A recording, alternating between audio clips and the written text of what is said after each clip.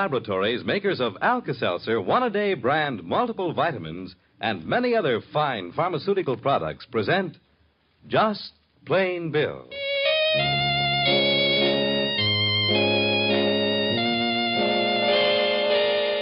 Now, Just Plain Bill. The story of a man who might be living right next door to you. The real-life story of people just like people we all know.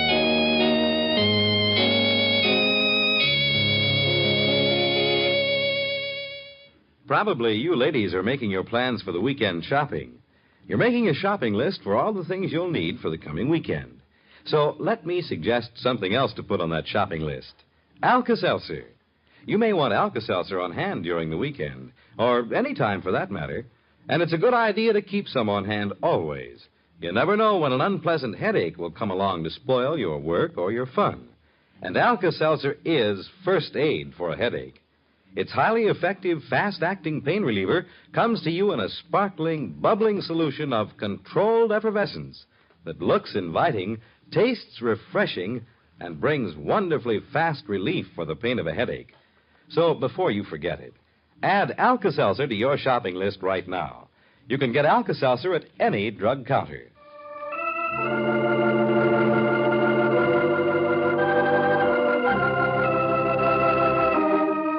And now, Just Plain Bill.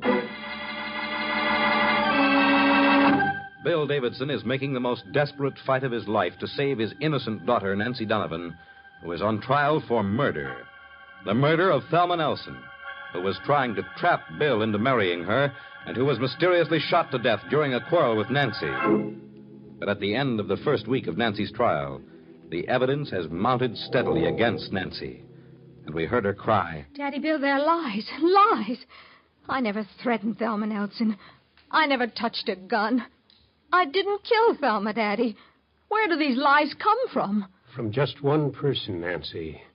The murderer, whoever he is. But, Daddy, can't you stop these lies? We're going to, Nancy. But how? By finding the real murderer. But you've got to hurry, Daddy. Hurry, it'll be too late. Meanwhile, on the other side of town, the sinister big boss, who is responsible for the murder and who has framed Nancy to save himself, relaxes in his luxurious hotel suite, sure now that he is safe. We find him at his desk as the telephone rings. Hello? Yes? Carter, where are you? What? What? Why would Bill Davidson do a thing like that? No, there's some trick to it. Yeah, I'll put Rose on it right away. Stay where you are. Bye. You rang for me, boss. Shut the door, Rose. What's up? Carter just called. Yeah? He's out at Hampton House, you know. That's Peter Dyke Hampton's big barn of a place. He found a way to get in, and he overheard Peter and Bill Davidson talking. So what? Don't act bored with me, Rose. We're not off the hook yet, and we won't be until Nancy's convicted of the murder we committed. Convicted and sent to the chair. I thought you had everything in the bag. What's happened, boss?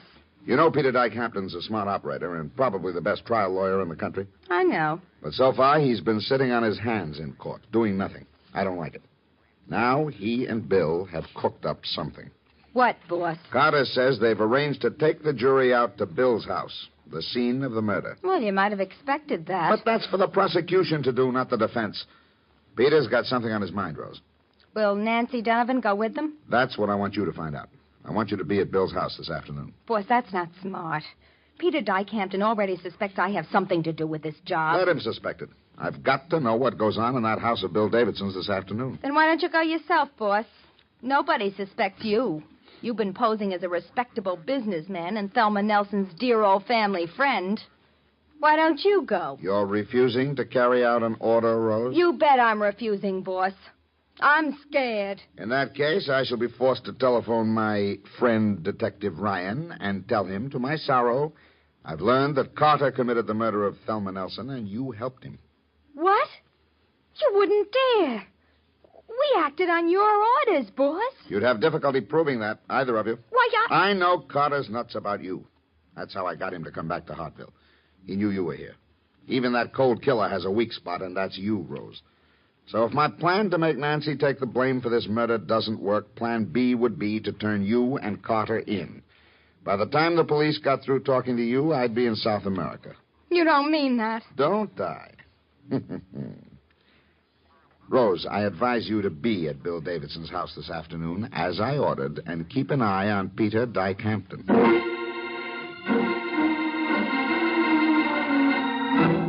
Later in the day, 3 automobiles drive up and stop in front of the pleasant white house that has been home to Bill Davidson and his daughter Nancy and her husband Carrie. But now the house is empty. In the front car, Nancy sits between her father Bill and her lawyer, Peter Dyke Hampton. As the car stops, Nancy says, Daddy, I can't go through with this. Oh, Nancy, you've already gone through a great deal worse. To come back here to my home, watch all those strangers, watch that jury go through my house and talk about me as a murderer. Peter, why have you done it? Now we're here, I'll tell you, Nancy. For the jury, I want to reenact with you in the garden the whole scene of the murder. Peter, I can't. Oh, Nancy, this is for your sake. But do I have to talk about the murder in front of all of them, Daddy? No, Nancy. This is what we've planned. The jury will want to see the house. Well, I'm going to take them through. Carrie is joining me. It's only a small house, so everybody won't get in at once. But the jury will. And that will leave you and Peter for a few minutes in the garden. Where Thelma Nelson was shot that night. Exactly, Nancy. During those few minutes, I hope you'll tell me everything you remember. But I've told you, Peter. I've told the police over and over and over again. But you haven't, Nancy. Do you think I've lied? No, you haven't lied, and you haven't deliberately held anything back. But you haven't told us anything. Your father and I are hoping that in the few minutes you and I are alone in that garden, something will come back to you. Something that may give us some clue. I see. Of course you do, Nancy. And now you understand there's nothing to worry about or be afraid of. I'll keep the jury busy, and you and Peter will just have a little talk in the garden. Will you do it? I'll try. Good girl. Oh, come on. The other cars are here. The jury's piling out. Look, people are gathering. Well, this is our street, Nancy. People here have known us a long time. Oh, they may be curious, but they don't want to hurt us. Just remember that. Well, now I'll leave you both. Good luck. You must think I'm an awful sissy, Peter. I think you're the bravest girl I ever knew, Nancy. Thank you, Peter. And the loveliest. Come on. The jury's out of their cars. It's nice of Detective Ryan at least not to put handcuffs on me for this trip. Nancy, you're no criminal. In his heart, Detective Ryan knows that. But nobody can do anything against the fake evidence that's coming out in court. That's why we're going to go beyond the evidence and find the criminal. Peter. What is it? Look there in that little crowd that's gathering on the sidewalk. Oh, what about it? There's Rose Delmar. Rose! Oh, Rose? Wait. Where is she? I don't see her now. I know she was there. I'm sure of it. I'll find her. Oh, no, Peter. Don't attract attention. If Rose Delmar is here, she's here because she's heard about this plan. Oh, Peter, do you still think Rose Delmar has something to do with Thelma Nelson's murder? I'm sure of it. I can't prove a thing, but I'm sure of it. And if Rose is here this afternoon, then somebody is working with her. Somebody who knows what we're doing. But why, Peter? Why do you jump to that conclusion? This was a secret between your father, Bill Davidson, and me until the cars left the courthouse this afternoon. Peter, you haven't a shred of evidence against Rose, not one. Rosie's been a wonderful friend to me, and I can't let you accuse her. Not even to save your life, Nancy? Peter, no one knows better than I do at this moment what a false accusation means. No, I won't even let you think of Rose until you have some proof. Come on, Peter. Let's get this ordeal over with. Oh, look, Mr. Benson, the prosecutor's signaling you. Jury's going into the house. Oh. All right, Mr. Benson. We're coming. Now, Nancy, just stay with me. Now, no, slow up, Nancy. Walk slowly until everybody's gone inside. Where do you want me to go, Peter? Follow me. Now, here, we'll just drop behind and into this side of the garden. The crowd on the street can't see you here. Here, where those Bushes, Nancy. Now, what do you want me to do, Peter? All right. I want you to stand exactly where you stood the evening Thelma Nelson was murdered. I was standing here. Facing the bushes. Yes. I could just see the new evening star over the trees. Then the mist began to come up. And where was Thelma Nelson standing? Mrs. Nelson was facing me, with her back to the bushes. Ah, yes. Yes, Nancy. And you and Thelma were quarreling? Yes. I was here, and Mrs. Nelson was very close facing me. Ah, but when Mrs. Nelson fell from the shot, she fell on that side of you. Yes, but she had grabbed at me. That's it. She grabbed at me just before the bullet struck her. She grabbed at you, Nancy. Well, why did she grab at you? I had something. Yes, that was it. I had something she wanted. Something she was afraid of. What was it, Nancy? What was it? I don't know. Yes, you do. Try to remember. What was Thelma Nelson afraid of? I don't know, Peter. I don't know what it was. It was something that I never seen before.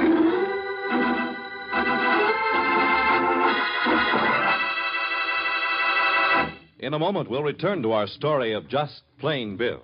Say, Fred Collins, how well do you know your ABCs? Why, shucks, when I was a kid, I could recite them backwards, forwards, and upside down. Oh, no, silly. I mean the ABCs for cold relief. Oh, well, just try me. All right.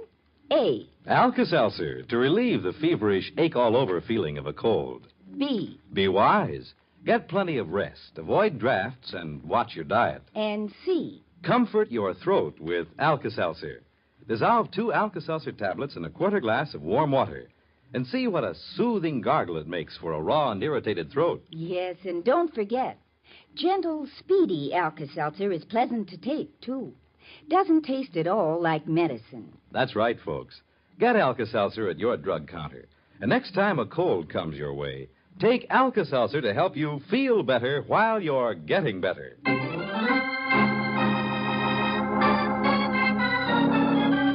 And now let's return to our story of Just Plain Bill. Peter Dyke Hampton, the brilliant trial lawyer Bill Davidson has brought in to help free Nancy of the murder charge, is trying desperately to force Nancy to recreate the scene in which Thelma Nelson was murdered. And Nancy says, Yes, Peter, I know now. I was holding something Thelma Nelson wanted to take from me. It was a box. A mysterious box. Go on, Nancy, go on. We have only a few minutes left here in the garden. What did Thelma Nelson want to take from you? Nancy, tell me. It might save your life.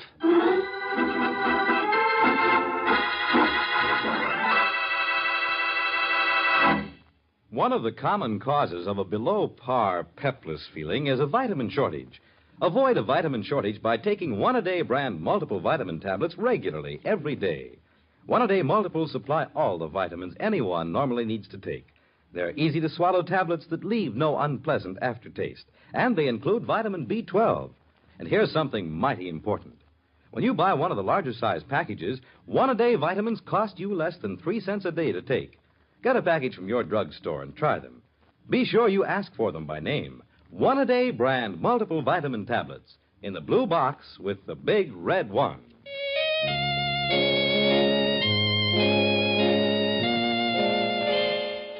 Just Plain Bill is from the original radio play by Frank and Ann Hummert and produced under their supervision. Dialogue by Marion Scott. Directed by Blair Walliser. Arthur Hughes plays the role of Just Plain Bill. Your announcer is Fred Collins. Be sure to listen for Just Plain Bill on this station at this same time Monday.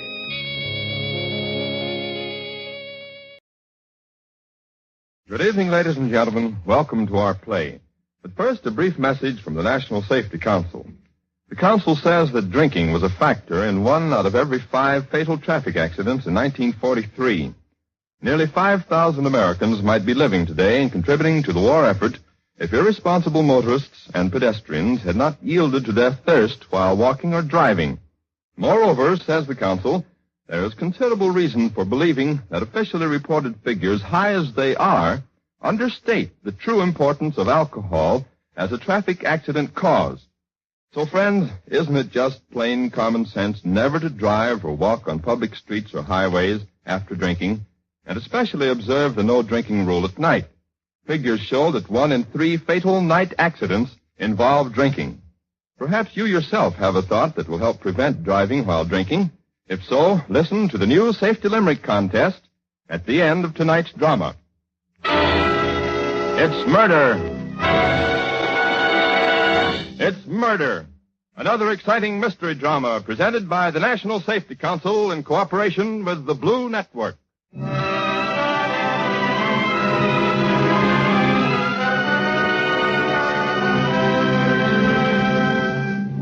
Tonight we follow the eminent retired actor and amateur criminologist Rex A. Starr as he and his niece, the Broadway columnist Joan Adams, go to an artist colony in Maine to spend a peaceful vacation and find that death is no respecter of peaceful ambitions. It is late morning of a clear July day, and we find Rex and Joan hurrying along the quaint and colorful main street of the tiny town. Joan, I can't persuade you to give up this fantastic idea. You don't know the first thing about sketching. I don't have to. I'm full of inspiration. Oh, here's Jonathan Bixby's art supply store. Let's get that sketching pad and pencils. Rex, before we go in, one favor? 2, if you'll forget you're a female Da Vinci. Listen, if Jonathan gets off on his favorite subject, you know, he thinks all artists are bad. Don't argue with him. I don't want to lose a minute before getting to work. Okay. I feel genius pounding at my temples. I hope it doesn't give you a headache. Hello, Jonathan. Oh, good morning, Miss Adams. Mr. Starr. Good morning. Glad to see you. Perhaps you won't be when you learn what's just happened to my niece. Huh? Don't pay any attention, Jonathan. Uncle Rex just doesn't understand the impulse to create beauty. Have you got it, Miss Adams? Powerfully. All I need is a sketching pad and pencils. Oh, I'm sorry to hear that, Miss Adams. I got thinking of you as different from the strangers that have sullied this respectable town. Oh, I don't hate 'em, Mr. Starr. I feel sorry for 'em, heading for perdition. Besides, I have to make a living. Oh, thank goodness we've come around to that. Now about the sketching pad and pencils. Yes, all right, Miss Adams. Oh, by the way, did you print that piece I give you for your column? Oh, for pity's sake, Jonathan, I forgot all about it. What piece, Joan? Oh, just a bit of scandal that Jonathan picked up. About what? Here's the pad and pencils, Miss Adams. Thank you, Jonathan. That's fine. Dad! Dad, oh, Dad! Well, what's the matter, Annabelle? Oh, something terrible's happened. Well, stop crying and tell me. I was walking along the beach, and I came to the part that thought was deserted, and I saw an easel standing there, so I walked over it. And there on the beach, his face buried in the sand, was Mark Turner. Mark Turner, the illustrator? Yes, he's dead. He was murdered.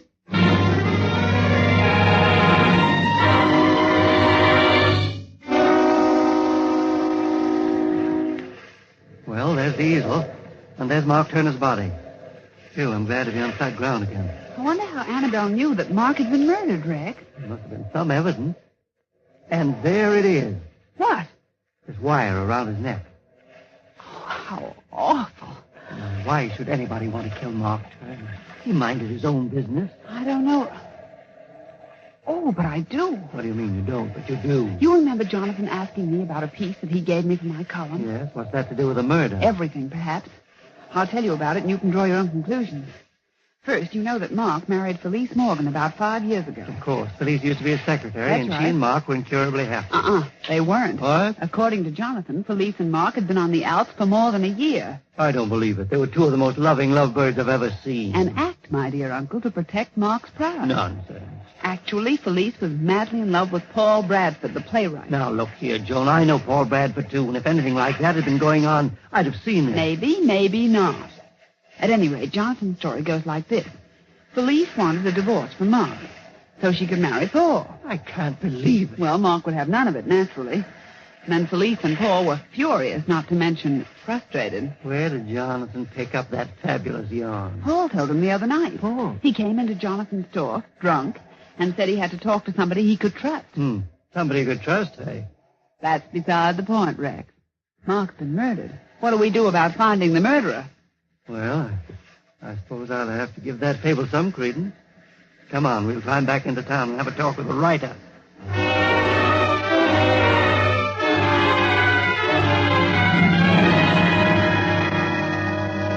No sign of him, Joan? No, I searched the whole cottage. Paul has flown the coop. I was hoping it wouldn't be true. What about the garage? Car's gone. Everything points to a quick getaway. By this time, he must be miles away. I don't think so. Why did Paul kill Mark Turner? To get Felice, Mark's wife. But I told you that story. Would he run away without calling on the fair Felice? For whose hand he'd blooded his own? Hey, you've got something there, Uncle. I think I have. What are we waiting for? Her cottage is just down the street.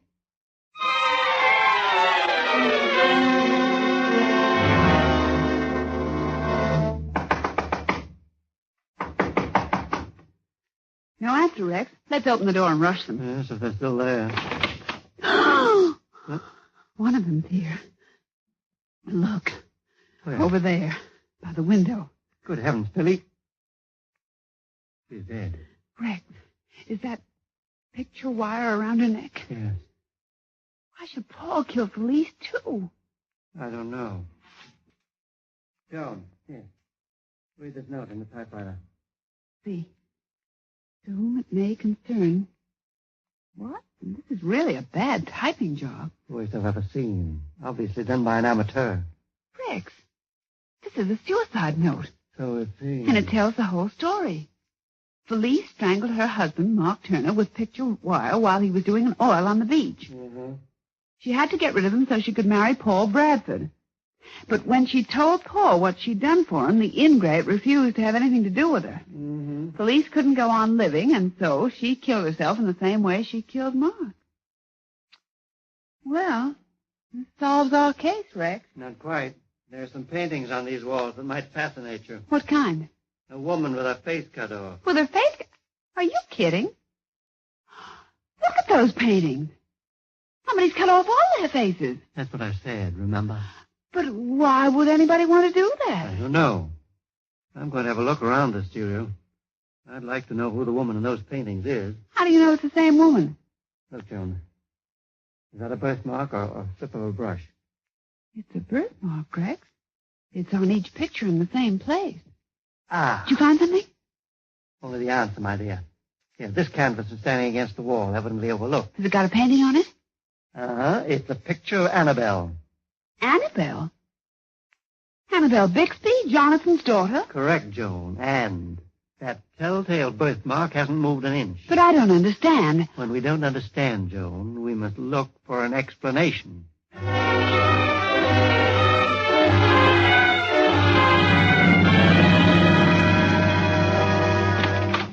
Oh, where's Jonathan? I guess he must be in the back room of the store. I'll call him, Rex. Why? Listen, there's life in the back room.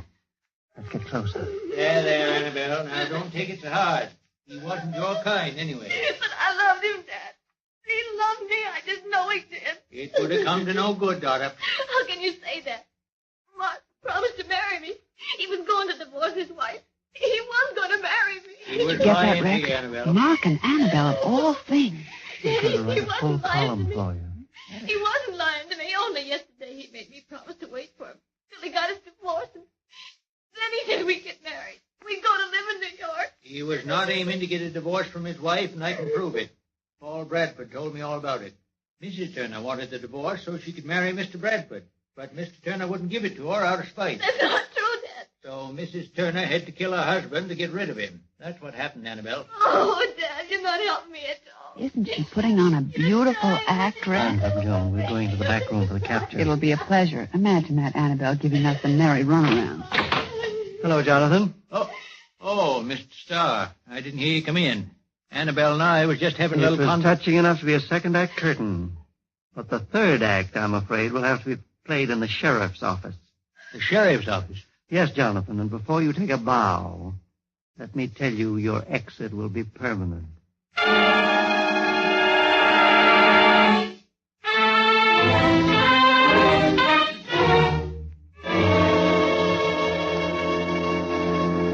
Rex, will you sit still, please? And how can I sketch you if you keep fidgeting like a Mexican jumping bee? When I'm restless, I fidget. What are you so restless about? Aren't you interested in knowing how I solved the mystery? But you told me, Uncle Rex. Sit still. You told me that Jonathan was afraid that Mark was turning Annabelle's head. And then when he found out that Mark was using her as a model, Jonathan decided to save his daughter from that fate worse than death. Your memory amazes me. So, Jonathan followed Mark to the beach and strangled him. And then he went to Felice's cottage and... Rex, how did you know that Felice didn't commit suicide? Ah, because she didn't type that note. Remember how badly typed it was? Yes. Well, Felice was Mark's secretary before he married her. And Paul Bradford is a writer and also an expert Exactly. typist. So it couldn't have been him or Felice. You reason well, my dear. But how did you know Annabelle wasn't the murderer? She had the motive. Yes, but Jonathan gave himself away when he told Annabelle that Felice had to kill Mark in order to get rid of him. But we thought that too now, didn't we? Yes, but we were the only living people who read that fake suicide note. We and the picture wire murderer who wrote it. Oh. Tricky, aren't you? All right, Rex. Let's get on with the sketch. What do you expect to do with that masterpiece if you ever finish it? Hang it up on the wall? With picture wire, huh? Mm. Why, Uncle Rex, you're horrid. You've just murdered the genius in me.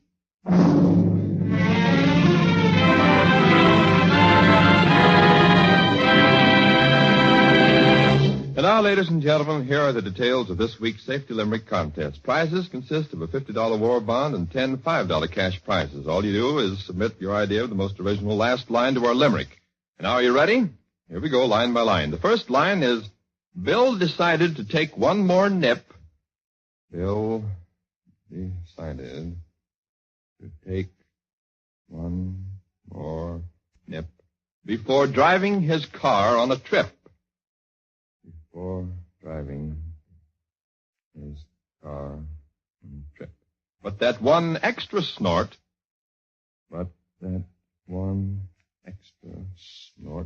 cut his trip extra short. Cut his trip extra short. Da-da-da-da-da-da-dip. Remember, the last line rhymes with nip and trip. We'll repeat the limerick again. Bill decided to take one more nip before driving his car on a trip.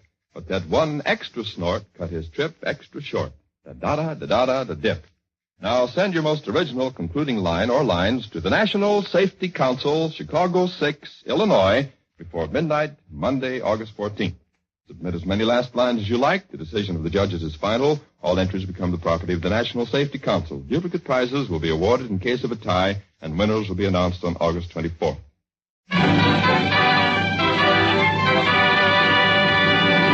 And now, here are the winners of the National Farm Safety Week Limerick Contest. Winners of $5 cash prizes are Thomas H. Larkin of Milwaukee, Mrs. Jean Weingarten, Van Ness, New York, Robert Trefallet, Toledo, Mrs. Mary Pearson, Chicago, Mrs. Virginia J. Holliday, Madison, Wisconsin, Mrs. Les H. Lechner, Robbinsdale, Minnesota, Mrs. Sally Benefield, Decatur, Illinois, Miss Mary Sale, Oklahoma City, Oklahoma, Charles Shapiro, Los Angeles, and W.B. Achenbeck, Muncie, Indiana.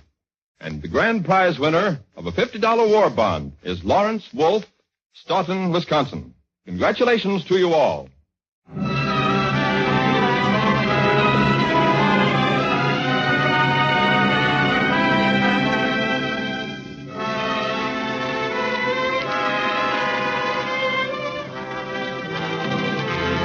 We invite you to join us again next week at this same time for another of our series, It's Murder. Tonight's story was written by Stedman Coles and directed by Stuart Buchanan. This is George Gunn speaking. This is the Blue Network. In The Eyes of Mr. Leighton, the story fairly drips with atmosphere, especially with Dr. Watson's vivid descriptions of the foul alleyways and dark and dangerous smoke-filled opium dens of Limehouse. It is some of the best of dramatic radio's way with the listener's imagination. Basil Rathbone has always been underestimated as a fine character actor. Although he was more than happy to be a leading man in films and on the stage, it is such disguised characters as those he portrays in The Eyes of Mr. Leighton that gave people a chance to see his true range as an actor.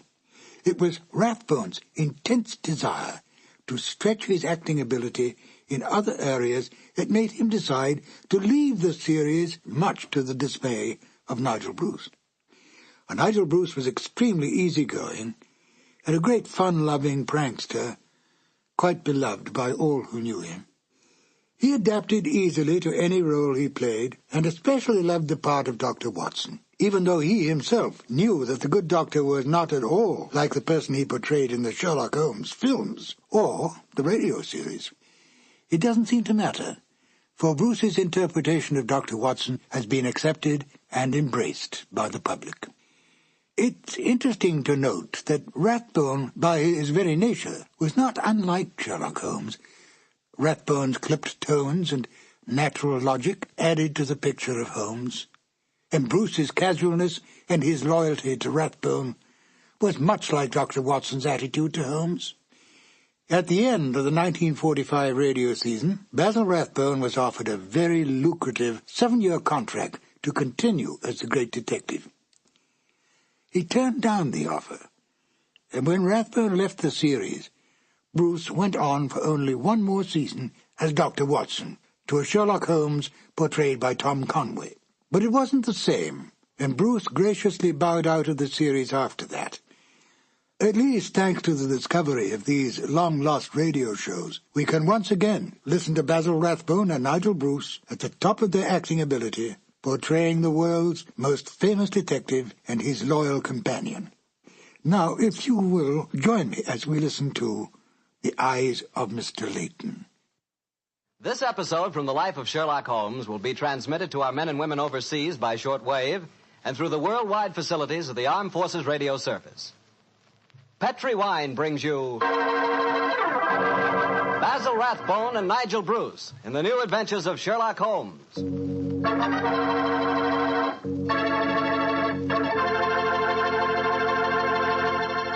The Petri family, the family that took time to bring you good wine, invites you to listen to Dr. Watson tell us another exciting story about his good friend, that master detective, Sherlock Holmes. And I'd like to tell you something that maybe you already know. The fact that America's favorite wine is port wine. Did you know that? If you didn't, you'll know why port is the way out front favorite if you'll just sample some Petri California port. You just look at that Petri port and you know it's good. That wonderful, deep, rich red color. And Petri port is so clear. Just hold it to the light and you can sort of see right through the glass. But what you want to know really about a wine is how does it taste? And I'll tell you something.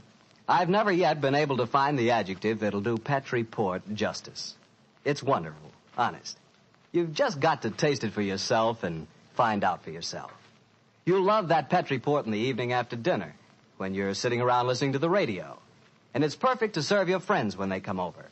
You can show them that Petri label, too. In fact, you can show it proudly.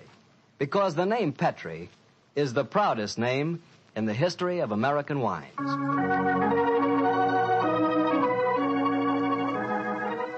And now for our weekly doctor's visit. Let's see. No, Mr. Bartell. Don't say let's see if he's expecting us. You know I always expect you at this time on Monday evenings, my boy. So draw up your usual chair and settle down. Thanks, Doctor. That's it. All alone this evening, Doctor? Where are the puppies? Out on the patio. They had a most unfortunate encounter with a dead seal on the beach this afternoon. In consequence, they're a little malodorous, shall we say. In that case, Doctor, perhaps we'd better change the subject. So, suppose I ask you about tonight's new Sherlock Holmes adventure. Well, my boy, as I told you last week, the story took place in the foul alleyways of Limehouse. It was there on a foggy December evening in 1890 that my story began. An old friend and patient of mine, Isa Whitney, had disappeared, and his distraught wife had come to me for help. Knowing the man to be the victim of the shocking habit of taking opium, I suspected that I might find him in one of the vile dens inhabited by the dregs of the waterfront. And so, Mr. Bartell, about 5 o'clock on that December evening, I began my search. After an hour of fruitless wanderings, I found myself in a vile alley called Upper Swandam Lane. I could hear the distant moans of the riverboats as I walked, eyes alert, and hand on the revolver in my coat pocket.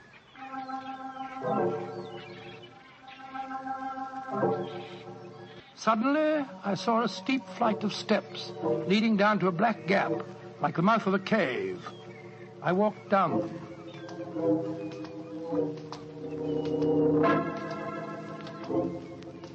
The steps were worn hollow in the center by the ceaseless tread of stumbling feet. I reached the bottom.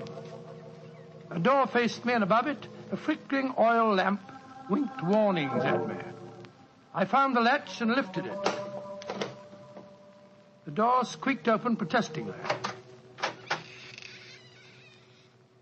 And I entered.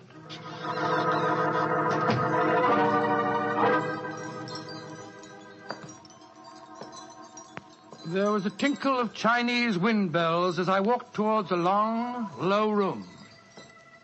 A strange sight met my eyes. Through the gloom, thick and heavy with the brown opium smoke, I saw that the room was terraced with wooden berths, like the forecastle of an emigrant ship. Out of the shadows, there glimmered little red circles of light, now bright, now faint, as the burning poison waxed or waned in the metal pipes. Bodies lay in strange, fantastic poses. Bowed shoulders, bent knees, heads thrown back. The attendant came up to me with a pipe and beckoned me to an empty berth. I haven't come here to smoke your filthy drug. I'm looking for a friend, Mr. Isa Whitney. No, Mr. Whitney here. Well, I'm going to search the place. You must not disturb the priest. I'm carrying a revolver, so you'd better not argue with me, my good man. Out of the way. I searched that filthy den, but found no trace of my missing friend. As I was leaving in despair, a long, shaking hand reached out and plucked at my sleeve. I turned, and there, sprawled in a berth, was the wreckage of a man, his gaunt face yellow and twitching, his clothes filthy and ragged, and the pupil of his eyes like pinpoints. He spoke to me in a thin, quavering voice.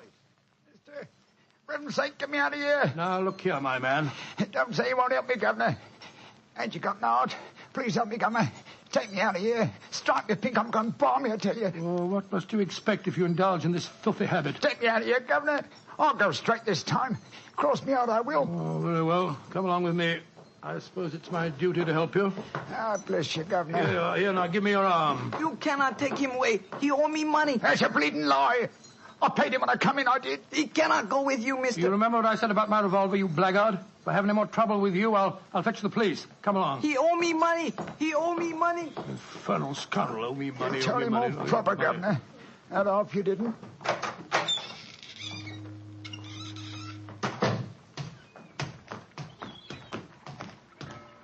Now, look here, my good man. I'll give you a square meal, some advice, and some medical attention. But the rest Never mind the advice, Watson, but I'll take you up on that square meal. Holmes. Yes, I'm very glad to see you, old fellow. What brought you to that filthy den of iniquity? Oh, gracious me, I went to find a friend. And I, an enemy. Your disguise is wonderful. It completely fooled me. But I'm afraid the proprietor was beginning to penetrate it.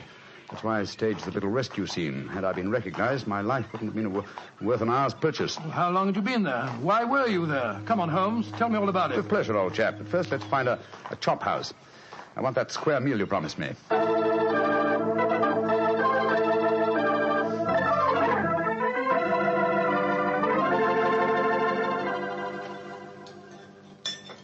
An excellent meal, Watson. Yes, they're surprisingly good for such a shoddy-looking place. Well, Holmes, now perhaps you'll tell me what you were doing in that opium den. I've already told you my story. I'm shadowing a most unusual criminal. A man who haunts the opium dens. Yet I know that he himself is not an addict. Oh, I don't see anything very criminal about that. He might be looking for a thrill, or perhaps he's one of those writer fellows or something. But this man pretends to be an addict. I've watched him closely. He fakes his smoking, and grease paint has enabled him to simulate the characteristic pallor of a drug victim. He even affects the typical mannerism of nose scratching, but it's his eyes that give him away. The pupils are wide open, I suppose. Exactly, old fellow. Whereas, if he were really addicted to the drug, they would, as you know, be contracted. I myself always treat my eyes with a special kind of drop on the occasion when, I have to enter these dens. Well, why does a man haunt an opium den in order not to smoke? That, my dear Watson, is the problem that I intend to solve. Well, perhaps the fellow's a policeman or a private detective like yourself, Holmes. I've already checked on those possibilities. No, Watson, I believe there is only one answer. I believe the man is planning a murder. A murder? It's a tempting setting for a murder. Your victim is an addict, drugged and helpless. Your witnesses are in an equal state of befuddlement. The proprietor is anxious to cover up the crime because of the police. Right, you. Yes, Holmes. Now, the question is, Who is the intended victim? That, my dear Watson, is why I've been shadowing this man. Unfortunately, he was not present in the den we just left, but I intend to continue my search. Holmes, can I help you? My wife's away, you know. You know, it's a long time since we were on a case together. I shall be delighted, my dear chap. I've missed you sadly during the past few months. And are you, Holmes? What's the next move? Back to Baker Street, old fellow. My disguise is wearing thin, and I must contrive a new one.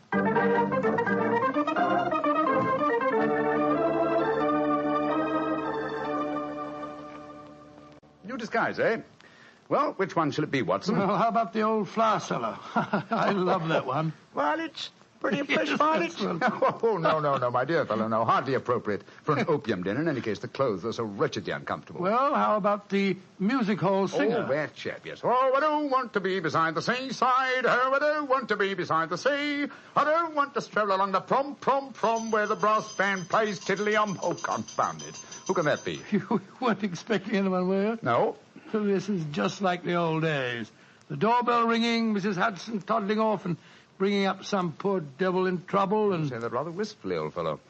Don't tell me that you repent of marriage. No, of course not, Holmes. Mary's a perfect darling, and I couldn't be happier.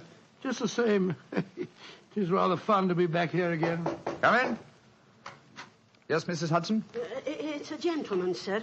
He gave me this card. Says he's very anxious to see you. Wayne J. Leighton, President, Leighton Corporation, Chicago, United States. Ask him to come up, will you, Mrs. Hudson? Aye, sir. Well, it's quite like old times to see you back here, Dr. Watson. Just what I was saying myself, Mrs. Hudson. Mr. Leighton has scribbled a message on the back of this card. If £1,000 for a week's work interests you, you'll see me. £1,000? Big fish, Watson. Very big fish. This way, sir. Thank you. Oh. How do you do, Mr. Leighton? I guess you're Sherlock Holmes. You guessed correctly, sir. Excuse me. Oh, Mrs. Hudson, just a moment, Mrs. Hudson. Aye, Mr. Holmes. Sit down, won't you, Leighton? My name's Watson, Dr. Watson. I'm Sherlock Holmes' colleague. Yes, I've heard about you, too.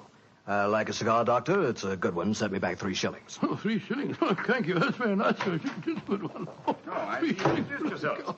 Splendid. And now, Mr. Leighton, may I ask what brings you here? I'll talk fast and to the point. I'm a businessman. I like to do things in a business way. I have a chance to control the guano deposits of the Republic of San Pedro. Their minister will be in London tomorrow, and if it weren't for one thing, I know that I could swing the deal and get the concession. And what is that one thing, Mr. Leighton? The deal is secret, see? I thought no one knew about it, but when I got here, I found out that my biggest business rival has gotten wind of what's going on. He's an Englishman. I've never met him, but he's right here in London. Now, I'm not going to tell you his name, not until you give me your word that you'll work for me. Just what you wish me to do, Mr. Leighton. Get this rival of mine and keep him out of circulation for a week. I don't care how you do it, and I won't ask. In a week's time, I'll give you the other half of this £500 I brought with me. Oh, good Scott, what kind of Watson, detective give you... Mr. Leighton his hat and gloves. That's it. Thanks, old fellow. Goodbye, sir. What are you doing, throwing me out? I can't think where you gathered the impression that I indulged in kidnapping. Once again, goodbye, sir. And here, sir, you can take back your cigar. Well, if you don't want some easy money, I'll soon find someone else that does. This is the last you'll see of me, Mr. Holmes. Life is full of little consolations. Some people seem to think that money can... Watson, the game's afoot. Mr. Leighton is the man I've been seeking. The man who pretends to be an opium smoker. Why in blazes did you let him get away? Here, I'll go after him. No. Don't worry. I've already arranged for that. Oh, how? When I left the room just now to talk to Mrs. Hudson, I was intending to tell her to summon some of my band of street urchins. You know, the Baker Street irregulars. When she informed me that half a dozen of them were in the kitchen at this very moment, partaking of one of her incomparable steak and kidney pies. The rest should be obvious. You left instructions for one of them to shadow Mr. Leighton when he left here. Elementary, my dear Watson. Oh, don't tell me that Leighton back again. No, I think not. I should say that at the moment he's just about to walk out of the front door. No, I think we shall have another visitor. And judging by the commotion, the incoming and the outgoing visitors know each other and are not on the best of terms. Well, it sounds to me as if they're having a fight. Here comes Mrs. Hudson to tell us about it. Come in. Oh, Mr. Holmes, you've got another visitor. So I gathered. Mrs. Hudson, you gave my instructions to one of the boys? I did that, sir. Young Wiggins was going to follow the gentleman. Mrs. Hudson, what was all that commotion about downstairs just now? Oh, it was the 2 gentlemen shouting at each other. Him that was leaving and the one that was waiting on the doorstep. And who is our new visitor, Mrs. Hudson? Here's his card, sir. Oh, thank you. Linton Chumley, 9 Belgrave Square. Well, Ask him to come up, will you, Mrs. Hudson? Very well, Mr. Holmes. Oh, one thing more. Yes, sir. Please instruct another of the Baker Street irregulars to follow this Linton Chumley when he leaves here and report to me. All right, sir. You're taking no chances, Holmes, eh? You're having this fellow shadowed, too. Leighton is a potential murderer. Of that I'm convinced. This Mr. Chumley might possibly be his intended victim. While we're talking to him, Watson, old fellow, I want you to be sure to look at the condition of his eyes. Yeah, I certainly will. Come in. Oh, good evening, Mr. Chumley. Are you Mr. Sherlock Holmes? I am. This is my colleague, Dr. Watson. How do you do, sir? That was Wayne Leighton that was just left here, wasn't it? Won't you sit down, sir? Thank you. I don't want to sit down. All right. You needn't answer my question, but I know it was Leighton. I've never met him, but I've seen his picture in the newspapers. Oh, very well, then, sir. It was Wayne Leighton. I know why he came to you. He's trying to have me put out of the way while he closes that deal on the San Pedro and Guana concession. Now, look here, Holmes. You've got to be on my side. Whatever fee he offered you to dispose of me, I'll double it if you'll take care of him for a few days. Oh, dear me, this is becoming monotonous. Watson? The hat and gloves? Thank you, old chap. That's right. Good night, Mr. Chumley. Look here, Holmes. I'll treble his fee. I'll quadruple it. My dear Mr. Chumley, I have accepted no fee from Mr. Leighton. I don't propose to accept one from you. Your hat and gloves, sir? That man is out to kill me, Holmes. Well, if you won't help me, I'll go to the police. That's an excellent idea, Mr. Chumley. Again, good night. Did you notice his eyes, Watson? Yes, the pupils were contracted. He's obviously an opium addict. And also a potential corpse. What do we do now? Wait for the irregulars to report? No, you return home for your medical bag. I have a feeling that you'll need it before the night is out. Then come back here. If I've gone before you return, I'll send one of the irregulars to bring you to wherever I may be. Wait until you receive a message from me. On your way, old chap. There's work ahead of us.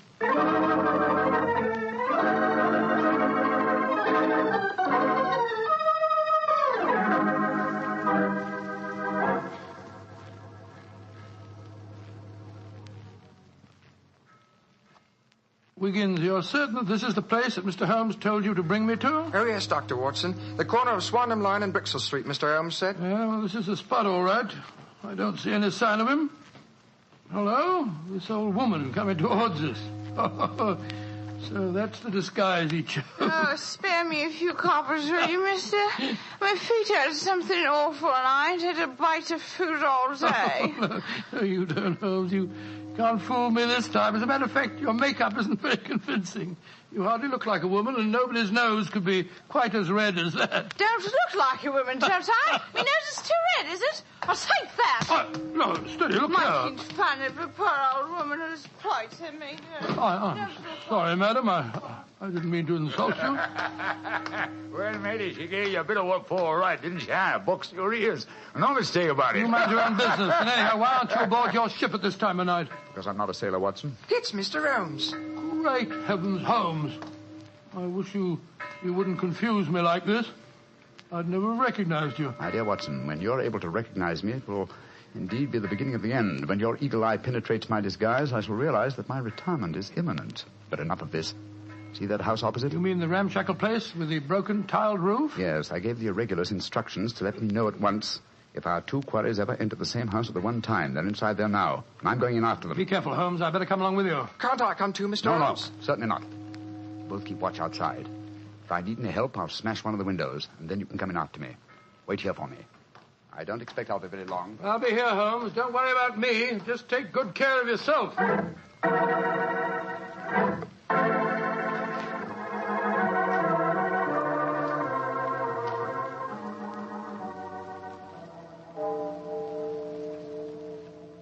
It's 1 o'clock, Doctor. Yes, I know, Wiggins. He's been in there half an hour. I'm beginning to get worried. Start going after him, sir. No, Wiggins. You know Mr. Holmes. When he gives orders, he likes them. There's a signal for help. Keep watching the house, Wiggins. I'll be out in 5 minutes. Go for the police. Right you are, sir. All right, Holmes, all right. I'm coming.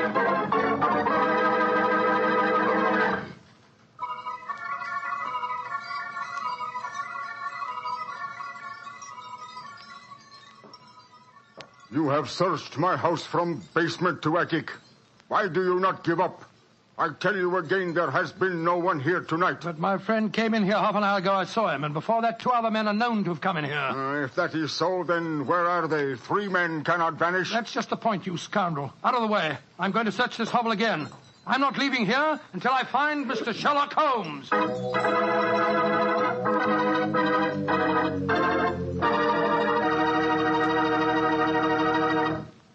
You'll hear the rest of Dr. Watson's story in just a second. And if you don't mind, I'll take that second to say just one word to the ladies. And that word is muscatel. Petri California Muscatel. I want you women to know about it because Petri Muscatel is one wine that practically every woman likes. Maybe because it's such a beautiful color, like pale gold. But I guess really because Petri Muscatel brings you the wonderful flavor of luscious, sun-ripened muscat grapes. And that's a flavor. Try Petri Muscatel after dinner, or any time as a change from Petri Port.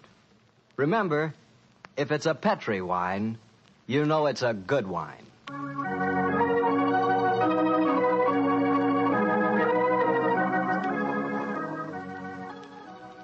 And now back to Dr. Watson and tonight's story, The Eyes of Mr. Leighton. Well, what happened next, Doctor? When you searched the house for the second time, did you find any trace of Sherlock Holmes or the 2 rival businessmen? No, Mr. Bartell, I'm afraid I didn't. What did you do? I told Wiggins to report the matter to the nearest police station and then rattle back to Baker Street in a hansom cab as fast as I could. When I arrived at the old familiar doorstep, I wrenched at the bell in a frenzy of anxiety. Finally, the door opened, and there stood Mrs. Hudson. Dr. Watson, what is it, sir? Why, you're as white as a ghost. Mr. Holmes, is he here? Aye, sir, came in half an hour ago. He was dressed as a sailor and was half carrying some drunken friend of his. Oh, thank heavens he's safe. I'll go up. All right, sir.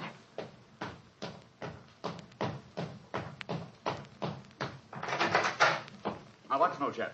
There you are. Holmes, I can't tell you how glad I am to see you. Who's that lying on the sofa? Well, up with your bag, Watson. Oh, I'm afraid the poor devil's done for. Great Scott, it's Wayne Leighton, the American fella. With a knife wound between his ribs. See what you can do for him, will you? Right. This is extraordinary, Holmes. You said that Leighton was a potential murderer, and now he's a victim himself. The biter bit, eh, old chap? Yes, he's still breathing, but he hasn't a chance. I'll try him with an injection of strychnine. Holmes, how did you get his body out of the house? I searched the place from top to bottom. I found no trace of any of you. When I went in, I found the stabbing had already taken place. The proprietor then bribed me, or rather the broken-down sailor he took me for, to smuggle the body out through the secret stairway leading to the wards at the back of the house. Well, there's no trace of Chumley there? No, he must have left before me by the same exit. Well, then you smashed the window and bolted. Yes, I knew that I could count on you to hold the fort while I was getting the body away. Let's try to say something, Watson. Yes, the injection's beginning to take effect. Yes, Mr. Leighton? What are you trying to say? Tell us, who stabbed you, sir? Shh. Lips are moving.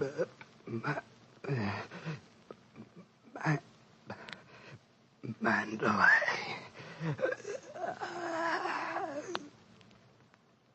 He's dead, Holmes. Yes, but he gave us the clue to the murderer's identity. How? The word he mumbled just before he died. Sounded to me as if he said Mandalay. Precisely, old fellow. Never did a corpse give us a clearer instruction as to our next and final move. And that is? Back to Limehouse, Watson. Back to Limehouse.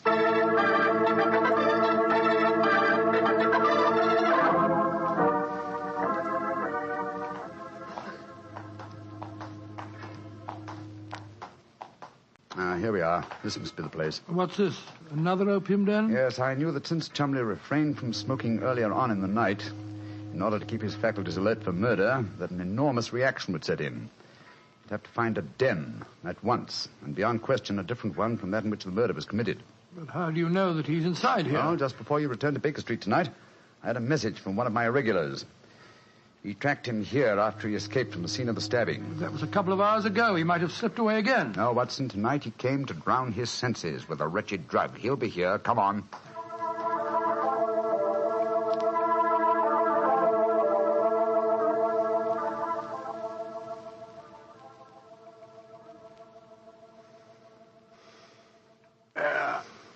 That second injection of caffeine should bring him round. He's heavily drugged, but I think it'll work. Surprising what a £5 note will do, isn't it? Yes, the proprietor let us bring Chumley into his private room, and he's coming to. Who are you? What do you want? You remember me, sir? I'm Sherlock Holmes. Oh, yes, I remember you. You're in serious trouble, Mr. Chumley. Very serious trouble. Trouble? What trouble? Wayne Leighton didn't die. Oh. He's badly wounded, but he's going to live. He's at Baker Street now. He wants to go to the police and give evidence. You've got to get me out of this, Holmes. I'll pay you anything.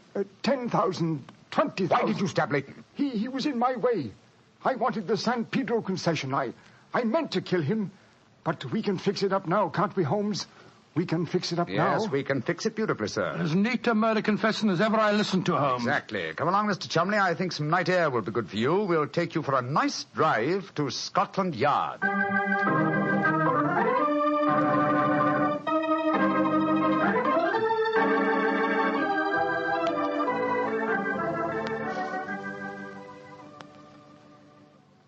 I brought you some kippers, gentlemen. You've both been up all night, and I'm sure you can do it. It's very thoughtful of you, Mrs. Hudson. Yes, indeed it is. What is Mrs. Watson going to say when she finds you've been out all night? Oh, don't you worry about that, Mrs. Hudson. She's very understanding. It's lucky for you that she is. Well, I'll go and leave you to your breakfast. Holmes. Yes, dear fellow? There's only one thing that puzzles me about this case. Oh, what's that? When Leighton was dying, he muttered the word Mandalay. How did that give you the key to the murderer's identity? Oh, the dead American had never met Mr. Chumley, you remember, except when they bumped into each other in our hallway. Yes, he told us that he recognized him from the newspaper photograph. Being an American, he had no reason to know that the name Chumley is in no way pronounced the way it is spelt. Oh, Joe, I never thought of that. Chumley. That name's spelt C-H-O-L, Chol, M-O-N, Mon, D-E-D, L-E-Y. Chol Mondele. Mondele. Precisely, old fellow. What you thought to be Mandalay was really Chol Mondele, the name of the murderer. Amazing case. You did a remarkable job, Holmes. I'm beginning to be confoundedly sleepy. Why not sleep, old chap? Your old room's all ready for you. Are you going to take a nap? Oh, dear me, no. I have much too busy a day ahead of me. Let me look at my engagement book. Baxter Square murder. I put the police on the track. The Duchess of Ferrers. I've got her material. The princess who was about to run away from home. Good gracious me, let her run. The Pope's cameos. Ah, yes. His Holiness must not be kept waiting. Can I help you again, Holmes? Mary doesn't return until tomorrow. Well, I thought you were sleepy, old fellow. Sleepy rubbish. I never felt more wide awake in my life.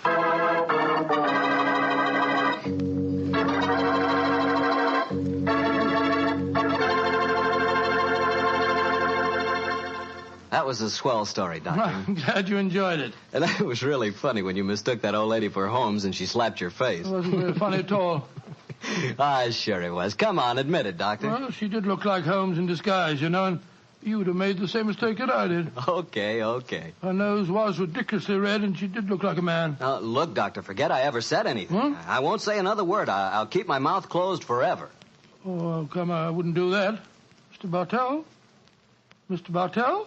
Won't you even open your mouth to finish your wine? Your Petri wine? Okay, you win. You know I'll open my mouth for Petri wine anytime. That Petri wine is always good wine. And for good reason, too. The Petri family has always owned and operated the Petri business. They've been making fine wines for 3 generations, since way back in the 1800s. That adds up to a lot of experience. Experience handed on down from father to son, from father to son. The Petri family really knows how to turn luscious California grapes into fragrant, delicious wine. And that's why, no matter what kind of wine you want, I'm sure you'll like it better if it's a Petri wine. Because Petri took time to bring you good wine. And now, Dr. Watson, what story are you going to tell us next week? Well, now, next week, Mr. Bartell, I'm going to tell you a most unusual adventure that Holmes and I had in the heart of the English countryside. It concerns a corpse a missing revolver, and a beautiful girl who was frightened of her own shadow.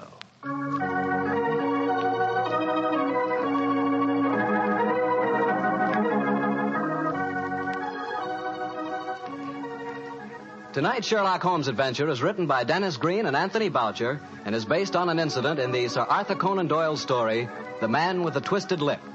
Mr. Rathbone appears through the courtesy of Metro-Goldwyn-Mayer, and Mr. Bruce through the courtesy of Universal Pictures, where they are now starring in the Sherlock Holmes series.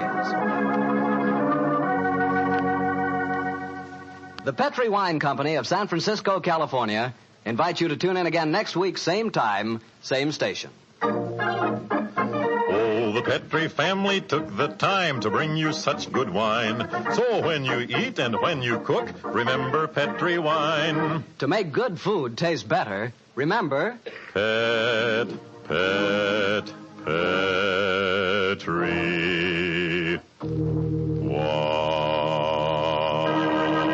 wine. This is Harry Bartell saying good night for the Petri family. Sherlock Holmes comes to you from our Hollywood studios. This is the Mutual Broadcasting System.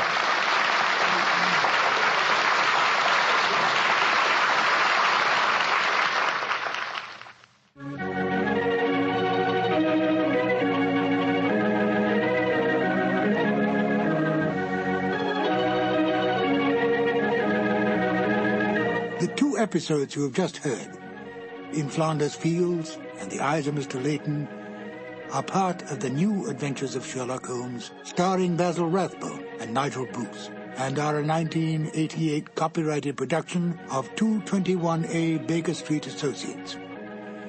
The Sherlock Holmes stories and the characters of Sherlock Holmes and Dr. John H. Watson were created by Sir Arthur Conan Doyle and are used with the kind permission of Dame Jean Conan Doyle. I'm Ben Wright. I hope you will join me again for more New Adventures of Sherlock Holmes. Thank you for listening.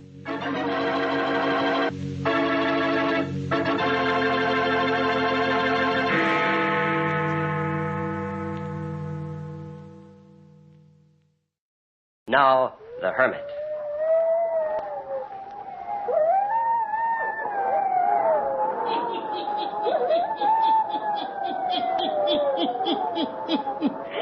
Ghost stories, weird stories, and murders, too.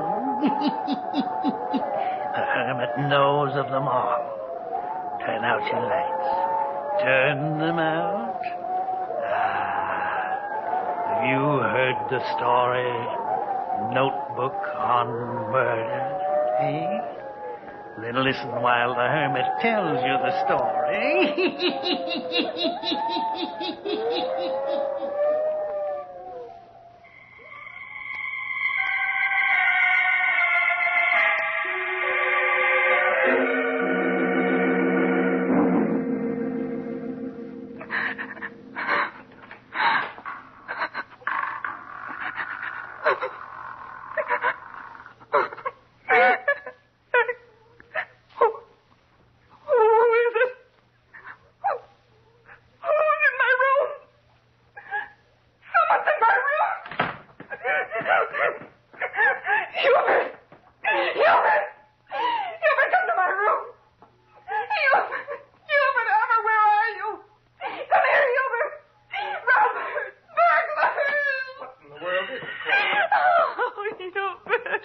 By your bed, Cora.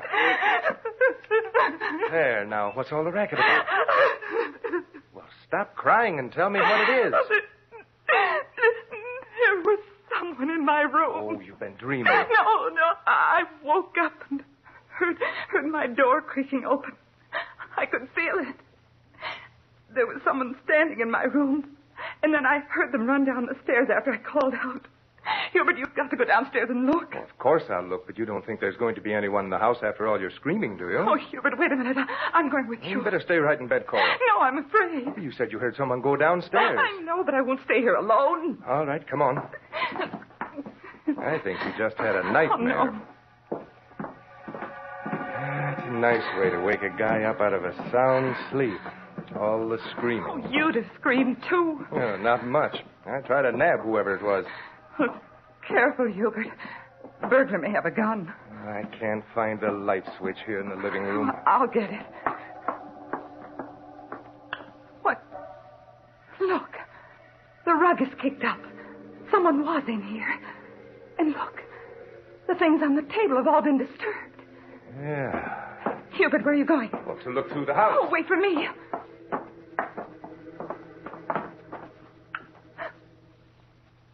Hubert.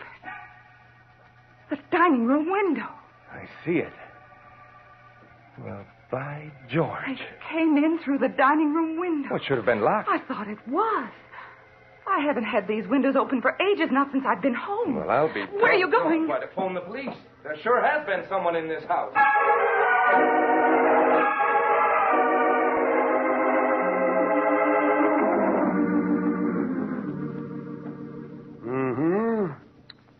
Looks like they used this window for entrance and escape, all right. Hal, find any footprints outside the window? No, not a darn one. Well, maybe they didn't use the window. Well, there's a cement drive outside this window. It's possible they could have stepped on the cement both entering and leaving.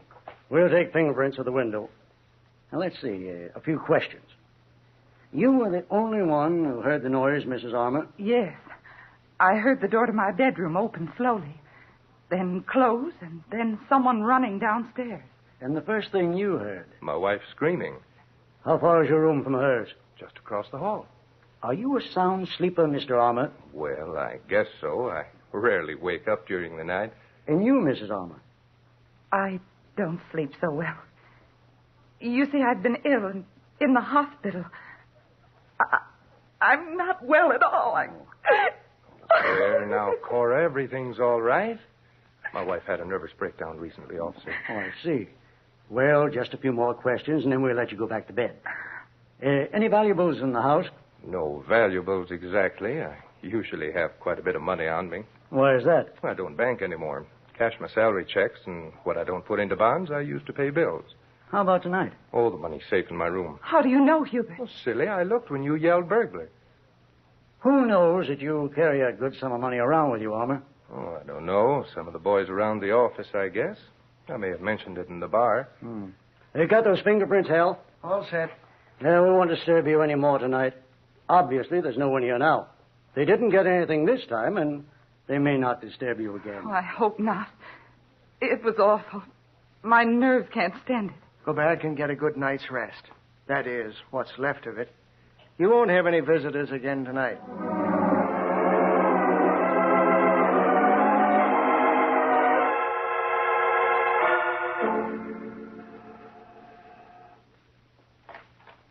Good morning, Mrs. Armour.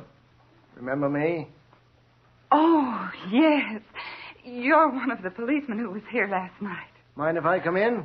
I'd like to ask you a few questions. Oh, no, come in. I was just out in the kitchen finishing up the breakfast dishes. Well, then we'll go out there. I can talk to you while you work. Did you sleep after we left? Well, yes, sir, I did.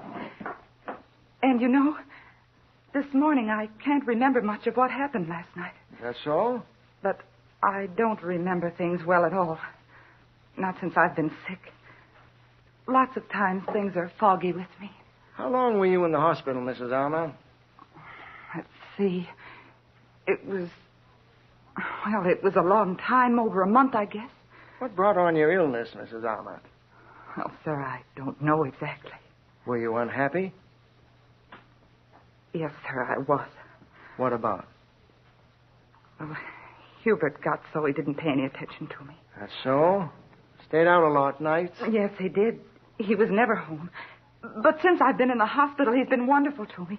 Kind and good and home every night. Oh, came to his senses, did he? Yes, sir. There's been a great change in Hubert. That's good. Yes. I feel like I can get well now. Of course, the burglar coming has upset me. Coming into my room like that and standing there in the darkness. Hubert says if it wasn't for that window being open in the dining room, we might just think of it as a bad dream I had. Well, Mrs. Armour, we're going to keep an eye on the house. And we want you to help us. All right. What do you want me to do? If you see any strange persons hanging around here in the daytime or night, you call the 4th Street station and report it. Now, here's the telephone number. Or anything strange that happens. You remember and tell us. Sure I will. The best I can. You know, it might be a good thing, Mrs. Armour, if you wrote things down in a notebook, as long as you can't recall things very well. Oh, what should I write down? Oh, anything odd that happens. And what's more, Mrs. Armour, you keep this notebook a secret, just between you and me. Think you could do this? Why, sure, I guess so. Not even tell your husband? I could keep it from him. Good. Now, let's see. Suppose you keep these notes under the mattress of your bed. Only you and I will know that they're there. Write down anything you want to, and keep it for me.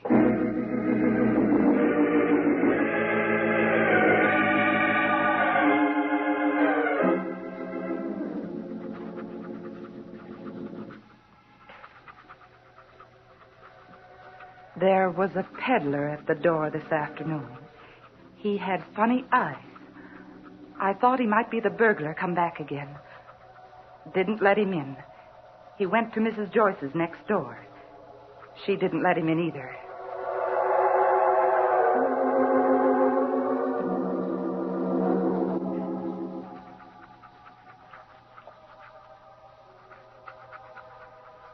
Hubert read to me tonight about a burglary on the south side of town. This burglar got in through a window, too, the basement window. He took money and silverware. We haven't got any good silverware.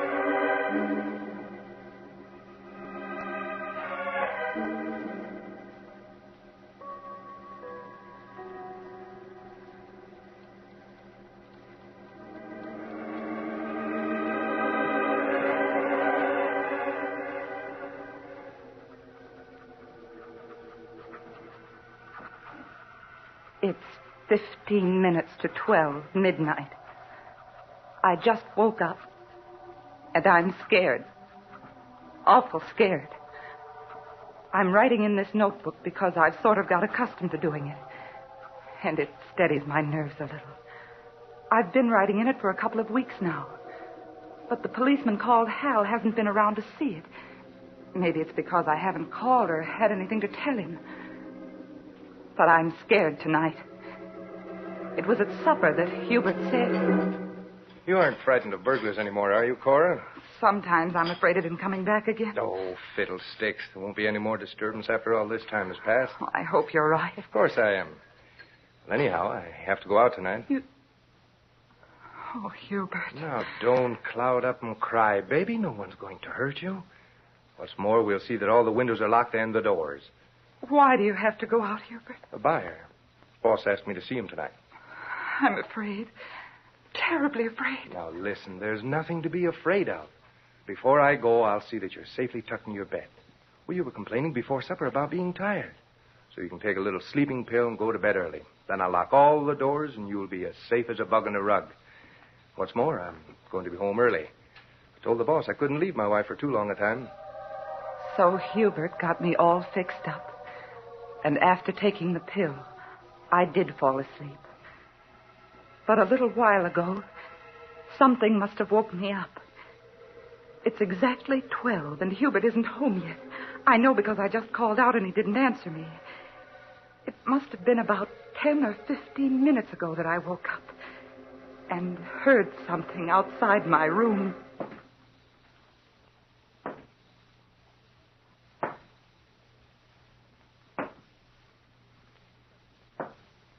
Footsteps. There would be one step, and then a long pause, and then another. For a minute, I was so scared I couldn't even breathe. Somehow, I just seemed to know that whoever was coming down the hall was coming to my room, and for me.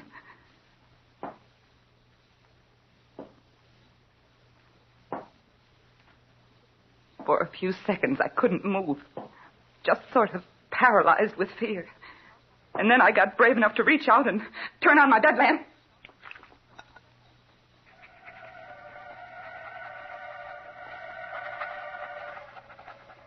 The person must have been real close to my room when the light went on. There was one more step. And then they stopped. Officer Hal, as true as I'm writing, they stopped right outside my door. I heard a board creak.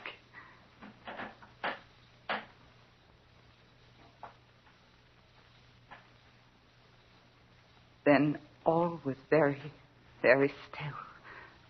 For almost years, it seemed. And then I heard, very quietly, as if someone was tiptoeing, footsteps leaving my room.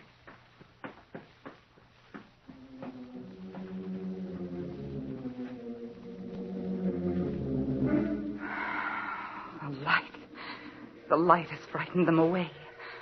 Oh, I'm so certain that it was someone coming for me, but what am I going to do? I'm too truly afraid to go downstairs and phone for the police. I'm going to call out to Hubert again. Hubert? Hubert? No, Hubert isn't home yet. Or perhaps whoever has come into this house has done something to Hubert. Hubert!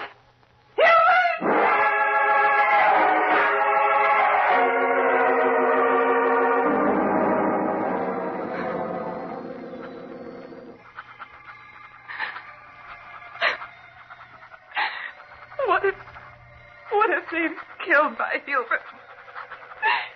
Oh, officer, writing in this notebook doesn't give me strength enough to leave my room and find out.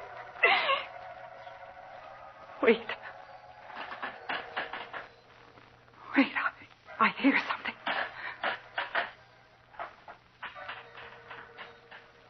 There's someone outside my door. I know it. Someone just moved outside my door. I'm going to hide this notebook under the mattress like you told me to do, and then I shall scream out the window for help.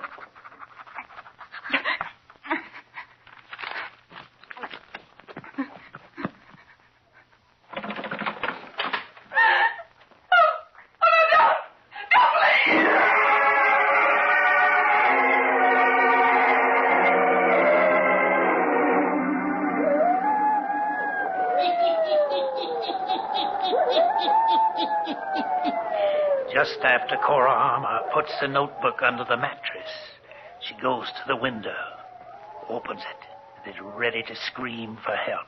The door to her bedroom opens, and she calls out in terror as she sees a man standing there with a gun in his hand. One pleading cry, and then...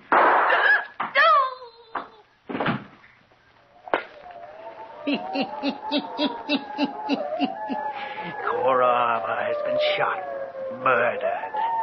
Will the police be able to find her assassin? The hermit will tell you before the night is done.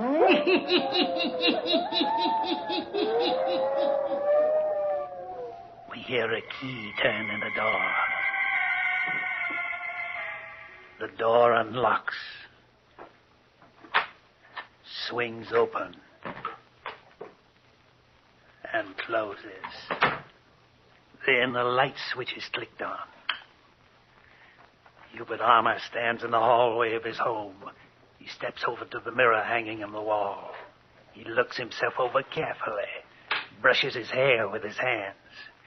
Now he looks at the stairs leading up to Cora's room. He pauses for a few seconds.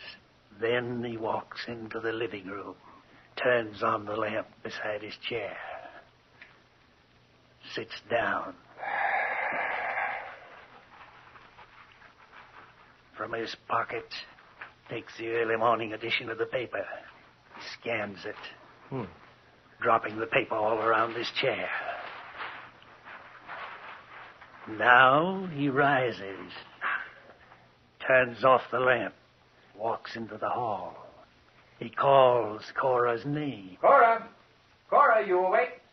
Naturally, there's no answer, for Cora lies murdered in her bedroom. A large red stain soaking the carpet on the floor. The blood is dripping slowly. Slowly, a crimson pool is collecting there. Hubert calls again. Cora! Cora, I'm home. And now he looks about him into the darkened room leading off from the hallway.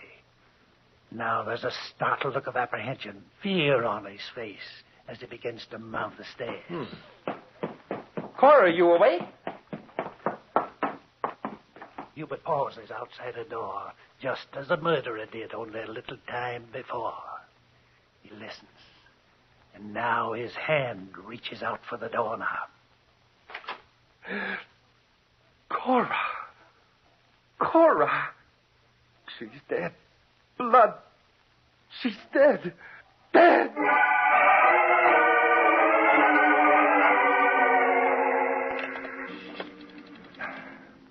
Operator, get me police headquarters, please. Hello, police headquarters. This is Hubert Armour, 97864 Crawford Street. Come at once. Hurry, it's my wife. She's been murdered.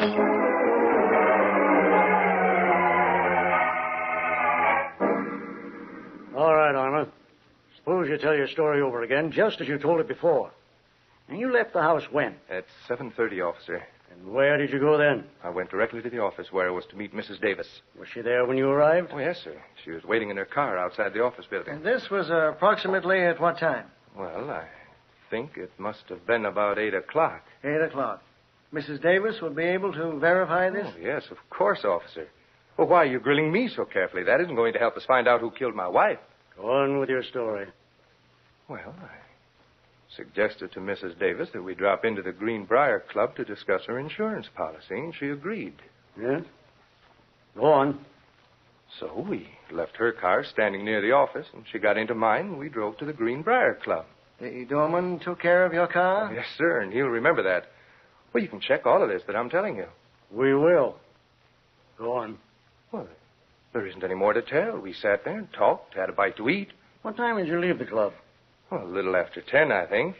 Then what did you do? Well, I took Mrs. Davis over to her car. Then? I drove straight home, put the car in the garage. What time did you get home, Mr. Armour? I didn't look at my watch, but it must have been a little after 11. But you didn't call us about the murder of your wife until 20 minutes after midnight. Why was that? I didn't know my wife was murdered, officer. I called out to her when I came home, but she seemed to be sleeping. She'd taken a sleeping pill before I left tonight, so naturally I thought she was still asleep. So what did you do then? I went into the living room with a paper, sat there and read a while. All the while until I went upstairs and discovered my wife's murder. I don't know what time it was I called you. We know. And we know other things, Hubert Armour. We know at what time your wife was murdered. She told us. What do you mean she told you? She told us just as much as if she were alive now. But I don't understand what you're driving at. No?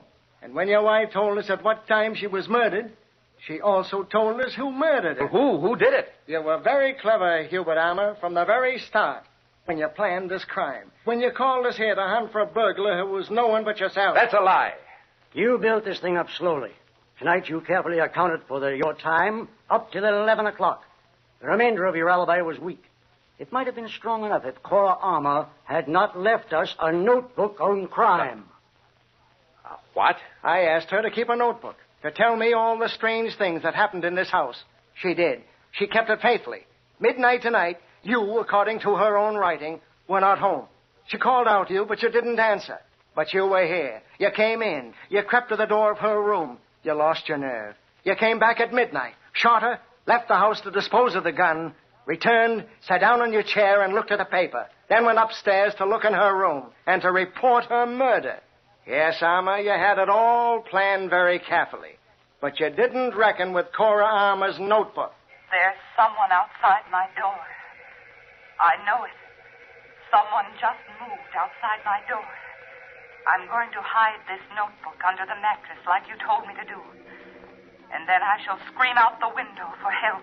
You heard the scream, didn't you, Hubert Armour? You heard it? No, I didn't. You heard the scream, all right. She made it when you opened the door, when you lifted the gun to fire on her. She didn't scream. She just called out, "Don't, please." I admit it, I killed her. She was a stone around my neck, nagging, never well. I hated her. I wanted freedom. She wasn't well because she feared you, Hubert. She feared you all the while. It was fear that sent her down to a sanitarium. In her heart, Cora Armour feared death at your hands. And yet, without her notebook, you might have gone free of the crime of murdering her.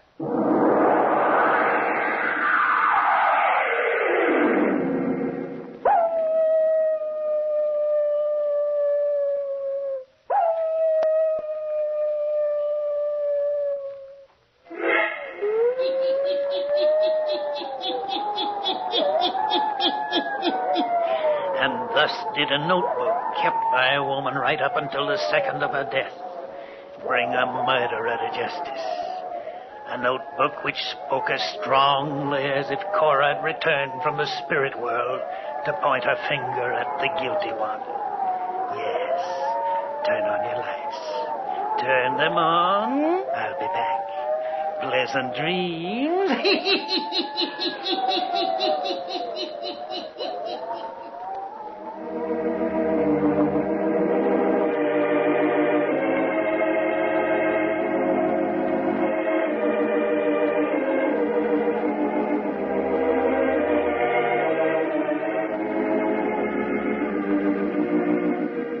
All characters, places, and occurrences mentioned in The Hermit's Cave are fictitious, and similarity to persons, places, and occurrences is purely accidental.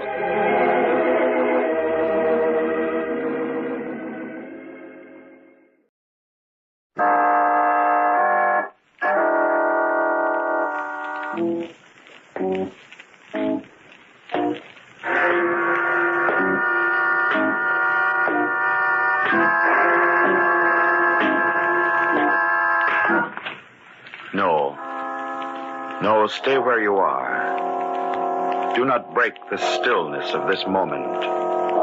For this is a time of mystery. A time when imagination is free and moves forward swiftly, silently. This is the haunting hour.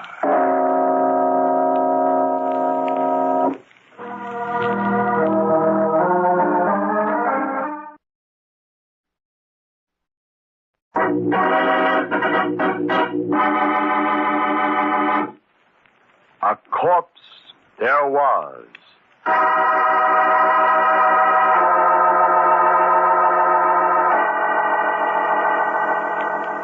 Will you listen to me?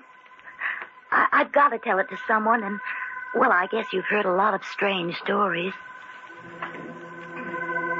I'm Catherine Holland. It all started about a year after I'd come to work for Martin Reed and Stephen Corey as the housekeeper.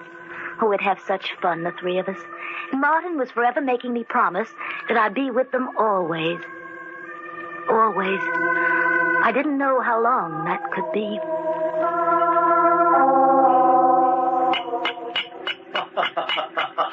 You're only joking, huh, Kathy? You wouldn't leave us. You'll stay with us always, won't you? Not if you keep doing that, Martin. Oh, you'll get used to it, Kathy. Oh, but cutting your own name on a tombstone, it's positively morbid. I don't see that. If a cobbler can make his own shoes, then surely a stonecutter can make his own monument. Well, that's true. After all, a man must do something with his spare time. And you, Stephen, of all people, have no right to scoff at me. Imagine a cemetery caretaker who wanders through the graveyard day and night, talking to the dead. If the people I met outside the cemetery, my dear Martin, were as interesting as the people I meet inside, perhaps I wouldn't. Since they're our only neighbors along this godforsaken road, and since I must get away from you occasionally... Now, look here, enough is enough. Are we going to let her boss us around, Martin? You nearly 60 and me twice her age? That's right. You're 42, aren't you, Stephen? Yep. You know, I think for your next birthday, I'll start on a nice marble headstone for you. Okay, I quit. I resign. Oh, no, don't say that, Kathy. We need you, Stephen and I. Always before, our housekeepers were stout and rheumatic. You're so young. It was like all at once having the shades pulled up and the windows opened when you came. You won't leave us, will you, Kathy? No, I won't leave you, Martin. You promise? I do. If you promise to take your medicine. No, I told you, Kathy. I don't believe in that quack doctor. There's nothing wrong with my heart. Oh, Martin, don't be stubborn. It's not a matter of being stubborn. I know I'm perfectly all right. How about those attacks you've had? They were indigestion. You don't want to take that medicine because you and the doc have been enemies for years. You won't give him the satisfaction of treating you, even if it means... Please, Kathy. Don't you think I'm old enough to know my own mind? But Kathy's right, Martin. You should take your medicine. Oh, now you start. I'm going for a walk. I'll go with you. I don't want company.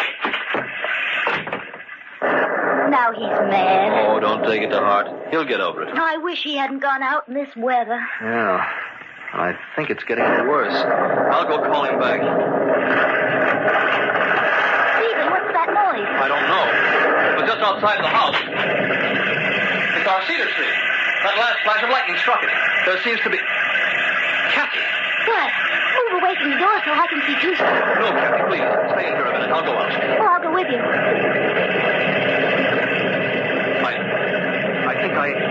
I think I see something beside the cedar. Come on, Kathy. Stephen, it can't be. Yes, Kathy. It's Martin. He's dead. The tree? It didn't touch him. He died from the shock of it falling so close. It was heartbreaking. Strange, isn't it? The last tombstone he ever carved was his own.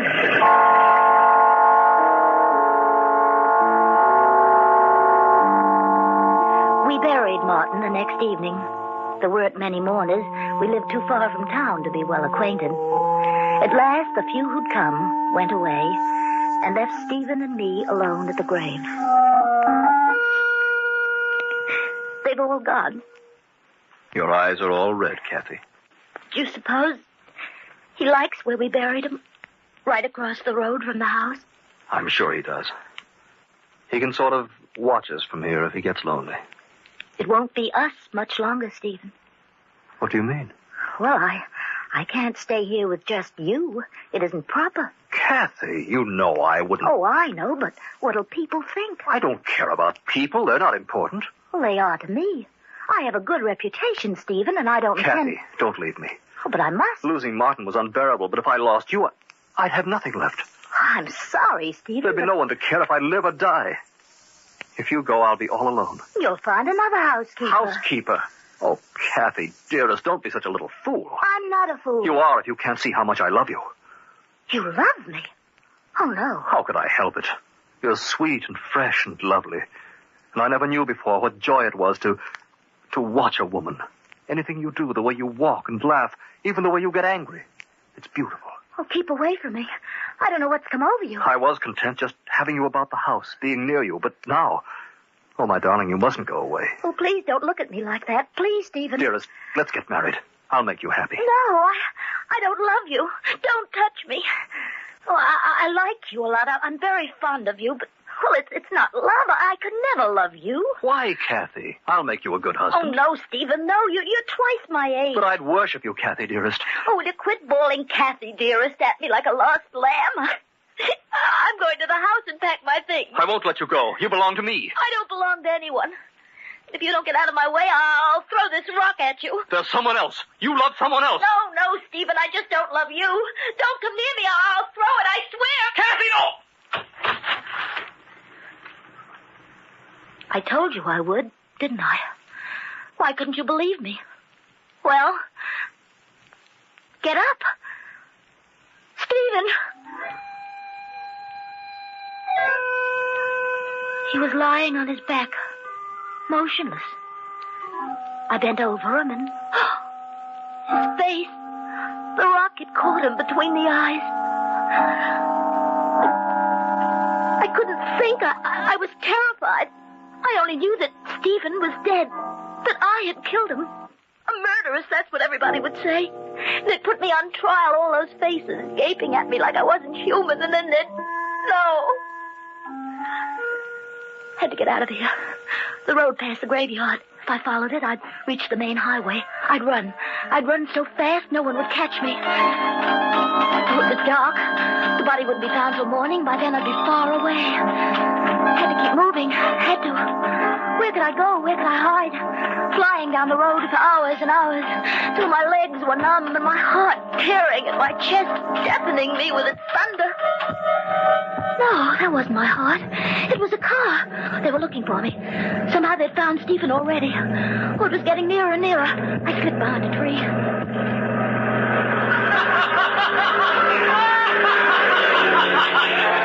Not police. Not police at all. Picnickers. Oh, the only ones who might have seen me. They'll forget they even passed this way once they're safe at home.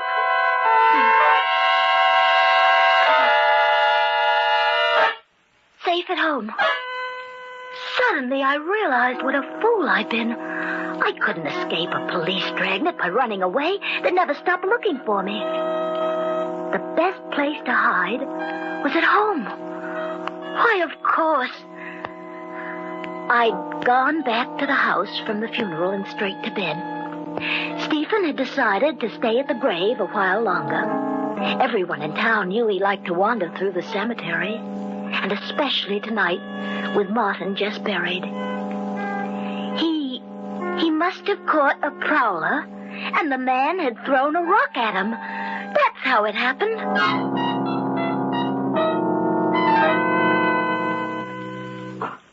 I felt perfectly calm.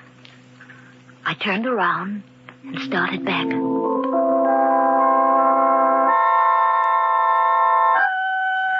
The sky had been cloudy all evening, but as I walked up the road toward home, it cleared.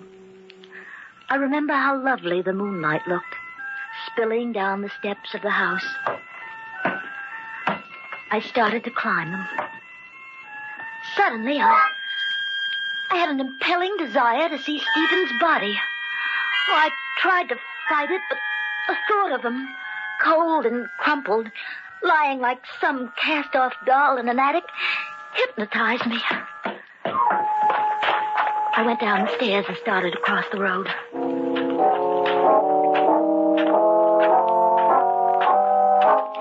He had been lying at the foot of Martin's grave, I remembered.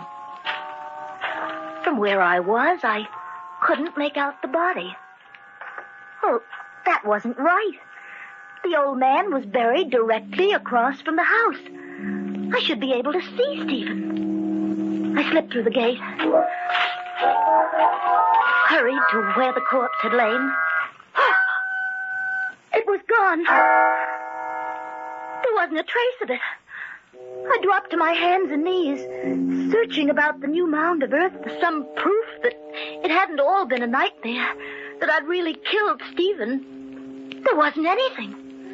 No matted grass where the blood should have dried, nothing fallen from his pockets, not even the stone with which I'd struck him.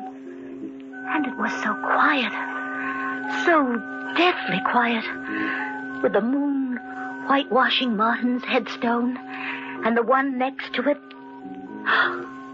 The one next to it. But there hadn't been any grave there before. And this one was fresh. As fresh as Martin's. I slowly raised my eyes and looked at the tombstone. Stephen Corey, born May 9th, 1901. Died April 20th, 1944. Why, I'd know that carving anywhere. Martin was dead. But Martin had made that gravestone.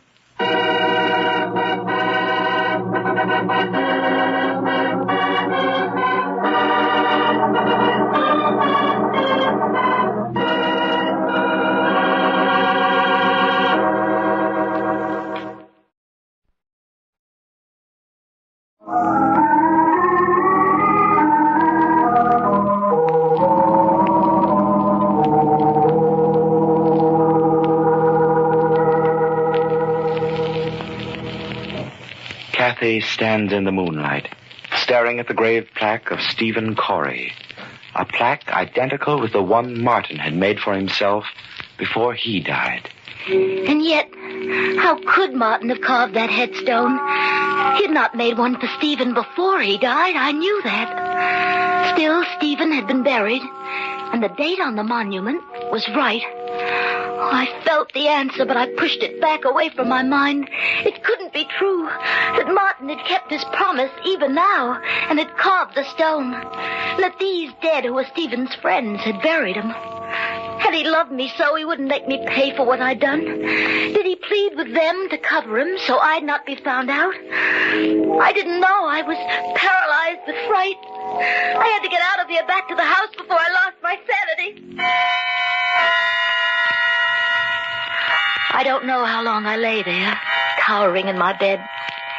At last, the darkness of the night closed in about me, and I slept. But then, out of the darkness, doorbell rang. Sharp sounds and a streak of fear over my flesh. The police had come. Stephen's grave had been discovered. I had to go to the door.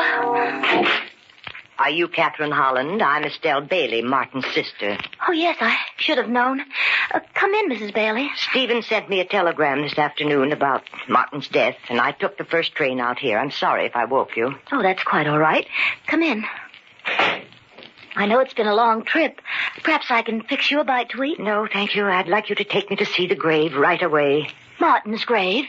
Now? Miss Holland, I hadn't seen Martin for 9 years. I'm ashamed of that, and I want to rectify it now as soon as I can. If you won't take me, perhaps Mr. Corey will. Oh, he's not here. He's in town. Well, I'll wait up till he comes in. Oh, you'll wait a long time. I don't understand. Oh, Stephen was quite shocked by your brother's death, you know, and, well, he felt he had to get away from this house, so, well, he mightn't be back tonight. But if he went into town, why didn't he meet me at the station as he wrote he would? Well, I don't know. Every moment she sat there, she'd think more and more about Stephen's absence. I had to distract her the only way I could. I had to take the chance that she wouldn't notice that other headstone. But if she did notice it, I would have to kill her, too. But just then something happened to spare us both. Oh, good heavens. Oh, look, it's raining again.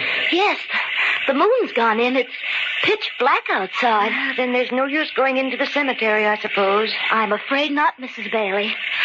What a shame. Finally, she went upstairs. I waited until I knew she slept. Then I took a spade and crept across to the cemetery.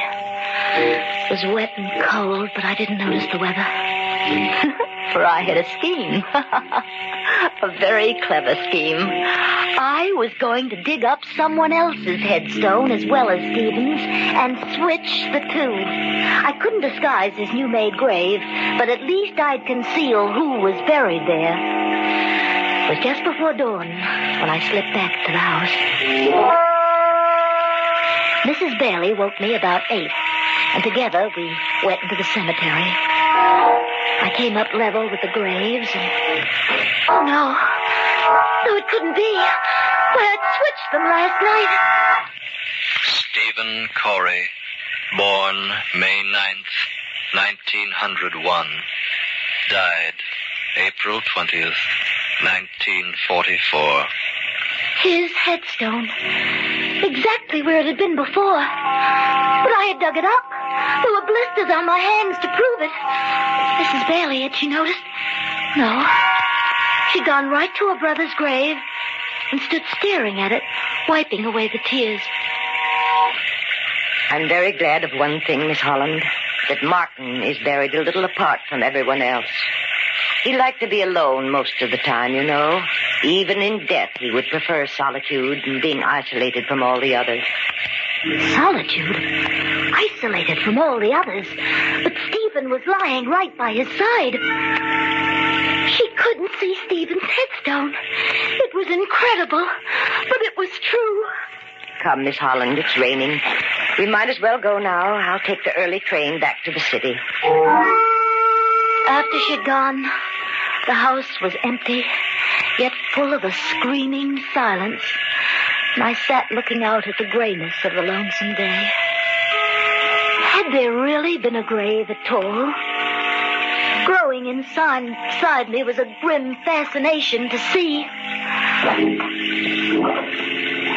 The mud sucked at my shoes. Through the dusk, I walked determinedly toward that spot where the headstone stood. I slipped through the fence. Then I was standing beside the tree, leaning against it.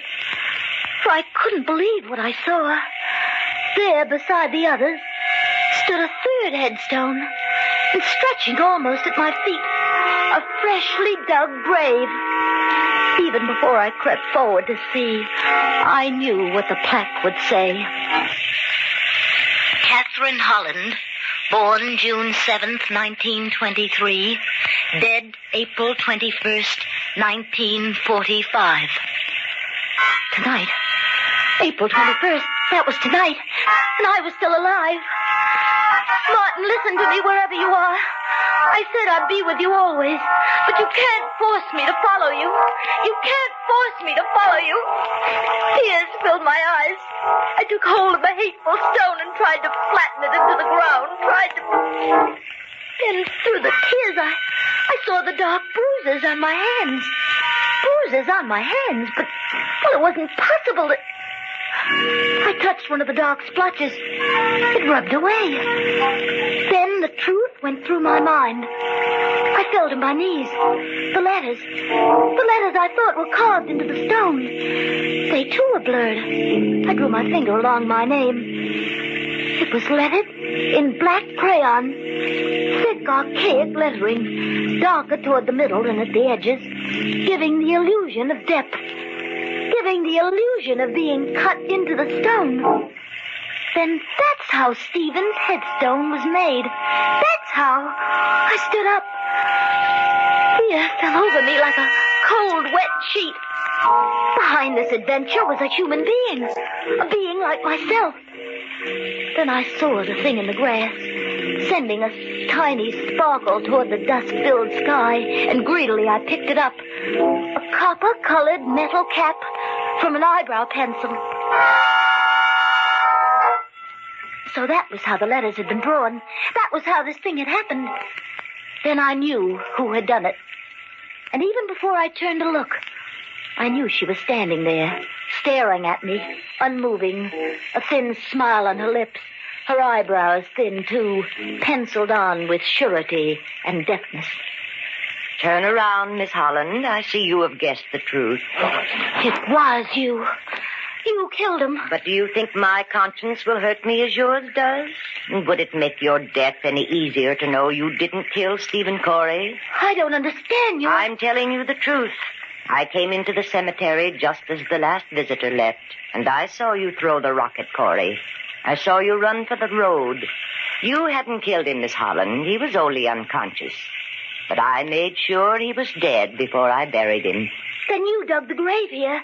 That spade in your hand. Will serve a double purpose. I shall kill you with it. Just as you murdered Corey. Why? Why did you kill him? Because Martin had willed all the family property to Corey, with the provision that when he died, it would return to me.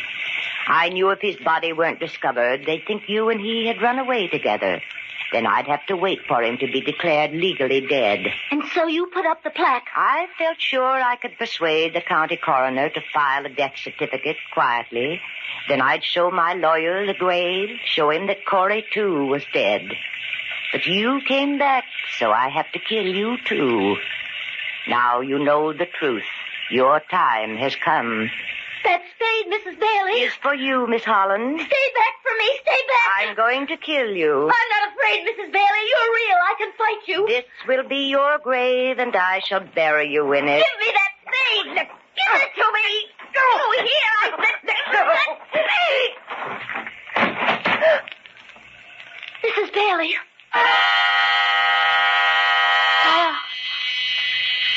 My eyes were clouded with flashes of blackness. I lay on the ground, feeling the cold, wet earth against my cheek. Without warning, it had happened.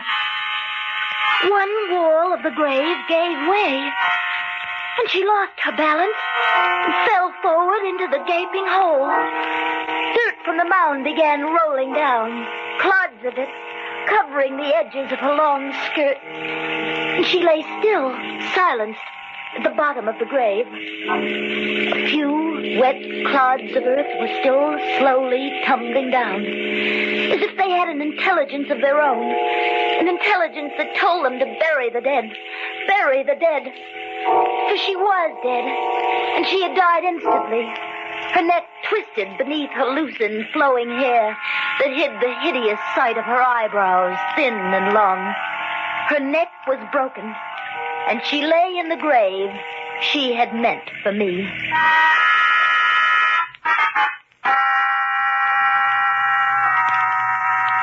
Perhaps, now I've told it, I can forget the horror of what's happened.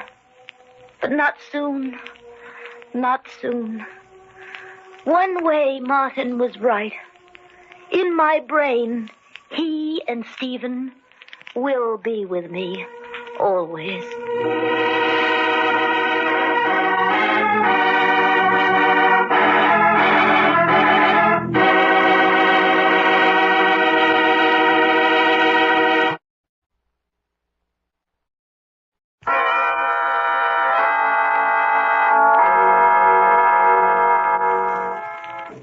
From shadows and stillness, mystery weaves a spell of strangest fascination, charging the mind with doubts and fears. For mystery is a strange companion, a living memory in the haunting hour.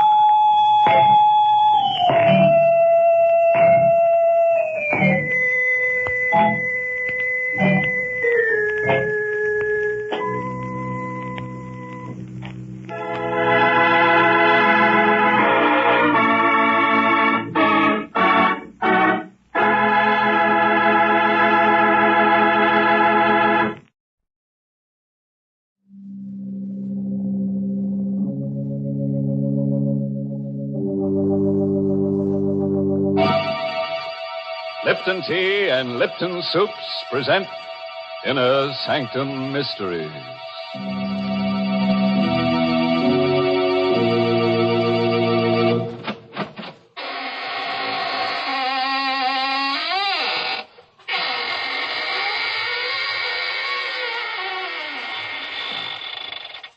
Good evening, friends of the Inner Sanctum. This is your host opening the squeaking door for another session of the AGGMS, the Association of Ghouls, Ghosts, and Midnight Spirits. Oh, may I see your membership card as you enter, please? What's that? Oh, no, it's not a printed card. All you have to do is show me your wrist. If there's any blood pulsing in your arteries, then you don't belong here tonight. Better come back and try some other time. After you've passed your mortuary tests. Well, Mr. Host, I'm afraid I don't qualify as a member of your AGGMS, Association of Ghouls, or whatever it is. But I am a charter member of the ILLB Society. The ILLB? What's that, Mary? It's a new one on me. Why, those initials stand for I Like Lipton's Best. To join this club, all you have to do is see that the tea in your teapot is always Lipton's. The club password isn't a word at all. It's that familiar sound of appreciation, mm-hmm. For really, Lipton tea is delicious, as zestful and spirited as can be. And the reason? Very simple. It's Lipton's brisk flavor. Brisk, you know, is the tea expert's own word for the lively, full-bodied flavor of Lipton tea. That brisk flavor has made a lot of friends, for more folks buy and enjoy Lipton's than any other tea in the world. So try a cup of Lipton tea yourself. I know you'll say, as so many others do, I like Lipton's best.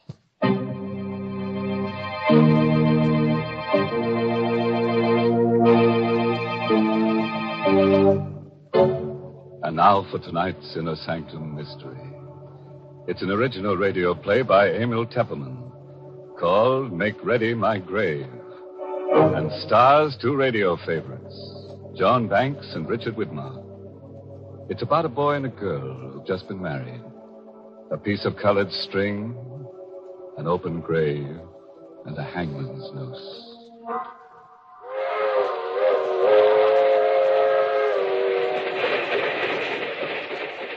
That train is the Southeast Limited. See it? Long, sleek, and powerful, clicking off the miles and the humming rails. A masterpiece of 20th century mechanical perfection. Nothing about it to suggest lurking hate, or fear, or superstition, or death. But let's take a look into compartment A, car 17. John and Betty Loomis, just married, are going for their honeymoon to John's ancestral estate. John, I'm so happy. How soon do we get to Louisville? In about an hour, Betty. Just think, I married into one of the oldest families in the state. I hope you'll be very happy, darling. Oh, I will. You do love me, don't you, John? Of course I do, baby. I'll always love you. Always. No matter what happens. What do you mean, no matter what happens? What could happen? John, something's bothering you. No, it's nothing at all. You're hiding something. There's something you haven't told me. It's nothing, Betty. It's nothing to worry about. You don't want to tell me? No, not now. Maybe later. Why are you playing with that piece of yellow string? What? You've been playing with it ever since we came onto the train. Gosh, I never noticed. I watched you. You've been tying a knot in it. A knot? Good Lord. I must have tied it without knowing what I was doing. You've tied it into a noose. A hangman's noose. I don't know how I came to make it or where I picked it up. Well, it's only a piece of string. Yes, it's only a piece of string. Betty. What is it, John? Here, take this. A gun? Take it. But why? If I should ever try to strangle you, John. Please listen to me. If I should ever try to strangle you, promise me to use that gun on me. What are you talking about? Lomasville, next stop. No, this... Next stop, Lomasville. This is where we get... John, what's this all about? That piece of yellow string and now this gun. Put it away, Betty, and remember what I said. Don't ever forget it.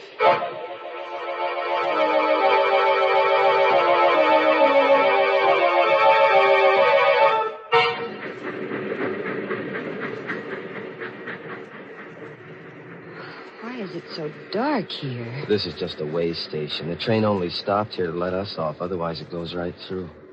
Oh? I thought Loomisville was a big town. Well, it used to be 100 years ago, but now there's only the Loomis estate. Are we far from the estate? About 2 miles. Old Herman Galt should be here to pick us up in the station wagon. Herman Galt? Mm-hmm. He's the handyman. There's been a Galt working for the Loomis family for the last 150 years. John, I don't like it here. Dark, and that wind. What the devil can Galt be? I wrote them what train we were taking. I'm right here, Mr. John. Oh, Galt, you frightened my wife. I'm sorry, ma'am, if I scared you. Oh, that's all right. It was just the way you spoke so suddenly out of the darkness. If you'll follow me, I've got the station wagon back here. John, he doesn't like me. God, no, that's just his way. He's very devoted to the family. Wait till you get to know him. I don't think I care to.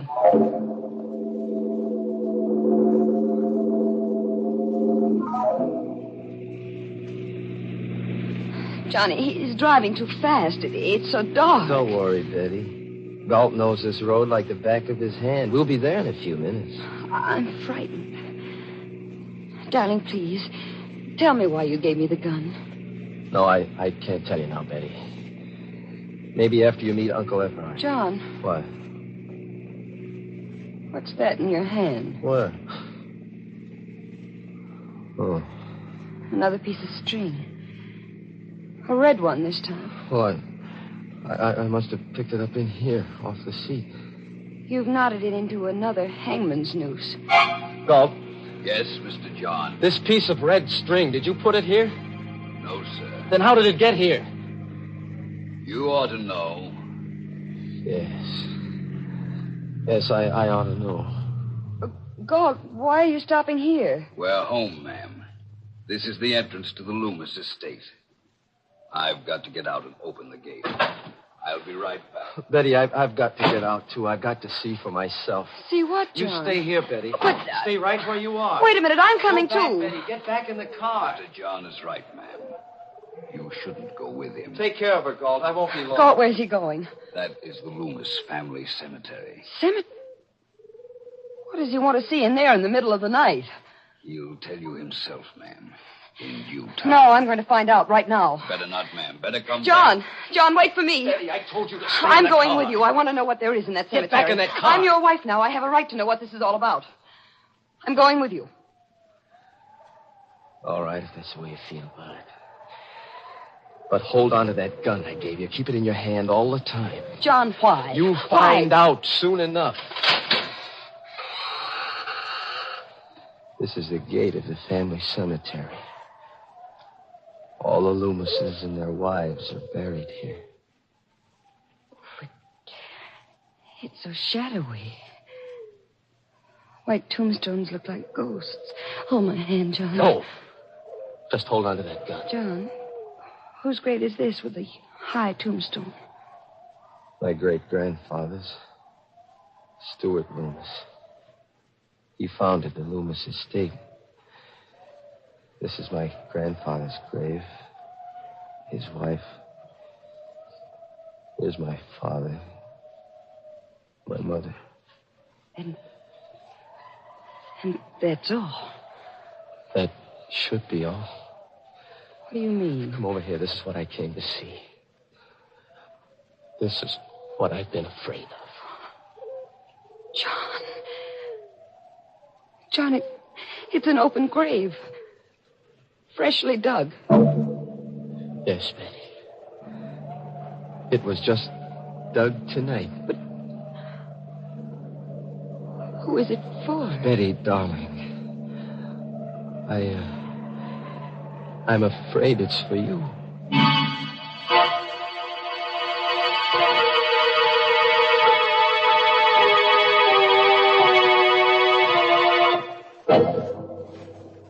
Well, what's poor Betty letting herself in for?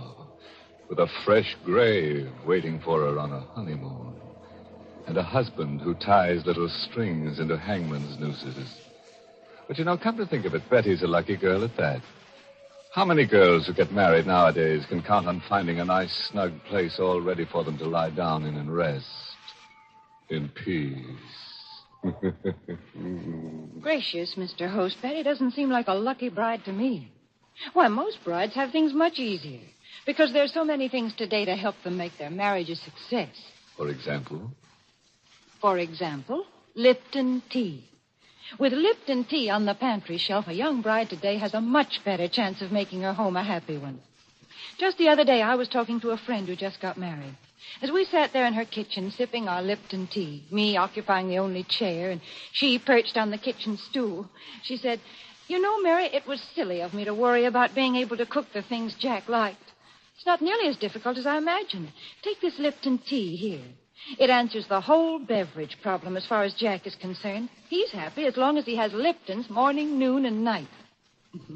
Well, I told her I could understand that, because most husbands I know about are partial to Lipton tea. And it's because of the extra satisfaction that's in Lipton's wonderful brisk flavor. Satisfaction, did I say?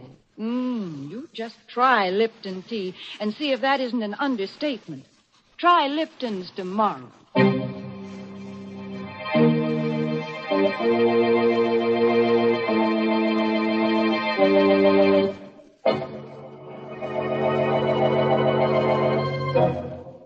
Now, let's hurry back to our date in a graveyard. Remember? With poor Betty, whose husband has just told her he's afraid the freshly dug grave is for her. John, what do you mean? Who dug this grave for me? Who? If I told you, you'd think I was crazy. No, you've got to tell me. If I'm in danger, I have a right to know. Was it Galt? Your Uncle Everard? No, at least I don't think so. His wife, Christine. Betty, do you believe that a ghost could dig a grave? Ghost? Do you mean I'm in danger from a ghost? Oh, I told you you'd think I was crazy. John, why are you looking at me like that? I don't know. Betty, have you got that gun with you? No, I left it in the car. What good would a gun be against a ghost?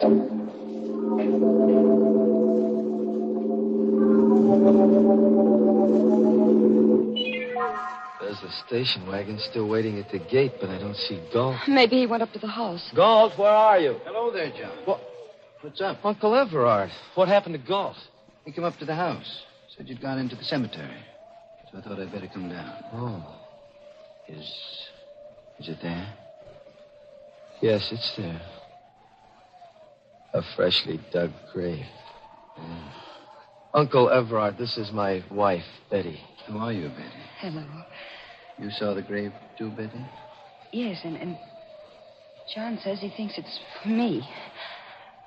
I'm afraid I don't understand all You this. haven't told her anything yet, John? Well, just a little. I couldn't bring myself to. I think it's time you did.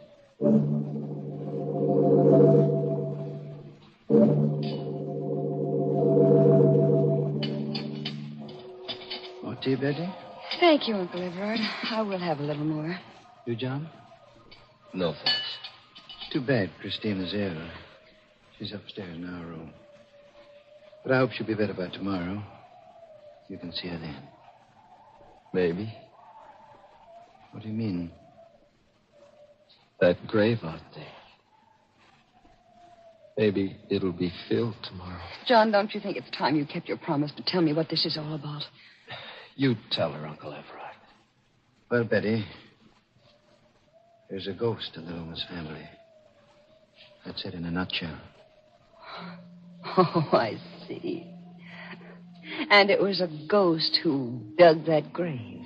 I know it sounds mad. But after 150 years, we Loomises have come to the conviction that it can't be anything but a ghost. 150 years? You mean... John's great-grandfather, Stuart Loomis, settled this strip of seacoast under a patent from the colonial governor. There's his picture over the fireplace. He doesn't look much like you, John. Stuart Loomis was a hard man. There was a French privateer in these waters who made a lot of trouble in those days. Gaston Leroux, who sailed the seas with his wife, Antoinette. But what has a French pirate and his wife to do with that grave? Stuart Loomis captured Leroux and his wife, and under the authority conferred upon him by the governor, had the power to hang them. You mean the woman, too? Yes. He hanged them both on a gibbet where our family cemetery now stands. Oh, how terrible. Before he died, Gaston Leroux laid a curse on the Loomis family. He swore that just as his wife was hanged, so would all the Loomis women die. He swore that he would come back and dig a grave for the wife of a Loomis in every generation, and furnish the noose by which a Loomis would strangle his own wife. But that's incredible. Short while afterward, a fresh grave was found beside the gibbet where Leroux had been hung. That night, Stuart Loomis's wife, John's great-grandmother, was found hanging by the neck from the eaves of this very house. And Stuart Loomis? I told you Stuart Loomis was a hard man and had made many enemies. There were many who hated him deeply and bitterly. He was arrested and tried for the murder of his wife. Convicted and executed. Now you know the secret of the Loomis family. But, John, that still doesn't prove there's a ghost. No, that one incident doesn't prove it. But it happened again when the next Loomis married. John's grandfather. And to the next Loomis, John's father. Sometimes a year after he married, sometimes 5 years. But the curse never fails. It's happened in every generation? Yes. And now, John Loomis has brought a new wife home. There's a freshly dug grave waiting in the family cemetery. Then I'm next. I don't know, Betty. Maybe that grave isn't for you. What? Maybe it's for Christine. My wife. This is all ridiculous. A ghost couldn't dig a grave, make John strangle me to death. Uncle Everard, you can't believe such a legend. It can't be true. Maybe not, my dear. But the graves of the strangled Loomis women are out there to prove it.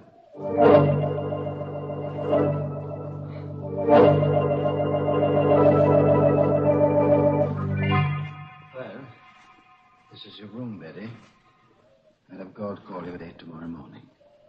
Good night. Good night, Uncle Everard. Good night, John. Good night, Uncle Everard. This is such a big room. It's so gloomy. The whole house is like that. It lies gloomy and sullen under the Loomis curse. Oh, Betty, I love you so much. We'll beat the curse together. Let me go, darling.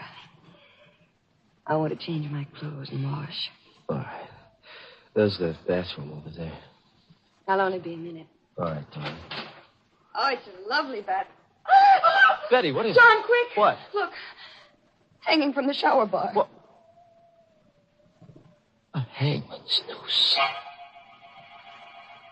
It's a real one this time. Of rope. Ready to hang someone. Who put it there? It's the Loomis curse. We can't get away from it. No ghost could have hung that rope there. Let's call Uncle Everett. All right. Have you got the gun with you? No, it's in my handbag. Well, get it. But John... Get it, I say.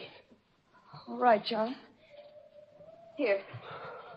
Here, I've got it. All right, now keep it with you all the time. And don't be afraid to use it. On me, if necessary. All right, let's get your uncle. This is his room. I wonder if I ought to wake him. It might upset Aunt Christine. She's sick. We've got to wake him. Better knock harder. Well, it wasn't locked. Call him. Uncle Everard. Uncle Everard? He doesn't answer. But there's a light in the room. Push the door further open. All right. Well, there's nobody in the room. The bed's empty. Uncle Everard? Aunt Christine? Maybe in the bathroom. The door is open. Betty! John, What? Aunt Christine. She's hanging by the neck. She's dead. It's the same kind of a noose as in our bathroom. Uncle Everard hanged her. It's the Loomis curse catching up with us.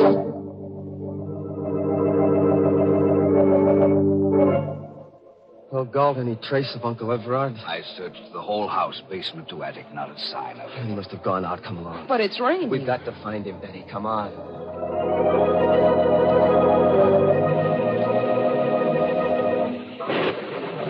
So dark out here. How will we ever find him? I have a flashlight, ma'am. You look. What? Fresh footprints in the slush. Oh, they must be Uncle Everard's. They lead down toward the cemetery. Come along, Galt. Here, Mr. John, you can see for yourself. The footprints lead right to this new grave. But why did he come here? There's the answer, Betty. A cross at the head of the empty grave. Throw your flashlight on it, Galt. There's something written on it. It says, Christine Loomis. Betty, what is it? Look. Over there. Another grave. He's dug another one. There's a cross on this one, too. Does it say anything? Yes. Yes, it does. It says, Betty Loomis.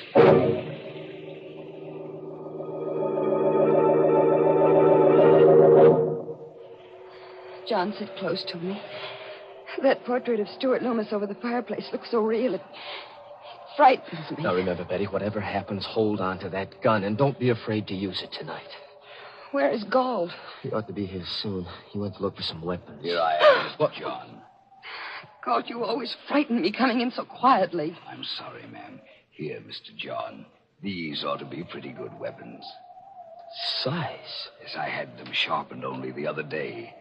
They could slice a man's head off in one stroke. Take one, Mr. John. Thanks. But I'd hate to use it on Uncle Everard. If he shows up tonight, you'd better use it. Maybe he's come back into the house through the back way. I'll go through the house again if you'd like. This time I'll start with the attic. Be careful, Galt. I will, Mr. John. John, I don't like him. Galt? And I don't think he likes me either. That's not true. Darling, what's that? Must be Galt in the attic. He must have met Uncle Everard hiding up there. Stay right here, Betty, and hold on to that gun. John, be careful. Don't worry. Just take care of John, yourself. come back. I'm frightened. I'm afraid to be alone. There's nothing to be afraid of. I have this gun. And if anybody comes... The lights. Lights went out. Who's there? Who's in this room? Don't come any closer. I have a gun and I'll shoot. I can't see you, but I'll shoot at the sound. John! Rope. Around my neck. Let go. I'll shoot. It's not loaded. I took the bullets out when you left it in the car. Galt. Yes, ma'am, it's Galt. Mr. John is busy up there in the attic with the body of Mr. Everard. I killed him, too. And when Mr. John comes downstairs, he'll find you. And I'll cut him down in the dark with my scythe. Why? There were others besides the pirate LaRue who hated Stuart Loomis. Like my own great-grandfather, he was in the service of Stuart Loomis, and he hated him. When LaRue laid the curse on the Loomises, my great-grandfather decided to make it come true. It was he who strangled the wife of Stuart Loomis. Through the years, the Galts from father to son have handed down their hate. You're mad. Maybe. I'll tighten the noose and finish Betty, you. where are you? Why is it dark in here? John! Betty! John, look out, it's all he has his eye. And so will I. John! John! Oh.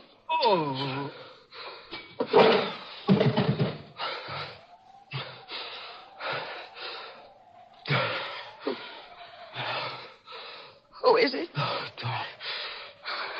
darling, where are you? Here, John, here. Oh, darling. Betty, we finished forever with the Loomis curse.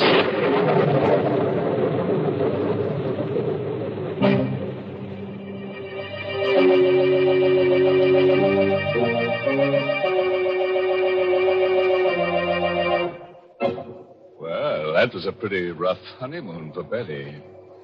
But, you know, there's a lesson in her story for forgetful wives. Yes, if you keep tying little colored strings to your fingers to remind you of things and you still can't remember them, why not try a rope neatly tied around your neck? It's sure to help you forget. Oh, dear, Mr. Host, there you go telling our listeners how to forget things when I've got something for them to remember. Oh, I didn't realize that, Mary. What is it you want them to remember?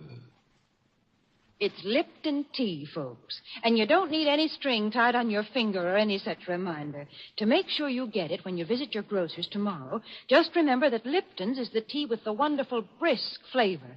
The fine quality tea that gives you all the goodness nature meant tea to have. I wish you'd try a cup of Lipton's soon, because it's so delicious. Just ask your grocer for Lipton's. Remember, Lipton's is the tea with brisk flavor.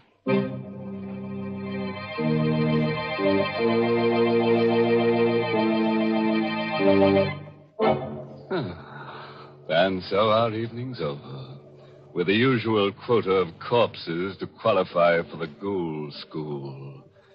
We're working on a special matriculation for bachelor ghouls. In case you didn't know, a bachelor ghoul is one who believes that two can die as cheaply as one. Oh, by the way, this month's Inner Sanctum mystery novel is I Hate Blondes by Wolf Kaufman. And next week, the makers of Lipton Tea and Lipton Soups will bring you another Inner Sanctum story directed by Hyman Brown and called Dead Man's Turn. It's a little night course in murder, that's all. As you have your choice of majoring in choking, shooting, drowning. But why don't you just listen in to Inner Sanctum next week and you'll get all the inside dough.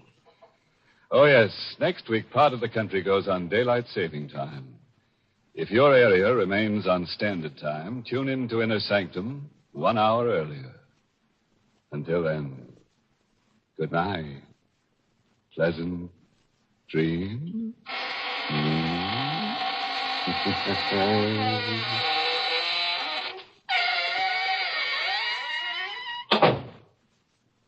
Want a delicious dinner treat in a hurry? Then Lipton's Noodle Soup Mix is the thing for you. In just a few quick minutes, you have a grand-tasting chickeny soup ready to serve. Lipton's Noodle Soup is full of tender, golden noodles and seasoned to perfection. And it's economical, too. Costs less and makes lots more than ordinary canned soups. Just ask your grocer for Lipton's Noodle Soup Mix. Your family will love it. And don't forget to tune in next week for another Inner Sanctum Mystery. This is CBS, the Columbia Broadcasting System.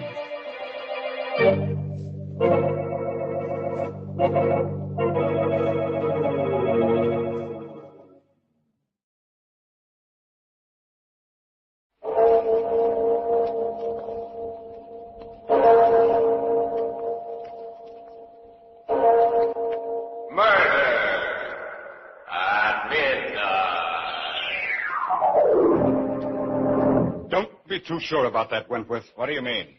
Don't forget that skeleton there. He was once a man, too.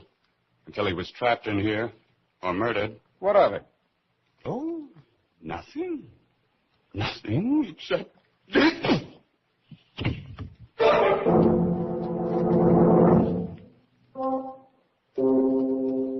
Midnight. The witching hour when the night is darkest.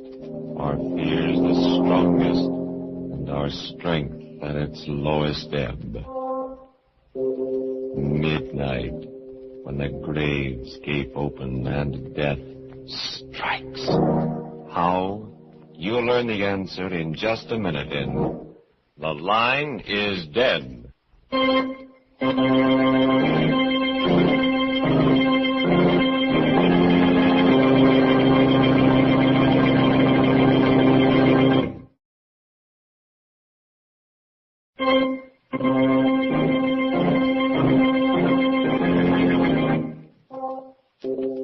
And now, Murder at Midnight. Tales of mystery and terror by radio's masters of the macabre. Our story by Faith Blau is The Line is Dead.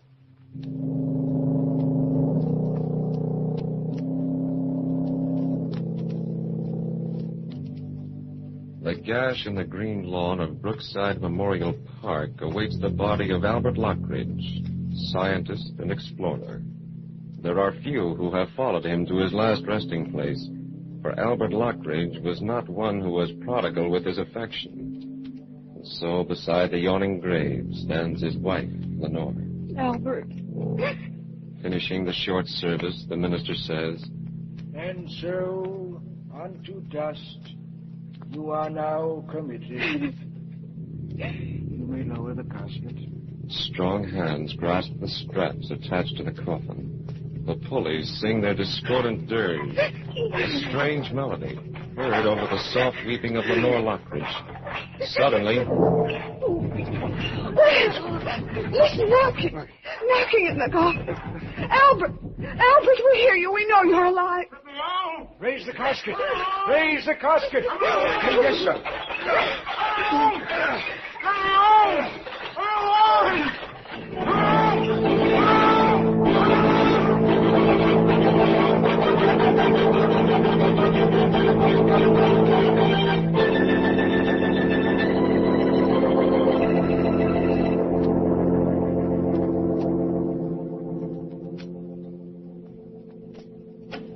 He is all right, isn't he, Dr. George? He seems to be, but... But what? Well, you can't blame me if I'm a little hesitant in giving my opinion. You mean you're not sure that he will? Yes. Oh. After all, Mrs. Lockridge, my position is a little awkward. I signed the death certificate feeling certain that your husband was dead. And now I'm naturally reluctant to predict just what course his convalescence will take. I think I understand. The only thing that really matters is that my husband's lying in his bed at home and not in the cold, black earth of Brookside. Isn't that true? Well, you're a very sensible woman. Albert will get better. Probably. But we'll have to watch his heart. His heart? These strange spells when his heart seems to stop, when I thought it had stopped. Each attack is an added strain. But the strain of regaining consciousness in the coffin, he withstood that when even a healthy person might not have. Oh, he's a hard person to kill. Oh, thank goodness for that. Well, this time it was a pretty close call. If he'd come to even 10 minutes later, Mrs. Lockridge, no one would have ever known.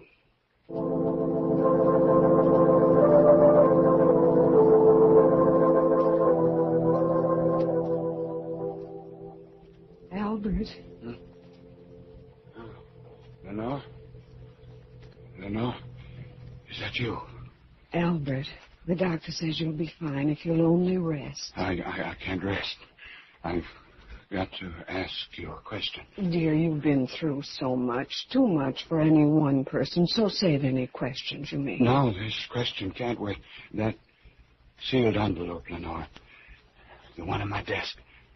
The one I'm supposed to read after you're... Yes, after I'm dead.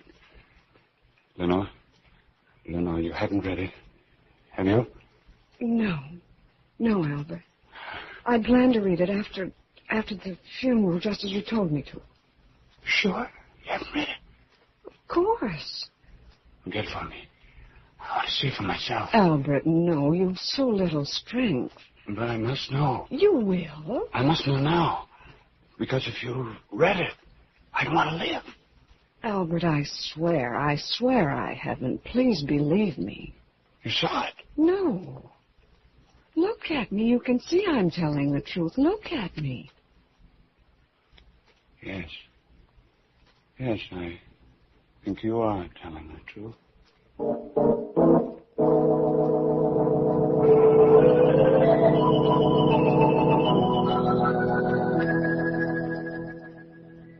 Well, Mr. Lockridge, another few days, and we'll have you out of that wheelchair. Sometimes I wonder why you go to all this trouble with me, Doctor. It's my job. Yes, but there's so many people who really enjoy life and yet die. Twice now I've been pronounced dead, only to return to life, almost reluctantly. Reluctantly? Yes. You tried awfully hard to get out of the coffin. The sheer horror of being buried alive. I've always been terrified of it. Since childhood? Yes. My nurse locked me in a closet whenever I misbehaved. I always thought I'd be left to die there.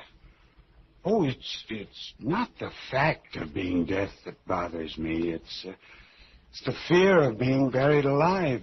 It's the choking, the futility of crying out. Yes, it would be a horrible way to die, but... Excuse me, Doctor. There's a Mr. Burton here to see you, Mr. Lockridge. Good. Show him in, nurse. Nurse, take our patient out on the sun porch. I'll send his visitor there.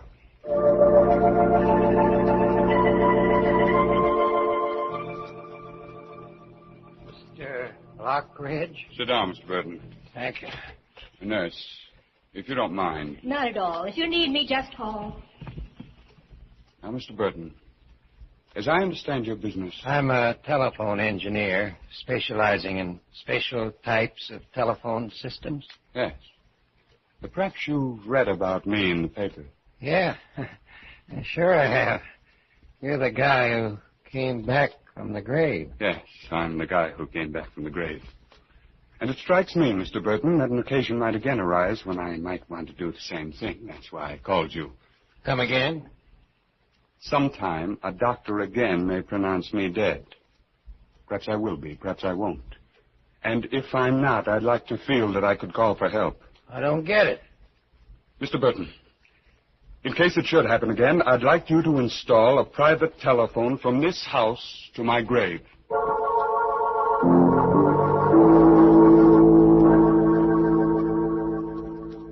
And Lenore, you must promise to keep the phone installed and in working condition for a year after I'm buried. A year? Darling, that doesn't make any sense. With a stop-and-go heart of mine doesn't make any sense either. But, Albert, a year? The first time my heart stopped for 6 hours. The next time, nearly 2 days. Who can tell? Well, a week, a month, perhaps. I think I'm asking very little. Well, then think of me, darling. Think of waiting day in and day out for the ring of that telephone. Think of the jumping at every stray bell, at every noise.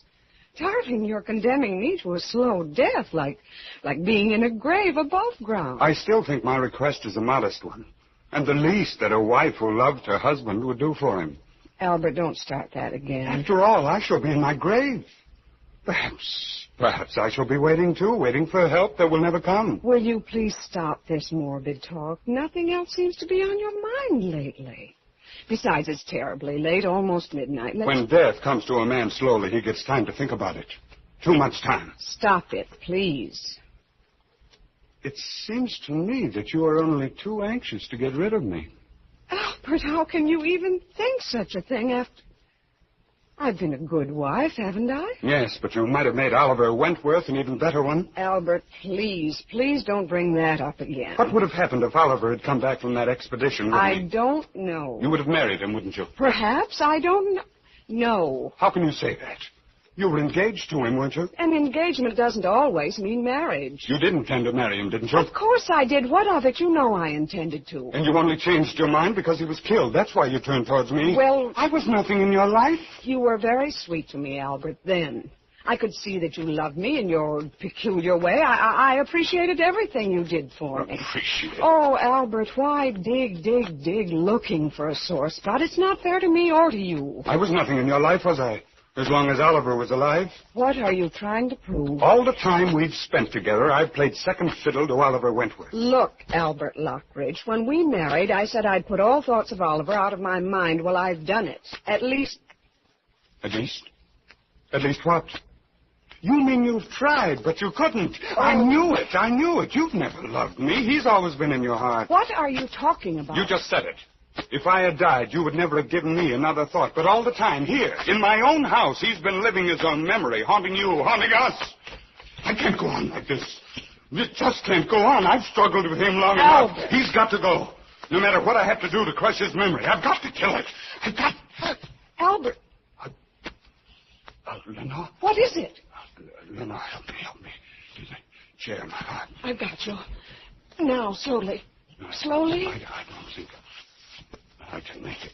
Of course you can. Of course you can. You've got to. All right,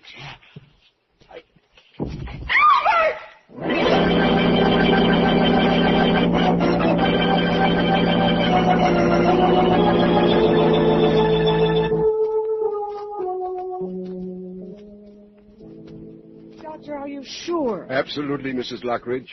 And this time the two heart specialists agree with me. But, Doctor, in view of what happened before... We've tried to take that into consideration. But even so... Well, can't you postpone signing the certificate? I'm sorry, Mrs. Lockridge. My colleagues and I all agree that your husband is dead. There can be no delay.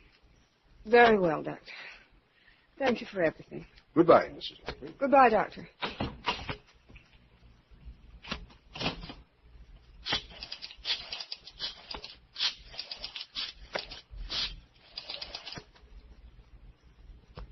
Hello? Mr. Burton? This is Mrs. Lockridge speaking. My husband died yesterday. He's to be buried tomorrow at Brookside. Will you please be there as he desired to install a telephone in his grave? A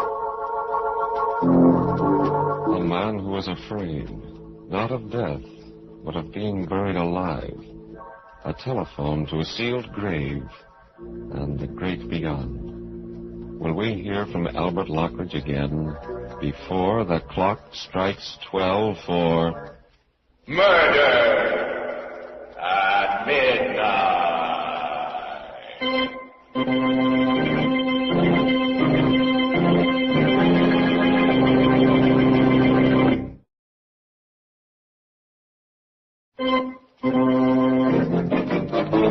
And now, back to Murder at Midnight and... The line is dead. One minute.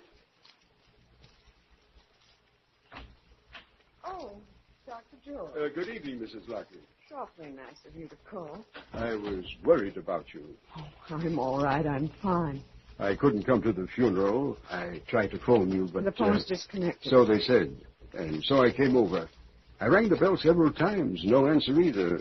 Finally, I knocked. I've had the doorbell disconnected, too. You mustn't cut yourself off from the world like this, Mrs. Lockridge. Believe me, Doctor, that's not my intention. As long as I stand guard at this telephone, I want to be sure that the only bell that ever rings in this house is the one that tells me that Albert's not dead, that he's still alive there in his coffin, that he needs help. You're really going through with this? He asked me to. It doesn't seem too much. Oh, you're only deluding yourself, Mrs. Lockridge, believe me. Waiting this way is only a perverse and completely futile sort of mourning. I know you can't understand. I can't. But I do know that this morbid watch will only deepen your grief. Prevent you from making any kind of adjustment to his death. What difference does it Now, make? you're a young woman, Mrs. Lockridge. You have a whole life ahead of you. All the more reason for spending some of it as he wanted me to. Doctor, my husband was not the sort of person who inspired affection. I know. But in his odd, sometimes unaccountable way, he did love me. Now that he's gone, no one on earth holds any fond memories of him but me. A heavy responsibility, Mrs. Lockridge. Still, you must take care of yourself. I will, Doctor. Assume that he is dead. Mourn him as you will, but don't live in a state of suspended animation. For instance, if he's left a will, don't put off reading it. There are some papers which I was supposed to read after his death. They're in a sealed envelope in his desk. Read them. Read them immediately. No, not yet. You should. Perhaps they'll contain some message of comfort. Get the envelope now. Not now, Dr. George, but very soon.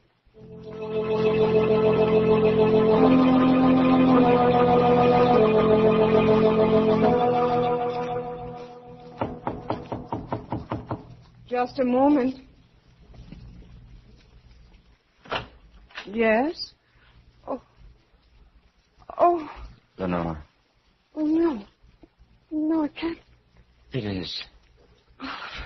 I know I shouldn't have come just like this without warning. But I've always thought That I was dead?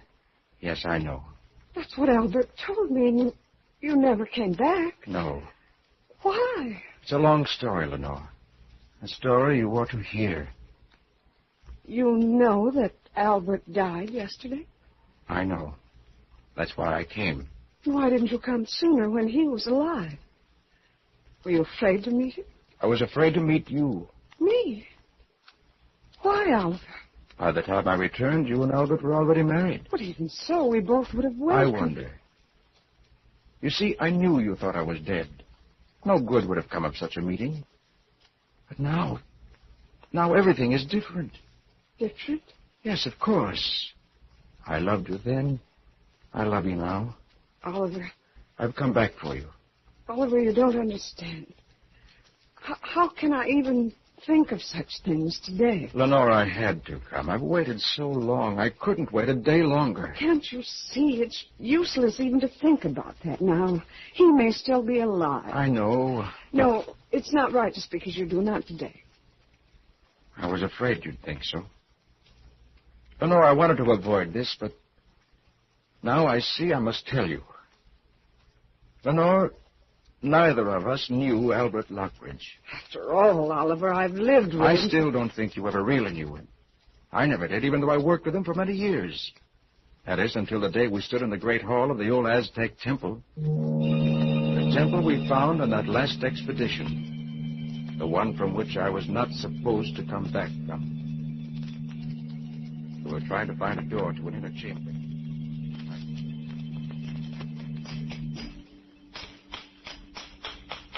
There must be an opening here somewhere, Wentworth. In every Aztec temple ever found, there was always a room near the altar used to keep ceremonial objects. I know. Now, wait a minute. Sounds like a little hollow here. Now, what about that slab on the floor? What about it? I think that it might... Certainly sounds different. If I were an Aztec priest, and I stepped on it like this... What? Wentworth, the door. We found the door. Solid stone. And still working after all these centuries. Let's take a look inside. You got the flashlight? Yes, take the hammer. Right. Uh-oh. It's not very pretty. It is a human skeleton, isn't it? Yeah. Probably trapped in here and left to die. Ugly death. Look, Lockridge. Those dishes. Swing the flashlight over. Gold. Solid gold. There are more over here. Look, stacks of them. Watson, we found the treasure. Now, wait a minute, Lockridge. Let's get this straight. In the first place, I don't think we'd be let out of the country with these gold plates. Oh, but we can melt them down and smuggle them out. Melt them down? Now, these things are priceless. Besides, the university sent us here. If the gold belongs to anyone, it's theirs. No one ever has to know. Oh, yes, they do, because I'll tell them. Huh? It's all very well for you to play the heroic fool. You've everything you want. What the devil do you mean? You know perfectly well. You got all the money you need. Besides, you have Lenore. What's she got to do with it? You do have Lenore, haven't you? You act as if I took her from you. You were afraid of me? Oh, Lockridge, don't be an idiot. Lenore would no more look at you than... Oh, wouldn't she? She'd marry me if you went in the way. I know it. Oh, you fool. She's just being friendly to you because I asked her. We'll see. If you weren't around... But I am around. And as far as the gold plates are concerned... I said we'll see. After all, that skeleton there, he was once a man, too. Until he was trapped in here. What of it? Oh, nothing. Nothing. Nothing except...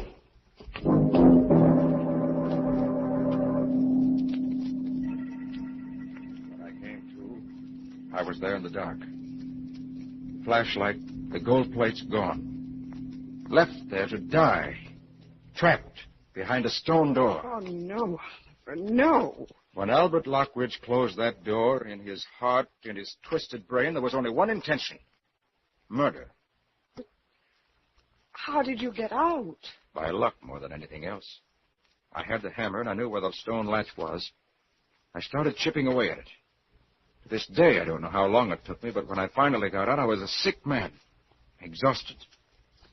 And by the time I was well enough to travel, come home here, you were already married. And he told me that you'd been killed by natives. Of course, that was a lie, but...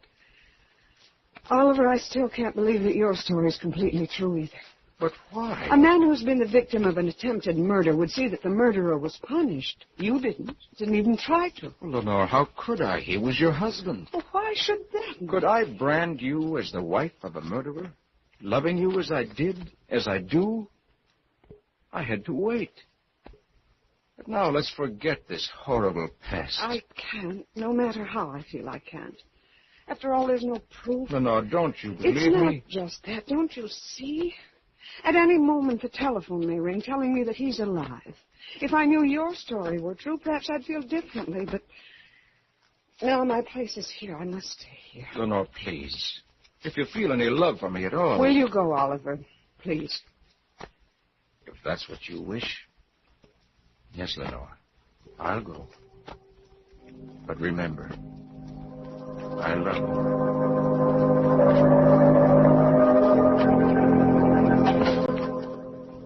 I don't know why it should matter now, but I still hope you told the truth, Oliver, for then. The papers in the sealed envelope. I promised Dr. George I'd read them.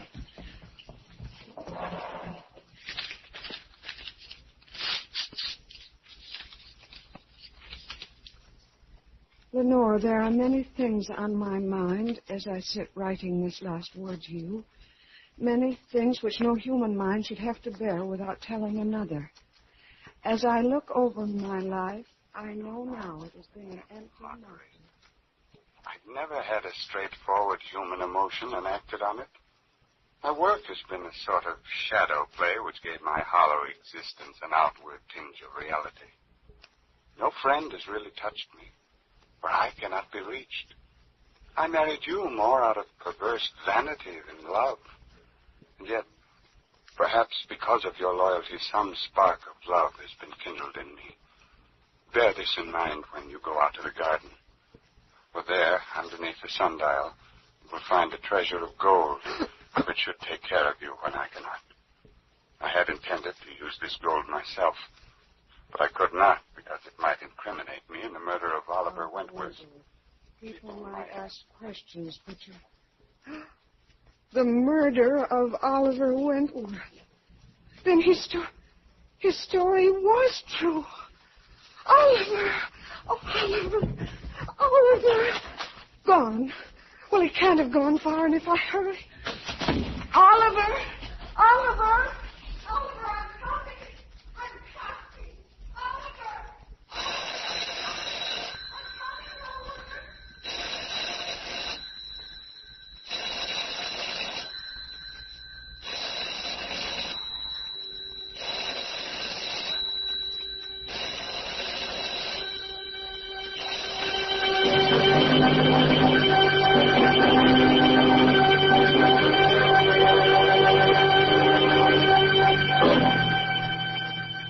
telephone ringing in an empty house. A man who is not dead, lying in his coffin, fighting for breath and waiting for an answer that will not come. A fitting payment for murder at midnight.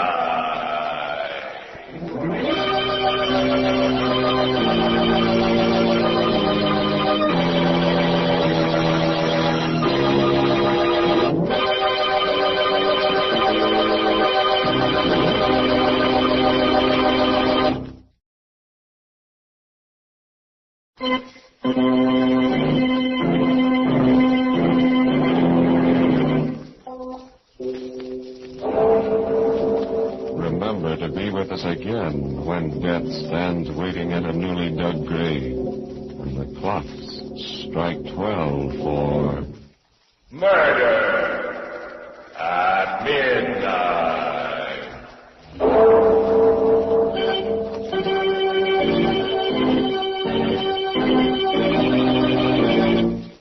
The parts of Mr. and Mrs. Albert Lockridge were played by Mr. and Mrs. Raymond Edward Johnson, with music by Charles Paul. Murder at Midnight was directed by Anton M. Leader.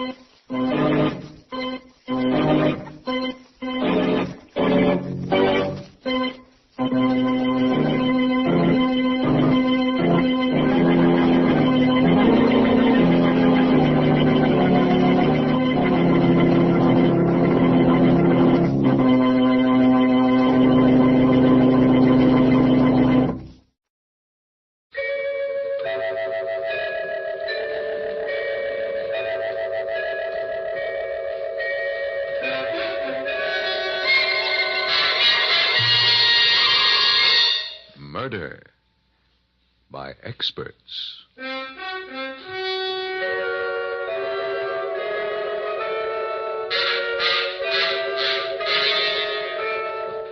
The Mutual Broadcasting System presents Murder by Experts, with your host and narrator, the noted mystery writer, Fred Halliday. Mr. Halliday is creator of the world-famous detective character Michael Shayne, author of 25 mystery novels, and whose latest work, This Is It, Michael Shayne, has just been published. Good evening. This is Brett Halliday. Each week at this time, Murder by Experts brings you a story of crime and mystery which has been chosen for your approval by one of the world's leading detective story writers. Tonight, our guest expert is the noted mystery novelist Harold Q. Masur. From his vast knowledge of the field of mystery, Mr. Masur, with tongue in cheek, has chosen a light and fast-moving comedy mystery by that very witty writer, Milton Lewis. And now we present Lawson Zerby and Marilyn Erskine in Two Can Die as Cheaply as One.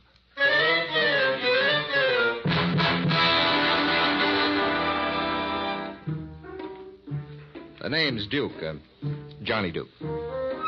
You'll find me listed in the classified phone book under Detective Service. If there's anything I hate, it's violence, especially to myself. Of late, so many characters have showered me with blows that Susan, my slightly gorgeous wife, has given up calling me the Eye and refers to me now as the Black Eye. You have only to take that last case of mine to see what I mean. It all began on a beautiful spring day. Susan and I were standing in front of our apartment house waiting for a cab. Now, in New York, there must be at least 5,000 cabs, and this one, out of 5,000, had to come along. Taxi, mister? Yeah. Get in, baby. 34th Street and 5th Avenue. Right. Oh, Johnny, what a lovely day. I don't see why we ever tolerate winter when we can get days like this. Yes. And for once, I'm without a case. That won't last long. Oh, yes, it will. Darling, I'm seriously thinking of quitting this racket. And let a crime wave loose in our fair city? Well, I don't want to see any more corpses. I don't want any more beautiful murderesses throwing themselves at me. I don't want a jitterbug between bullets anymore. This happens once every year. You'll get over it. Not this time, Duchess. Now look at me. Every week I nearly get killed. Every week I get conked on the head 2 or 3 times like a bell. I'm in a rut. Hey, do you mind if I take Fifth Avenue? Not at all, driver. But why do you want it? One sees more chipper chicks on Fifth Avenue when one must wait for a red light. And by all means, take Fifth. I could tell you he was a man after my own heart the minute I lamped you. Really? How did you know he was fond of chipper chicks? Oh, that's easy, madam. I just seen a pin-up tomato that was with him. Why, thank you. What a lovely cab you have, driver. Yeah? Hey, you believe in sunlight? Only in the daytime. Why? On account of I want to slide the roof back, like this. Yeah, you can have sunbeams at no extra cost. Oh, thank you. You know, sunlight's a very healthful and also ultra. Also what? Ultra. You know, ultra this, ultra that, ultra expensive, ultra dumb. Ultra. Now, what's so ultra about sunlight? Ultraviolet rays, of course. You don't seem to understand me, so I'll have to give you a lecture 10 or 15 minutes. We heard about sunlight, Tootsie. Say, is that really your name? Certainly. Who else would want a name like that? Lots of people think it's very funny. Why? How could a guy with a puss like mine be a Tootsie? Hey, get over to the side, Jacob! Mr. Tootsie, we feel that heaven can wait. Won't you please take it easy? I am. It's them other guys who are always getting in one's way. But don't worry. This cab's falling apart anyway. And if we crash, we'll be killed instantly with no suffering. So sit back and relax.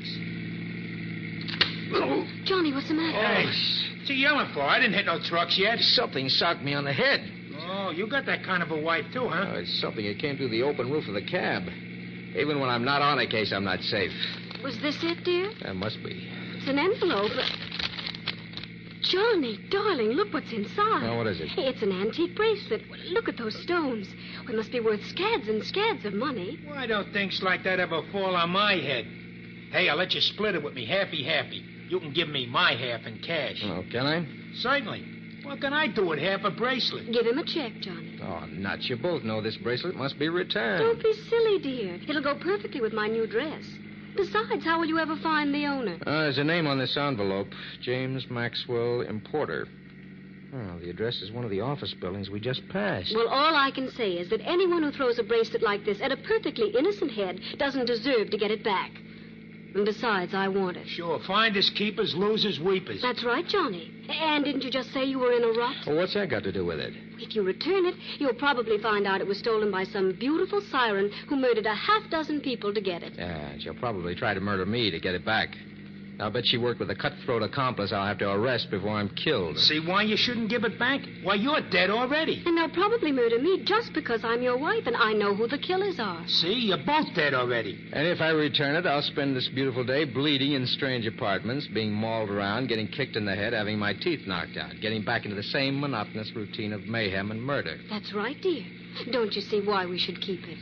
Yes. Darling, I've made up my mind.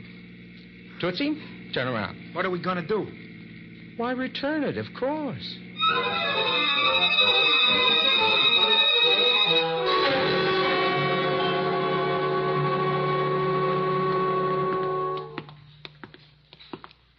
James Maxwell, importer.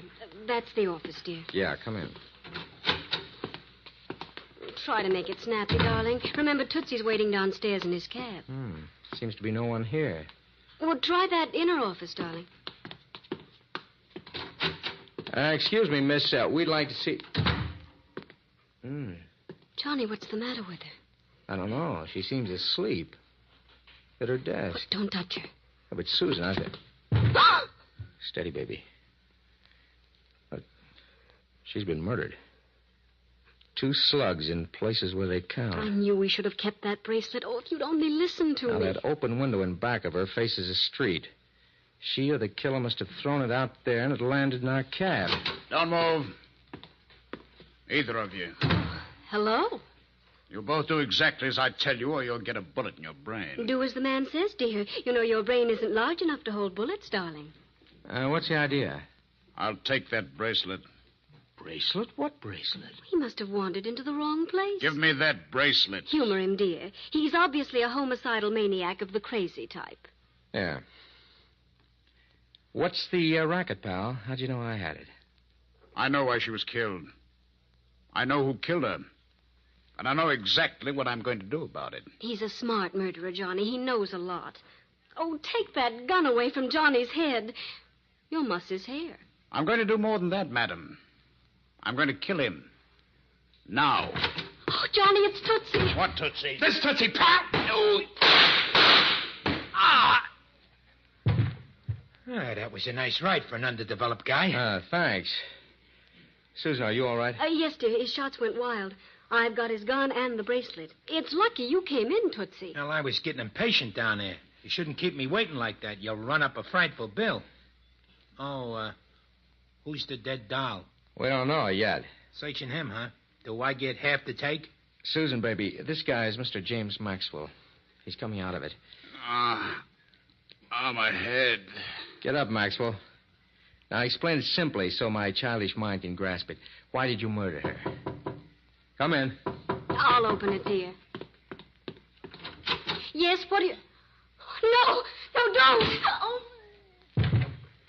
I've got a gun, gentlemen. Now, will you please tell a poor innocent girl what this is all about? And play no tricks, or you'll be covered in your own gore. I told you should have stood in bed with that bracelet. Who owns the female I hit over the head with the hat rack? I do. She's my wife. You'd better pick her up.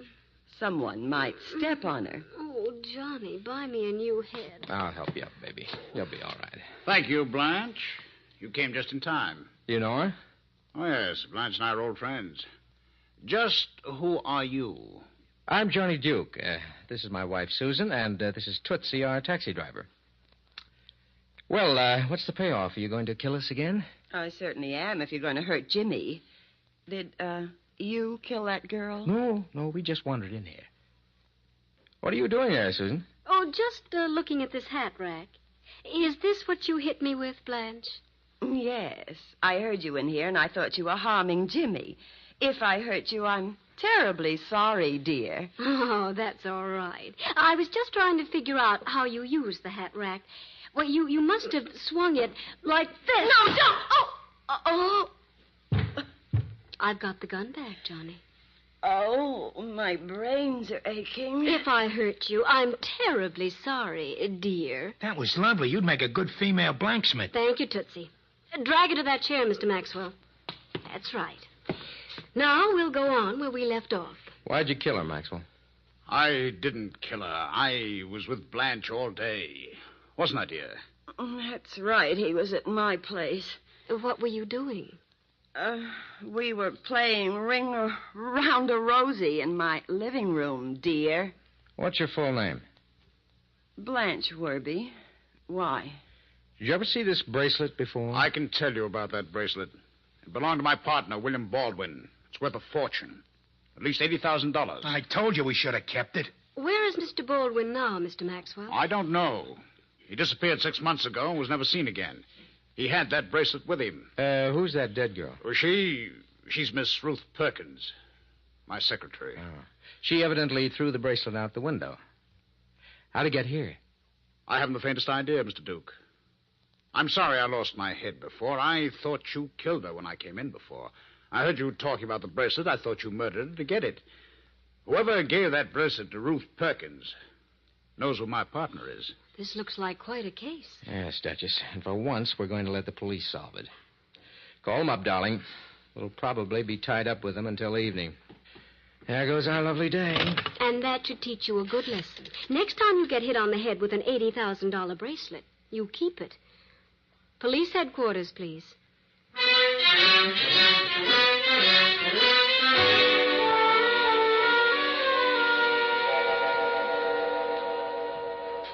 Come in, Tootsie. Make yourself at home.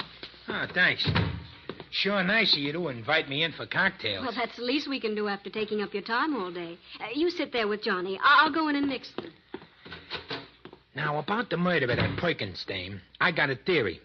Only it don't make sense. Tootsie, let's not start talking about murders. I've decided to seek a gentler profession. Oh, that's why you won't take the case? Right.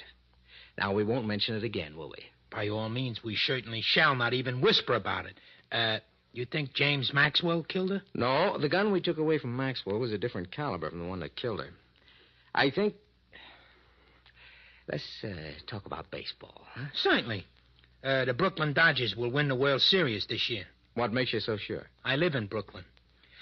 Do you think William Baldwin was bumped off, too? The police said his daughter also disappeared. Yeah, I think they were both killed. It's funny there should be no identification in that secretary's purse. Oh, nuts. Don't lead me on. Hey, I believe that was your loving wife in distress. Yes, in the kitchen. Come on. All right. If they tried to do anything to Susan, Susan. Hey, Susan, baby. Is she dead? No. Someone tried to go out her. Here, help me get this cord off her neck. Hurry. All right, there. That does it. Susan, what happened? I don't know. Someone must have come through the delivery entrance. Felt the cord around my neck, and that's all I know. Tootsie, there's a gun in that old sugar bowl. Take it and go down that delivery exit. I got it. So long, Johnny. Susan, darling, are you okay? I'm feeling much better now. Johnny, why should anyone want to do a thing like that? I don't know. I'm pretty sure it's got something to do with that bracelet. Johnny, darling, you better take this case and solve it before we're all bumped off. I know it may all be just too annoying for a jaded sleuth like you, but it's better to be bored to death than murdered. You win, baby. I thought I would. That's why I took these things out of the dead girl's purse. There are 2 addresses on different sheets of paper. One's the address of one Samson Everest, and the other is the dead girl's home address. There ain't no sign of any Garrotters out there, Johnny. He must have got away. Now, listen, Tootsie. We're going to find this murderer, and you're going to help us. I want you and Susan to visit one Samson Everest. I'm going to poke around Ruth Perkins' place. Now, let's get going.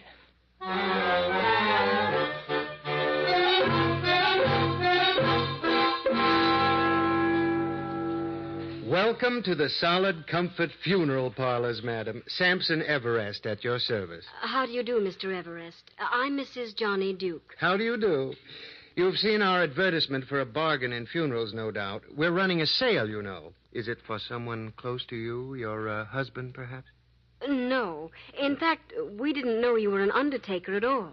Oh, by the way, this is Tootsie. Hiya, Samson. How do you do, sir? You remind me of a very dear, dear friend of mine. Yeah? Yes. I buried him 5 years ago. Ah, yes. Whom do you wish to put to rest, Mrs. Duke? Well, no one exactly. Come now. Surely you can think of someone. A sale like this doesn't come along every day. Dear me, no. Why, 2 can be buried as cheaply as 1. I just want to ask you a few questions. Do you know someone named Ruth Perkins? Is she among the living or dead? The dead. I've never buried anyone by that name. She was murdered today. Why would your name and address be in her purse? Perhaps she knew she was going to be killed and wanted to get in on our bargain. Really, Mrs. Duke, you should take advantage of this. It's truly a cutthroat sale. Just what do you get for your money? For only $75, you get a hearse, fresh lilies, 2 limousines, and a plot in an exclusive cemetery. Yeah? What kind of coffin? Oh, a beauty. So comfortable to lie upon, you'll never want to wake up. Excuse me, Tootsie. Mr. Everest, do you know anyone named William Baldwin? But of course. Dear Mr. Baldwin, one of my best customers. Did you bury him? No, but he ordered a tomb from me. I had it built in the Gay Departure Cemetery overlooking the loveliest little pond. It's really a gorgeous place to go when you're dead. I'm sure it is.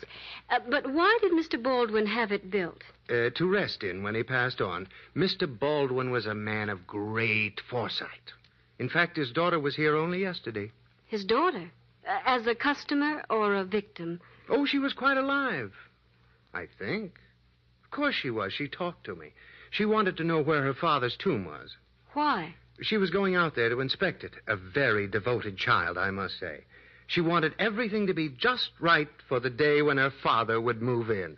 Really? Where is Gay Departure Cemetery? Just out of town in Westchester. Come on, Tootsie. That's where we're going. Just a minute. Mr. Everest, just what else do you get for your $75?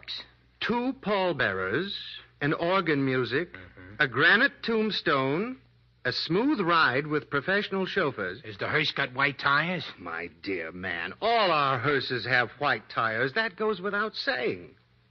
Are you interested? Yeah, I sure would like one of them. And at that price, too. The only trouble is, I ain't dead. Well, we all live in hope, my friend. The sale lasts another week. Maybe you'll be able to take advantage of it. Yeah, but I doubt it. I never have any luck. Shall we vamoose, Susan? That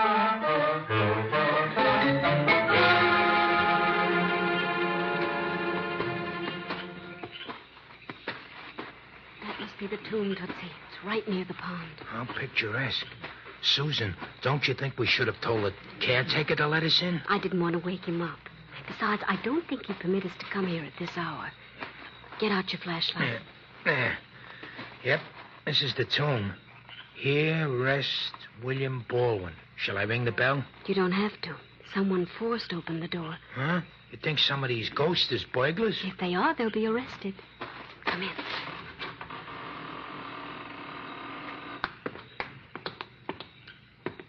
You don't have to take your hat off, Tootsie. Well, I've never been in no tombs before. Hey, it's very cozy. Turn your flashlight on that coffin. Okay. Oh, the coffin's open and it's being slept in. Yes. There's a college class pin on his vest. Pick it up and see if there's a name on the back. Yeah. William G. Baldwin, class of 1902. Hey, this is Baldwin. Yes, and he was murdered. Look at those 2 bullet holes.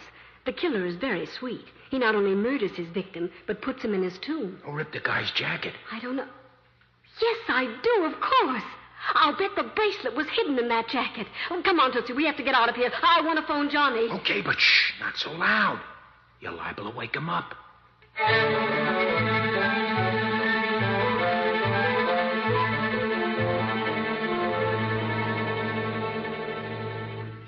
Yes, Inspector Farrell. Yeah, I relieved the flatfoot you had here at the Perkins girl's place. I'm about finished now. How about James Maxwell's alibi? Airtight, huh? Well, what's Blanche Werby's address? Wait a second, Inspector. There's someone in the hall. In trouble. Goodbye, Inspector. I'll call you back. Help me! Who shot you? Oh, I don't know. Someone in the shadows in the hall.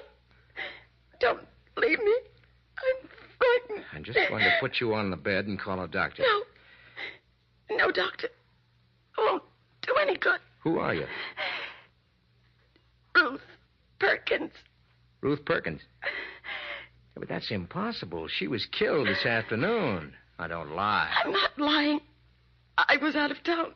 Oh, don't go away. Did you see the evening papers? Yes. That girl in the office who was killed. She's Helen Baldwin. William Baldwin's daughter? Yes. The one who disappeared after her father did. I knew her. I used to work for her father. Go on.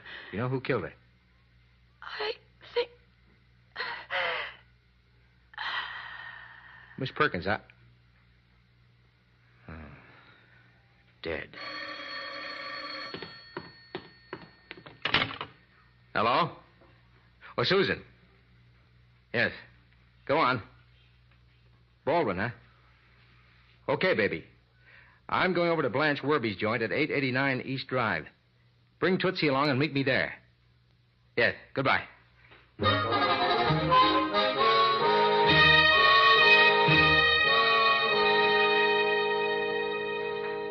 Won't you have a drink, Steve? All right, thank you, Blanche. Think I can use one. Here you are. What makes you think Jimmy and I were lying about being in this apartment when that girl was killed? I think Jimmy killed her. But I told you. I know. You were playing Ring Around a Rosie. Right here in my living room.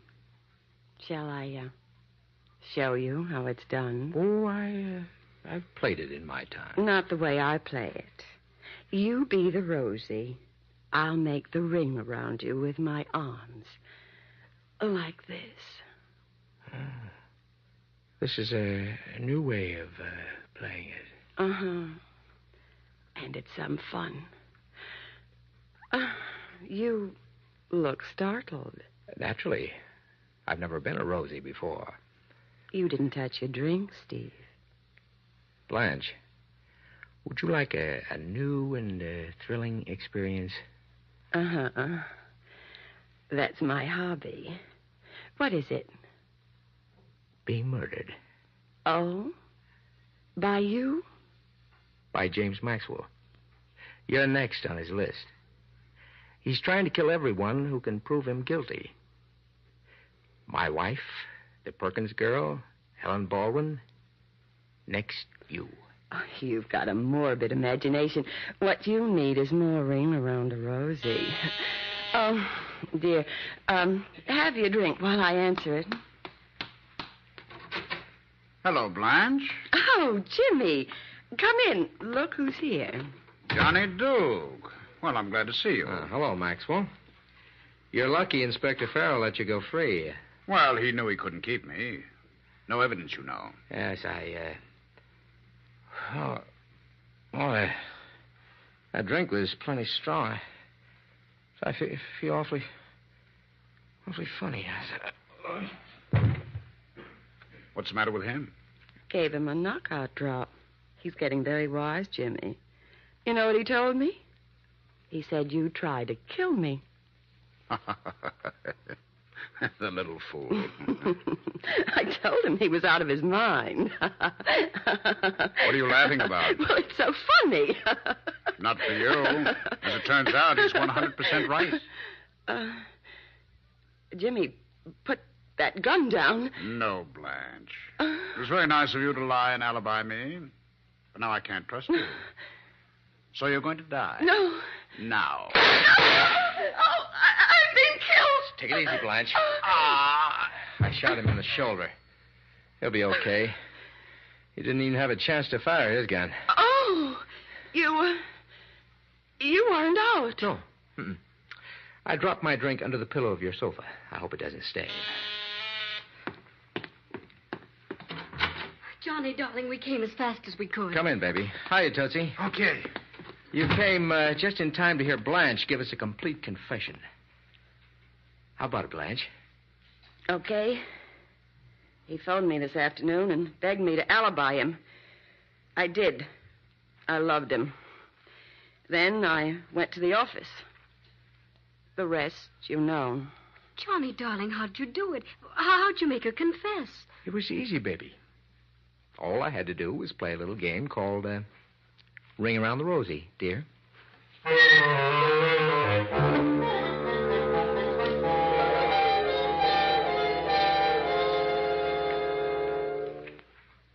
There's no place like home.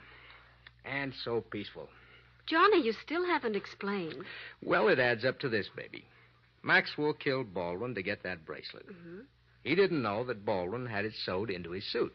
And Helen Baldwin, suspecting what happened, disappeared in order to investigate. Mm-hmm. She found out that her father's body was in the tomb. Right. Now, she must have known where the bracelet was, too.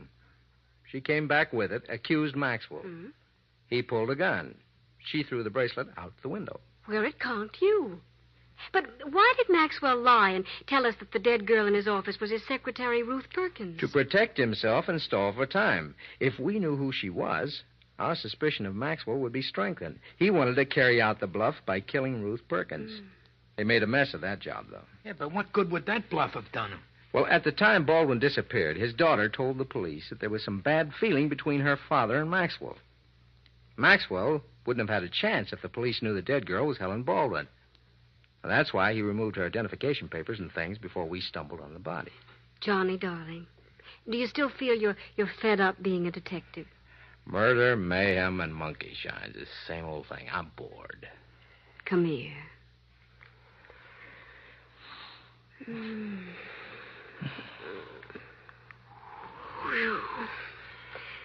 Still bored?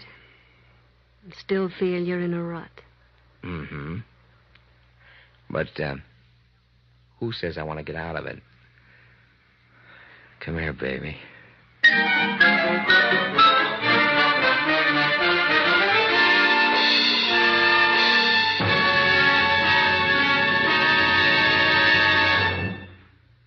And so the curtain falls on Two Can Die as Cheaply as One, which was chosen by guest expert Harold Q. Masseur.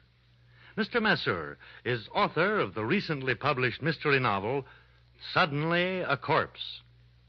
Next week at this time, Murder by Experts brings you a drama of a young newspaper reporter who covers the biggest story of his career, only to find murder dogging his footsteps. As selected for your approval by one of the world's foremost detective story writers. Until then, this is your host, Brett Halliday, hoping you'll be with us again next week at this time.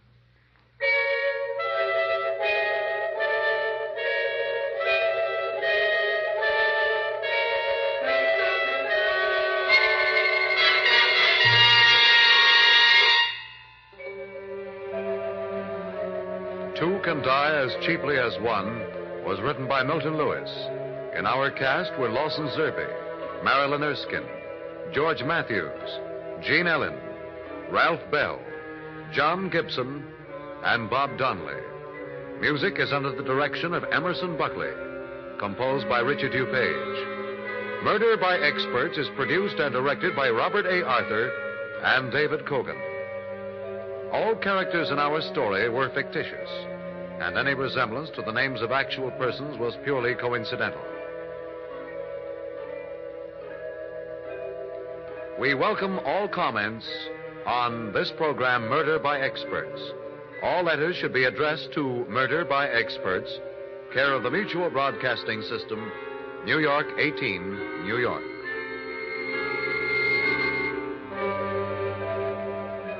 Phil Tonkin speaking. This is the Mutual Broadcasting System.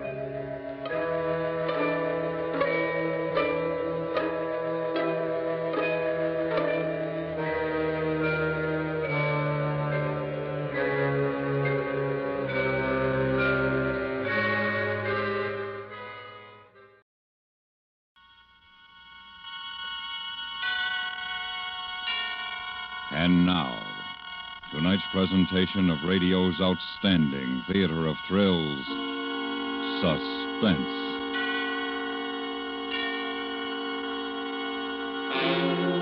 Tonight, we bring you a story of the death of a postman and the search for a missing letter. We call it The Seventh Letter. So now, starring Stacey Harris, here is tonight's suspense play, The Seventh Letter.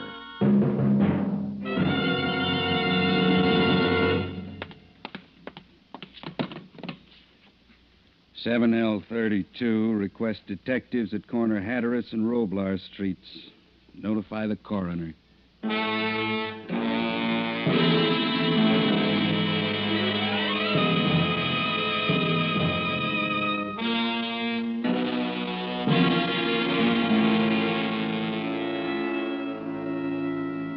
The place, a suburban residential area near a large city in Southern California. The time, 4:15 a.m. The body of a man had been found by a police patrol unit. The body was dressed in the blue-gray of the post office department, and a truck belonging to that department was at the curb. A letterbox nearby had been unlocked and stood open. 6 letters from that box were on the sidewalk near the body.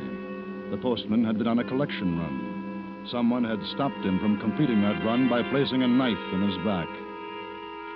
90 seconds after the police officer contacted communications, the message was relayed to a divisional detective bureau. Why don't you tell me once more, don't you? Yes. I've already told you. Yeah, I've got it. I don't believe that, Lodge. Hatteras and Roblar.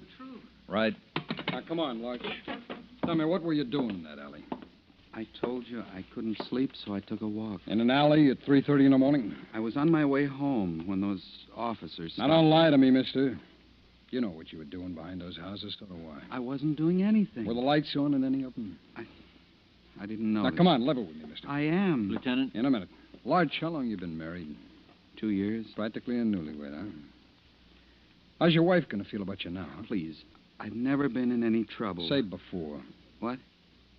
Before. Say it. Before. Okay, now you're learning. What is it, so?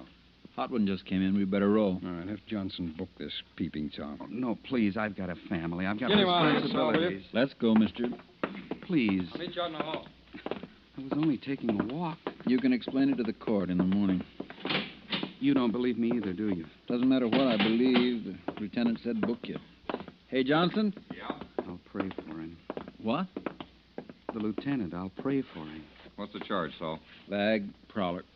Empty your pockets, mister. Put your stuff on the counter. Everything? Everything.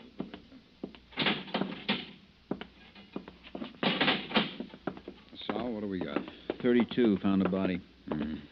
Lieutenant, you really think you should book that man? He wasn't on private property. No one called in a complaint. Tomorrow morning, he'll walk out of here congratulating himself. And tomorrow night, he'll be back on his window route. What makes you so sure? Saul, you ever committed a felony? No. You ever wanted to? Well, everybody has. What stopped you? I guess I was afraid I'd be caught. Mm-hmm. Well, that's what keeps most of them in line. The rest are too dumb to be afraid of the law. They got a wire crossed. Figure they can outsmart it. But nobody's completely honest, huh, Lieutenant? Nobody, son. Oh, come on. Now, you don't really Look, when you've been here a while, you won't argue with me. Where's that body? Hatteras and Roblar. What? What's the matter? I live on Hatteras, just a block from that corner.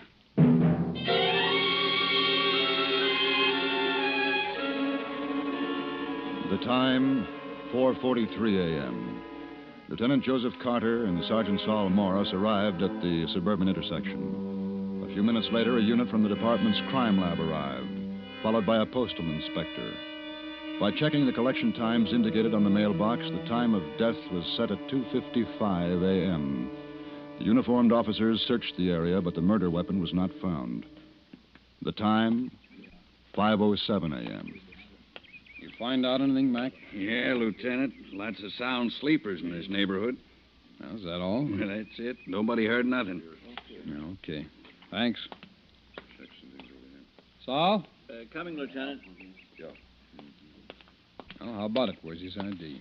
The coroner got it off his driver's license. Here. Henry R. Gilligan, 1314 West Latham, age 52. Case of accident, notify Elizabeth Gilligan.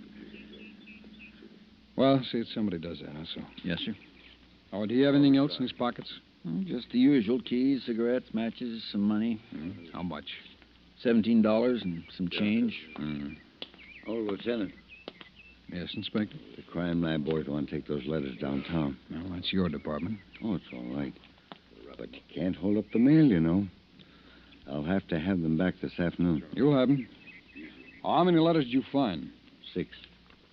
Any of them have a return address on the envelope? All but one. I made a list of the letters, who they were going to, and the 5 return addresses. Well, I'd appreciate a copy if it isn't too much trouble. Oh, no trouble at all. I'll do it right away. Okay to take the body in? Yeah, they can have him. All right, come on, you guys. Give me a hand. Sure doesn't look 52. Guess that's from being outside so much. Yeah.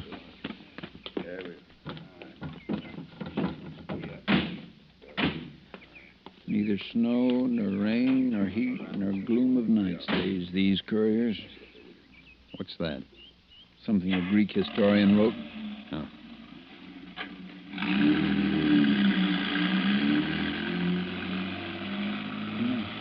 Starting to get light. Yeah. You want a cigar?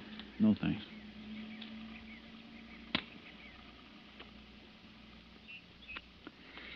You see that white picket fence down there? Yeah, I believe I do. At your place? Mm-hmm. A boy and I painted that fence last Sunday. Sure seems funny.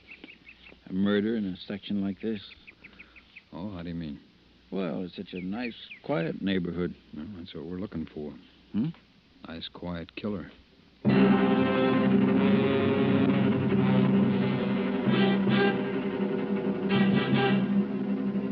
After a final word with the postal inspector, the 2 detectives drove slowly through the nearby streets. Another mailbox was located 3 blocks from the intersection of Hatteras and Roblar. At 5:52 a.m., they checked back into division headquarters. All right, Saul, let's get on that report, huh? Right. I sure can't figure out why anybody would want to kill a postman. No? You got an angle? Johnson? Yeah, Lieutenant? Who's the screamer? His name's Gillis. Narcotics picked him up a few minutes ago. The doc's looking him over. Hope they don't keep him down here all night. They won't. Saul. Hmm? Saul, suppose you'd mailed a letter down there last night, after the 8:30 pickup. Yeah? Long about midnight, you decided you wanted it back. What would you have done?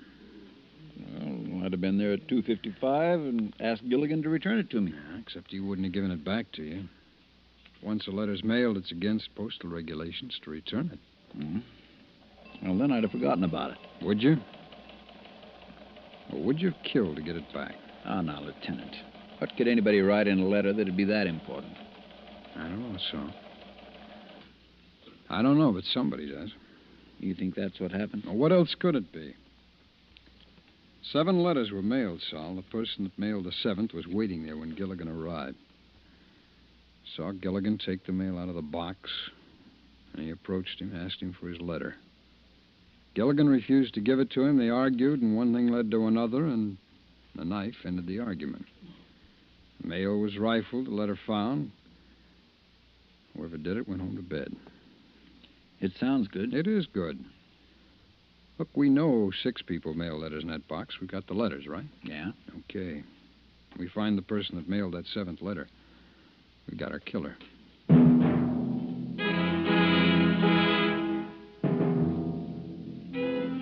By checking the city directory, they made a list of the families living in the area nearest the mailbox at Hatteras and Roblar. The list was then sent to the Records Bureau, where a make was run on every person on it between the ages of 14 and 70. After being relieved by the day watch, Carter reported to his superior and advanced his theory concerning the death of the postman. He was told to check it out. The time, 8:24 a.m. Joe? Yeah, Louise. We're in the kitchen. Pop, we heard all about it on the news. Oh, that's so? Yeah, boy, a murder right in our own block. Are you going to catch him? I'm going to try. You know who did it?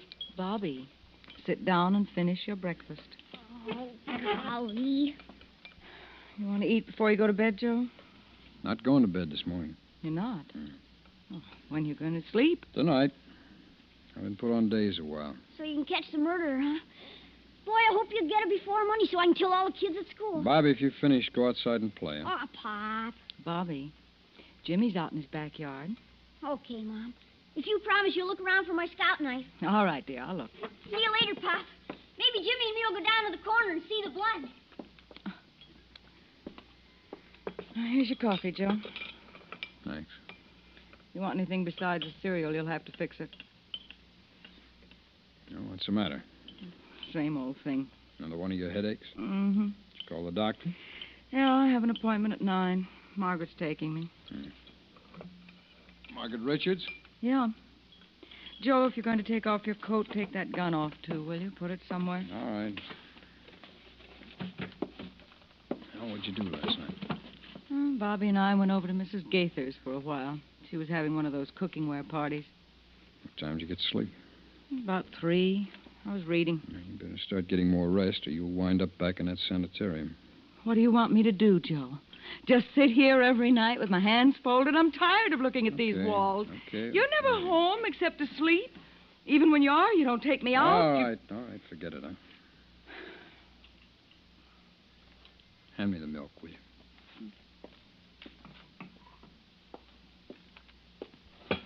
Thanks. When you get back, I got a list I want you to take a look at. What list is that? Suspects. You know most of them. Well, let me see it now. Here. John and Nancy Robinson, Bert and Margaret Ritt. Well, Joe, these are neighbors, friends of ours. One of them killed that postman. Well, if you believe that, you shouldn't be on this case. Well, why not? Because of Bobby and me. We live here, too, you know. You can't make a friend one day and have your husband suspect him of being a criminal the next. One of them has done big time. I don't believe it. Well, ask your friend, Bert Richards. Bert? Margaret's husband? He did 2 years for assault. Are you sure? Sure, I'm sure. I ran a make on all of them. When was he in? 4 years ago. Well, then Margaret knows. She's never told me. I want you to ask Margaret if Bert mailed a letter after 8:30 last night. What if he did? Well, we found 6 letters down at the corner. I think 7 were mailed. I've got to go. Will you ask her for me? I'm coming, Margaret. Louise? I don't know, Joe. I don't know. I'll have to think about it. Hi. Oh, well, Louise, you don't look sick. Well, I'm not really sick. Oh, my God.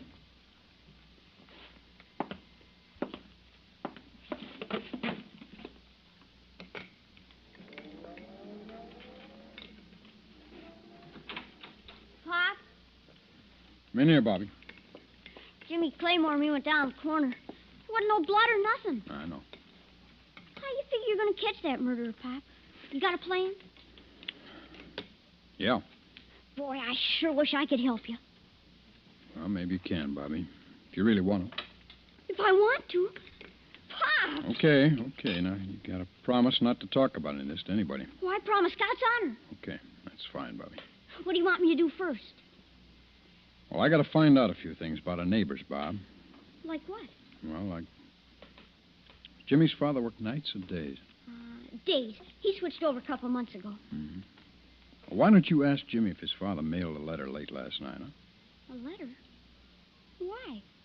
Because I got to know the name of every person who was near that corner between 8:30 last night and 2:55 this morning. Oh. In case somebody saw the killer, huh, Pop? That's right, son. Well, if somebody did, don't you think he'd come and tell you? Might not. Might be afraid to. Oh, yeah. Okay, I'll ask him, only... Only what, Bobby? Well, I already know somebody who went down to that corner late last night. Oh? Who? Mom. Your mother? What'd you go down there for? To mail a letter.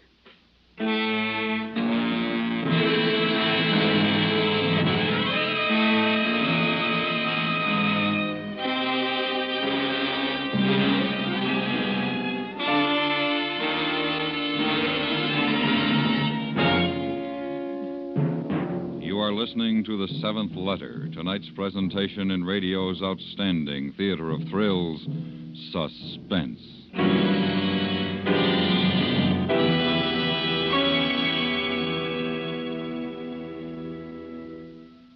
Wednesday night is your night for excitement with the FBI in Peace and War, and tomorrow night is no exception, since the police chief is all set to use his information as the inside man to expose the bosses of a gambling ring.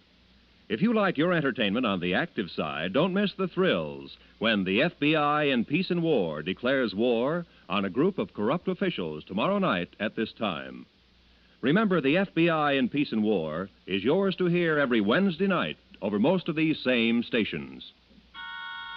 And now we bring back to our Hollywood soundstage Stacey Harris, starring in tonight's production, The Seventh Letter, a tale well calculated to keep you in suspense.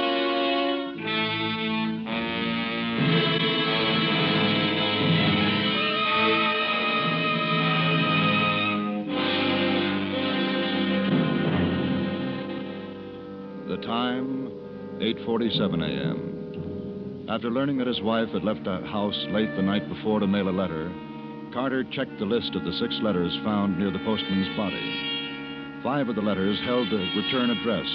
The 6th was addressed to a Mr. James Young in care of a local hotel. Carter had never heard of Mr. Young.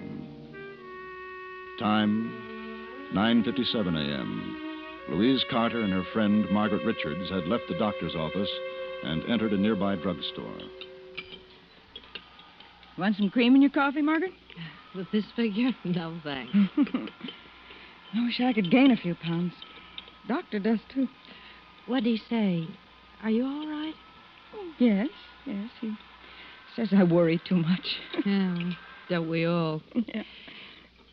Louise, is Joe investigating that murder? Yes. He's working with the homicide department on it. Well, Bert wanted me to ask you. He's got a crazy idea that he might be a suspect. Bert? Oh, for heaven's sakes, why? Well, Look, Louise, I never told this to another soul in our neighborhood.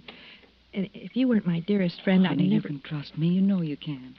Well, a few years ago, Bert got into a fight. When he was getting the worst of it, he picked up a bottle to defend himself. Of course, he didn't hurt anybody with it, but they arrested him just the same. How long was he in? Oh, just overnight. Just as soon as they knew all the circumstances. But they even apologized. Oh. Well, if it wasn't serious. Of course it wasn't. But try and convince Bert. See, he's afraid Joe will find out about that and, get the wrong idea. Well, you tell Bert he hasn't a thing to worry about. Oh, thanks, honey. As a matter of fact, Joe's looking for someone who mailed a letter in that box last night. A letter? Mm-hmm. What is it? I sent Bert down to mail a letter just after midnight.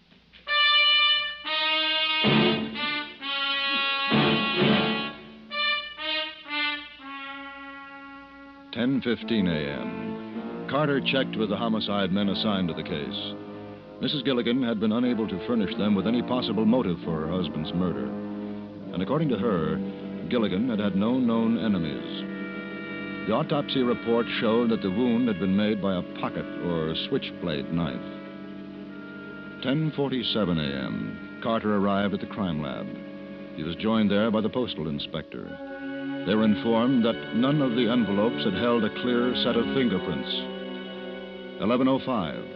They examined the letter addressed to James Young. Certainly nothing distinctive about the envelope, is there? No. Inspector, could you open it, please? Oh, sure. Looks like a greeting card of some kind. I hope it's one of those funny ones. Here you are. Happy birthday from Uncle Bert and Aunt Margaret. Well, that isn't very original. Is it any help, Lieutenant? Lieutenant? No, it's not very original. Is it any help? Oh, no. Well, that's the way it goes. I might as well put these letters in my briefcase. I didn't know Gilligan, but some of the boys who did thought the best of him. They can't imagine why anyone would want to kill him. No. Neither can I. We're all hoping you catch the person that did it. Yeah. Are you ready, Inspector? Yes, indeed. You call us anytime.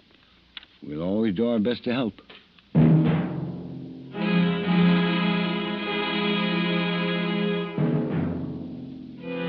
There was no doubt left in his mind now. He knew who had written the seventh letter. The time, 12:01 p.m. He arrived home. Louise? Hi, Pop. Oh, where's your mother?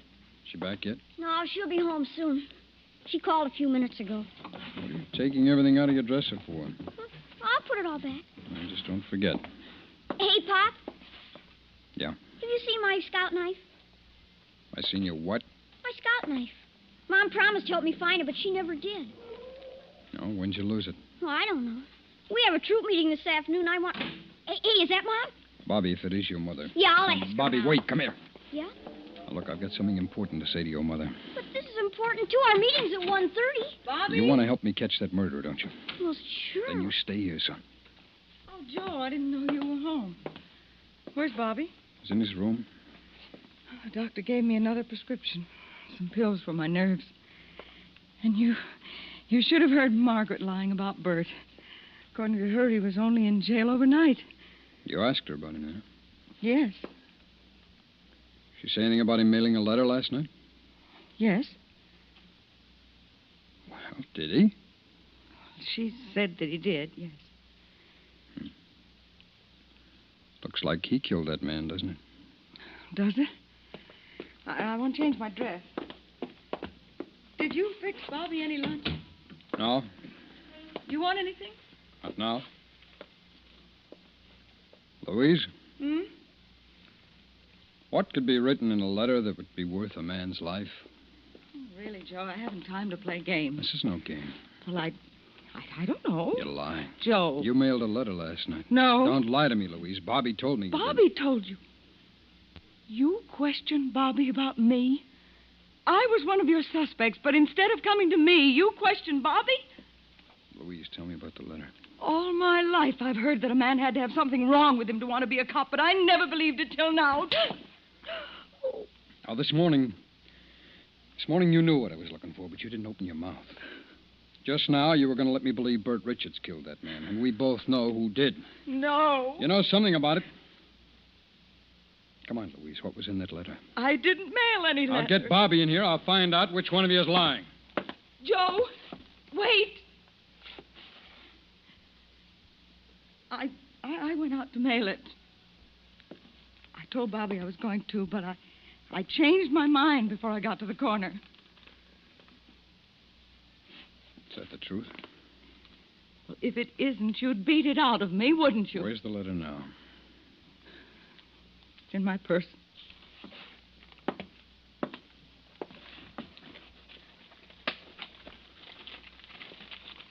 Is this it? Yes.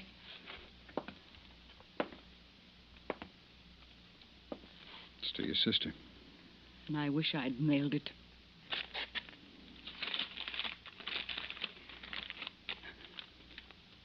Dear Belle, just a note to let you know I understand and appreciate your thoughts about Joe and me. But it's too late. Too many things have happened. I've made up my mind to leave him. You've what? Here. Come on. You finish reading it. No, please. Go on, read it. For a while, just after I came out of the sanitarium, Oh, Joe. Now, go on, Louise, go on. Joe was his old self. But that lasted only a few days.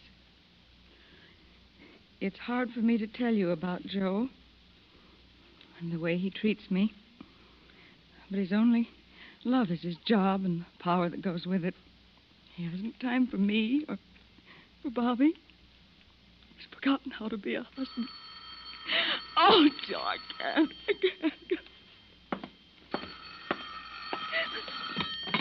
Hello. Yeah. Yeah. Are they sure?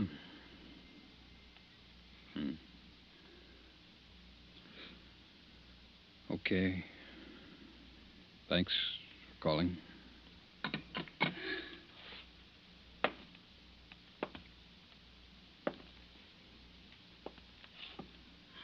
I found out who killed the postman. It's a man named Gillis, an addict. He decided to talk after being off the stuff all day. Last night he thought he was being tailed, so he dropped some stuff he was holding into the mailbox, and when he went back to get it, the postman refused to give it to him. Louise? I don't suppose there's anything I can say. No. You sure it's too late? I mean, there's just no chance at all? Why didn't you mail that letter last night? Mom? I told you, Joe, I changed my mind. Well, why? Why? What was the reason? Mom, aren't you going to help me find my knife? Don't you know, Joe? Or have you forgotten about him, too? Come on, Bobby, dear, I'll help you. Come on.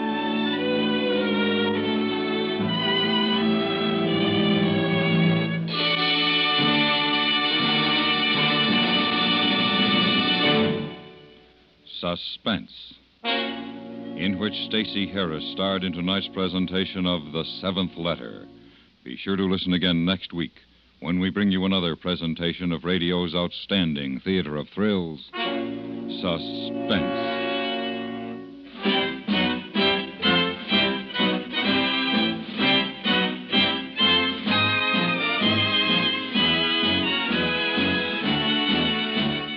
Suspense is produced and directed in Hollywood by Anthony Ellis. Tonight's story was written by Charles B. Smith. The music was composed by Lucian Morawick and directed by Wilbur Hatch. Featured in the cast were John Daner, Parley Fair, Victor Perrin, George Walsh, Vivi Janis, Richard Beals, Paula Winslow, and Jim Nusser. The life of an insurance investigator may be dangerous, but it's thrilling, too, and you can hardly blame yours truly, Johnny Dollar, for pursuing his unusual career. Nor can anyone blame you for following Johnny Dollar as he moves around from clue to clue until every case of mayhem or fraud that he tackles is finally solved. 5 nights a week, yours truly, Johnny Dollar, will keep you in a state of high suspense as he ferrets out the chiselers, the crooks, and even the killers who think they have executed a perfect crime. Don't miss a single exciting chapter of Johnny's current case. Listen for yours truly, Johnny Dollar, every Monday through Friday night over most of these same stations. Stay tuned for 5 minutes of CBS News to be followed on most of these same stations by My Son Jeep.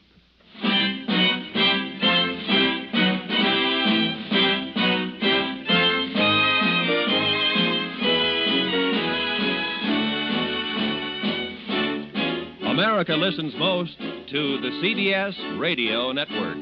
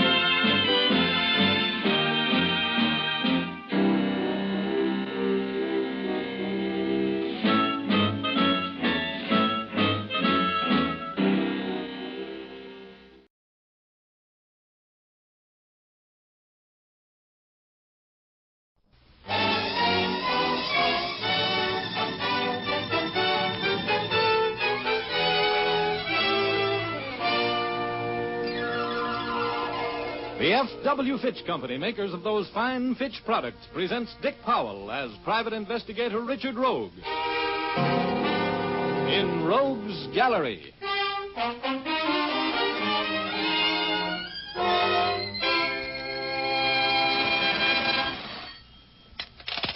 Hello, Richard Rogue speaking. Hello, Mr. Rogue. This is Stark McVeigh in Minden, California. Yeah? I want to talk to you, Rogue. Well, you're talking. I want you to come up here to Minden and do a little job for me. I don't want you to let anybody in this town know who you are. You can register at the hotel as a traveling man, a salesman or something, and Hold it, McVeigh. I can't get away right now. I wired you $500 expense money. It should be at your office now. We'll talk over the rest of the deal when you get here. Oh, $5, huh? Well, what kind of a case is it? A case that pays money. You can get out of there at 7 o'clock, and if you want to take a train... I'll drive. I'll leave as soon as the 500 arrive. Take me about 2 hours to get there, won't it? That's right. I'll contact you at the hotel tonight about 9. Okay, see you then.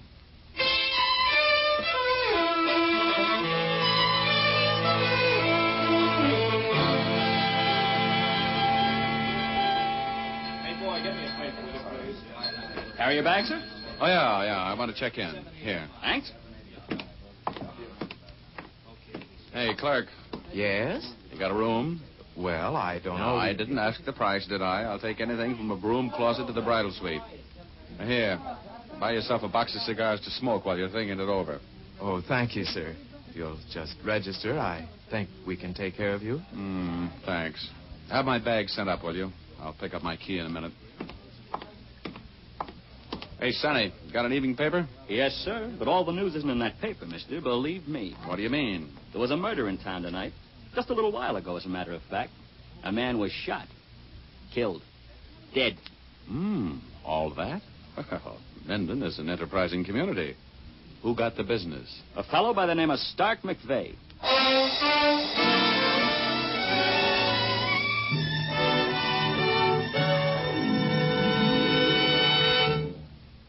We'll return to our story in just a moment, but first here's Jim Doyle to give you some smooth talk on a smooth subject. Yes, smooth is the word for it, Dick. That describes Fitch's No Brush shaving cream to a T. For it has a rich, creamy consistency that spreads over your face like a cool April breeze. There's nothing heavy or greasy about Fitch's No Brush. Yet it does a man-sized job when it comes to wilting a tough beard. You see, Fitch's No Brush is a blend of 3 important shaving ingredients. These are balanced in such a way that you get efficiency in softening whiskers, plus a skin conditioning action that protects your skin from irritation. Yes, they all add up to a shave that's really solid comfort. You men who say there's nothing like lather for a swell, smooth shave will like Fitch's Brush Cream. It gives lots of dense lather that stays moist all during the shave and rinses off easily. It, too, contains the special skin conditioner for sensitive skins. Both Fitch's Brush and Fitch's No Brush shaving cream come in handy jars, big 25 and 50-cent sizes. For smoother, happier shaves, switch to Fitch. And now we return you to Dick Powell as Private Investigator Richard Rogue in Rogue's Gallery.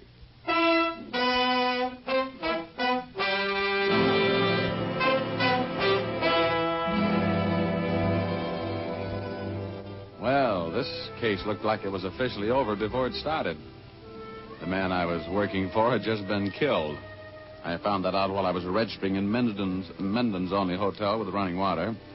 A bellboy gave me the news, and while I was just standing there with my mouth hanging open, a big, beefy guy eased up to me and said, "You're Richard Rogue, aren't you?" "Oh, my name's Richard." "Yeah, I know you're Rogue. I've seen your picture in the paper too often to be mistaken.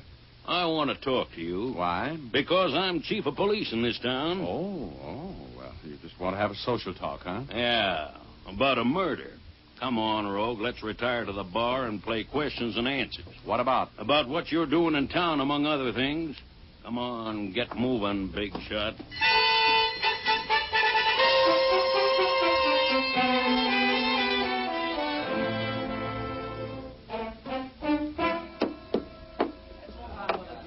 All right, now, Rogue, suppose you start talking. What are you doing in Minden under the name of Richard? "Hey, bartender, you put too much sugar in this old-fashioned." "Oh, so you think I like to hear myself talk? I said, what are you doing here?" "I'm on a vacation." "Does a man named Stark McVeigh always finance your vacations?" McVeigh. Yes, well, the name sounds familiar. "I'll bet it does. He had a call in for you all day down at the city. He reached you at the Hunt Bar Room a little before 5 o'clock, and he wired you $500 to your office this afternoon." Maybe that's why his name sounds familiar. Well, could be that. Well, what was it that made McVeigh think he'd need you $500 worth, Rogue? He didn't say. Who was McVeigh, anyway? I never met the guy. Never heard of him till he called me. You think I'll believe that? How do I know what you believe? I'm telling you the truth. That's all I can be sure of. And what's the idea of the pressure? You got ambitions to hang McVeigh's murder on me? Uh-huh. You know he's been murdered. How did you know that? Well, the bellboy told me. Who did it, Rogue? Who was McVeigh afraid of? I don't know anything about the guy. I didn't murder him. I hardly ever murder strangers. And now, thanks for the drink, and so long. Wait a minute. You leaving town, Rogue? I don't think so, no. I like the climate here. It's so peaceful. Well, don't you leave without seeing me, or you'll come back with your hands cuffed behind you, lying down. Oh, well, if there's anything I love, it's a clever conversationalist. Huh? Now, I'll make a rule, egghead. Don't put any of your rural gumshoes on my tail if you like them personally. I don't like to be shadowed.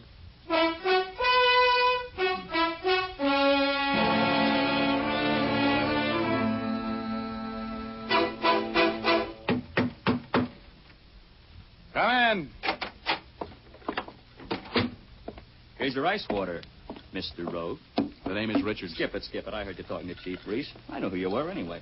Oh, well, you're a smart lad, huh? Did you know Stark McVeigh? Sure. He used to be around here quite a bit. In the bar. What was his racket?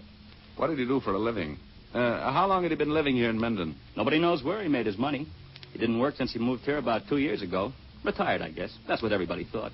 Always seemed to have plenty of money. Oh, he did, huh? Well, who were his friends? Was he married? Look, if I'm going to answer all of those questions, I want to work on the case with you. You need somebody who knows the town. Now, I'm an ex-GI. I work with intelligence. I can be a big help to you. Okay, you're working. Now, was McVeigh married? No. Didn't run around with women much either. I mean, here. Some blonde came down to see him once in a while. Drove a Cadillac convertible. Looked like a movie star. Did McVeigh make many trips? Was he out of town much? He traveled quite a bit. Did he have any enemies in town? Nobody knew him well enough to hate him. He was a kind of a stranger, Mr. Rogue. Nobody got to know him very well. You live alone? Yeah. He had a woman come in a couple of times a week to clean up. That's all. Good. Well, who do you think killed him? I don't know. Mm-hmm. Any suspicious-looking characters been seen around town lately? Not that I know of. But they could have been here without me knowing it. Okay. Hey, what's your name? Buzz Walters? What time are you off duty? About an hour, 9 o'clock. Good, I'll see you then. In the lobby, right? Yeah. What are you going to do now? Oh, I'm going out to the house, Midway's house, and take a look around. You know where it is? I'll find it. See you at 9.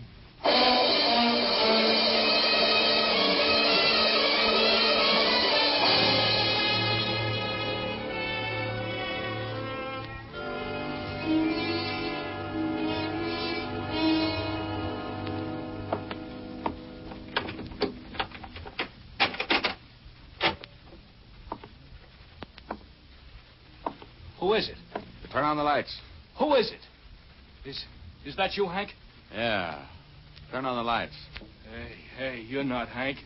Who are you? What are you doing here? Will you turn on the lights so we can talk this thing over, Junior? Oh, you're the guy who bumped McVeigh, huh?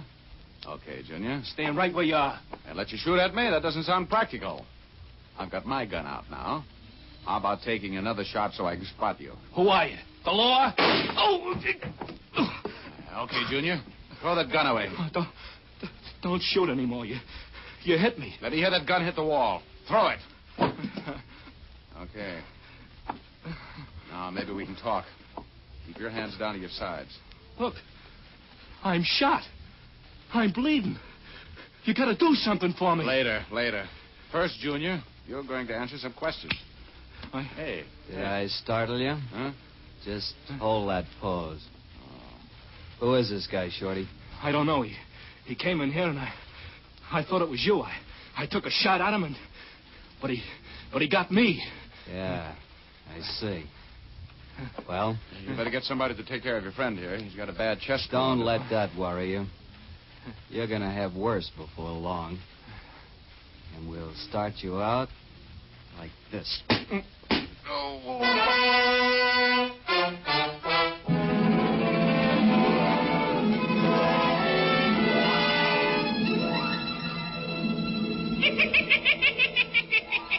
Hiya, Rogie. Welcome home. Oh, hello, Igor. How's everything on Cloud 8? Oh, it's fine. Say, Rogie, I missed you last week. Oh, yeah. I had the flu. Yeah, didn't Dennis O'Keefe come up to see you? Nah, not that Irishman. He doesn't use his head the way you do, Rogie. Say, who did it this time? I don't know. But I'm going to get him. If it's the last thing I do. Oh, you better hurry back downstairs then. You're getting further away every minute. Huh? What do you mean? You got a surprise coming, Rogie. You're a side door tourist right now. Huh? Oh, well, that settles it. I'm going over the side.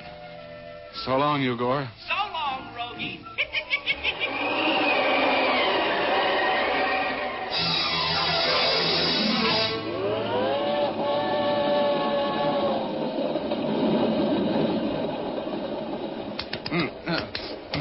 Come on, fella. Come out of it. Huh?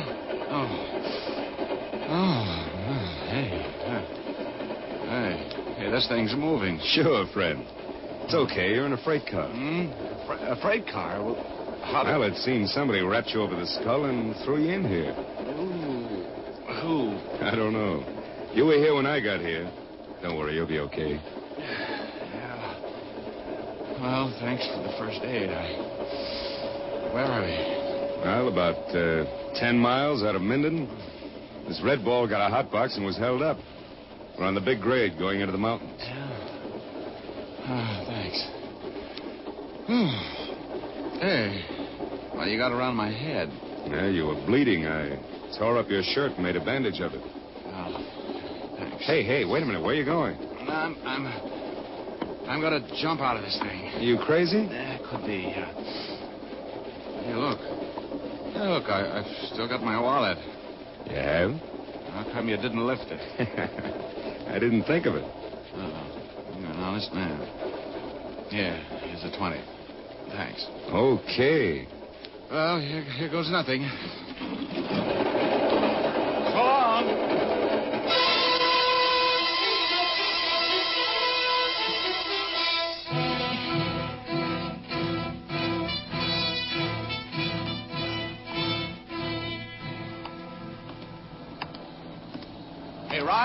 Hey, driver! Driver! Ride! Driver!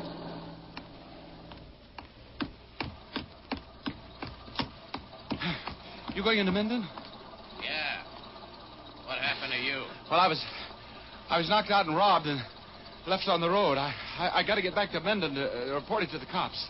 Okay, buddy. I wouldn't leave anybody out here. But I got a revolver here, and don't try any funny stuff.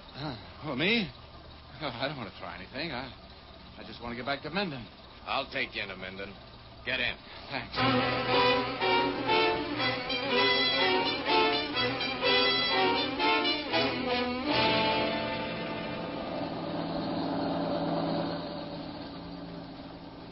You could let me out here. Oh, no. Just stay right where you are. Hey, what's the idea? Will you get that heater out of my face? I'll tell you where to get out. Oh? Well, when will that be? When we get to the police station. That's where you're going, mister.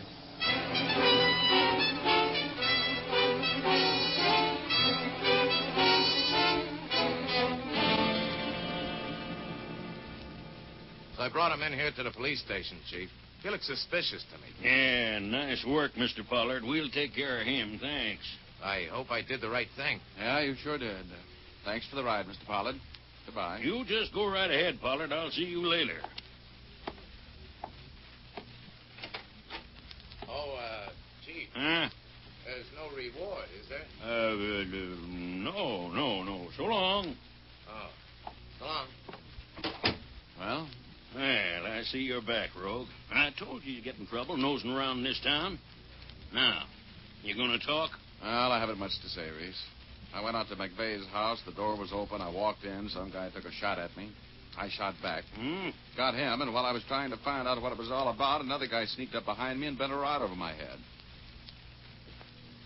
I woke up in a freight train 10 miles out of town. This Pollard gave me a ride in, and that's the end of the story. Well, how do you figure it? I don't know, but I want to get back out to that house. You coming with me? Well, what do you expect to find out there? We combed the house from one end to the other. Well, there's something going on in your charming little town that needs taken care of, Chief. And how come you don't have men at that house? There was a murder there a few hours ago. Now, don't you tell me my business, Rogue. Something smells. Come on. Let's get out to McVeigh's house. I want to do a little combing myself. Now, you'd better stay in line, Rogue. After all, I'm the chief here, and Yeah. I've read your star. I don't know whether you're a dumb chief or a smart operator. But we're going to McVeigh's house, and we're going to tear it to pieces until I get a lead. Now, come on.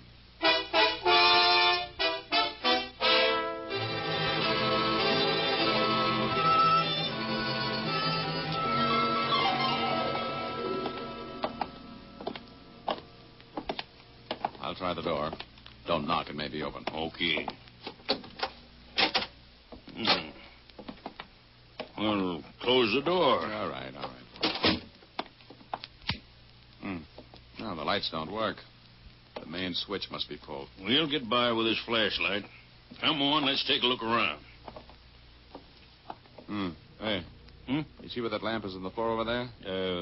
Yeah. Well, the guy who was shooting at me was lying right by the side of it after I got him. Oh. Look, there's blood on the floor. You see it? What was that? Seemed to come from that closet. Somebody's in there. Well, come on out. Come on out, or I'll shoot that door so full of holes we can pull you out through them. Okay. I'll come out. Well, hello, Buzz. Welcome to the party. What are you doing here? Well, Mr. Rogue told me he was coming out here, and he was supposed to be back to meet me in the lobby at 9 o'clock. He didn't come back, so I decided I'd run out here and look for him. You got here a little late, Buzz. Oh, no, I didn't. Well, I was a little late to do you any good, but I saw plenty. I saw them walking around in Wait a minute. What do you mean, them? 2 men and a girl. The blonde girl that used to come here to see Mr. McVeigh. Oh, you mean she was here? Yep. I hid outside of the window and watched them. They were carrying stuff up from the basement. That is, the girl and this man were, and putting it in the car. Buzz, did you hear them talk? Did the girl mention his name? No, she just called him sweetheart or honey or something like that. There was something funny about the other guy. What? He never did come out. The other two came out, got into that Cadillac convertible, and drove away about 10 minutes ago. Well, then there must still be a man in the house. Yep, he'd been shot. He had trouble getting around. Must have been the guy I shot. I've been looking for him. Well, why didn't you call me? I was working for Mr. Rogue. I knew he'd be here. Oh, good boy, Buzz. Now, come on, let's shake this house down. If that thug is in here, we better find him before he finds us.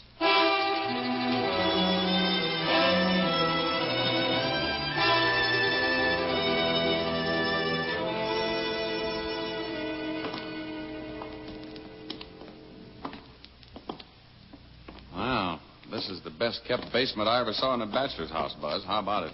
It's sure clean. Hey, look. There are a few muddy footsteps going this way. They're going both ways, Mr. Rogue. Yeah, right over here and then back out. That's funny. They walk right up to this blank wall and then back again. Maybe the stuff they were carrying out of the basement was stacked up against the wall. I doubt it. Hey, there's nobody up here. Shook down every room, every closet up here. There's nobody. Well, we're even. There's nobody down here either. I tell you, that guy they called Shorty never came out of the house. I was watching and I know he didn't. You're imagining things, kid. People don't just disappear. If he was here, we could see him now, couldn't we? If we could find him. I've got an idea. Yeah? Well, there must be a hidden door or something in this wall here someplace. Oh, now, wait a minute, Rogue. Okay. So I've been reading too many comic books, but I'm making my guess, and I'm going to see if I'm right. You see these footprints coming over here and going back again? Yeah. That's what it is. Maybe there's a loose tile in the wall or something. Yeah. Listen now. There it is, Reese. You die hard. You hear that? It's hollow in there. Now, come on. Let's figure this thing out. Hey, there is a loose tile right here. Huh? Let me see. Yeah. Well, I'll be... Are you sure you're surprised, Sheriff? Why, there's a regular doorknob in there. Yeah, there is. Well, it's locked, but I think I can take care of that. Look out. Now, that ought to do it. Flash your light in there, Reese. Okay. Oh, brother, look at that. Huh? Hey, he's dead.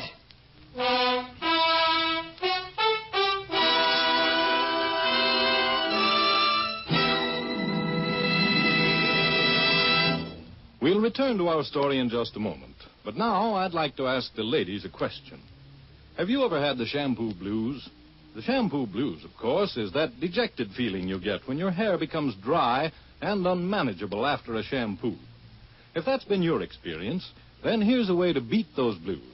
Try Fitch's saponified coconut oil shampoo. Use this clear, golden liquid shampoo as often as you like. It will never leave your hair dry or difficult to manage.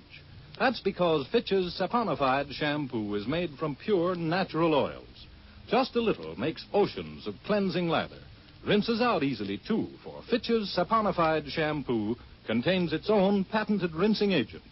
It leaves your hair soft, lustrous, and easy to manage even right after you shampoo it. Yes, you can always use Fitch's saponified shampoo with complete confidence and freedom from the shampoo blues. So use it regularly. Buy an economical bottle at your drug or toilet goods counter, or ask for a professional application at your beauty shop.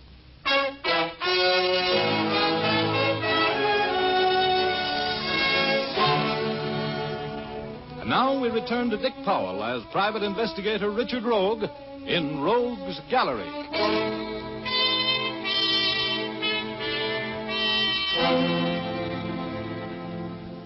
Well, you could have knocked me down with an atom bomb when we opened that secret door in the basement of McVeigh's house and saw what was inside. It was an air-conditioned room with fluorescent lighting and strictly occupational furniture. And sitting at the table in the swivel chair was the body of the man named Shorty. Buzz, the bellboy, said. Hey, he's dead. Yeah, they let him have one. Right through the temple. Good Lord. 2 murders in one day in Minden. That'll put the place on the map, won't it? I wonder why they killed him. Well, it looks pretty simple to me.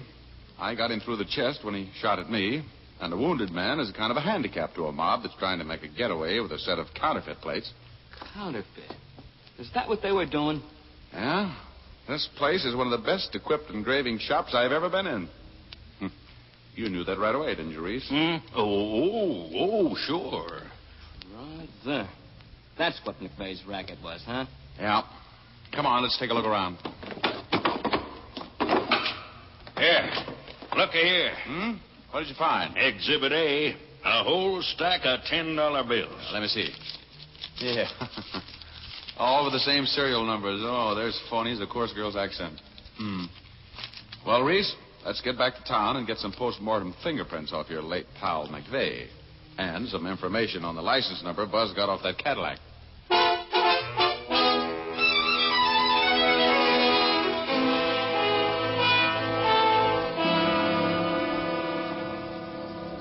Do you think we'll get him, Mr. Rogue? Oh, we're a lead pipe cinch, Buzz.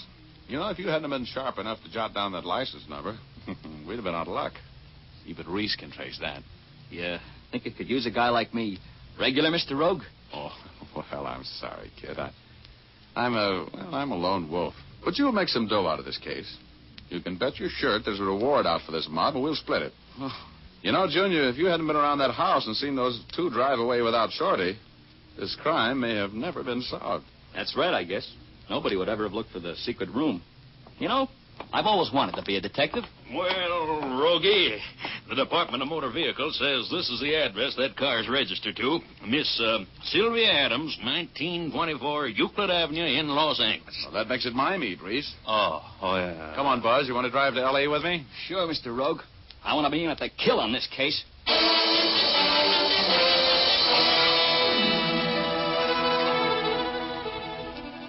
Well, this is the house. Oh. Miss Sylvia Adams, 1924 Euclid Avenue. What are we going to do?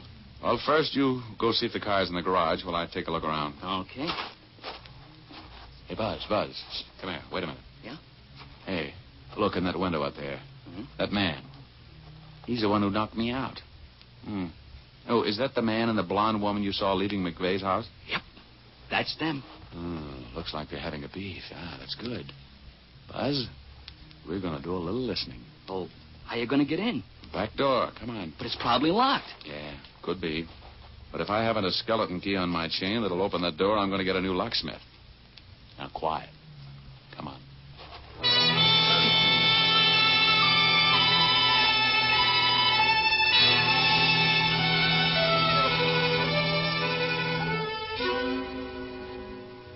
You didn't have to kill them both, Hank. You're a trigger-happy fool. Will you stop harping on that? They're dead. That's all there is to it. We're rid of them, and we got the counterfeit plates. We got no more troubles, baby. From now on, it's you and me. It is? What do you mean? Just that I don't have to put up with you anymore either. One word out of me and the cops will put you under the jail, Hank. That's what they do with killers, you know? I don't like you. I never did like you. But you're going to keep me in money and minks and everything I want as long as I live. Killer. That may not be long, you little double-crossing. Hank, put that gun away. Hank, no. So you were going to double-cross me? Hank, no. So all that sweet talk was just an act? No. Well, here's my act, baby. Next one, touch your eye, Hank. Drop the gun. Pick it up, Buzz. Yeah. Who are you? Well, now, that's not very flattering. I'm Richard Rogue. But we'll talk about that later, lovely. Right now, get up against that wall, both of you. Start singing and make the lyrics cover a couple of murders. Come on, sing!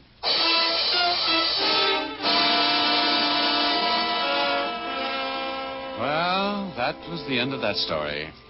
It all happened over a woman. Almost everything does. When I got through chatting with Sylvia, I had the whole story. McVeigh and Hank had a sweet little counterfeiting deal all set up and running smoothly. McVeigh, a master engraver, made the plates and hand-printed them in his shop in Minden. Hank wholesaled the stuff. Everything was just too divine. Until Hank moved in on McVeigh's girl, Sylvia, and got caught at it. McVeigh wanted to hire me to front for him in exposing Hank as a counterfeiter, and that's what started all of the excitement and the murders. We found the counterfeiting plate in Sylvia's Cadillac, and I collected $5,000 reward for cracking the case.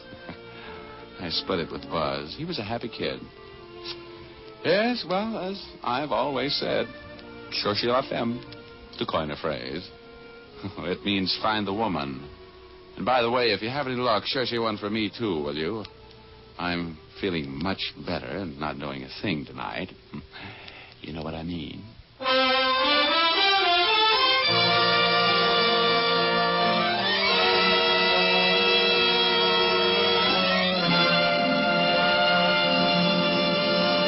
This is Dick Powell again, ladies and gentlemen. I hope you enjoyed our story tonight. Ray Buffum wrote it. Leith Stevens composed and conducted the music, and Dee Engelbach produced and directed. But don't forget now, you've all got a date with us next Thursday night. We have a story for you about a man with $1 million, a beautiful wife, and an overpowering jealousy. We call it Best Laid Plans. So make a date with us, will you? Thanks for listening, and now here's Jim Doyle. Don't forget to tune in again next Thursday, same time. And be sure to see Dick Powell in his newest RKO picture, Cornered, at your local theater soon. And remember, tune in again next Thursday, same time, same station, when you will again hear Dick Powell as Richard Rogue in Rogue's Gallery.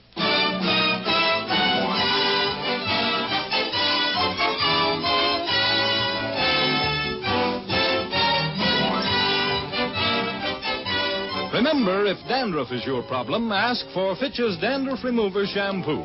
It's the only shampoo made whose guarantee to remove dandruff is backed by one of the world's largest insurance firms. No other shampoo can make this statement. Ask for Fitch's Dandruff Remover Shampoo at your drug or toilet goods counter, barber or beauty shop. Fitch is spelled F-I-T-C-H.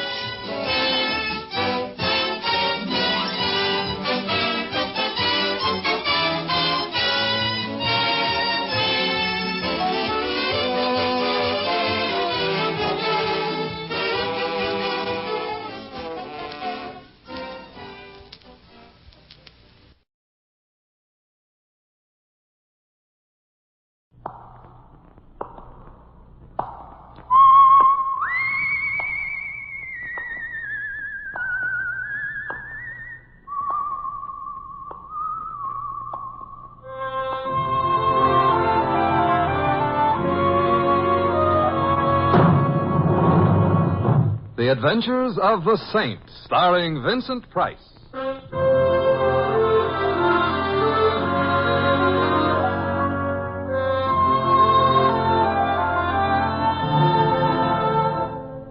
The Saint, based on characters created by Leslie Charteris and known to millions from books, magazines, and motion pictures. The Robin Hood of modern crime now comes transcribed to radio, starring Hollywood's brilliant and talented actor Vincent Price as the Saint. Just step a little closer, if you will, my friend. You might be the start of a mighty and surging throng. You mean me? You and none other. Slumming tonight, friend? Oh, I just happen to like carnivals. The gentleman says he likes carnivals. And now let us all step up a little closer here while we talk about the greatest attraction on the mighty Midway. A test of strength, courage, and endurance, attracting attention all over the civilized world and further. Texas. It's a joke, friend. Oh, sorry. Yes, sir. Indeed. Well, I am talking about that little lady inside the tent here that all your friends have told you positively not to miss. The courageous girl who lies buried alive 20 feet below the surface of the earth. Are you going in, friend, or am I wasting my time? I'm still on the fence. Yeah, indeed. Huh? Well, you have heard her name, you have read about her in the papers, and now you are going to see Mona, the buried alive girl, who has lain in her grave on these premises for 222 hours, 36 minutes, and 21 seconds, and is now attempting to break the world record of 244 hours. Ooh, how strenuous. Inside the tent, you will see her, talk to her, ask her any questions that happen to be on your mind. Tell me more. My friend, I don't request that you buy a ticket for this great attraction. I just ask that you put this question to yourself. Yes? Would I have the courage to change places with Mona, the buried alive girl? No. I thank you for your kind attention, and the box office is now open. Oh. One, please. One, he says.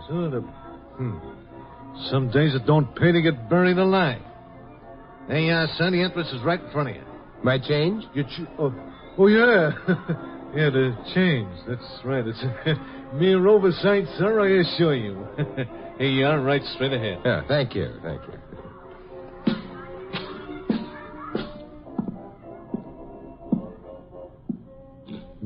To communicate with Mona, talk down tube. Well, all right, I talk. Mona. Frankie, you gotta get me out of here. I'm going crazy down here. I'm scared. Mona, this I've been thinking, Frankie. I've been thinking all day what Angie said just before she... I don't want to end up like Angie, Frank. I don't. And I will if you don't get me out of here. I know I will. I don't want to die, Frankie. Get me up. Mona, this isn't Frankie. This is Simon Templar. Can I help you? Oh, you're not Frankie? No, but I'll help you if you'll tell me what you're afraid of. Mona? I am in very good health and am enjoying no physical discomfort whatsoever. I am looking forward eagerly toward breaking the world's record for being buried alive. 244 hours. Pictures of me are available at the box office at nominal cost. Mona, what are you afraid of? I am in very good health and am enjoying no physical discomfort whatsoever. I am looking forward eagerly to... I know, I heard. Hey, what you doing here? Who are you? I'm Simon Templar, a customer. Who are you? Customer, all right. Excuse me. I thought, excuse me. Oh, say, aren't you the strong man? I saw your act a few minutes ago. Segundo, huh? Pretty good, Yeah, pretty good. Tell me, Segundo, what about Mona? Who was Angie? Angie? Excuse me, I gotta go. Hey, wait a minute. Excuse me. So you get two for the price of one, eh, friend? Mona and the strong man Segundo. I caught his act before. Quite a large hunk of muscle. I wouldn't like him to step down on my foot. Yeah, the guy is built like a Hudson. Only trouble is his motor don't run so good. Oh, a few chips light in the head, huh? A whole stack. Well, did you enjoy your chat with Mona? Tell me, who was Angie? Angie, oh, yeah, that Angie, that's a real sweetheart. That was Mona's sister. Angie used to do the Buried Alive act before she died. Oh, a real doll. Was it an accident? Accident? No, it was a weak heart. That Angie, oh, she was all heart. Oh, we miss her. How'd you know about her? Tell me about Mona. Why? I might like to help her, that's all. Hey, look, my friend, nobody in this county needs no help from you. We take care of each other. We always have and we always will. Nobody on the outside cares nothing about us, and we don't care nothing about them. Now, beat it. Who's the owner of this carnival? B. St. Clair, and her trailer's right down the Midway, and she'll tell you the same thing I did. I'm hard to discourage. Friend, there's nobody here needs no help. Friend, you forget that I've heard your jokes. See you later.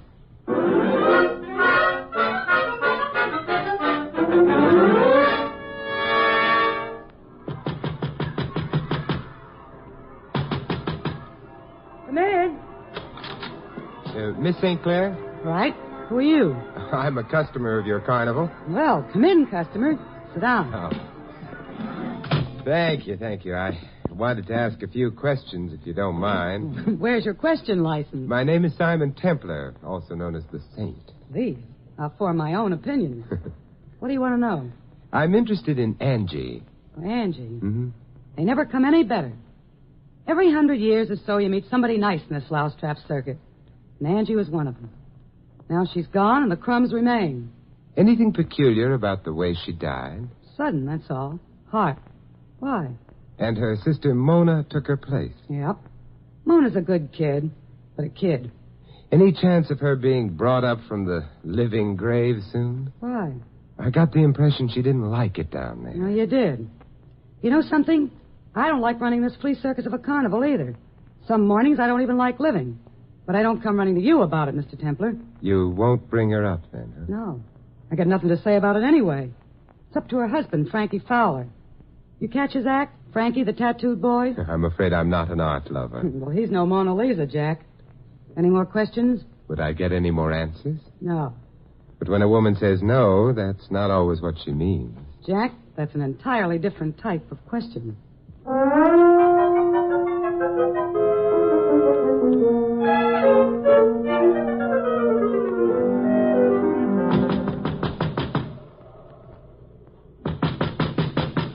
Hello. Anybody here?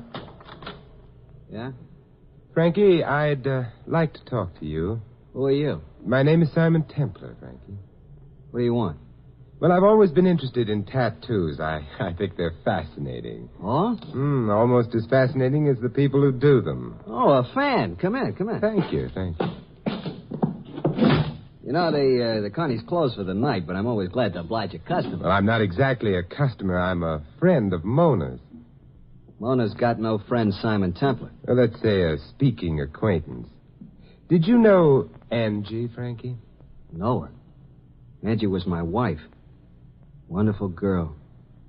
Almost killed me when she passed away. Omaha. She's buried there? I couldn't leave her behind. Not with strangers. Call me sentimental if you want to, but that's the way I felt. You see that urn over there on the table? Now Angie's with me always. I see. They say us carny people got no heart. Hey, you like to see some real artistic work in tattoo, Mr. Temple? Oh, maybe some other time, Frankie. Look at that. Here. Monitor and a Merrimack. Civil War. Authentic, 100%. They don't do work like that anymore. Frankie, Everything I got on me is art. Art! I seen a guy the other day ask him what he had on. He said surrealism. Surrealism. I told him right out. I said, the guy that tattooed that on you ain't American. That's what I told him, and I'll stand by it. Surrealism. Frankie, I've been talking to Mona. What about? She's buried too far under the earth, Frankie. She wants to come up. Well, she does she? She say anything else, did she?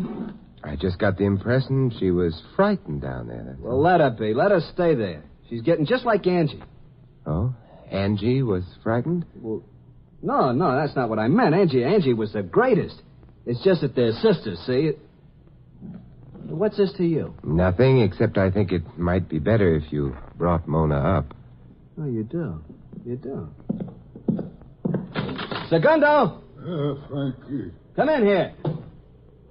Now you see what happens to guys who get nosy. Afraid to do your own strong-arm work, eh, Frankie? Why, you... Here I am. Look, Segundo, this guy came in here saying bad things about Angie. About Angie? Yeah. You shouldn't have said that, mister. Not about Angie.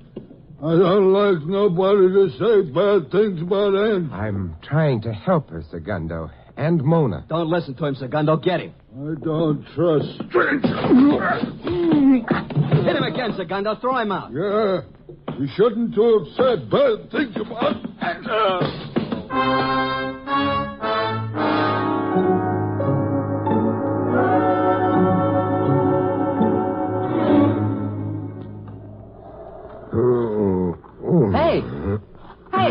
Hey, wake up, mister. Wake up. Hey, you hurt? Hey, carnival's closed for the night, friend. Why don't you go home and sleep? Wait till I find my head. What happened? Well, let's say too much cotton candy and circus peanuts, huh? Drink help you out? Ooh, immeasurably. Lead the way. Yeah. Don't mind drinking with a dwarf, do you? Huh? Why should I? Well, some people do. My name's Carlos. Oh, hello. I'm Simon Templar. Yeah. Oh, right in here. My home. One of the wagons. Oh, don't bump your head. I'll watch it. Here. Pour this down. Oh, thank you, my friend. Why, I needed that. Have to go, or can you stay and talk a while? Oh, I'd like to stay if I may, Carlos. Oh, thank you. I very seldom get the chance to talk, Mr. Templar. Why is that? A dwarf's rather a lonely occupation. Not freak enough to make much money in the carnival, and too much of a freak to be accepted out of it. Oh, I'm sorry to burden you with my troubles. Everyone's troubles are everyone else's, Carlos. Well, thank you. Want to tell me about yours? Well, I had a call for help tonight from 20 feet under the ground. And I just don't know what to do about it. Mona? Yeah. She said she was afraid she would end up like Angie. She wanted to come up. Did you tell anyone else about this? Not directly, no. Frankie refused to let her come up. Have another drink. Yeah. Mona never talked like this before. She was never scared, not like Angie. Mona's got guts. It worries me. Oh, here. Oh, thanks. What about the man who was married to both of them, huh? Frankie. Simon, if you were born a freak like I was, you had no choice and you can be philosophical. But if you make yourself a freak like Frankie did, you gotta hate yourself and everybody else as long as you live. And yet 2 women married Don't him. rub it in. I'm sorry. I shouldn't have jumped you. I'm not always as philosophical as I try to be. I can't help thinking of Mona.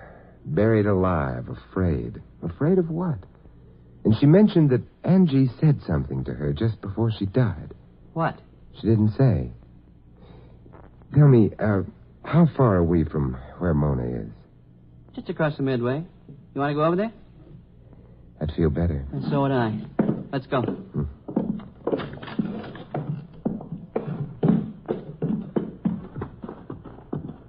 What about B. St. Clair, Carlos? Can you figure her out? Well, not quite, because I don't think B can figure herself out. She hasn't had much fun either. I hope she gets some. This is Mona's tent, isn't it? Anybody around? Not a soul. Let's go in.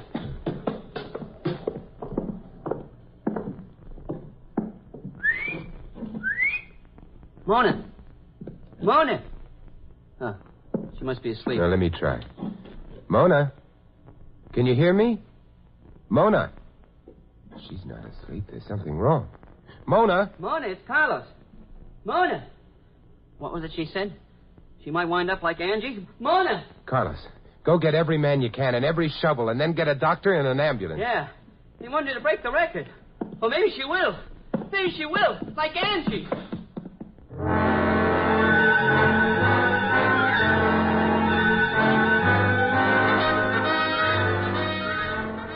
I'll help you. That's it.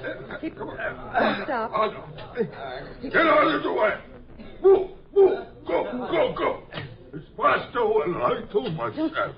Okay. Are they almost down to her, B? Well, I think so. It's only about 8 feet. We advertised 20, but 8 is enough. What do you think happened, Carlos? I don't know. What happened to Angie? A heart attack, you know that. Do I? She's just fainted, maybe. Maybe this is all about nothing. I doubt it, Frankie. And so do you. What do you have to come nosing in for, Templar? B and I don't need you. We can get along. B and you? All of us, that's what I mean. You mean you'd rather have left her down there? I'm not taking this from you. Frankie! I got the bottle. Oh, come on. Come on, you guys. Grab it. Grab it. Come on.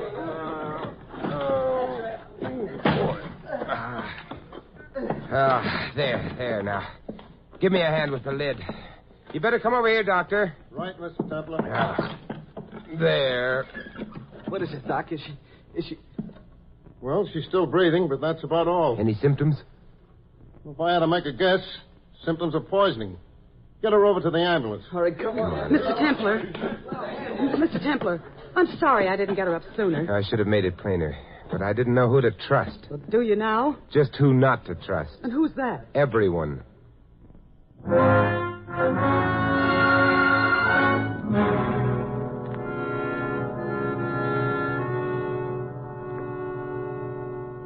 How is she this morning, Doctor? Oh, she's a sick girl, but she'll live. We got her in time. Oh, I'm glad. What caused it? Poison of some kind, definitely. I'm waiting for a lab report. May I see her? Yes, go ahead, Mr. Templar. She's rational now. Kept asking Angie to forgive her before... Forgive her for what? Well, she didn't say. They usually don't. Don't stay too long. Oh, all right, Doctor. Good morning, Mona. Who are you? Simon Templar. I spoke to you down the tube yesterday. You thought at first I was Frankie. I don't remember. Don't you? You said you were afraid you might end up like Angie. She said something to you before she died, Mona. What was it? I don't remember. She didn't say anything. You know what happened to you last night, Mona? No. There was poison in your food that was lowered through the tube. Got any idea who did it? Poison? I don't believe it. Well, police will find out. I don't want the police. I did it. I took it myself. What kind? Well, I don't remember, but I took it. Why did you want Angie to forgive you, Mona? Who told you that? I mean, you're making that up. I'm trying to help you, Mona. I don't need help. I want Frankie. I want him back. I want him back. All right. I'll find him for you.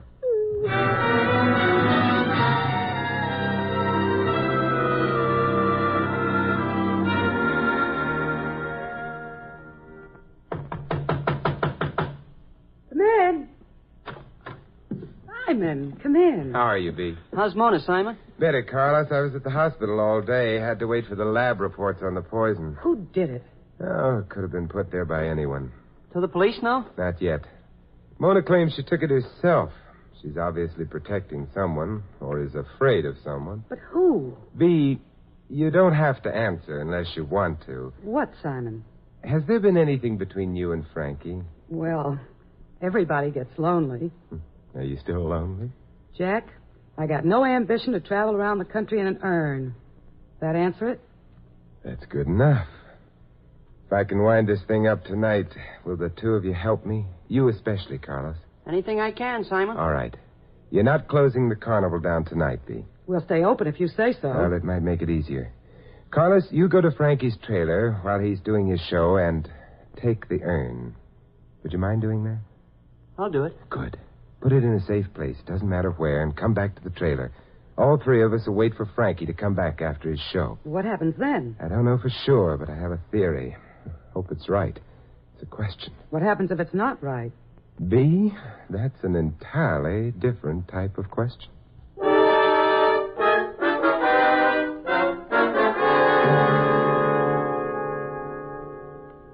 Simon, why do we have to wait in the dark for Frankie? It's creepy in here. He might not come in if he saw the lights, B. Do you mind, Carlos? Not a bit. The dark is a friend of mine. Oh, I'm getting jumpy. You can leave if you want to. I might be able to handle what I have to do alone. Oh, I'll stick. But give me a chance to gripe, will you? How about you, Carlos? Oh, I'm enjoying it, Mr. Templar. Gives me a chance to feel important. I don't get many chances like that. Gee, Frankie's late. He should have been here by now. Well, maybe business was good tonight. Well, usually is. Oh? Say, B, I don't want to be personal, but running a carnival, is it lucrative? Jack, I don't want to brag, but I am loaded. Oh, how nice for you. Why, last year alone, Someone coming.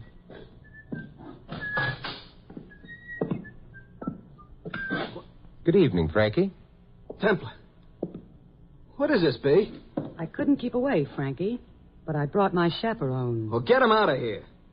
Some chaperones. A saint and a dwarf. I didn't choose to be a freak, Frankie. That's the difference. What's going on? Look around, Frankie. Anything missing? What do you mean? The urn. Where is it? What'd you do with it? We took it. You took it? Segundo, come in here. I don't think you'll need Segundo this time. No? Sit down, Frankie. And if you don't like that seat, I can get you a hotter one. You think you know something? I'm nosy, Frankie. Very nosy, as you pointed out. What is it, Frankie? This guy Templar again, Segundo. He's been saying bad things and doing bad things. He took Angie's urn. Easy, Segundo. You'll want to hear this, too. Hear what? Don't wait, Segundo. He's just stalling. Go get him. You took the urn. Segundo, sit down. No. Segundo, wait in here. Wait in here. Okay, Carlos, I trust you. Good. It's about Angie, Segundo. This morning and last night, Mona was calling out for Angie to forgive her. For what? Because she'd been going around with you, Frankie, while you were married to her older sister. I loved Angie. And how long after she died did you marry Mona? 6 weeks. I couldn't help it if the kid was crazy about me. And you couldn't help it when you killed Angie with poison. Who says I did? Where's the evidence? You thought there wasn't any. It was almost a smart job, Frankie, but you couldn't pull anything all the way smart. It was only half smart, and that can be fatal. If you think I'm going to stand here and listen to this You'll stuff... stand and you'll listen. Murderers hardly ever change tactics, Frankie. The poison showed up in Mona's stomach. We couldn't prove that on you, but there are certain poisons that can be traced even after cremation. The kind you used is one. Now, do you begin to get the point? It's not true. You can't trace it, can you, Carlos? Yes, you can. I should have remembered. I should have had that urn analyzed long ago. Now, wait a minute. You're guessing at this. Are we? Where's the urn? You're guessing at a motive. I didn't kill Angie. And why would I want to kill Mona? Bigger stakes. You were after B. She was, loaded. It's all a lie. I mean, B and I... Segundo, stay away from me. Put that gun away, Frankie. No. I'll use it if you don't stay back, Segundo. Frankie, you killed Angie. I tell you, nobody killed her. She had a weak heart. That was it, a weak heart. Segundo, listen to me. You killed Angie, Frankie. Stay back. Stay back. He's going to shoot Segundo. She never done no harm. She was so... Stay back, I'm warning you. She loved you and you gave her poison. Don't come no closer, I mean it. Stay back. She laughed sometime and she did like a little girl. Keep away from me, you big creep. Why, you couldn't let her live. You crazy creep, why don't you drop? You ain't human. Keep your hands off of me. Segundo, come on. Let go of him. Let go of him. Let go. It's me. Carlos, let him go. Let him go. Sure, Carlos, sure. Segundo, are you hurt? Bad? No. Oh, I think one was a clean miss. The other two got him in the shoulder.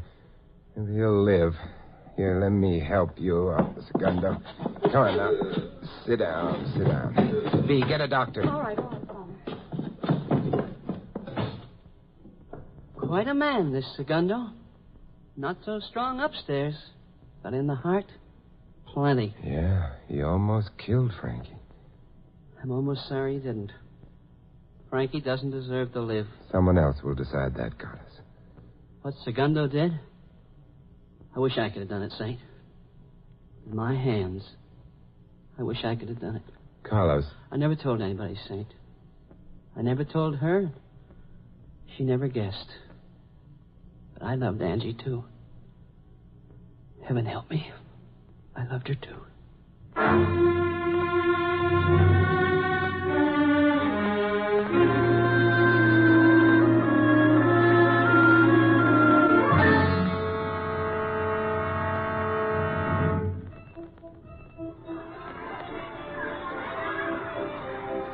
Just step a little closer, if you will, my friend. You mean me? I mean you. Hey, do you care to see the fat lady, friend? Weight 9,324 ounces. Well, that's better. How are you, Mr. Templar? I'm fine. Tell me, how's Mona? Oh, she's all right. It's a funny thing, Mr. Templar. I think Angie must have told her when she was dying that she suspected Frankie. But Mona could never bring herself to believe it. She still can't. But I guess she will. See, going in to see the fat lady, Mr. Templar? You talked me right into it. Here's a $5. Thank you, and the interest is straight ahead, friend. My change? Change. Here's your $5 back. For Simon Templar, everything is always on the house. On the house? Yeah. Well, thanks. Say, you'd make a wonderful bartender. Oh, now, Mr. Templar, that wouldn't be refined. Oh, well, just a lovely dream. A wild, lovely dream.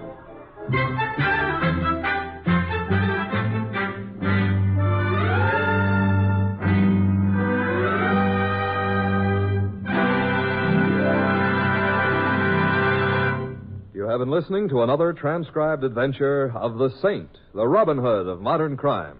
And now here is our star, Vincent Price. Ladies and gentlemen, your life is your own. It's yours to guard when danger is near. And danger is never absent from the highways of America, where some 30,000 persons are killed every year. Only you can take the responsibility for averting the most tragic of all traffic accidents, the accident that happens to you. You can take that responsibility by recognizing the dangers of the road and by obeying the laws that have been made to protect your life. In almost every single motor accident reported by the National Safety Council, there was at least one violation of traffic regulations.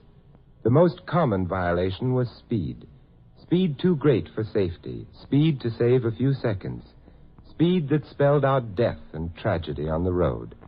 And, as always, the National Safety Council warns about driving after drinking.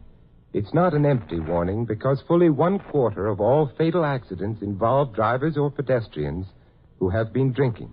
This is a fact. So when you drive, remember that an accident can happen to you. Learn and obey the traffic laws and don't take the little chances that so frequently result in a smash-up. The care you take may save a life, and that life may be your own. This is Vincent Price inviting you to join us again next week at this same time for another exciting adventure of the Saint. Good night.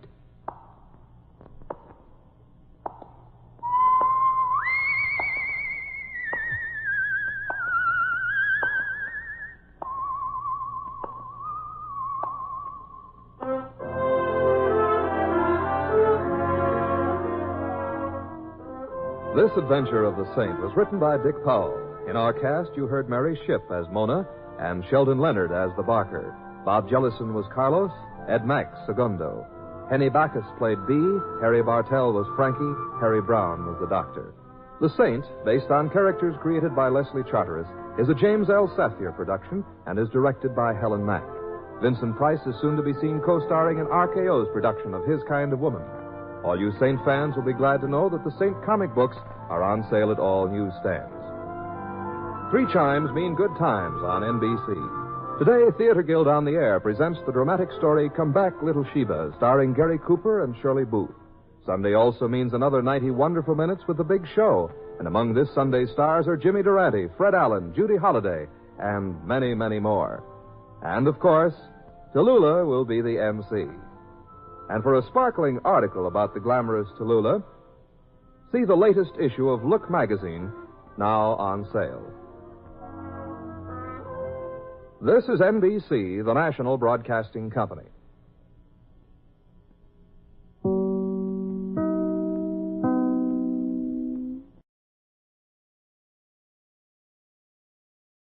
You, finding life rather dull, dreaming again of exotic places, wishing you were somewhere else? We offer you Escape.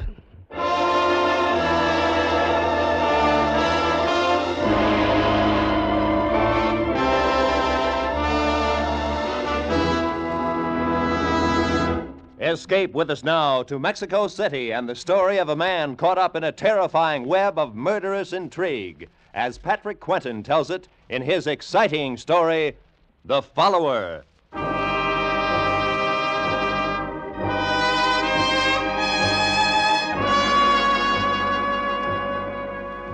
My name is Leighton, Mark Leighton. I'm a petroleum engineer just back from 3 months in Venezuela. I hadn't cabled my wife that I was coming home to New York because I wanted to surprise her. We'd only been married 2 weeks, Ellie and I, before I went on the trip, and well, I was crazy to get back to her.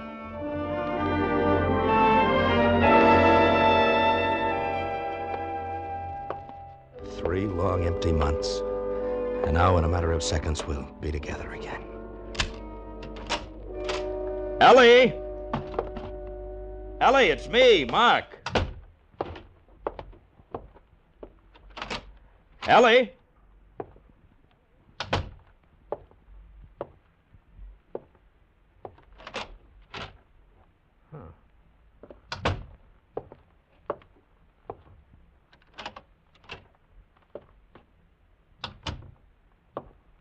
Ellie, are you here?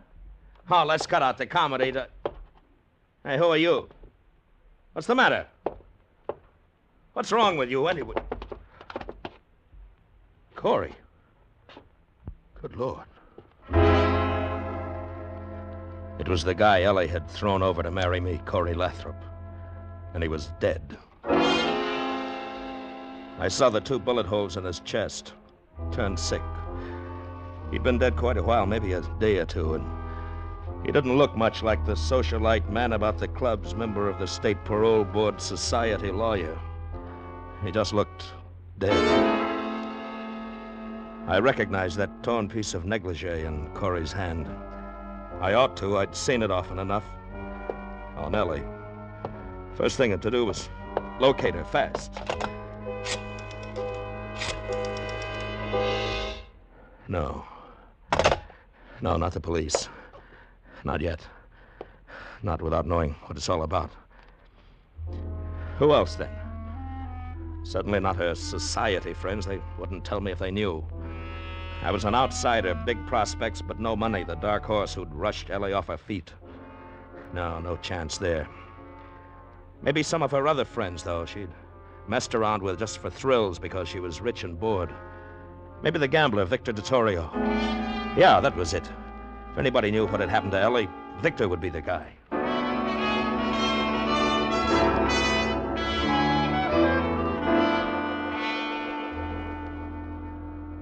You've really beat the odds, Mr. Leighton. Very few people I'd let come back here to my private office. Oh, thanks, Victor. Of course, you're different, though. You're married to little Ellie. I'd do anything for Ellie. How is she, by the way? Well, I was hoping maybe you'd know. Oh? Now, why would I know anything about her? Well, you're a friend of hers, aren't you? Why, sure.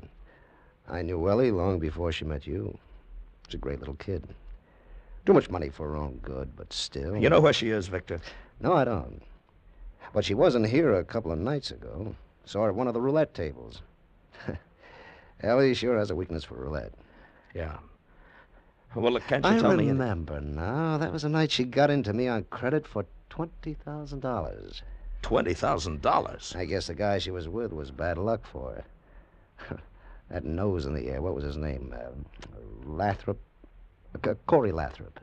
Lathrop? Yeah, somebody ought to smash that guy. He's just too good to live. Yeah. Yeah. Look, Victor, about that money Ellie lost. Oh, don't worry, Ed, about it, Mr. Leighton. Ellie's a friend of mine.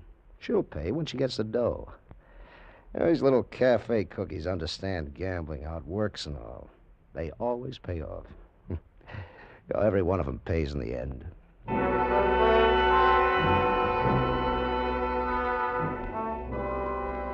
Back at the apartment again, I sat in the den, smoking one cigarette after another. Tried to think it out. Started to get dark, and I still sat there, not knowing where to turn. Stopped cold.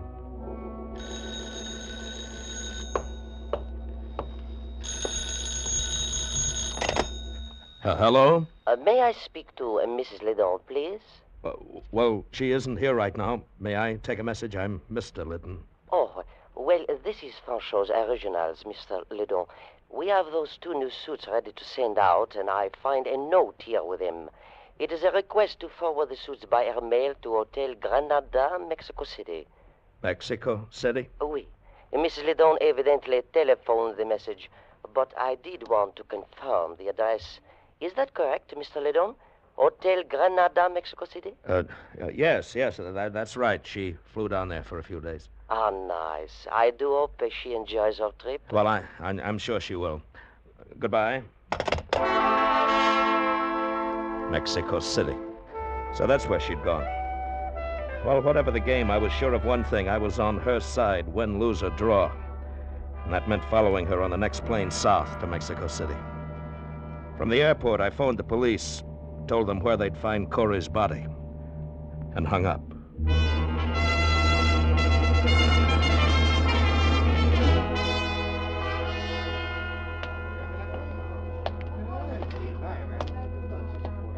I beg your pardon. Is the desk clerk around? Pues sí, senor. I am the desk clerk. Can I help you, senor? Yes, I believe my wife is registered here, Mrs. Mark Leighton. Leighton? That is not a very common name, senor. No, I guess it isn't. Well?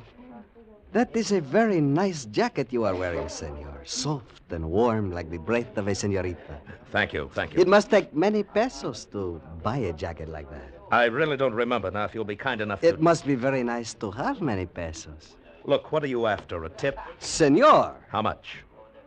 Pues, when a pobrecito has 5 sisters to support and only one very small job, 20 pesos? 10.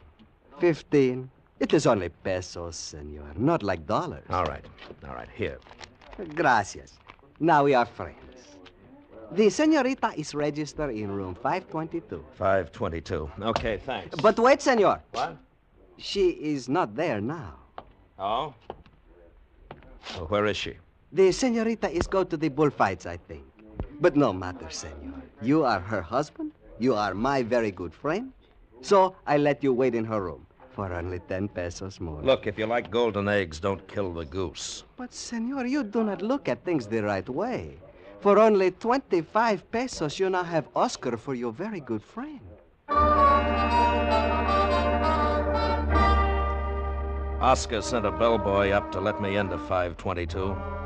When he'd gone, I opened the 2 traveling cases in the closet and searched through a mess of clothes and the usual feminine whatnots. I don't know what I'd expected to find in Ellie's luggage. Blood stains, a gun, I don't know. And then I heard the key in the lock. I didn't move. I didn't say anything.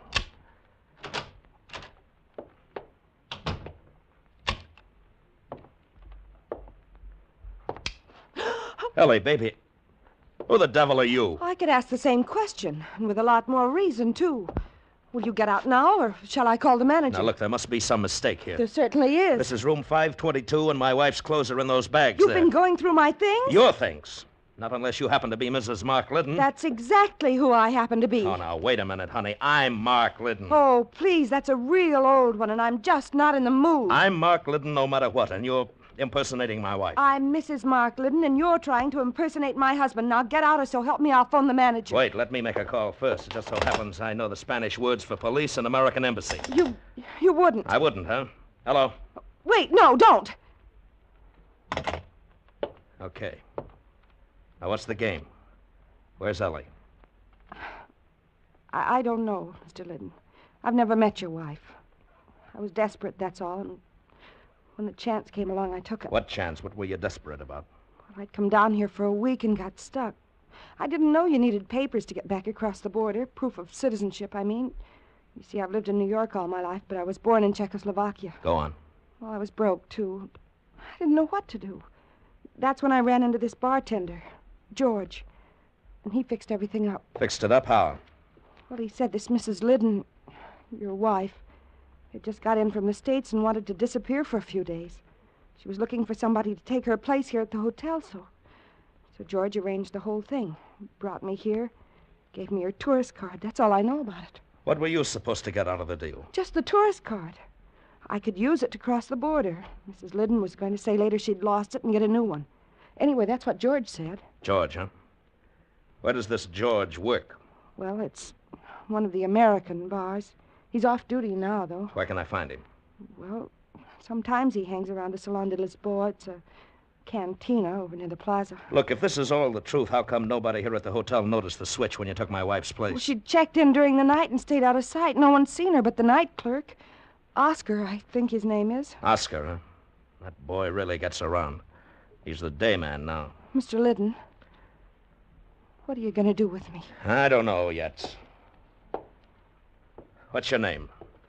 Frankie. Okay, come on, Frankie. Let's go find George.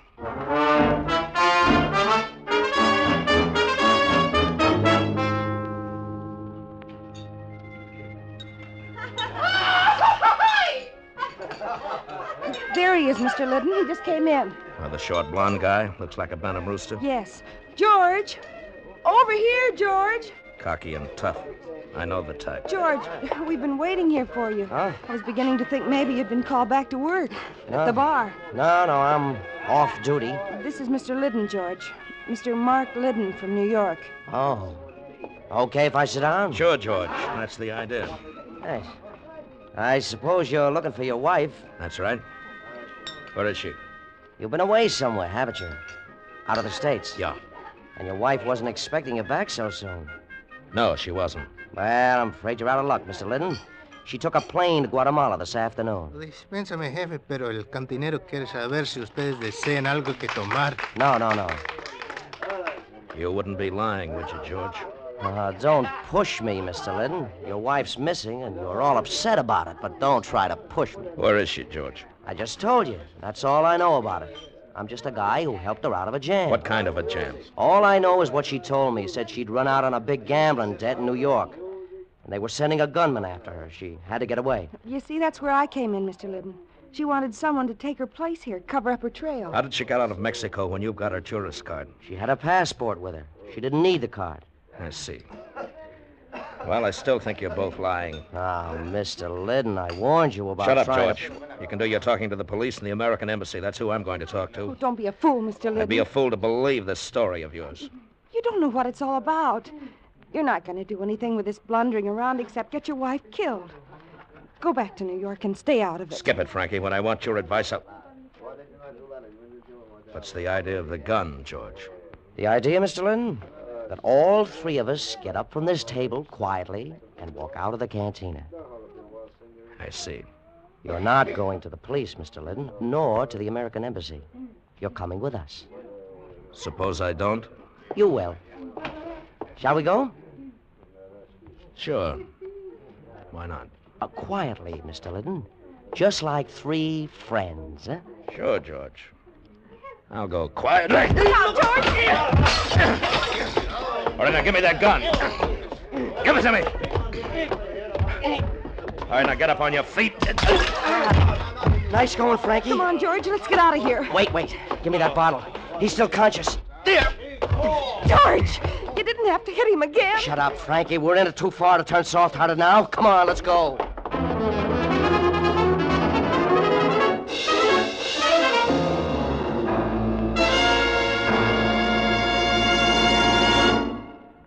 Escape, under the direction of Norman MacDonald, returns in just a moment.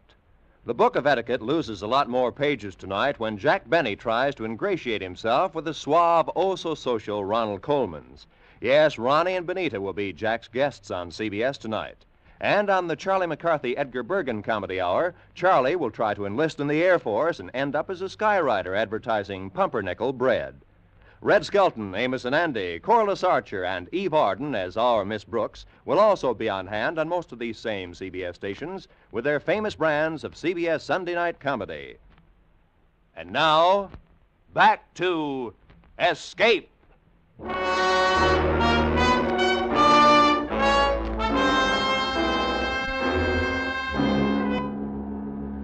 I came to a half hour later, Frankie and George were gone.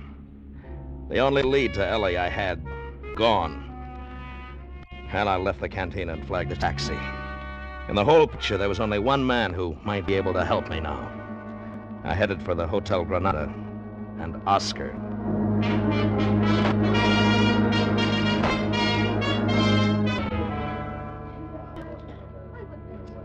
Too bad, too bad. It is most unfortunate that you have such a very bad accident, senor.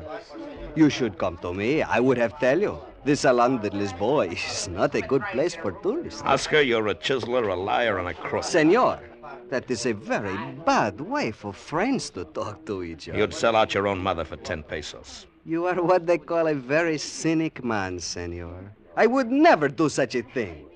Not for 10 pesos. Why didn't you tell me there was another woman living here posing as my wife? But you are her husband, senor. And one must be very careful with husbands. Oscar, I've played along with you as far as I'm going to. I think it's time you talked the whole thing over with the police. The police? Senor, now you are not speaking like a friend. And just when I was going to tell you about something for free. Tell me about what? About the lady who is pretend to be your wife. She has come here while you are gone. What? She reads a telegram which is come for Mrs. Leighton. Then she has checked out of the hotel. I didn't think she had the nerve to come back here. Maybe you like to know what the telegram is said, huh? It was not sealed so tight. Of course I'd like to know what the All right. How much? 200 pesos. For free, huh? Okay. Here's 150, and that's all you get. Gracias, amigo. The telegram say, plans changed. Go to Hotel Casa Miranda, Acapulco. Acapulco? Who was it signed by? It was only the one name, Victor.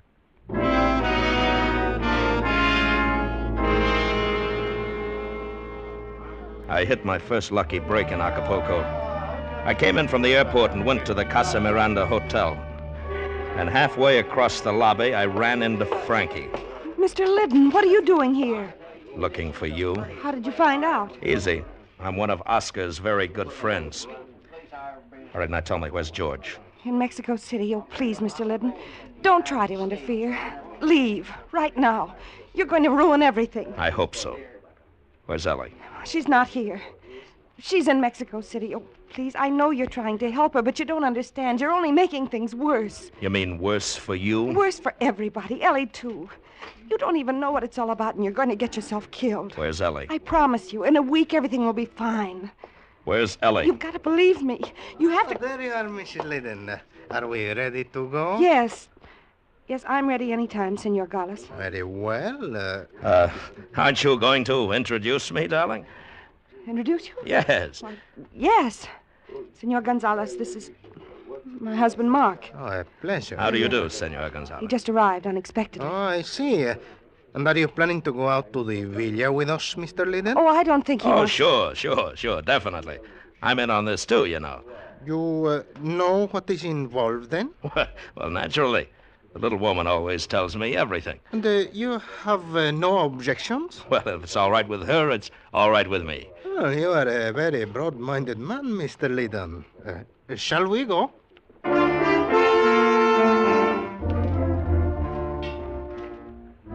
Senor Gonzalez made a brief phone call at the hotel desk, then we got into a black chauffeur-driven limousine, headed out along the shore highway, skirting the sea.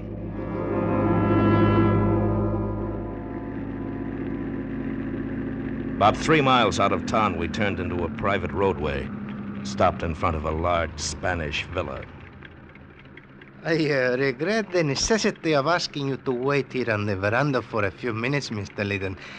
But I believe it is better that you don't come down to the boathouse with us. Aye, sure, that's fine. Just make yourself comfortable, Mr. Leighton. This shouldn't take long. All right.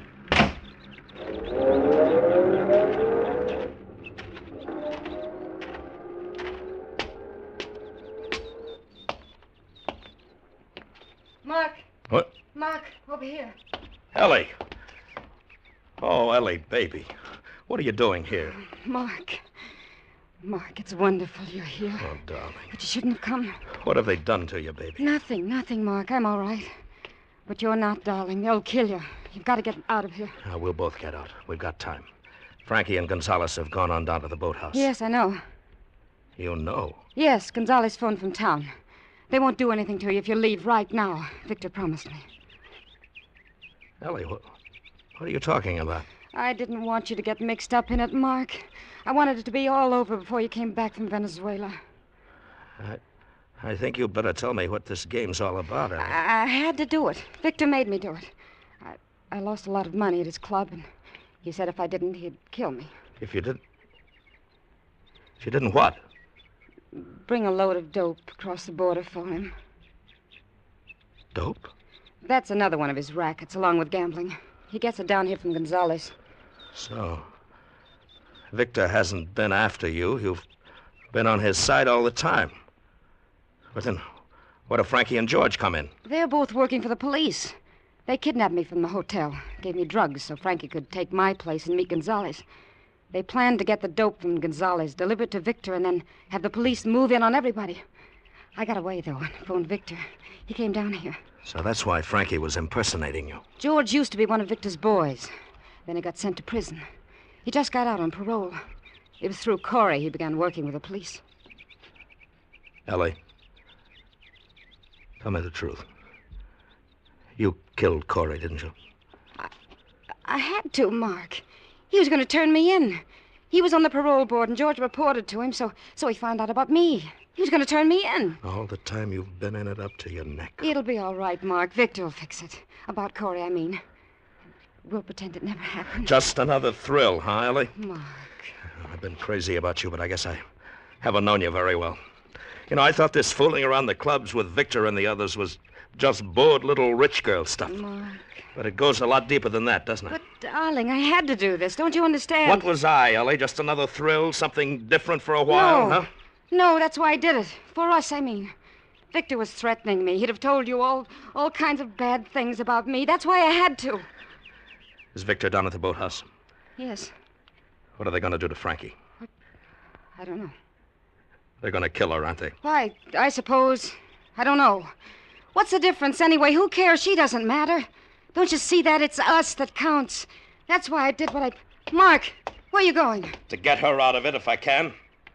That's the least I can do. No, come back. Goodbye, Ellie. Mark, no! No! I ran down the driveway toward the boathouse. I was sick inside and all over. Sick from seeing Ellie the way she really was for the first time. Dazed with the shock. They looked at me startled when I burst through the door. Frankie, pale but defiant, sitting in a chair against the wall with Victor and Gonzalez bending over her. Well, this is quite a surprise, Mr. Leighton. You're supposed to be escaping. Yeah, I know. I talked with Ellie. Generous of you, Victor. Letting me go. Oh, we do anything for Ellie. She's a great little kid. Right, Gonzalez? Oh, yes, indeed. A most charming young woman. She wanted us to let you go, so we said okay. That's too bad you had to blunder on down here. That's all right, Victor. I wanted to see Frankie. I tried to keep you out of it, Mr. Leighton. I guess now you know. That's right, Frankie. Now I know. That's too bad, Mr. Leighton. But you ought to have taken Ellie's advice. No, Victor. You're all mixed up. I'm in on this, too, now. You know, any game Ellie plays, I play, too. Well, we figured you for one of those moral guys. Real gone on a kid, huh? Yeah. Yeah, real gone on the kid. Well, fine, Mr. Liddon. Join the party. Thanks. We're trying to get this little cookie to tell us where George is. If she doesn't, I'm going to count to 10 and then... Well... How about it, honey? I told you. I don't know where he is. It's too bad. 1, 2.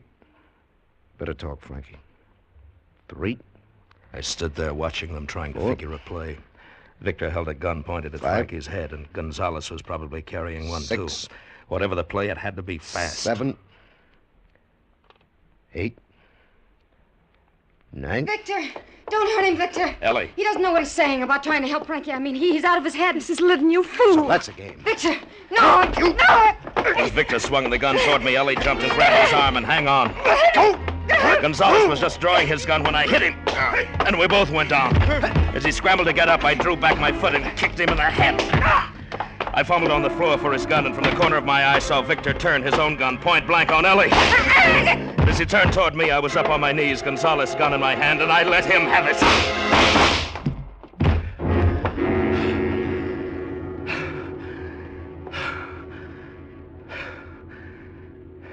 Are you all right, Mr. Liddon? Yes, Frankie. I'm all right. Mike.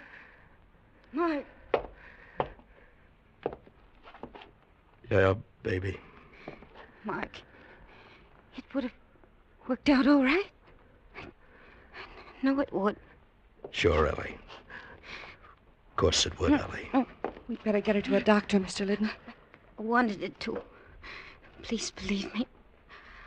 I've done bad things, Mark, but I could have changed. With you. Sure, honey. I know. Mark, I could go up to the house and phone for a doctor. No, Frankie. She doesn't need a doctor. She's dead.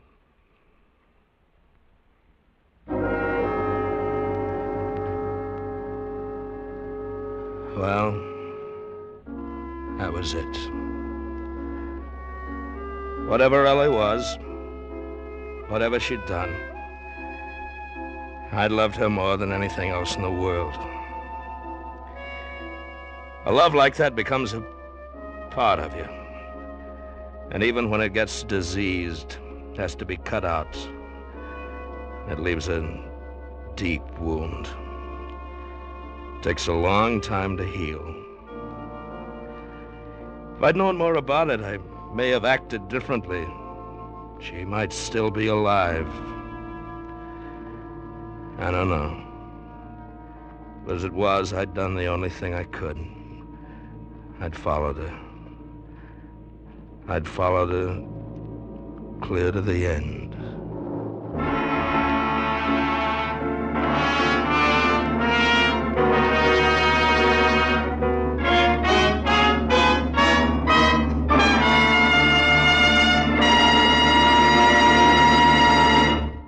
Under the direction of Norman MacDonald, Escape has brought you The Follower by Patrick Quentin, especially adapted for Escape by Les Crutchfield.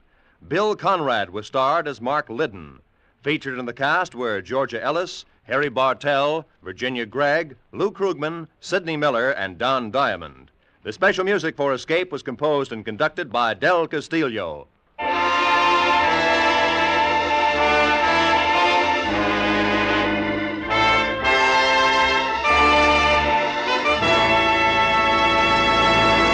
In just a moment, we're going to ask you to stay tuned for Bill Goodwin and $1 a Minute. But that reminds us that starting next Sunday, $1 a Minute will move back a half hour and be heard on most of these same CBS stations at this time. That is, the time you've been listening to Escape today. The new addition to the CBS Sunday afternoon lineup next Sunday will be Rate Your Mate, the comedy quiz starring Joey Adams.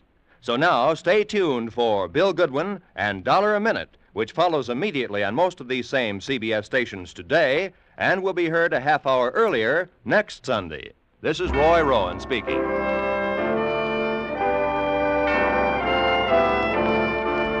This is CBS, the Columbia Broadcasting System.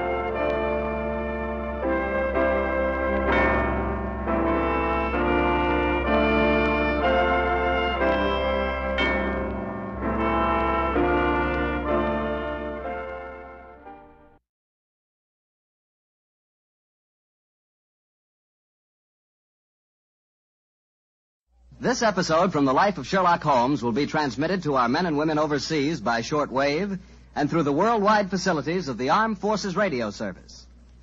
Petri Wine brings you Basil Rathbone and Nigel Bruce in the new adventures of Sherlock Holmes.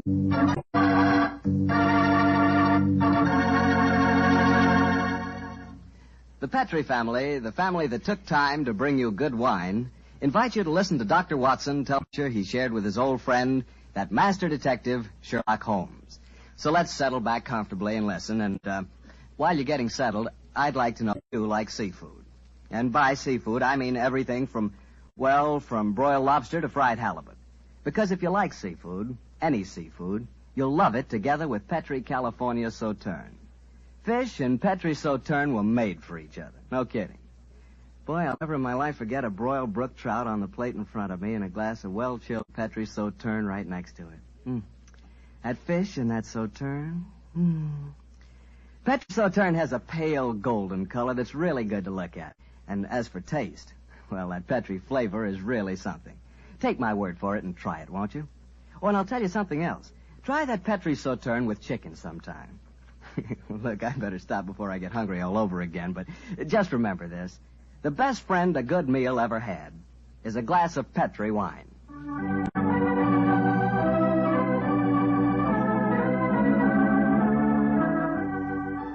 And now let's keep our appointment with the good Dr. Watson. Good evening, Doctor. Good evening, Mr. Bartell. Come over here and join me by the fire. I didn't think it was cold enough for a fire tonight, Doctor. Oh, I suppose it isn't really, but there was one late, so I just couldn't resist putting a match to it. Fire's a good accompaniment to storytelling anyway. Yes, my boy, a fire and a glass of port. Care to join me in one? Thanks, Doctor.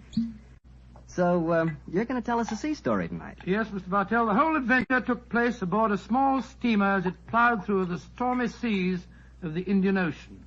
Here's your glass, my boy. Thanks. And what were you and the great Sherlock Holmes doing on the Indian Ocean, may I ask? We're on our way to Calcutta to solve the case of the vanishing elephant of Parbhuti. Yes, the story you told us a few weeks ago. That's quite right, my boy. It's in the summer of 1894 that we left Liverpool aboard the steamship Lucifer. It wasn't a large ship, and as both the Mediterranean and the Red Sea proved somewhat, shall we say, unfriendly, I may tell you the first part of the voyage was quite unpleasant. In fact, until we left Aden, I'd spent most of the time in my cabin, you know. However, as we headed eastward towards Colombo, the weather cleared up a bit, and I came on deck and joined home. I remember on the second night out of Aden, we paced the decks together. The stars above us twinkled, the promise of a bright tomorrow. And the faint tinkle of a piano being played in the passenger lounge formed a perfect setting for an evening stroll. It only seems like yesterday, Holmes said... Watson, it's good to see you on your feet again. Yes, it's good to be on 'em, Holmes. It's been a miserable trip for me so far. The captain told me tonight that we can expect good weather between here and Kavaratti, our next port of call. I thought Colombo was the next stop. And where is Kavaratti, whatever you call it? Indian Ocean. It's a British protectorate. Those are the only facts I was able to glean from the encyclopedia and the ship's library. Did you ask the captain why we're stopping there? No, I didn't. As we're traveling incognito, I felt it wiser not to ask too many questions. I find this incognito business something of a strain. Every time a steward calls me Mr. Hamish, I can't think who on earth he's talking to. Whereas I find myself answering to Mr. Mycroft almost automatically. By the way, old chap, Now that you're going to mix with the ship's passengers, I suggest that you adopt a Scotch accent. It would seem more appropriate for Mr. Hamish, and I don't want anyone aboard to suspect our true identities. I'll do my best, but I must say, Holmes, I think you're being unnecessarily mysterious. Possibly I've been influenced by reading too many of your rather florid stories of our adventures together. My stories are not florid. They're all perfectly true. Oh, don't be angry with me, old chap. Don't be angry, please. By the way, you'll be interested to know that I've unearthed a little mystery aboard this boat. I trust you to do that. Where is she? I mean, what is... Oh, you observe that suite of cabins on the bridge deck above us? Yeah? What about them? Well, I've been watching them during my nightly strolls for the past 2 weeks. The suite is occupied and the blinds are raised. And I've never seen meals taken in there. I presume, therefore, that it must contain a private galley and a cook. I don't see anything mysterious about that. It's probably occupied by some wealthy invalid. Oh, possibly. Another interesting fact is that the occupants are not entered on the ship's passenger list. It all sounds very mysterious. There's probably a perfectly simple explanation for it. In any case, you must save your energies for the problem that awaits us in India. You're Mr. Mycroft now, remember that. Yes, Mr. Hamish? Would you care to join me for a wee drop of brandy in the smoking room? Mr. Hamish, I shall be delighted.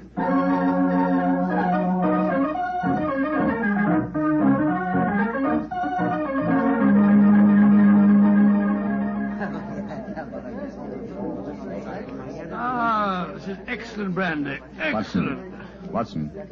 Gentleman over there in the corner. You mean the one at the table with the oriental-looking fellow? Yes, the talkative man is the ship's doctor, but I haven't seen the other gentleman before on this voyage. I wonder if he's an occupant of the mysterious suite on the bridge deck. Let's go over and talk to him, shall we? And remember the accent, Mr. Hamish.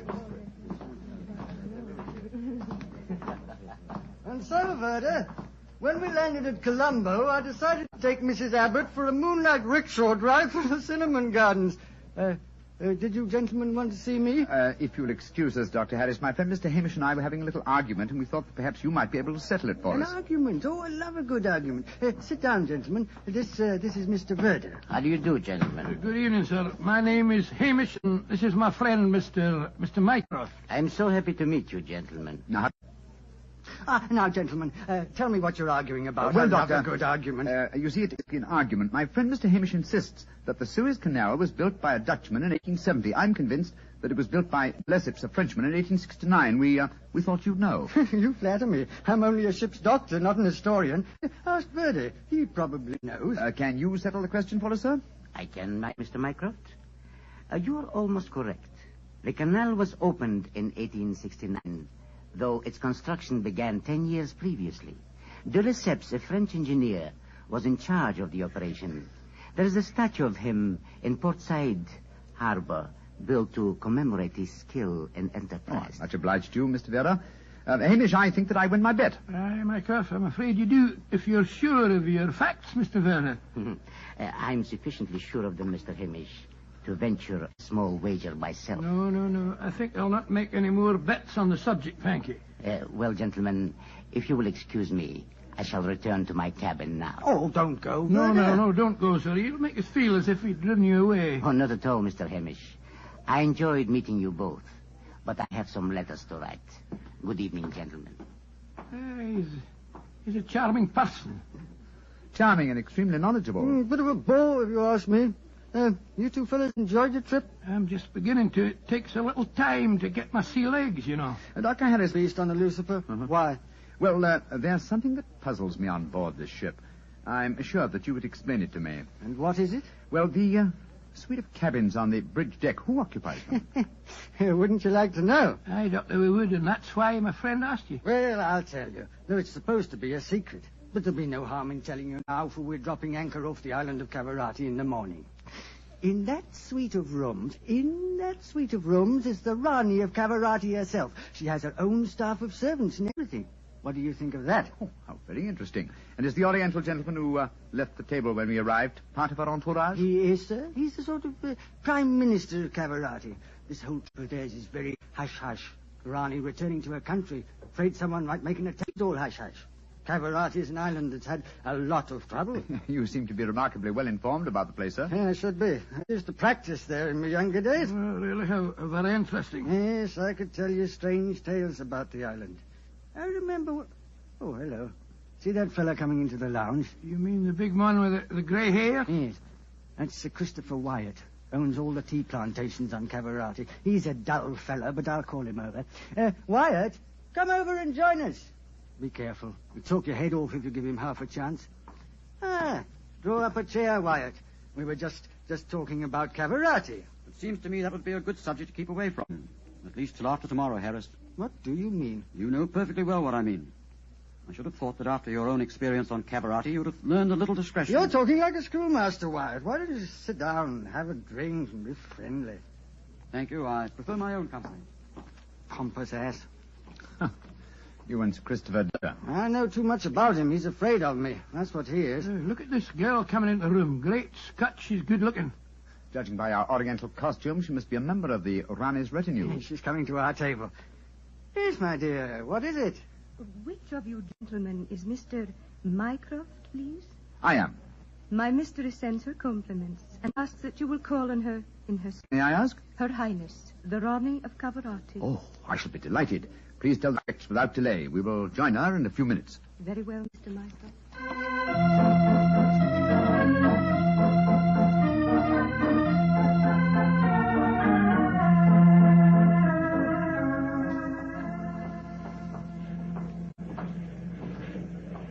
You know, Holmes, this is pretty exciting. The girl that just brought us the message was a stunning creature.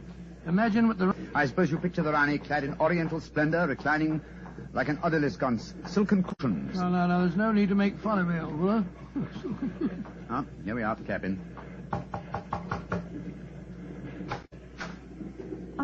It is you, gentlemen. Follow me, please.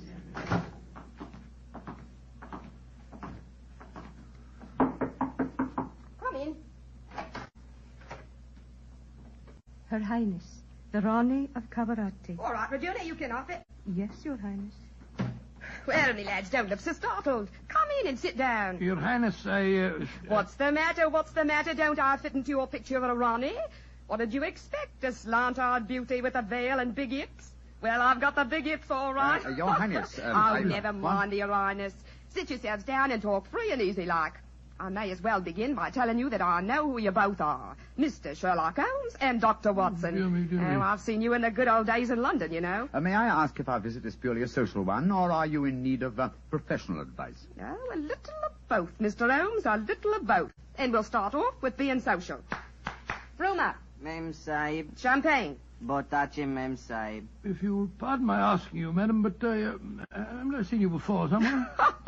Oh, that's it. Always haven't answered. Yes, you probably have, Dr. Watson. You see, I was in the chorus at Daly's Theatre in London for quite a few years, until the Raja of Kavaratti decided I'd look better on his island than I did in front of the footlights. Your husband, the Raja, is dead, isn't he? Yes, he was killed playing polo. Champagne, Mem Sahib. Caller. Champagne for the sector. Acha. He doesn't speak English, so I'll get along with telling you my troubles. Mr. Holmes, somebody's... Reason you have for saying that, madam? You may, Mr. Holmes. Before I left England, I had threatening letters warning me that if I ever went back to Kavaratti, I'd never get to the island alive.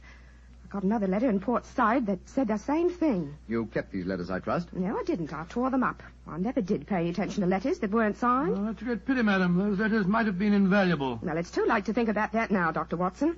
Here's what's on my mind. Everyone's up to a bit of no good.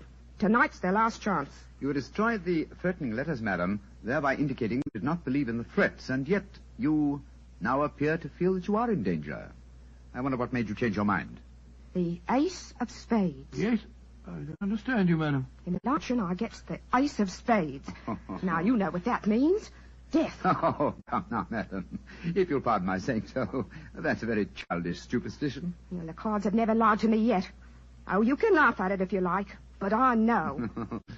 Well, do you mind if I ask you a few questions? Anything you like, Mr. Holmes. Fire away. How long is it since you were in Kavaratti? About 18 months. We were in England when my husband died, and I couldn't leave that island alone.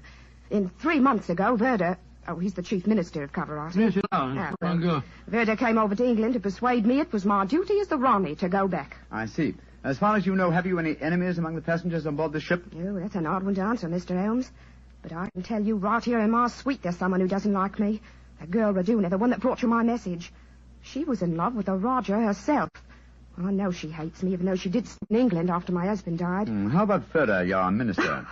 Oh, he's all right. My husband thought the world of him, and he's been wonderful. Recently, you say, to persuade you to return there. That's right, Mr. Holmes.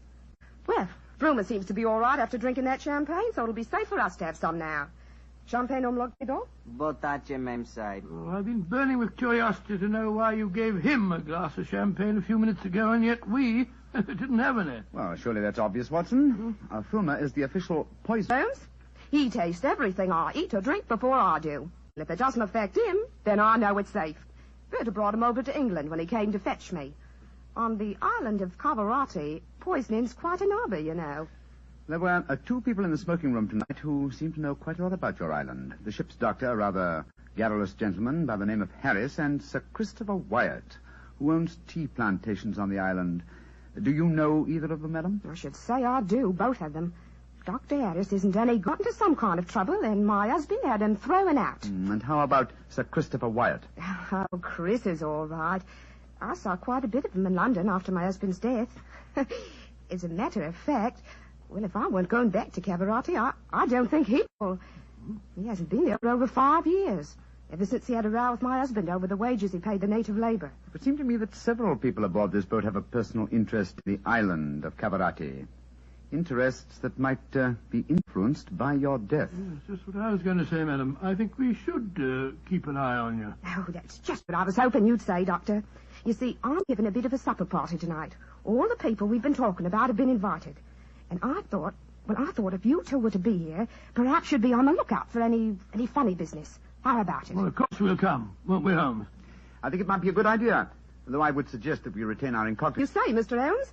And now, let's have that champagne.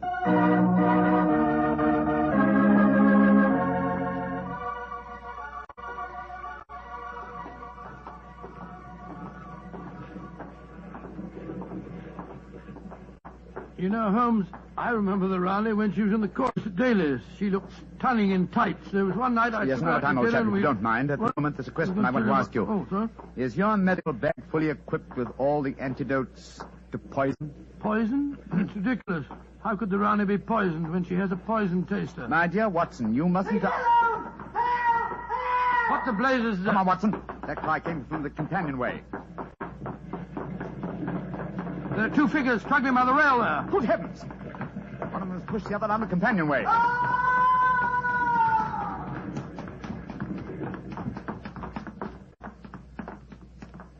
Good Lord. His skull smashed in. I'm afraid that he... What's happened? Sir Christopher Wyatt. What are you doing here? I was taking a stroll. I heard a yell from this direction and came here as fast as I could. Great Scott, this fellow's bleeding badly. We must get the ship's doctor. That's hardly necessary, I fear, Sir Christopher. What do you mean? In the first place, this man is dead. In the second place, he is the ship's doctor.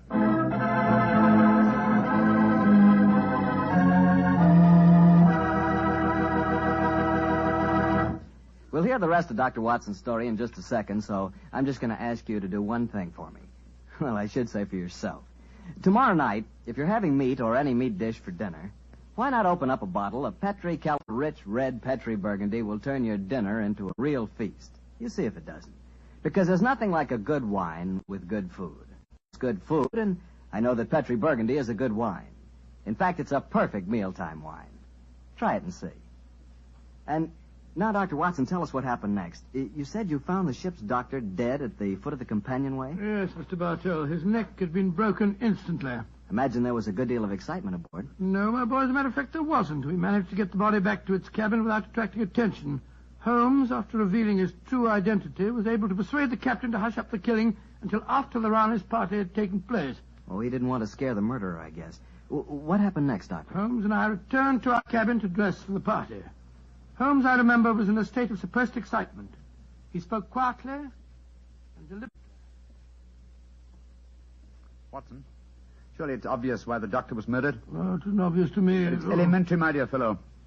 If you are planning a subtle murder by poison, how wise to remove the one man who might save the victim's life, a doctor. Oh, you keep harping on poisoning. It seems to me that it would be the last way a murderer would try to dispose of the Rani. Everything she touches is first tested by the poison tester. Exactly. That's why I call it a subtle murder attempt.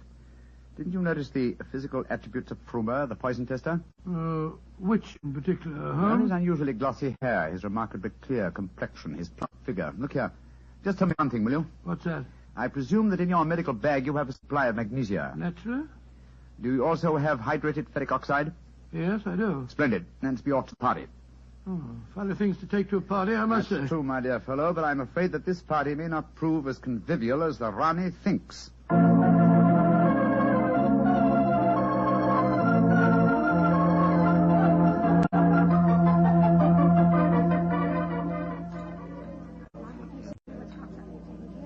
Holmes, it's nearly 1 in the morning.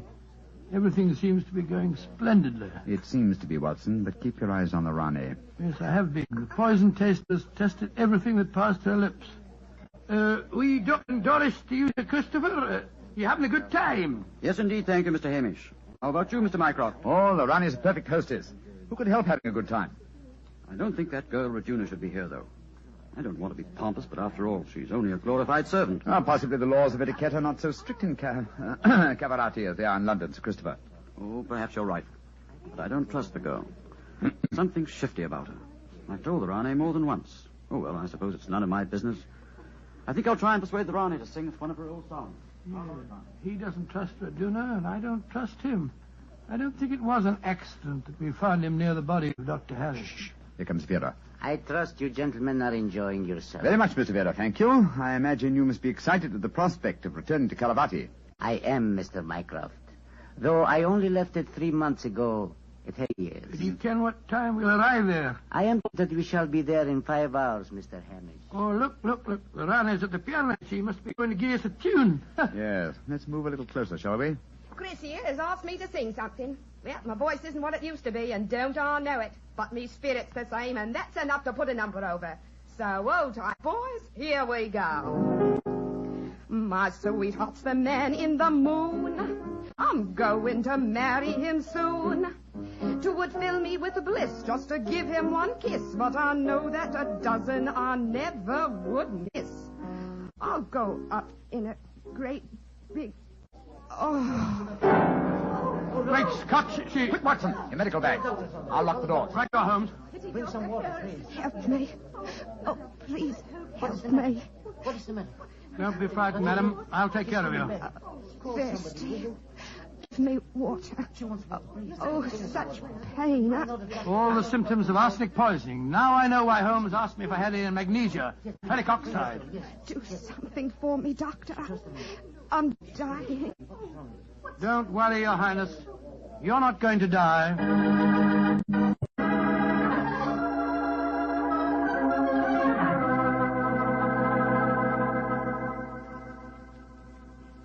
She's going to live, Holmes. Ah, gracious me, I'm tired. It's touch and go there for a while, though. Well done, Watson, old chap. Well done. Now that she's out of danger, why can't we all go back to our cabins? It's nearly dawn, and we've been locked in here since 1 o'clock. You've no right to do this, you know. Possibly not, Sir Christopher, but there's a murderer in this cabin, and I don't intend to let him escape. Mr. Holmes, what happened? How could I have been poisoned when Frumer tasted everything first?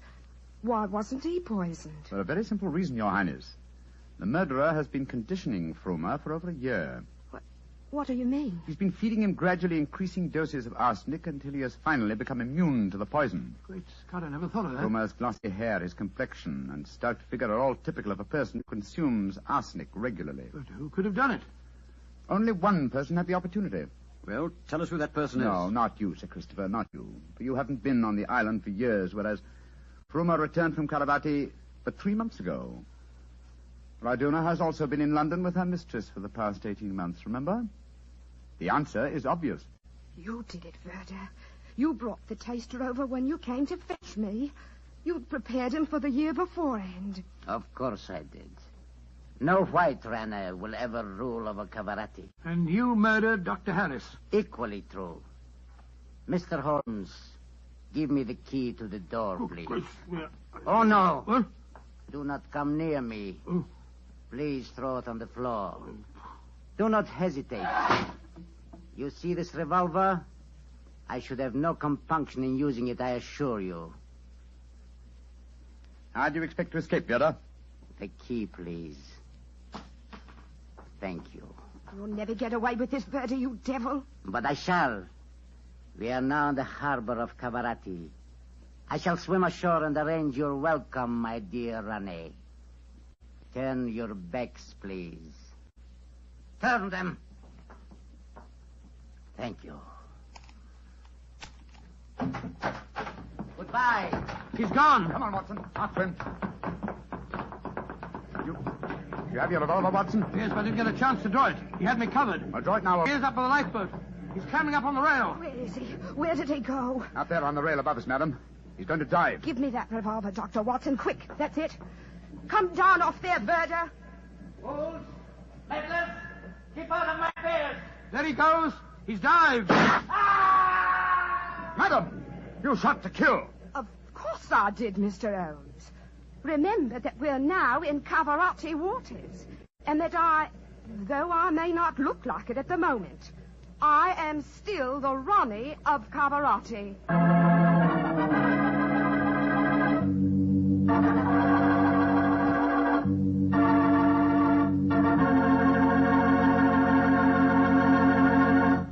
Say, that was a swell story, Doctor. It had a lot of color and quite a bit of action. Color and a bit of action. Well, I'm glad you liked it, my boy. Oh, I did. Say, that's not a bad idea. I mean, having seen it. Oh, it's a very old idea, very old. Very common, too, years ago. You know the kind of job I'd like? No, what's that? I'd like to be the official taster for the Petrie family. Boy, just think of all the Petrie wine I'd get to taste. Petrie to the right of me, Petrie to the left of me. What a life. What wine? Yeah, I wouldn't mind having that job myself. You said it. The Petrie family, really knows how to make good wine. They've been making wine for generations. And because they've always owned and operated their own business ever since it was started way back in the 1800s, well, the Petrie family has sure piled up plenty of skill and experience.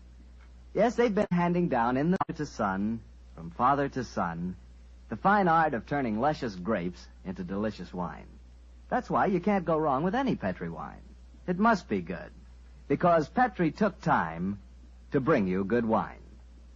Well, Doctor, what new story do you have lined up for us next week? Next week, Mr. Bartell, I'm going to tell you an adventure that Sherlock Holmes and I had many years ago.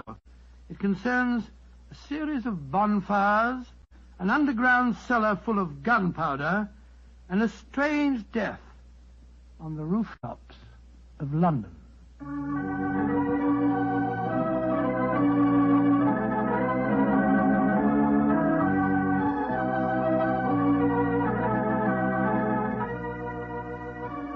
Tonight's Sherlock Holmes adventure is written by Sir Arthur Conan Doyle's story, The Adventure of the Mazarin Stone. Mr. Rathbone appears through the courtesy of Metro-Goldwyn-Mayer, and Mr. Bruce through the courtesy of Universal Pictures, where they are now starring in the Sherlock Holmes series.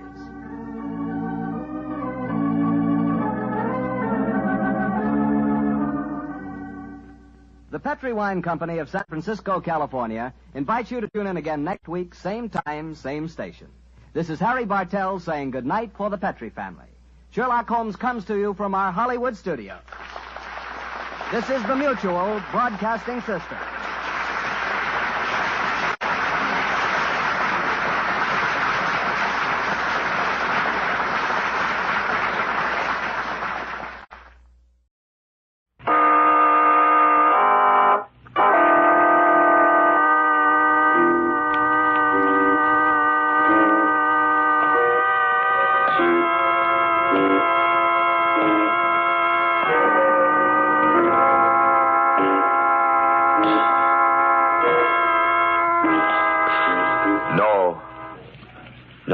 Stay where you are. Do not break the stillness of this moment, for this is a time of mystery, a time when imagination is free and moves forward swiftly, silently. This is the haunting hour.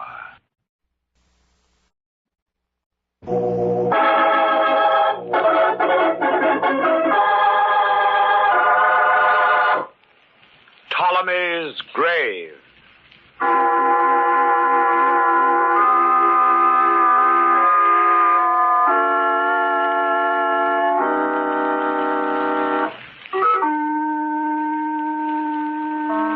the tomb which held the mummy of Ptolemy III, these words were written: Death to him who disturbs the everlasting resting place of these sacred remains. 2 weeks ago, William Cartwright, a famous Egyptologist, defied this curse. He bought the mummy, had it sent to his home. That same day, he slowly walked down the stairs from his upstairs study. His wife, Martha, heard his familiar footsteps in the hall, over the stairs, but she did not know that her husband was then walking into a nothingness, that he would completely disappear, leaving no trace of his whereabouts. Now, it is 2 o'clock the following morning. The Cartwright house is still. A taut feeling of mystery hovers in the air. Martha Cartwright is dreaming of her missing husband. And in her dream, as in her waking hours, she is haunted by the fear of Ptolemy's curse. William. Martha, I hear you. Do you hear me? William, where are you? Downstairs. I'm downstairs, Martha. Downstairs? Here in our house? In our study. Come to the study, Martha. I'll come, William. Here in the study, Martha. Come to the study. Yes, William. The study. I'm here, William. Here at the study door. Look for me. Where are you, William? Look for me, Martha. Darkness. Can't see you. Come over the carpet to the mummy case. To the mummy case. The mummy of Ptolemy III. Yes. Yes, William, I'm here. Look at the mummy closely, Martha. I am looking, William. Don't you see? All I see is a strange, misty light. Like a halo. Shining, glowing about the mummy. Lean forward then, Martha. Look closely. Look closely. No, I can't. You must, Martha. Look at the mummy's face. The face? Can't you see, Martha? Can't you see what it is? No. No, it's just... I don't know what you mean. The features, Martha. Don't you see anything different about the features? Gray, shrunken, shriveled skin. Gray and horrible. But the lips, the forehead, the eyes, don't you see, Martha? Have you forgotten so soon? Forgotten? I'll remember you, William. I'll always remember you. But if the eyes were open, if they were open, Martha, could you...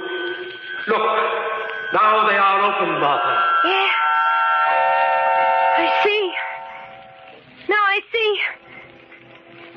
William, the mummy has your face. Yes, Martha, that's it. The mummy and I, we're the same, Martha. The same. The same? William!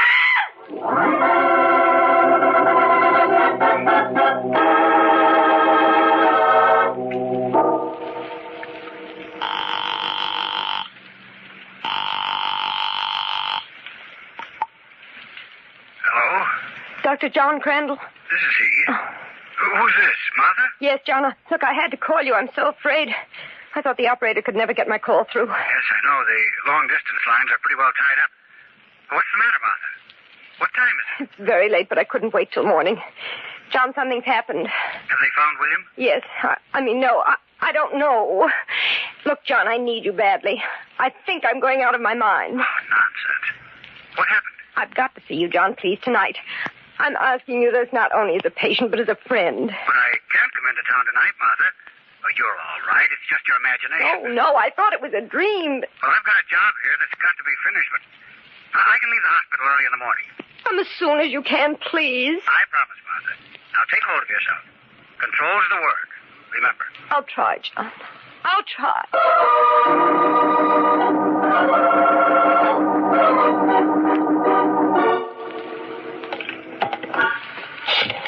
It can't be. It can't be.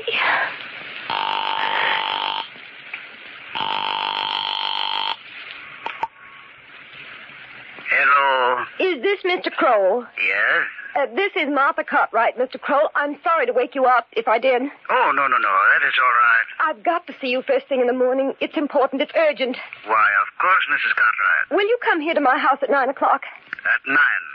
I will be there.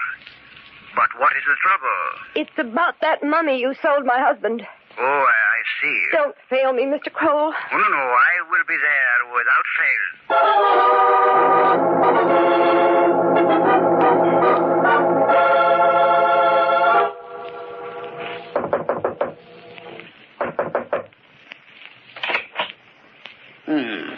Mrs. Cartwright? You're Mr. Kroll. Yes. Come in, please.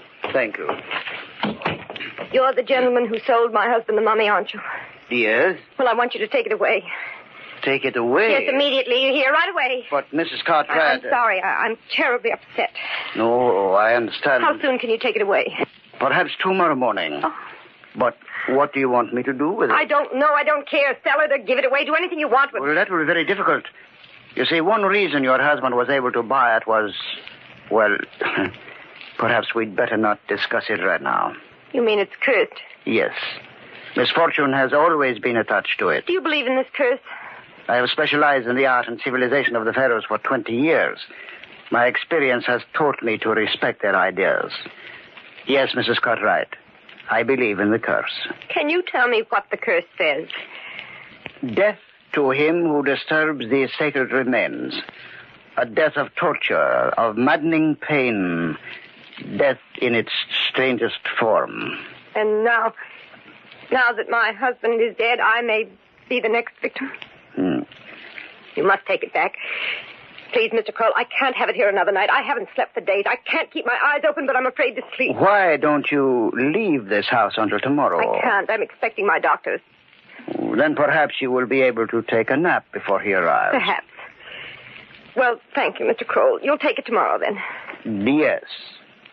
Goodbye, Mrs. Cartwright.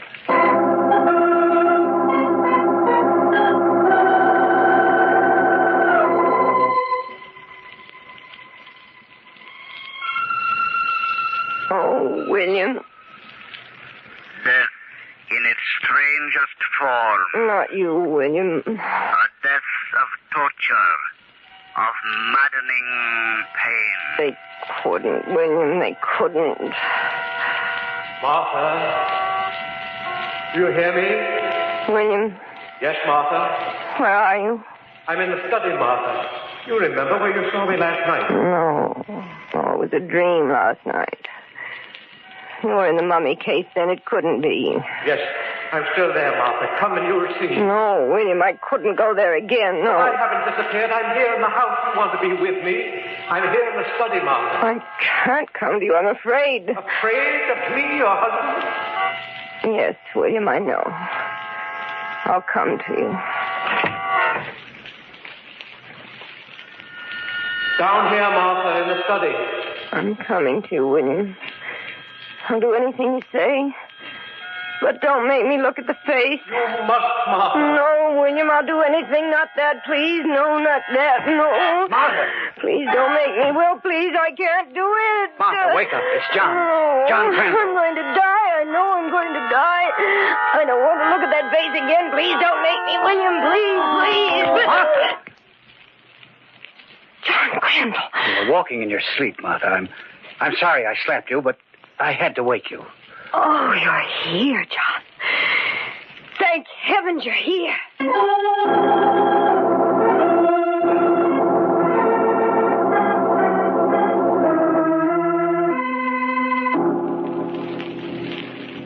Is there anything left that you haven't told me, Martha? That's all I know, John. I'm not going crazy, am I? No, Martha. As a psychiatrist, I can tell you that you're not going crazy. This is all the result of the shock of Will's disappearance. But that doesn't explain the curse, John. What about... Nonsense. Civilized people don't believe in curses. Those statements were inscribed on tombs to frighten away grave robbers. So hard for me to believe that now. Martha, I want you to make an experiment with me. What? Let's go into the study together and look at the mummy. Oh, no, but I you've can't. got to. It's the only way you can overcome your fear. Now, just let me prove that it's only your imagination and nothing more. Please, if no. you want me to help you, Martha, you have to help me, too. Come. All right. That's it. Here's the study. Where's the light switch? John, wait. Don't turn on the light. But, Martha, Up there, John. You see it? You see that misty light? It's just the moon coming through the blinds. No, it's the mummy. Look at it. The mummy. You see it? That gray light that shines around it? I'm not sleeping, John. I'm here with you. And look at that face. Look closely, John. I am, Martha. You see that face? William's face? As though it were dead for centuries? Is this a nightmare, too? No, it's not a nightmare. I see it. And that mummy is William's body. It's the curse of Ptolemy III. That you laughed at, John. You laughed. Martha. Now William's gone. He's dead. Martha, please. And I'll be cursed just as John was. You don't believe that. I do. Why didn't he believe it when they told him? Now it's too late, don't you see? Now I'll die as William died. Because now the mummy belongs to me.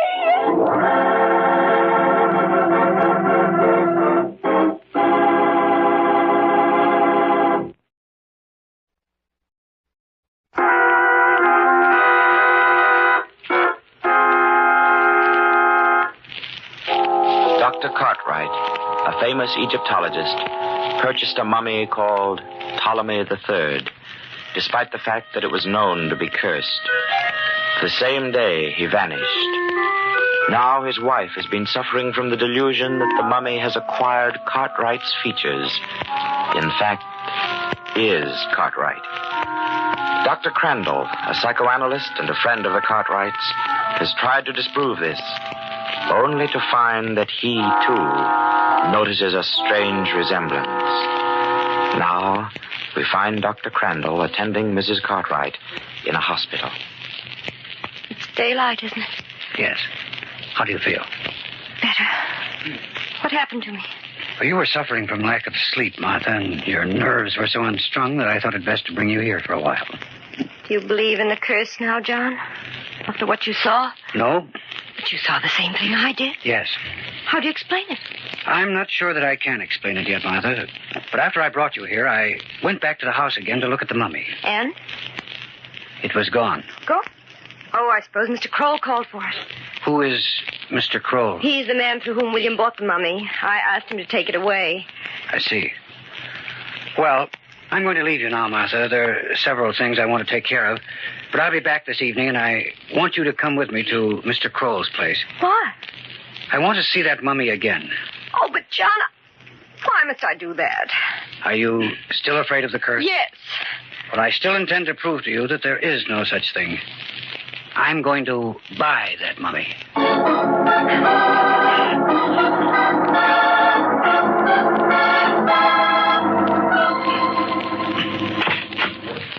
Good evening, Mr. Kroll. Oh, Mrs. Cartwright.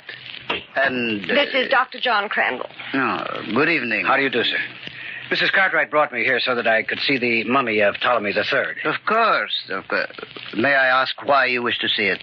I'm interested in buying it. I've tried to convince him that it's cursed, Mr. Kroll, but he doesn't want to believe it. Many men have refused to believe it. It is only fair that we inform those who intend to buy, and the rest is entirely up to them. Now, if you step this way, please, the mummy is in my workshop. Thank you. I notice you have many other mummies here, don't you, Mr. Kroll? Oh, yes. I am known as an expert in repairing them. They are sent from museums and collectors all over the world. And which is Ptolemy III? In this sarcophagus, right here. Will you open it? Why, of course, certainly. Now, just a moment, Martha. Don't go away. I want you to look at it. John! It's very important. There you are, sir. There it is. Martha, is that the mummy we looked at last night? You see, I'm not sure. I saw it for only a few minutes. It looks the same, but... But what?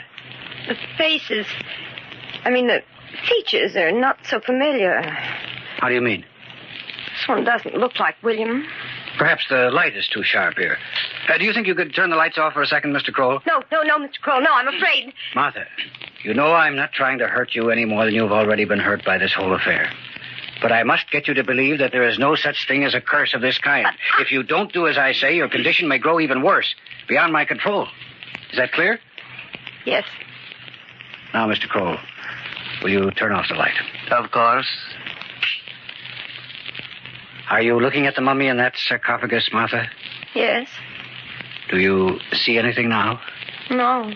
So pitch black I can't see anything at all. Nothing. I see. John, you know I haven't been imagining all this. What is it, Martha? Over there.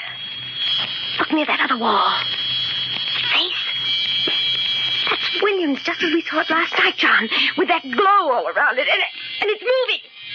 Look, it's moving. John, make him turn on the light. John! Mr. Crow, will you turn on the light? Please, hurry. Why, certainly.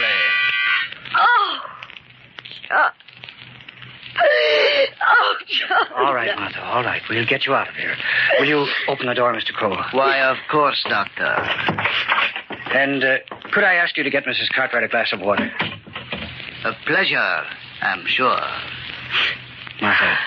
Martha, listen to me carefully. I've got to explain quickly. As soon as you leave here, go straight to the nearest telephone and call the police. Tell them to come here immediately. I don't understand. I know now that William was murdered. What? Yes, Kroll killed him, and I'm going to stay here with him until the police arrive. I beg your pardon, I have the water. Thank you.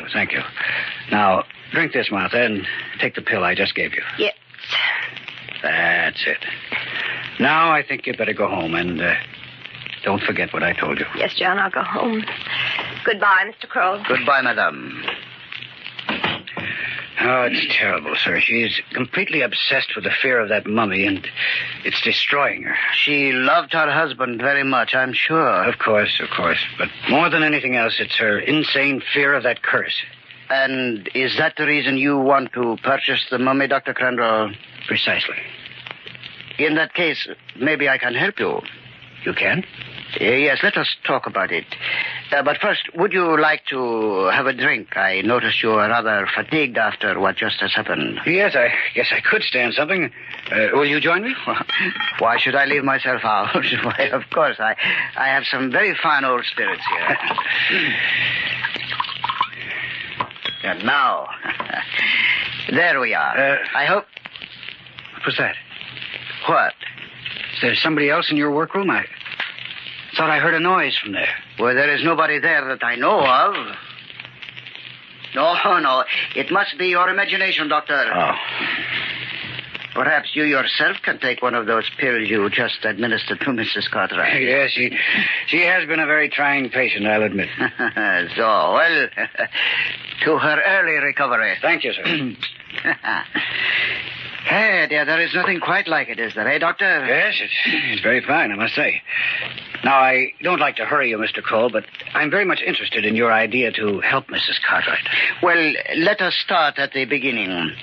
When you first came into the shop with Mrs. Cartwright and she looked at the mummy, she did not see anything about it that frightened her. Is that right? Right.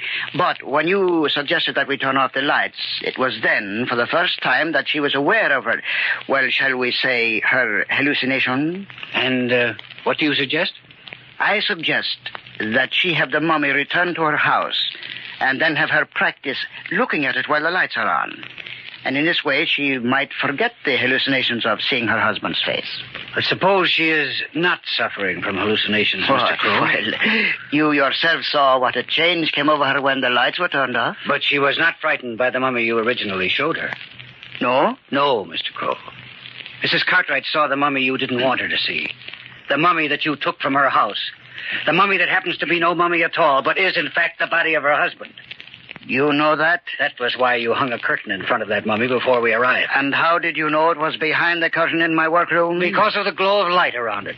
I could see that glow when the lights were turned off, so I took the curtain away completely. That was what made Mrs. Cartwright think it was moving. Oh, I see. You are a very astute doctor. Could you tell me, perhaps, what you think made the misty glow? That's simple. It was the natural body gases and fluids which you forgot to extract before you applied your preservative to Dr. Cartwright's corpse when you mummified. You are quite right. That was the only mistake I made. There are certain things that you can't hide, Kroll, such as your bleached hair and beard. Your real name is Kavaratti, isn't it? Oh, so you are not only a doctor, you are a detective as well. Well, you see, I knew that William Cartwright was one of the foremost Egyptologists in this country. And as such, he was often called upon to testify as an expert witness in many fraudulent cases connected with the culture. How so? Yes. So I went through those cases with the district attorney on the assumption that one of those defendants was connected in some way with Cartwright's disappearance. And the district attorney told you about me? I found out that you had been convicted in one of those and sent to prison for 12 years on the basis of Cartwright's testimony. Oh, well, we all make mistakes, Dr. Crandall. Even you. What do you mean? That drink you just had. It was poisoned. And in a few more minutes, perhaps, you will be dead. But I promise you one thing. I will not make the same mistake on your corpse that I did on Cartwright's. No, you... Oh, my throat. You are beginning to feel the effect of the poison. You can't get away with this. I'll come back after I'm dead. I am not the superstitious one, Doctor. I can't breathe. My throat. Dead. And now, before Mrs. Cartwright can return with the police, as you have instructed her, John! Mrs. Cartwright. Yes, I want to talk to Dr. Crandall. He's killed him. Yes. And I am very glad you have returned. What are you going to do? Well, you see, I was just about to change Dr. Crandall's features completely so that I would not have a repetition of the same trouble. Although I did not want to kill him, I guess I was a little hasty. It was you I should have killed, my dear Mrs. Cartwright. Katrina? So you went out to call the police, eh? But they will never find out. Not with my way. You'll find out you can't do this. You can't get away with it. To the police, it will be just another disappearance. A disappearance caused by the curse of Ptolemy. People like to believe those things, Mrs. Cartwright.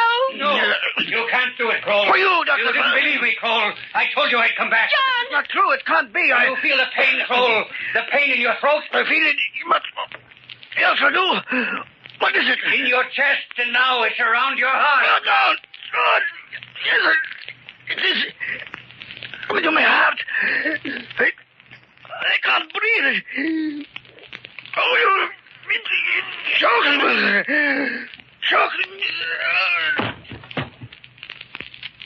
He's dead. John, you're alive. I don't understand. I know how trying this is for you, Martha, but listen to me. I'll explain it. But I just saw... I wasn't dead. Kroll offered me a poisoned drink, but I distracted his attention by pretending to hear something outside. Oh. When he went to look, I switched the drinks, and he was the one who got the poison. When I saw you there, I thought the mummy's curse had worked again. No, Martha. That curse we talked about so much was only Kroll's own invention, and it came back to him. If he'd never thought it up, he would never have died as a result of it.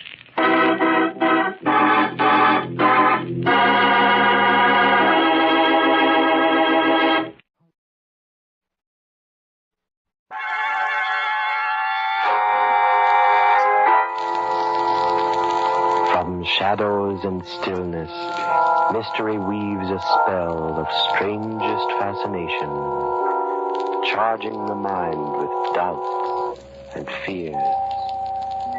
For mystery is a strange companion, a living memory. In the haunting hour.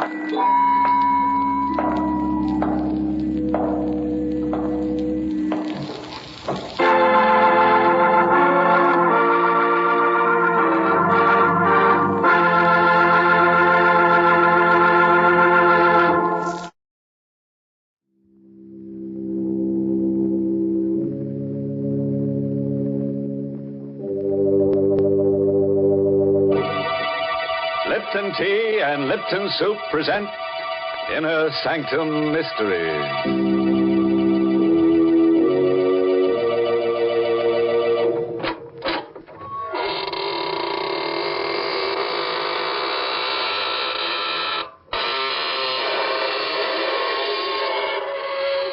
Good evening, friends of the Inner Sanctum.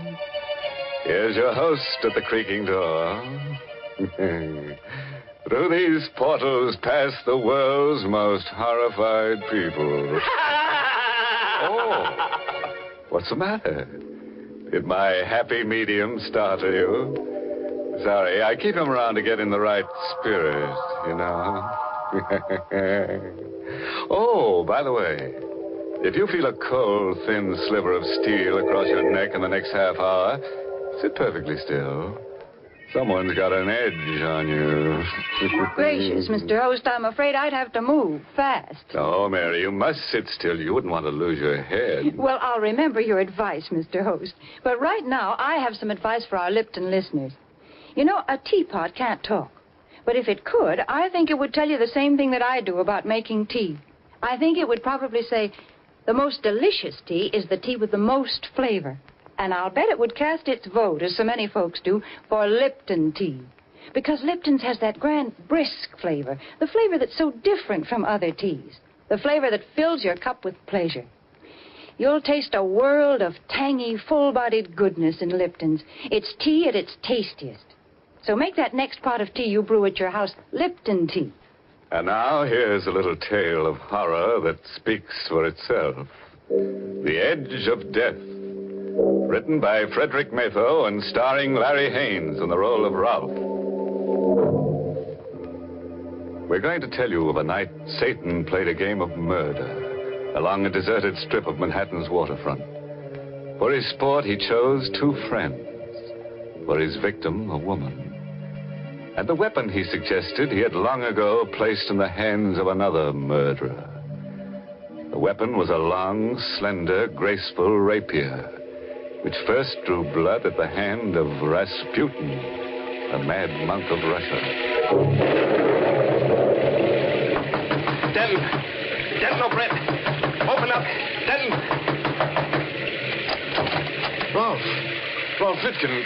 Well, come on in, man. What's the matter with you? You're soaked. No hat, no coat. Denton, you're my best friend, my only friend. You've got to help me. Well, I just got back from Chicago. I was going to drop over to your shop a little later. You got back too late. You could have helped me. No, it's too late. Well, what's the matter, Ralph? What have you done? Well, what's that in the package? Why, it's the antique sword I gave you when you were married. Ralph! Naked steel always looks different. Coated with blood. Ralph, you fool. You didn't... Yes. I just pierced a woman's heart with that rapier. Not 15 minutes ago. Warned you about your temper ever since we were kids.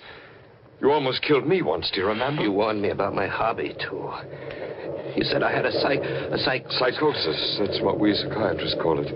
Your unnatural love of steel blades, your worship of ancient weapons and tempered steel.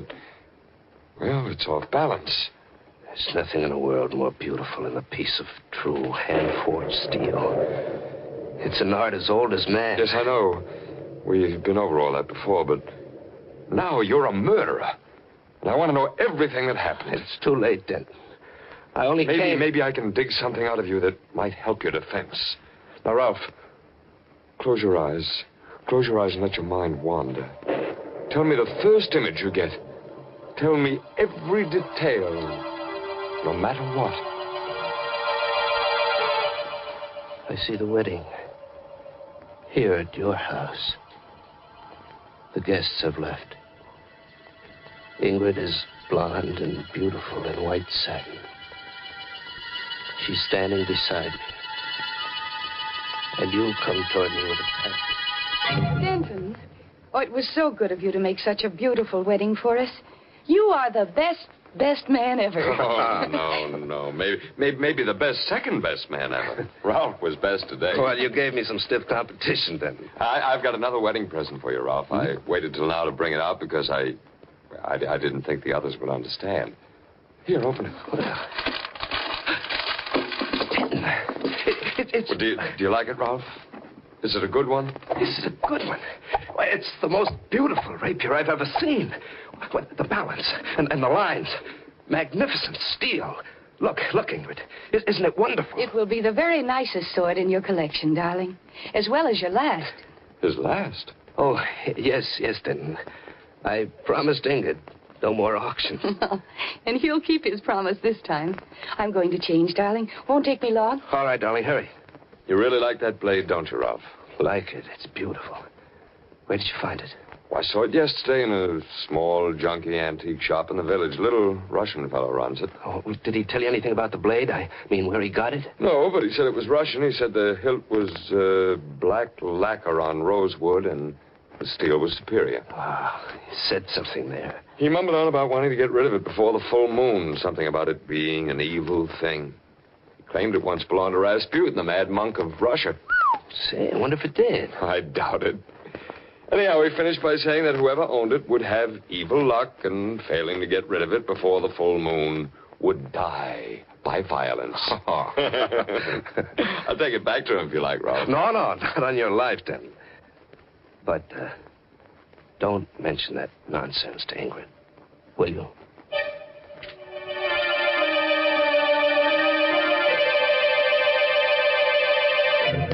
I remember all that myself, Ralph. I left for Chicago that night. Now, what's the next thing that comes to your mind as important?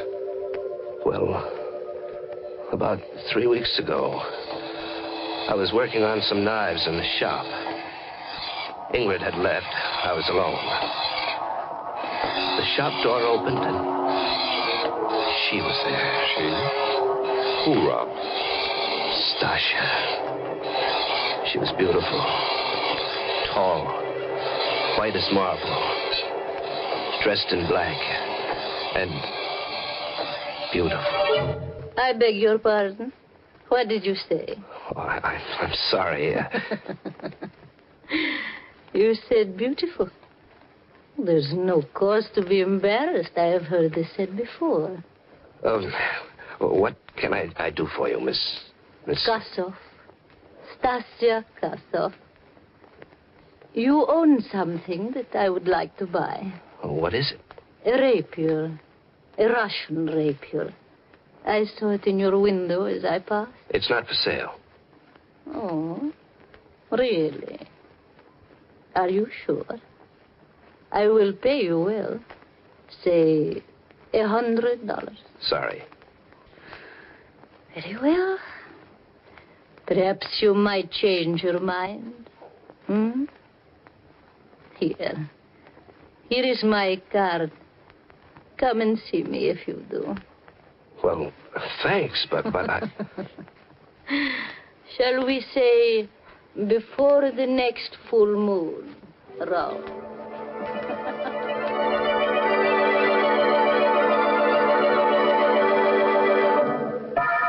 Ralph, if it weren't for that blood-stained rapier on the table, I'd say you were lying. How could this woman know your name or anything about the legend of the rapier? I know how. What happened then, Ralph? I've handled steel all my life. I've forged it, pounded it, tempered it, ground it to razor edge, and I've never cut myself.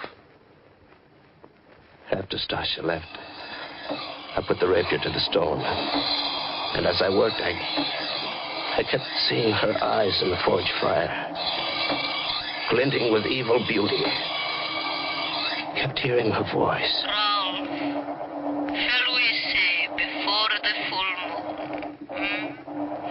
I turned suddenly to see if she was there, and I tripped.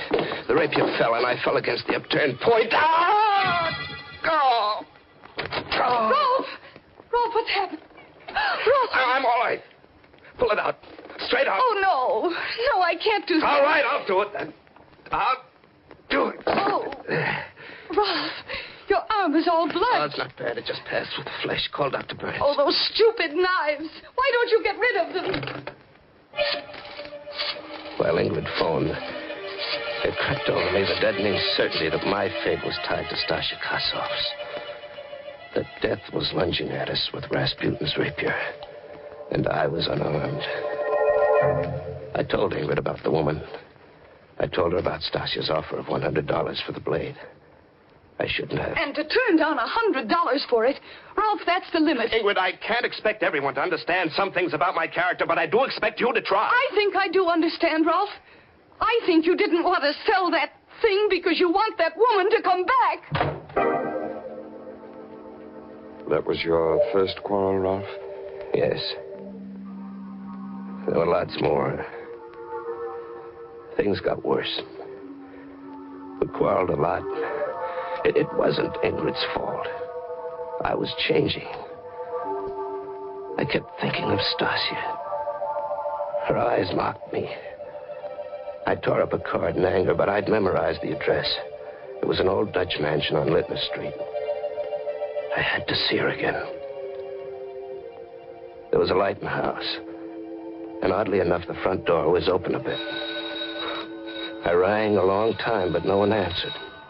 I obeyed an impulse and walked in. There was a coal fire going in the high-ceilinged living room. It cast dancing shadows on a life-sized oil painting above. A cold hand gripped my heart when I saw that painting. It was the painting of a man in a monk's habit. And his gnarled hand rested on the hilt of a jeweled rapier of exquisite beauty. Yes, the man in the picture is long dead. But his mad spirit is in this room. It laughs from within you, Rolf Wittkuhn. It has seized your body. Stasia.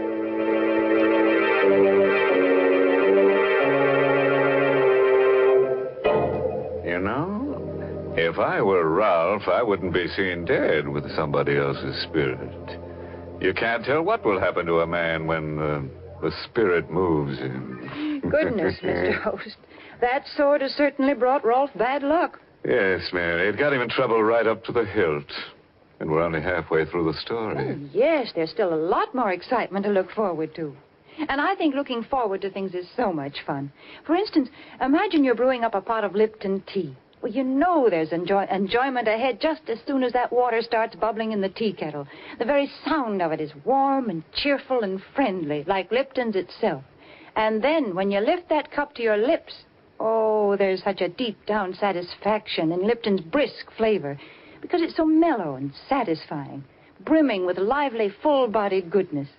Yes, all those little promises of enjoyment are completely fulfilled in your first delicious sip of brisk-flavored Lipton tea. Well, you certainly have a point there, Mary.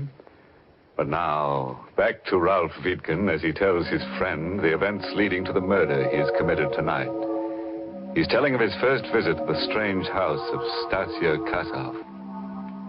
So the Kasov woman convinced you that the spirit or the ghost of Rasputin had taken possession of your body. And you fell for it. Oh, I fought against believing it, Denton. But it did explain so many of the strange promptings that had been stirring me all up inside. She say anything more about it? No. I turned to face her. She was a smiling column of white beauty, sheathed in black satin. Miss Kasov, how is it? Stasia. Call me Stasia. How is it you know my name? What do you know about the rapier? Does it matter? You have changed your mind, perhaps? About selling me your rapier? Hmm? No, I came to ask you about it. Oh, you came because you are confused. We will discuss it. But first, let us have some tea. Yes?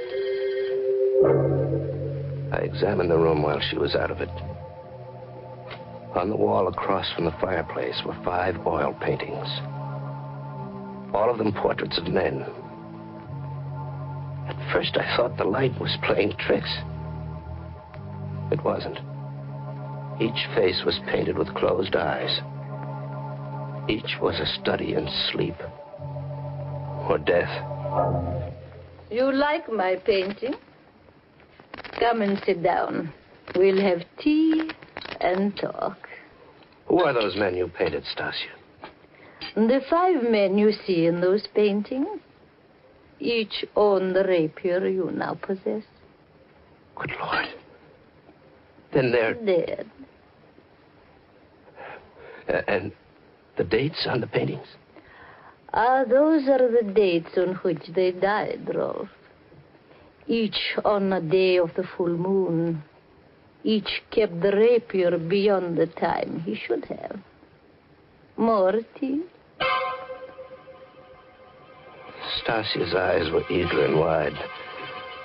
My ears began to ring. I recall setting the cup down. I remember Stasia's voice a long way off. Russian tea strong, my friend, and so are Russian legends.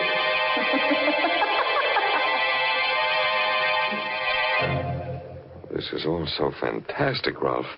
Are you sure it wasn't something you dreamed? Something I dreamed? No, she drugged me. It was no dream. Those portraits were no dream. The painting of Rasputin was no dream. They were there when I woke. Stasia was gone. The fire was out. My head ached. There was an easel near the lamp. It hadn't been there before. I shuffled toward it. There was a fresh painting on the easel. I stared at the face before me. Its eyes were closed in sleep. The face was mine. There was a date painted in it. It was January 15th. Why? Yes, that's tonight. I couldn't find Stasia, so I dashed out of the house, cursing like a madman. It was 4 a.m. when I reached home. Ingrid was waiting for me. She was crying. Rolf! Rolf, darling, where have you been? Why? What difference does it make? You've been to see that Kossoff woman. Yes, I've been to see that Kossoff woman. I had to. I'm losing my mind, Ingrid. Something's trying to kill me. That woman knows about it. She knows how and when it'll happen. And the funny thing is, I don't care anymore. I don't care. Rolf, where are you going? Back to the shop. Back to that cursed rapier. In the shop, I tried to reason the thing out. I was toying with the rapier. There was a tiny green speck on the black hilt. Idly, I picked at it with my thumbnail, and a chip of lacquer snapped off. The hilt was supposed to be wood.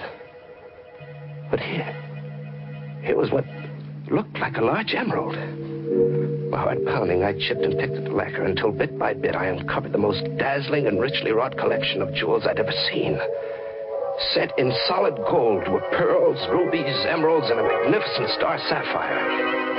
This was the bejeweled blade that Rasputin held in his hand in Stasia's painting. This was Rasputin's rapier. I returned to Stasia's house. Like the first night, the door was ajar. Like the first night, I walked in. I walked into the living room. I looked about.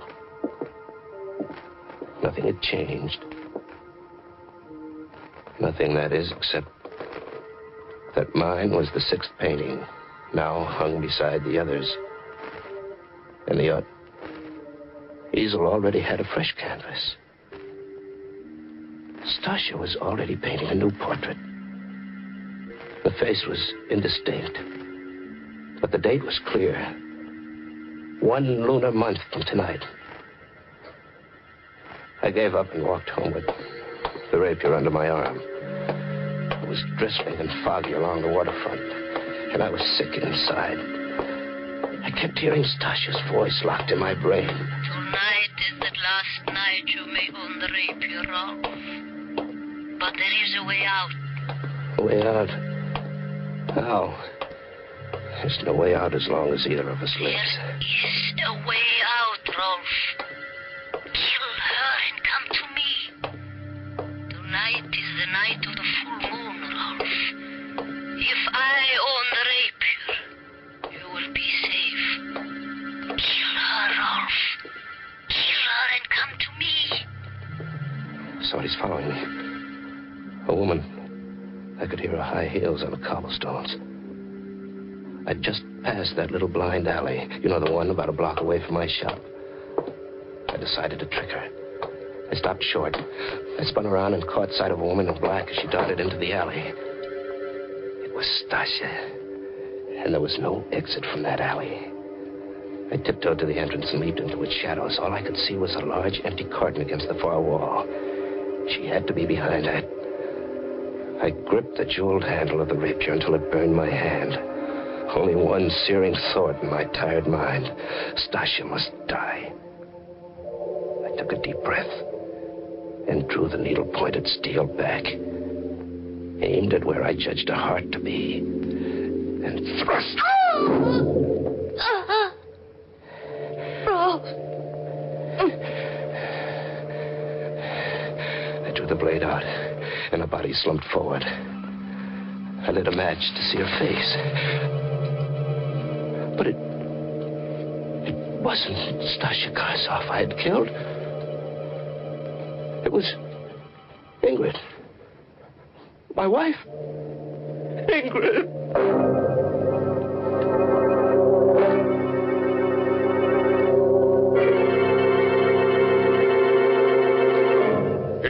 Stasia, it worked. My plan worked. Ralph reacted just as I planned it. You mean he did it? Killed her? A psychological masterpiece. He told me the whole story at my office 10 minutes ago. He killed her thinking it was you. And now that she is gone, you are happy. You will love me and forget her then. Oh, perfect, perfect. She picked that stupid fool instead of me. Now she's dead, and he'll die too. Oh, Denton, I'm so glad. I would do anything for Everything you. went like clockwork. This rapier I found in your attic, the legend I made up, the phony paintings of former owners, your flirtation, Yes. perfect, perfect. The perfect murder, I've done it. Did my acting please you, Denton? Oh, you were magnificent, but there's only one weakness to my plan, Stasia. What is it? When Ralph is picked up, there must be no way for anyone to find out that you and I know each other, Stasia. I know, and no one will know, darling. Ralph's fingerprints are still on this rapier. He'll be electrocuted for one murder. Might as well be for two. Denton! No! I love you! I'm sorry, Stasia! I love you. Still. I will wait for you.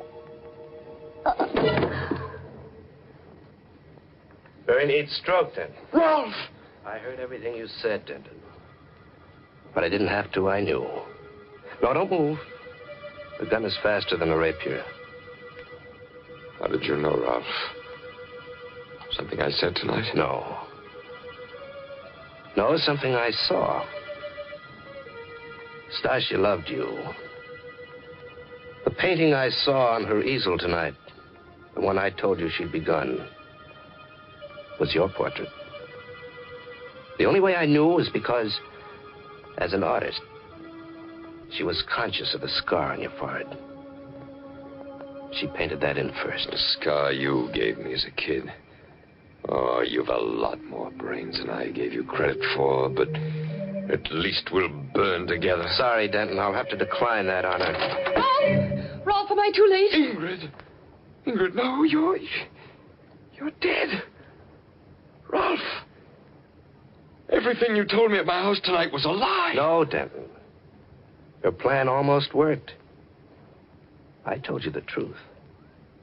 Except for the part about murdering Ingrid. You should have studied psychiatry, Ralph. I did, Denton. I had a good teacher. You.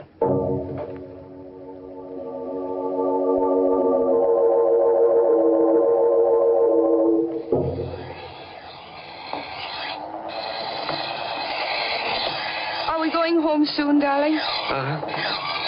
You seem so far away, Rolf. Is anything wrong? No. I've been thinking about Denton. Odd the way things turned out. He made up that story about the rapier and its belonging to Rasputin and its owners dying on the night of the full moon. You don't believe it, do you? No. But what he thought was a cheap blade turns out to be a priceless treasure. It matches the one Rasputin held in his hand in the painting. That was coincidence, darling. Come on, now put your work away. Let's go home. It's late. Mm-hmm. Such a beautiful night, Rolf. Let's walk home. All right. You know that painting Stasia started of Denton, the one that gave his plot away? Yes? It had a date on it. I wonder what ghostly hand guided her brush as she wrote that date. Why? The date she wrote was today's. There's a full moon. And tonight was the night Denton was electrocuted.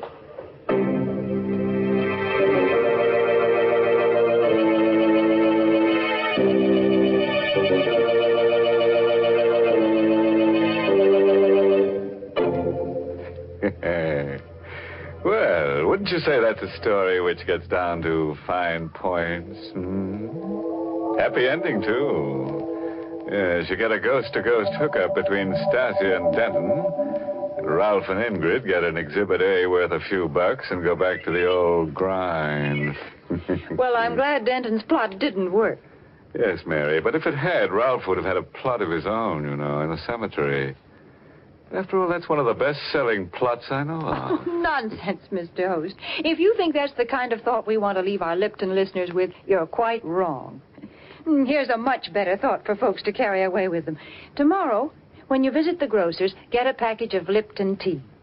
Buy it, try it, and see if you don't agree that Lipton's brisk flavor gives you extra enjoyment. Oh, yes, there's a great treat in store for you when you first taste Lipton's full-bodied, zestful goodness. Ask your grocer for a package of Lipton tea tomorrow.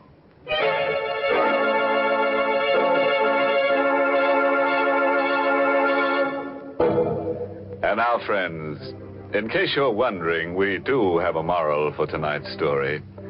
It's short and sharp. Knife can be beautiful if you keep your temper. And look out for people with an axe to grind. They may be trying to get ahead of you. Oh, by the way, this month's Inner Sanctum mystery novel is The Pavilion by Hilda Lawrence. And next week, the makers of Lipton tea and Lipton soup bring you another grisly Inner Sanctum tale, directed by Hyman Brown, and titled The Confession. And now, if you'll excuse me, I have an appointment with Stasia and Denton. Yes, they've got the concession for hand-forged hinges where it's hotter than the hinges of... Until next Tuesday, then. Good night. Pleasant dreams.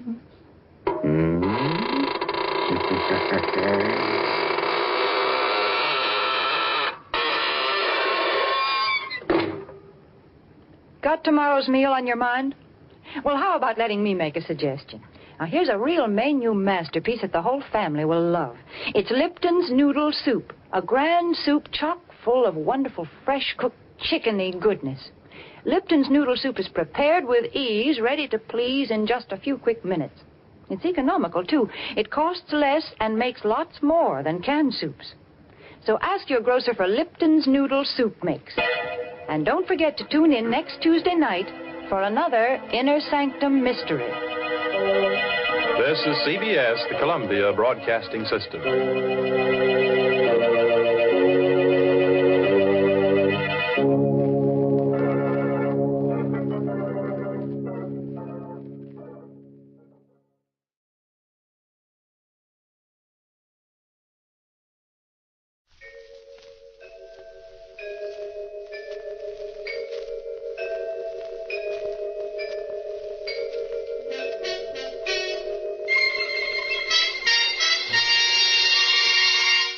Murder by Experts.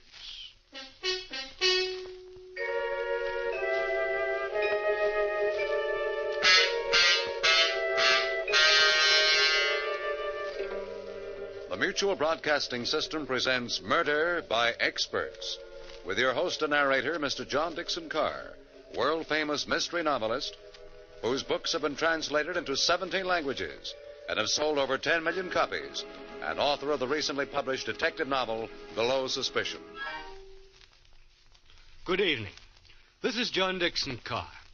Each week at this time, Murder by Experts brings you a story of crime and mystery which has been chosen for your approval by one of the world's leading detective writers. Tonight, our guest expert is the noted mystery writer, Miss Helen Riley. From her vast knowledge of the field of mystery, Miss Riley has selected a fast-moving taut drama by Maurice Zimm. And now we present William Zuckert in Return Trip.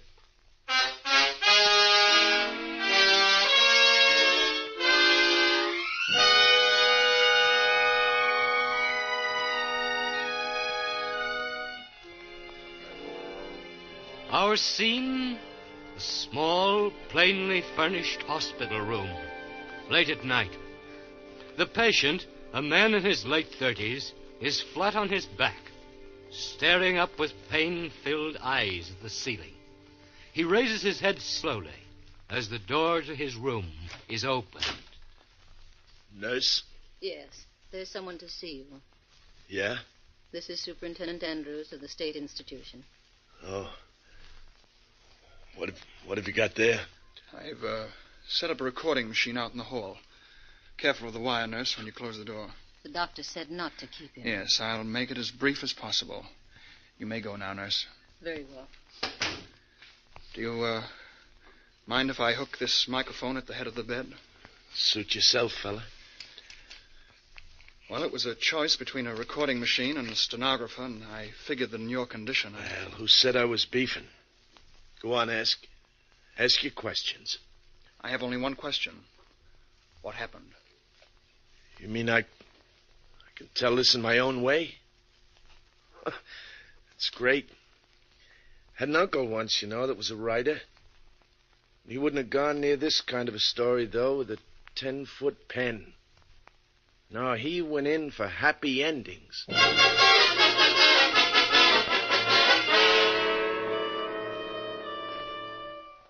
Uncle Mort wouldn't even have liked the beginning of this story.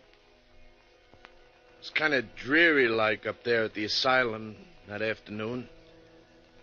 There'd been quite a snowfall the week before, and as far as the eye could see, everything was a dirty gray, like a corpse that's been waiting too long for the undertaker. Well, around 4 o'clock, it got so dark the lights had to be turned on in the institution. Then the wind started moaning like a lonely banshee. Fine day for a murder, as the fella said. Well, there were 3 passengers sitting in the bus when I went outside for the return trip. 2 men and a woman. Maybe I ought to call her a girl, because she wasn't much more than that. Anyway, these 3 passengers all had return tickets, and I went down the aisle collecting them. Driver, how soon do we start? Right away, miss. We're 2 minutes late already. These little jerkwater bus lines never keep to their schedules. Now we'll never get out of these mountains before that blizzard lets loose. Can I have your ticket, please, mister? You really think there'll be a storm? Can't fail. Lady, when they have snow up in these godforsaken mountains. Well, this morning on the bus coming up, a man was telling me about the time... The windbag was sitting right across the aisle from the girls, 2nd row from the front. Halfway back in the bus sat the 3rd passenger, all huddled up in his overcoat. He didn't open his trap. Well, that was the picture as we swung out onto the highway for the return trip. And this guy in back of me seemed to be itchy to start a conversation with somebody as soon as we got rolling. Might as well get acquainted, miss. 50 miles before we get to civilization. John Willard's the name. I said... Oh, beg your pardon. Were you speaking to me? Oh, yes. I'm afraid I was thinking of... Oh, sure. Sure, these visits to the institution, always depressing, aren't they? This is my first time. Oh? Some friend? My husband. Oh. That's too bad. I hope... What's that? Some kind of siren. Yeah, that's the asylum alarm, all right. That means he... One of the inmates must be playing hide and seek with the keepers. That happens every once in a while. Gosh, what if it's my brother? Oh? Is he the busting out kind? Well, it sort of upsets him to see one of the family, but then we don't come to see him, and it upsets him even more. I see what you mean. Do they always catch them? Well, they tell me the place has never lost a customer yet. A moment ago, I was praying that it wasn't Jim. But now I don't know, even if they had to. Well, it would be better than seeing him as he was today. Anything would be better than Listen. seeing him... Hey, that's a police siren. Sounds like they're almost on top of us. Yeah, there they are. Look out, they're going to pass us. Pass nothing. They're flagging me down.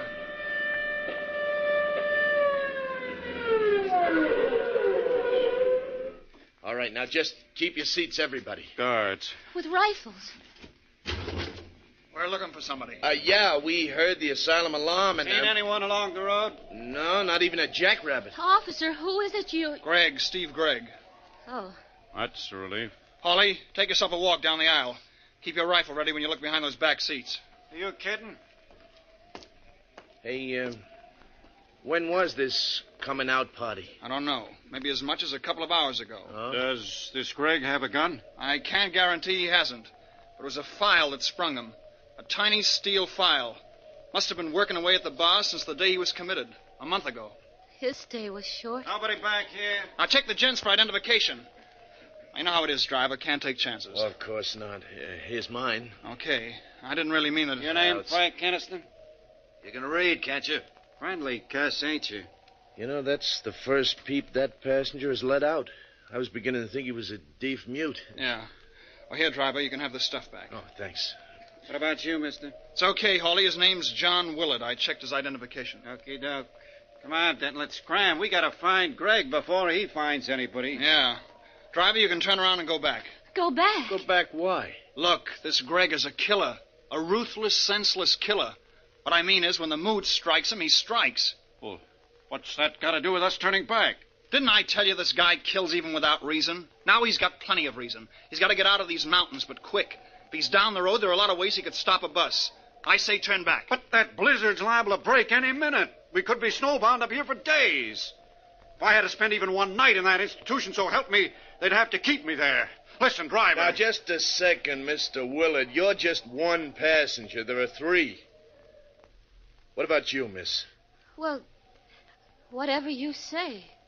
Mr. Keniston? I say keep going. That settles it. Hurry up, Denton. No, wait. What does this killer Gregg look like? Height about 5'10". Weight about 165. Dark hair, brown eyes, 37 years old. Denton, get the lead out of your britches. But I still think they We warned them, didn't we? Now, if they meet up with him, it's their funeral. Yeah. Well, we can take care of ourselves, fellas.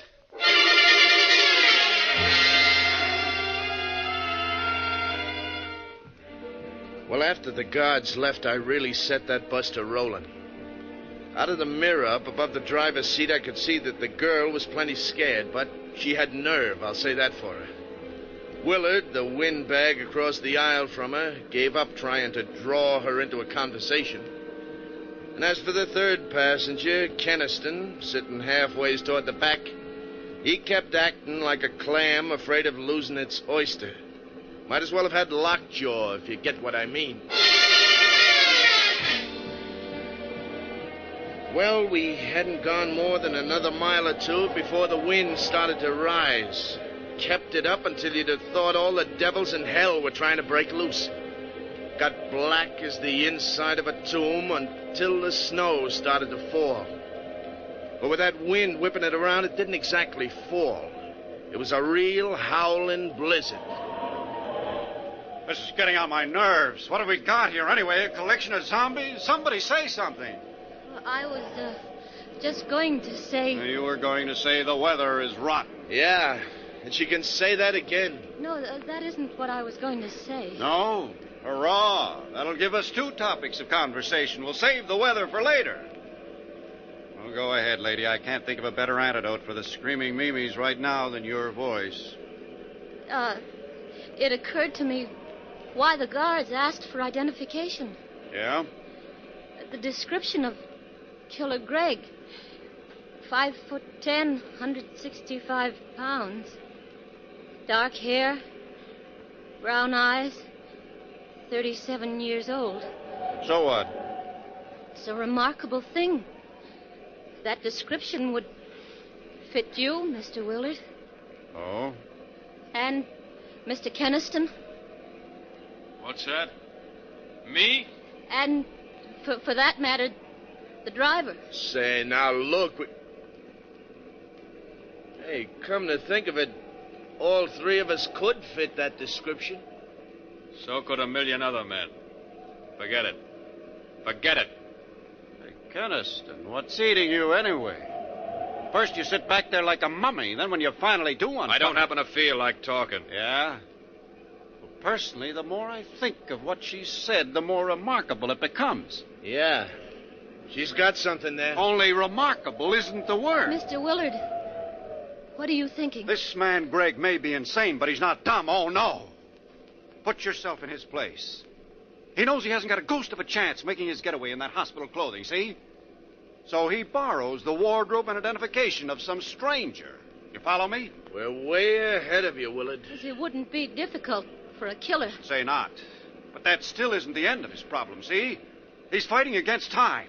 He's got to get out of these godforsaken mountains down to civilization before they can throw a noose around the whole area.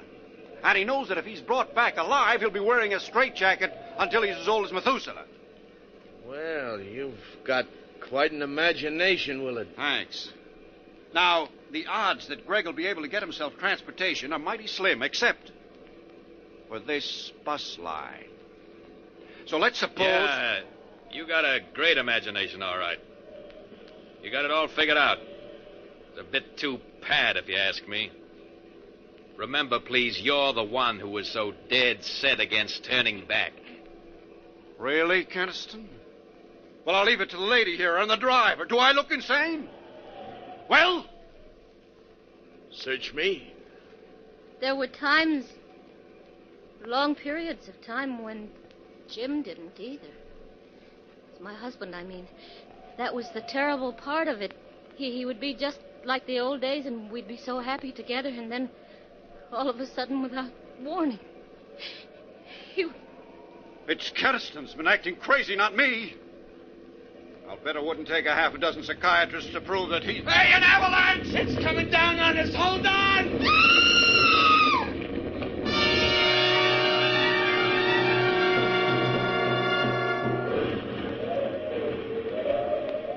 After the avalanche struck, I sat there, gripping the steering wheel, sort of stunned. And there wasn't a sound except for the wind. And it was muffled by the snow barrier that packed us in. Even on the far side, the bus was buried up to the middle of the windows. Well, all this was only a matter of seconds, I suppose. And then suddenly the quiet was broken by the most gosh-awful racket. It was as if somebody had up and given the signal for my passengers to go completely crazy. Get me out of here. Now, take it easy, will you? Get me out of here. Look out, Willard's got an axe. The axe, take it away from me. Let go of it, Willard. Let go of that axe. Well, that did it. He's the one. He's the one. Lucky I saw him grab the fire axe from up on the rack. It's what the district attorney likes to call a lethal weapon. And then some. Step back, he's coming too. Yeah, tie him up. Here, you'll find a rope in the dashboard compartment. Get it for me, huh? Driver, I'll report you for this. You will, huh? I was going to smash a window so we could get out of here. Oh, yeah? Sure. What'd you think? Oh, so that's it. Here's a rope, driver. See here, you can't do that. You can't tie me up, you fools. I'm not Killer Greg. Maybe he isn't. Maybe. But like the guard says, we can't take chances. Now, if you're innocent, mister, you can prove it to the authorities. If we ever live that long. Have you forgotten that we're trapped here by an avalanche in a blizzard that could go on and on and on? Just the same. Stop. This is ridiculous. What do you mean, miss? Well, it's just that there's no proof that Killer Greg is on this bus. Well, if you put it that way, It's all my fault, and I'm very sorry. My only excuse is that I was so upset by seeing Jim, my husband. I still say that... No. We've got to start acting like rational human beings. You let poor Mr. Willard up from that floor. Thanks, lady. All right.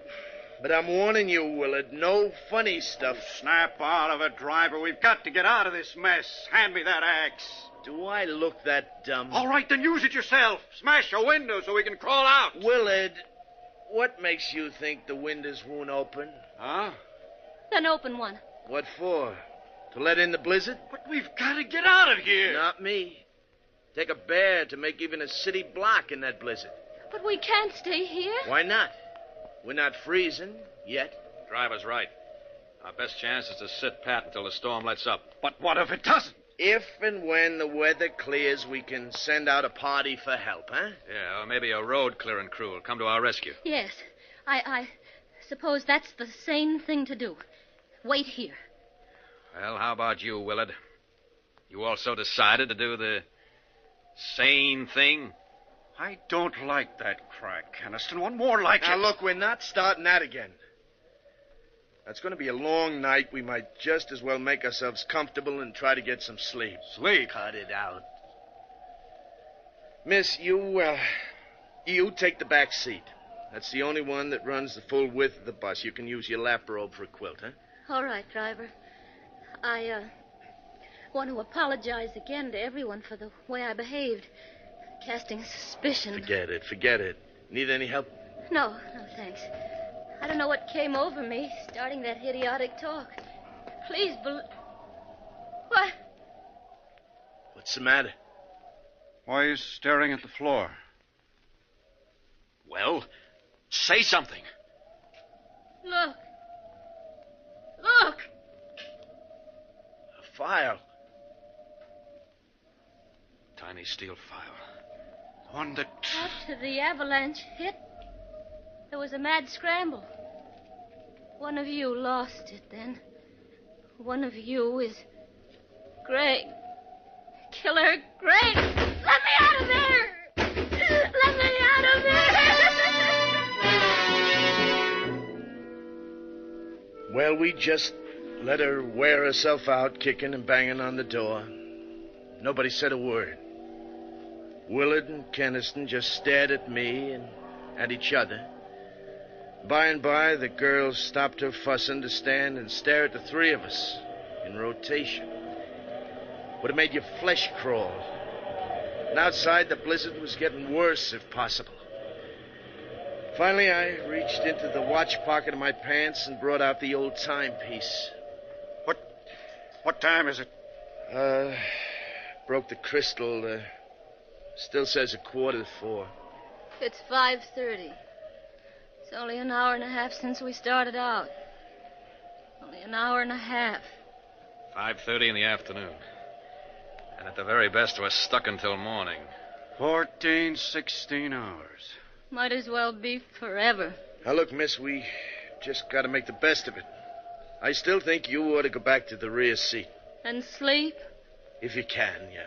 Willard, the driver, and myself will be keeping a rather close eye on each other in the light of recent developments. You'll be all right, especially if you take that axe away from the driver. Huh? Let her have it for her protection. Sure, let her have it. Yes. You give it to me. Okay. You, holding on to the file, too? Of course she is. The file could also be a lethal weapon.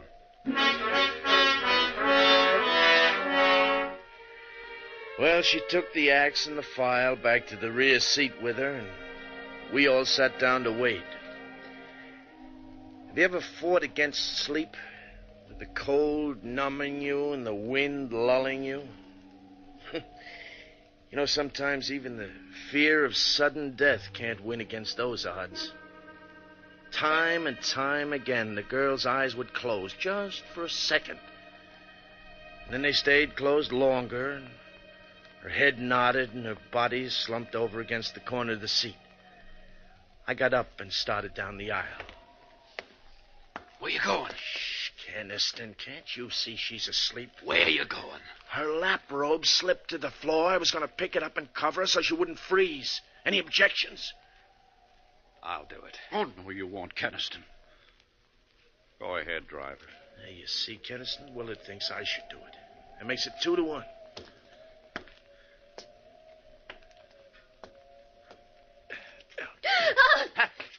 Help me! Help me with this wildcat! Get that file away from me before she jabs my eyes out! She was like a devil on a pinwheel. I was lucky to tear loose before she did any more than nick me about the face. Afterwards, when Willard told her what I was up to, she apologized, but I didn't go near her again all the rest of that night. Well, About 5 o'clock, the blizzard stopped, and at 7, the sun managed to break through. We held a council of war. We can't send out for help. Why not? Don't you see, Mr. Willard? If we split up the men, whichever of you is Greg would have too good an opportunity. Whether he goes or stays. Well, you could go. Alone. I'd never make it. We could all go together. How about that, driver? Well, I'd rather stick with the bus, Keniston. But before we decide anything, let's get out and look around. We got a window open on the far side of the bus and crawled through. The girl first. She was still clutching the axe and the file. Come here and look. Another few yards and we'd have escaped the avalanche entirely. We can shovel our way out. I'm sure we can. Well, there were 2 shovels in the tool compartment at the tail guard of the bus. That only let 2 men shovel at a time, with the third man getting a breather meanwhile. And it took a lot of shoveling. What's the matter, driver? Did you hurt your hand? Nothing much. Feels good just to take off these stiff leather gloves. Looks to me like you've got some blisters on that right hand. Thumb and first 2 fingers. Say, Keniston, are you shoveling or talking? We'll never get out of here at this rate. Yeah, it's your turn anyway. I'm tired. Not as tired as Willard looks. I'll relieve him. No, that's all right. I can keep going yet for a while. Okay, then, Keniston. Here. Let me take a turn. I know I won't be much help, but I can at least try. No, you're a mounting guard. I'm sure you could do as well as Kenneth. Where is Keniston? Why... Keniston was making a mad dash through the snow. Willard dropped his shovel and tore after him. I yelled for Willard to let him go, but I don't think he even heard me. For a while, it looked like Keniston was going to make it, but then he floundered and fell in the snowdrift. And before he could get underway again, Willard nailed him. You'll stay put for a while. What did you do? Knock him out? What else was there to do? Is he? Oh. I knew all the time it was Keniston. You think his running away proves it? It's the same as if he'd confessed. He knew it was his last and only chance. What are we going to do with him now? Tie him up. And we're getting him and the bus out of here. Say, I wonder if there's a reward. In no time at all, we had the bus clear and headed for civilization. Those snow-covered mountain roads weren't exactly my idea of a speedway, but I gave the motor the gun. Willard and the girl didn't take their eyes off Keniston. I kept watching him, too, out of the mirror over the driver's seat. He looks like he's coming to. Don't worry, driver. Those knots I made in the rope won't give. Besides, I'm keeping the axe handy just in case. He's opening his eyes. Watch him now. Watch him. Yeah, watch me. And listen to me, too. Shut up, Keniston, or I'll stop this bus and put you out for good. Not before I've had my say. Willard, you too, lady. Why do you think I tried to make a break for it? That's easy. You're Killer Greg. You fools. You blind, stupid fools. Was it my watch that had its crystal smashed at 4:15 yesterday afternoon? So it was mine. So what? At 4:15 yesterday afternoon, Killer Greg waylaid the real driver of this bus and took his place.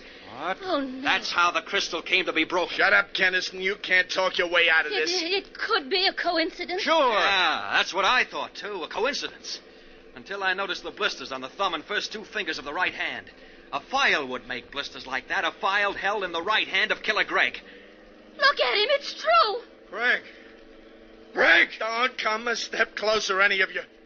You make the slightest move, I'll crash the whole lot of us. Don't do it, Greg. Stop the bus. We won't do anything.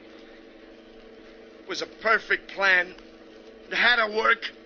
Oh, if only that avalanche hadn't come along. Well, I'll still make it. Even if I have to kill us. That turn! Look out for that train!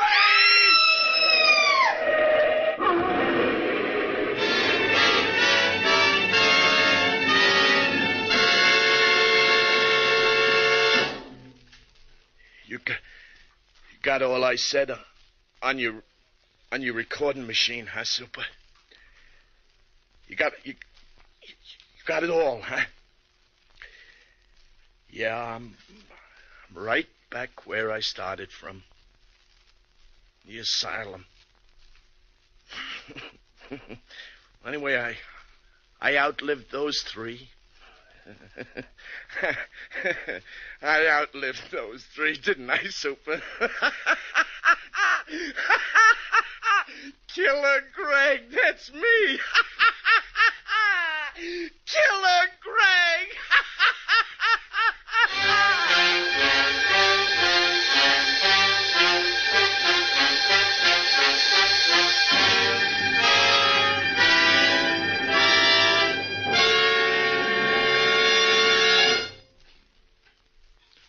And so the curtain falls on Return Trip, which was chosen by guest expert Helen Riley, whose latest thriller is Staircase 4. Next week at this time, Murder by Experts brings you a story of a woman who awakened from a nightmare to find reality even more frightening, as selected for your approval by one of America's leading detective writers. Until then, this is your host, John Dixon Carr, hoping you'll be with us next week at this time.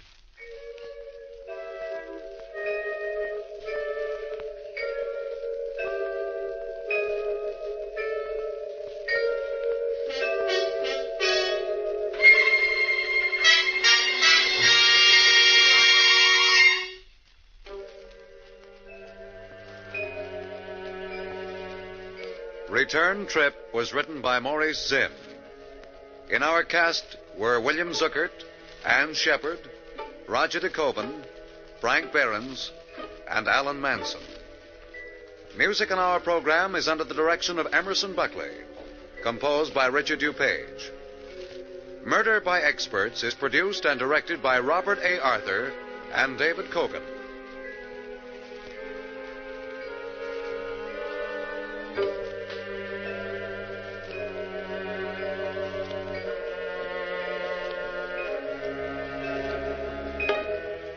All characters in this week's story were fictitious. Any resemblance to the names of actual persons living or dead was purely coincidental. This is Phil Tonkin speaking.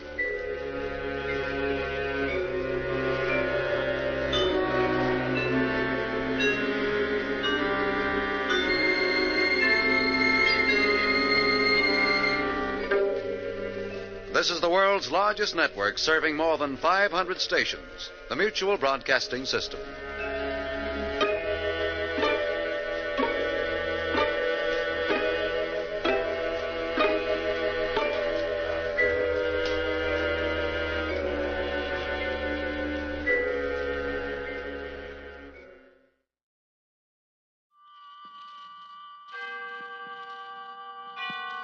Autolite and its 98,000 dealers bring you Mr. Herbert Marshall in tonight's presentation of Suspense.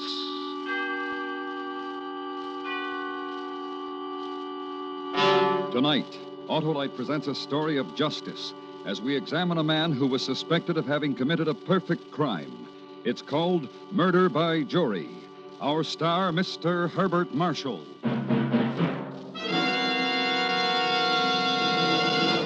This is Harlow Wilcox. Would you like to be responsible for your local church or hospital getting a big share of $100,000 in cash? Well, a total of $100,000 will go to the recognized charities chosen by the 25 persons selected in the Autolite family charity drawing. To enter is as simple as signing your name and address, and that's all you do. Now, it's our privilege to have you hear what the head of one of America's finest health organizations says about this great event. Here is Mr. Mark H. Harrington, president of the National Tuberculosis Association. Autolite is performing a wonderful service. If you're one of the 25 selected, I hope you'll remember the National Tuberculosis Association, which needs your help to conquer our #1 infectious killer. Good luck in this Autolite family charity drawing. Fill out a registration form at any of the following Autolite family car dealers: DeSoto, Hudson, Plymouth, Studebaker, Dodge, Willis, Nash, Packard, Kaiser, or Chrysler. And sign up tomorrow. And now, Autolite presents Murder by Jury, starring Mr. Herbert Marshall, hoping once again to keep you in suspense.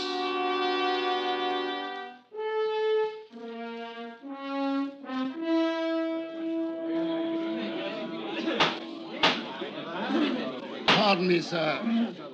To be sure I understood you, you did say a snake. Yes, sir. A snake. Possibly, Mr. Mason, you could describe the snake. Yes. It was gray with a sort of red mottling, dark, plum-colored. I see. Go on, please. Underneath, it was raised up toward me, its head ready to strike. Well, underneath was grayish but lighter, almost white in the center. Now, was there anything else you remember about this snake, Mr. Mason? It was big. It was as thick as my two wrists put together. And then, according to your statement to the police, you seized the snake just below its head with both hands. Would you kindly show the jury the position of your hands? Yes, thank you. You say that you squeezed with your fingers and dug in with your thumbs. Is that correct? Yes, that's about it. And I felt the snake twisting and squirming under me, trying to get away, And then you woke up? Yes, sir, I woke up. I was kneeling beside my bed. It was my wife's neck which was in my hands. It was her throat I was squeezing. What did you do when you realized this? There was nothing I could do. She was already dead. I'd killed her.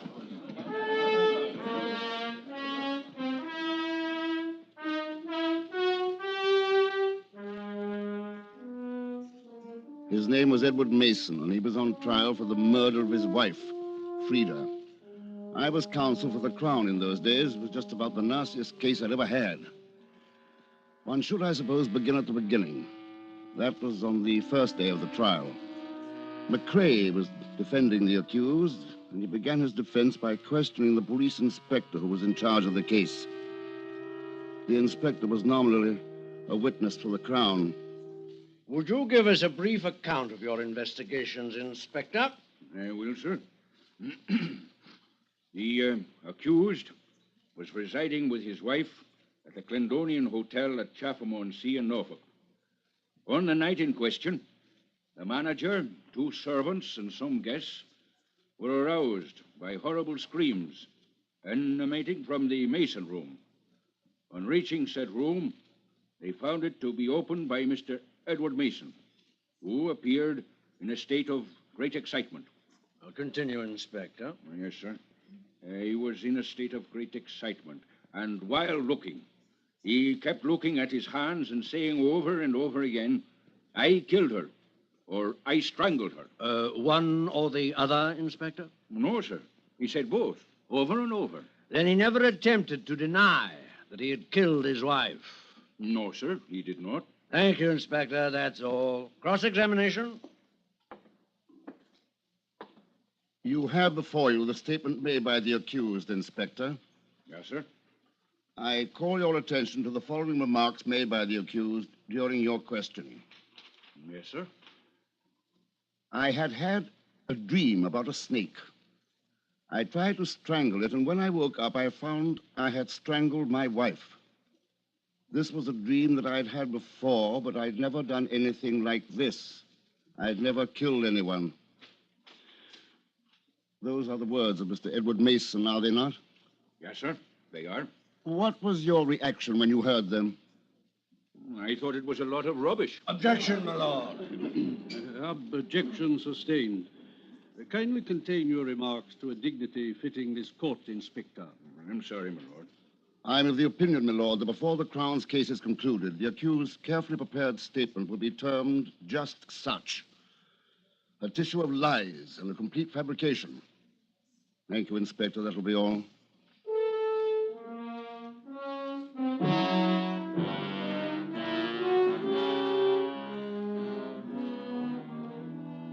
Then Mrs. Mason's brother was put in the box. He was a hefty chap with a bull neck and hands like a pair of warming pans covered with red hair. His name was Hector Easterday, and we knew that he didn't like his brother-in-law.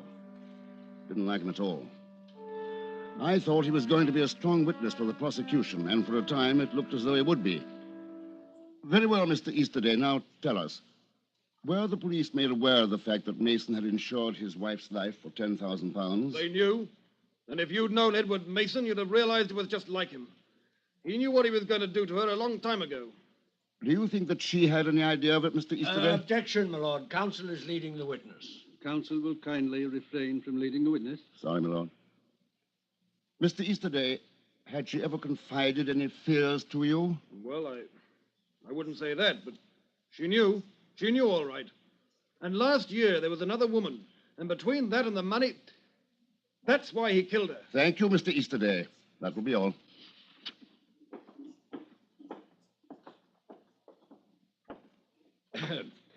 You spoke of a life assurance policy, Mr. Easterday. I did. Did you know that they had each insured the other's life? Not an uncommon practice for married couples these days. Also that the insurance was by no means recent. It was taken out when they were first married and had been successively increased. Yes, but... You spoke of another woman, Mr. Easterday. Did Mrs. Mason tell you about that? Not exactly, but I knew. Oh? And how did you know? I could tell. Oh, you could tell. You are then clairvoyant. You could tell. Possibly you hired detectives to follow Mr. Mason. Possibly you followed him yourself.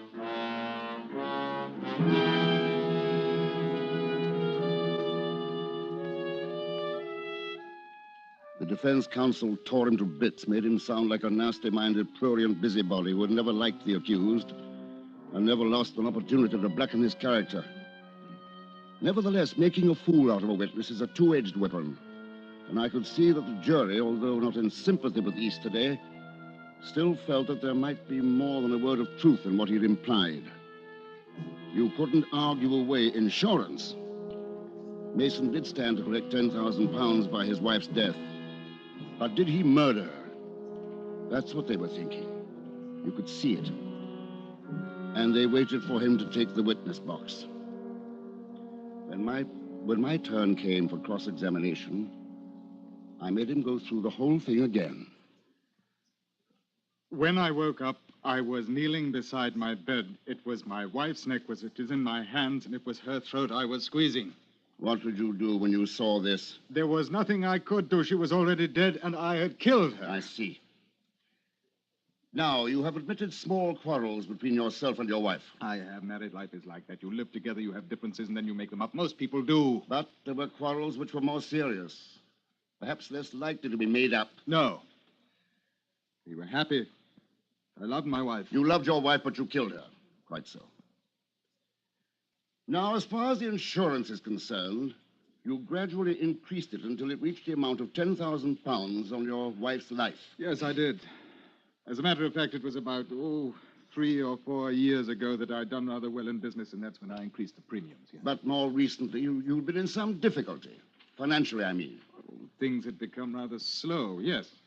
I couldn't afford to buy any more insurance, I know that. But you hadn't reduced the amount on your wife. No, sir, that would have been unsound, quite unsound, and uneconomical. In fact, then, your business position would have improved considerably in the event of your wife's death and the money received from the insurance. I did not say that, sir. But is it not the case, Mr. Mason? Nothing could be worth the loss of my wife. But you did kill her. Yes, I did. Do you know the woman referred to by Mr. Easterday? There was no woman. Do you wish to refresh your memory, Mr. Mason? Last year. Perhaps it escapes you. There was no other woman. You still maintain that the cause of your wife's death was due to the recurrent dream you had. Yes, I do.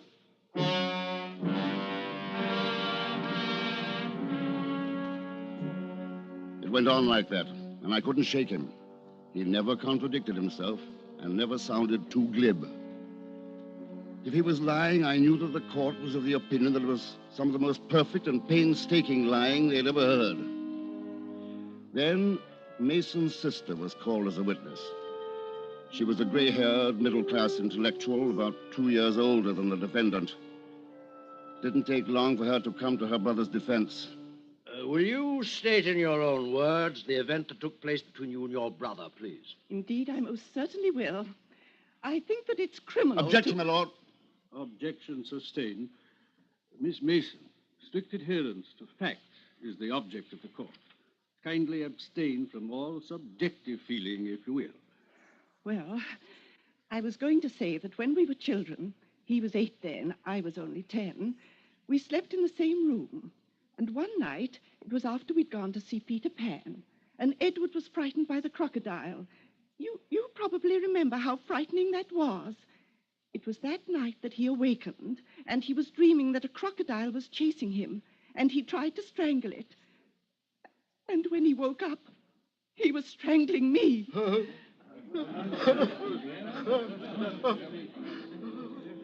was perfect timing. The accused gave way, buried his face in his hands, and sobbed as though his heart would break. The jury, even Mr. Justice Forepaugh, were visibly shaken. I could see the case for the Crown disappearing down the drain. More than that, I could begin to see a man who had committed a perfect murder going scot-free.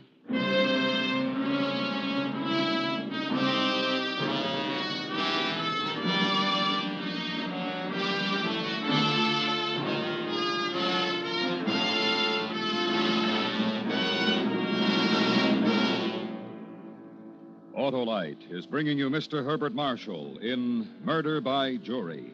Tonight's presentation in radio's outstanding theater of thrills, Suspense.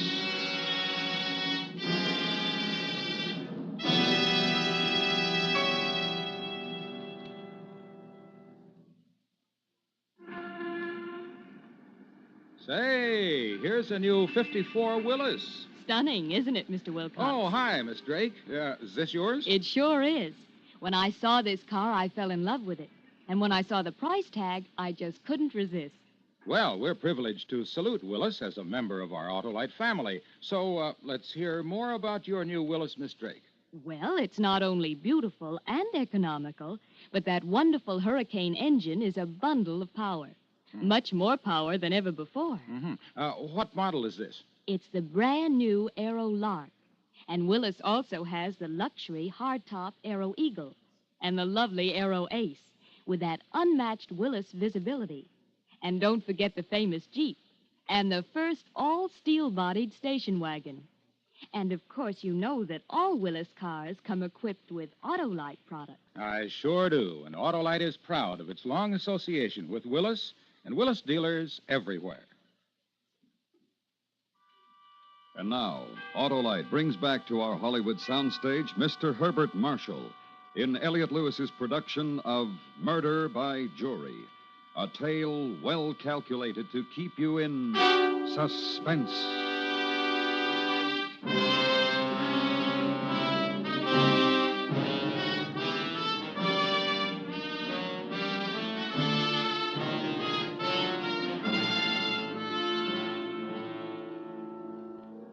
Mr. Edward Mason was given half an hour to recover following his outburst.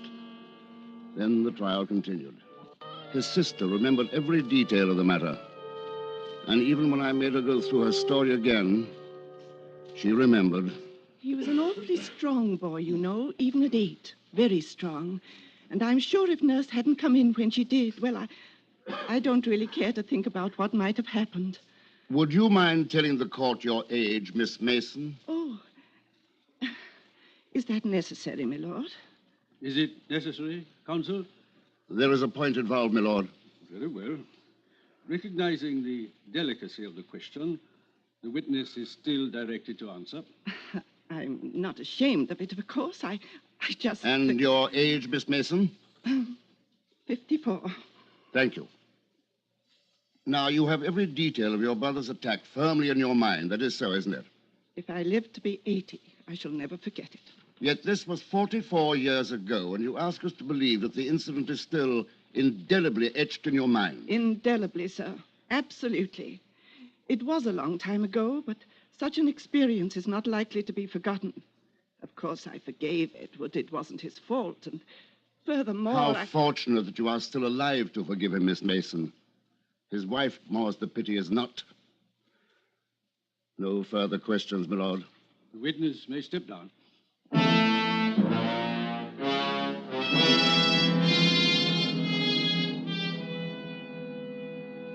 It was a telling point for the defense. They had proved to the jury, at least, that the accused had, years ago, repeated the act of strangulation during a dream. The next witness I'd like to forget. She was a surprise to the Crown, and a rather nasty one. Her name was Amy Burke, an extremely self-possessed young lady in her early 30s. She had already made a tremendous impression on the court. Correct me if I'm wrong, Miss Burke. You've stated in this court of justice that 3 years ago, you met the accused, Mr. Edward Mason, at a seaside resort, Broadstairs. Yes, sir, I did. Was his wife aware of this meeting? I don't know. Well, I don't think so. She wasn't with him.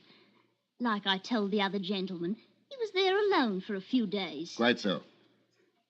Now, for my benefit, would you repeat the incidents which occurred during your first meeting? Oh, I'd be ever so glad to. We were walking on the sand. It was very nice. Perfectly all right, don't you know? Talking about his wife, as I remember. She was with friends in Devon. Yes. Go on, please. Well, it was a hot day, and we sat down for a bit. The next thing I knew, he was asleep. I believe you said with his head in your lap. Oh, no. I put his head in my lap while he was sleeping. He was getting sand in his hair. Well, it was all perfectly proper and all. He didn't even know it. I'm sure of that.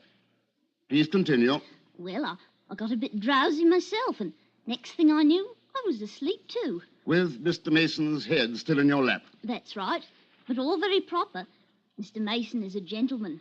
What took place then? Well, he started to choke me. It was something horrible. When I woke up, he was leaning over me with his hands about my throat, and I couldn't breathe. But you managed to fight him off? Oh, yes, I managed. What did he say to you after that? Well, it was like he was just waking up, you know? And, he was terribly upset.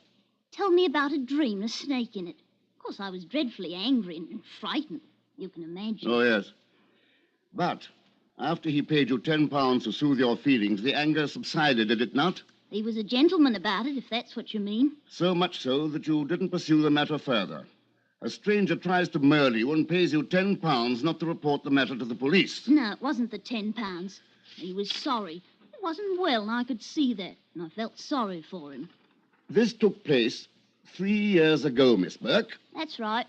And yet here you are today, nobly springing to his defense. The event must have made quite an impression on you. Or perhaps Mr. Mason did. Mr. Mason is a gentleman. He didn't want me to come here at all. I said I had to after I read about what happened. Mr. McCrae over there talked him into letting me come here. Oh, he's a gentleman, he is. I put it to you, Miss Burke, that your whole story is a lie. That it never happened. Although I don't doubt that you are familiar with the accused. I put it to you that your testimony has been bought and paid for. And that you have deliberately perjured yourself in the witness box. It's a ruddy insult. My lord, I protest. Counsel is badgering the witness most unfairly. Silence in the court. Mr. Peyton, you will confine yourself to stated fact. Refrain from badgering the witness. Yes, my lord. Can I go now? Not for a moment, Miss Burke. Did you see Mr. Edward Mason again after that day? I never set eyes on him again till today in court. And that's the truth. And you ask us to believe that this story you've just told us is given of your own volition? That you at no time given a prepared statement by interested parties? That this event actually took place? I wouldn't be likely to forget it. It's true. Every word of it. Very well. That's all, Miss Burke. The witness is excused. Dr. Regal to the witness box, please.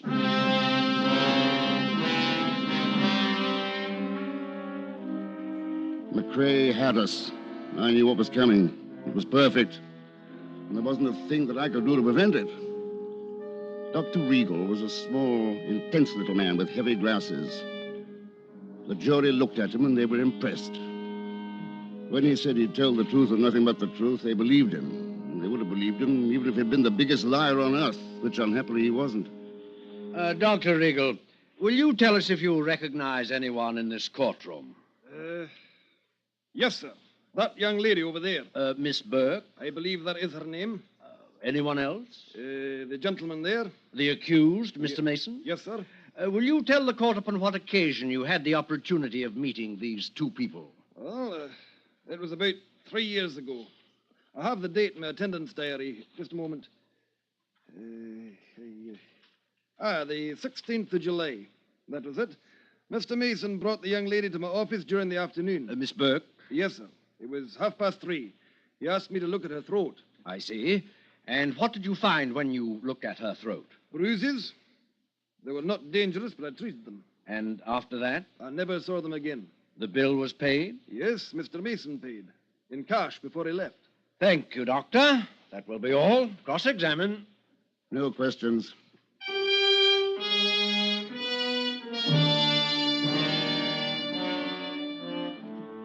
That was all. There wasn't any use in cross-examining what was so obvious in truth. Counsel for the defense made a brilliant and short summation. I made a not so short, and I'm afraid far from brilliant, summation for the Crown. Mr. Justice Forpaugh gave his instructions, and the jury never hesitated. They retired for only a few moments. With your worship's permission, we have already reached a verdict. Very well. What is your verdict? We find the accused, Mr. Edward Mason, not guilty of the charge. What? He's guilty! He's a dirty murderer! He killed my sister, and I say he's guilty! He ought to be hanged! Sergeant at Arms, put that man under arrest. Silence! Silence!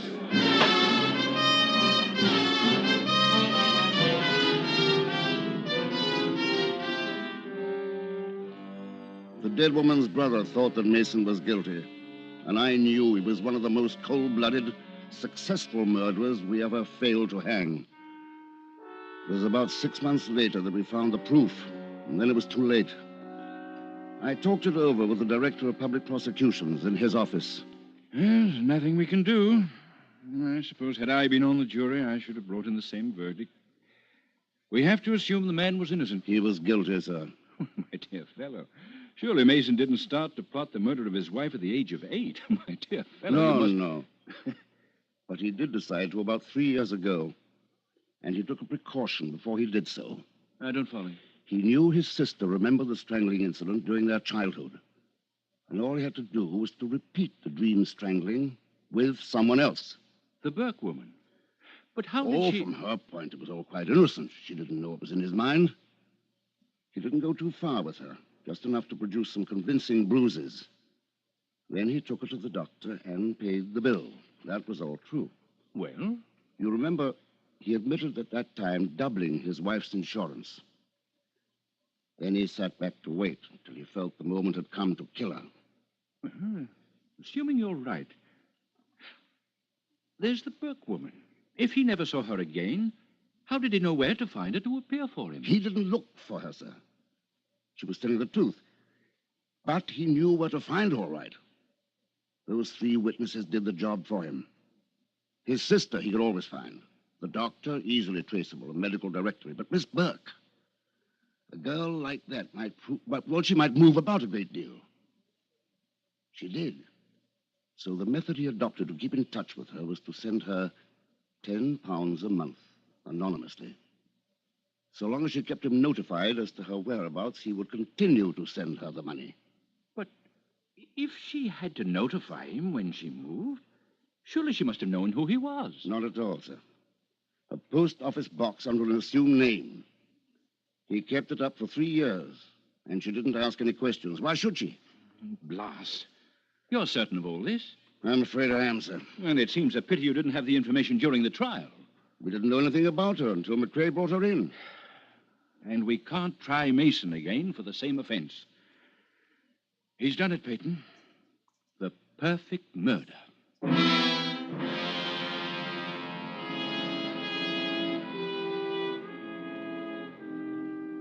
It was about 2 months later that I saw the paragraph hidden away on an inside page of the Times. I made a telephone call and then went to the office of the Director of Public Prosecutions. I'll be blown. It appears that Mr. Edward Mason had been staying at a little hotel in Cornwall, and yesterday, when the maid came in with his morning tea, she found the window unlatched and the balcony rail broken. It's a 50-foot drop to the rocks below. Mason?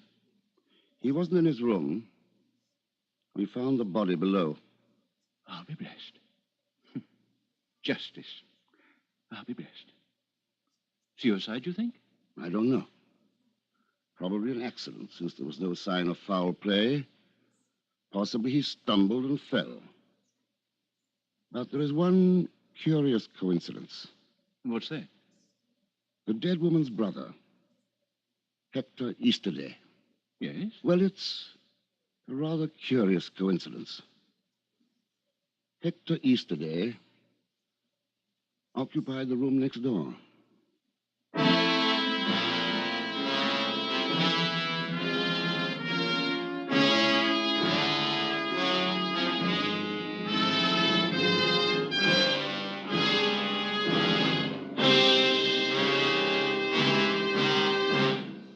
Suspense.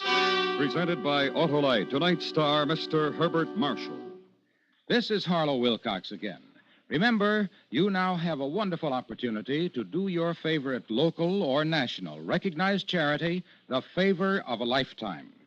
If you're one of the 25 persons selected in the huge Autolite family charity drawing, you can name any recognized charity you wish to receive a big share of $100,000 in cash. Those charities can be schools, hospitals, churches, the National Tuberculosis Association, or any other recognized charity. So, if you're 18 years or over, visit any of the following Autolite family car showrooms: DeSoto, Hudson, Plymouth, Studebaker, Dodge, Willis, Nash, Packard, Kaiser, or Chrysler. Print your name and address on the drawing registration form and have the car dealer sign it. That's all. Nothing to buy, try, or solve. So visit any Autolite family car showroom and sign up tomorrow.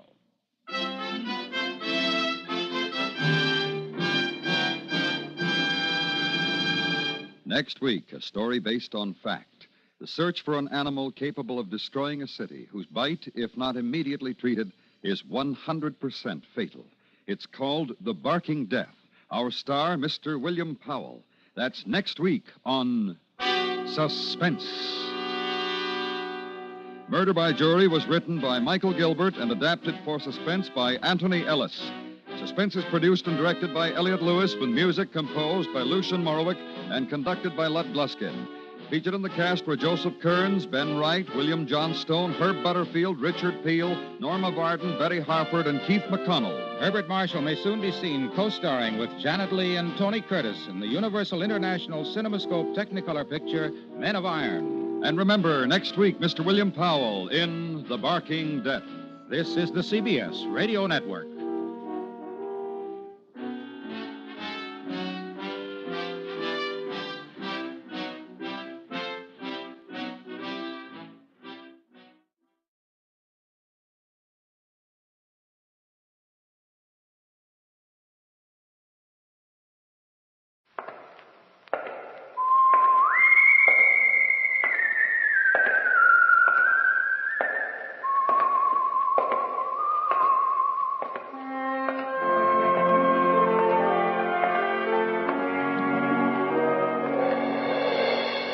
The Adventures of the Saint, starring Vincent Price.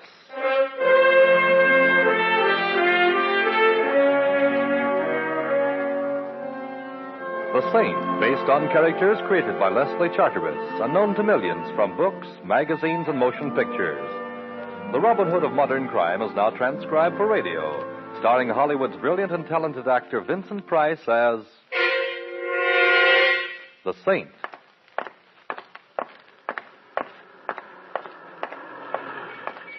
Help! Come on. No. Hey, what's going on here? This is my car here. No. Stop it. Hey, cut it out. Stop it. What's the idea? Now let that man alone. Look, you keep out of this, buddy, or I'll... Well, that ain't the same. It's euphonic, but slightly ungrammatical, Mac. Now, what's the disturbance? They drew up alongside of my car. Him and the other fella. They said, get out. We're taking your car. Why, Mac wouldn't do a thing like that, now would you, Mac? Nah, of course not. The old man's nuts. What Mac would do if he coveted his neighbor's jalopy is slug him with a piece of lead pipe and drive off. So good night. I get business. Now, wait, Mac. You could satisfy my curiosity a little. Why should you want to steal this gentleman's old automobile when you've got nicer, newer ones to choose from? Yes, ask him, mister. Ask him. Yeah, ask me, Saint. Go ahead. And I'm going to satisfy a little curiosity of my own. I didn't think you had any, Mac. What shape does it take? I always wondered how you'd look dead. Good night, all. Good night, Mac. Be seeing you? You let him go? Yes, he convinced me that I should for now. There's nothing like a 32 in the pocket of a known thug for winning an argument. Did you say there was another fellow with him? Yes. Run off when he heard you coming. It was the same fella tried to buy my car yesterday. Someone tried to buy this car? Oh, sure. This fella tried to buy it. And there was a woman made an offer, too. Did you mean you actually refused? I ain't selling until I find out why they want to buy it so bad. This fellow who tried to buy the car, do you know his name? No, he looked like a gentleman until... Until you found him consorting with felonious intent with our just-departed friend, eh? Tell me, was he well-dressed, an annoying little mustache placed just over the sneer he wears for a mouth? Well, yes. Say, how did you... That's easy. Our friend Mac does piecework for him. Fancy Dan Turner is his current alias. But I see you don't keep up with such things. You're going to tell the police? Later, perhaps, when there's something to tell them. Right now, I've got a great thirst that needs quenching. A thirst for knowledge. Huh? Yeah, what's your name and where do you live? Collins. 302 East 8th Street. Mm-hmm. Now, put your car in cold storage, old-timer, and take care of yourself. Something tells me this is Rat's night out.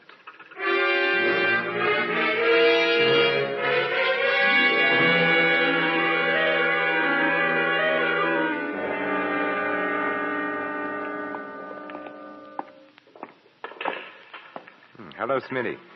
Back making book, I see. You got the wrong joint, Saint. Take a look around. I run a pool room. You interested in a horse? No, a man. Well, like I said, Saint, you got the wrong joint. His name's Mac. He hangs out here. Now, where is he? In the back room? I'm the three monkeys, Saint.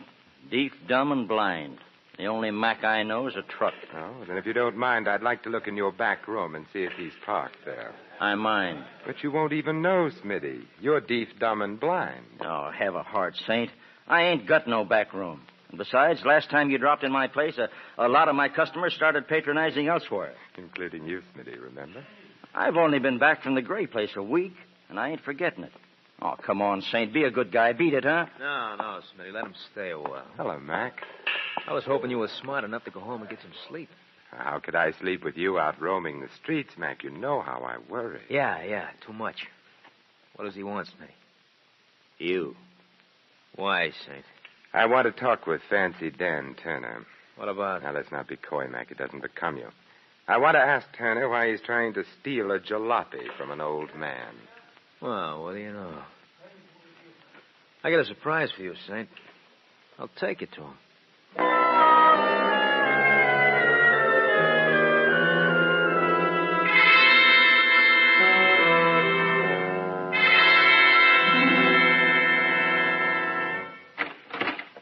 The boys say you're looking for me, Saint.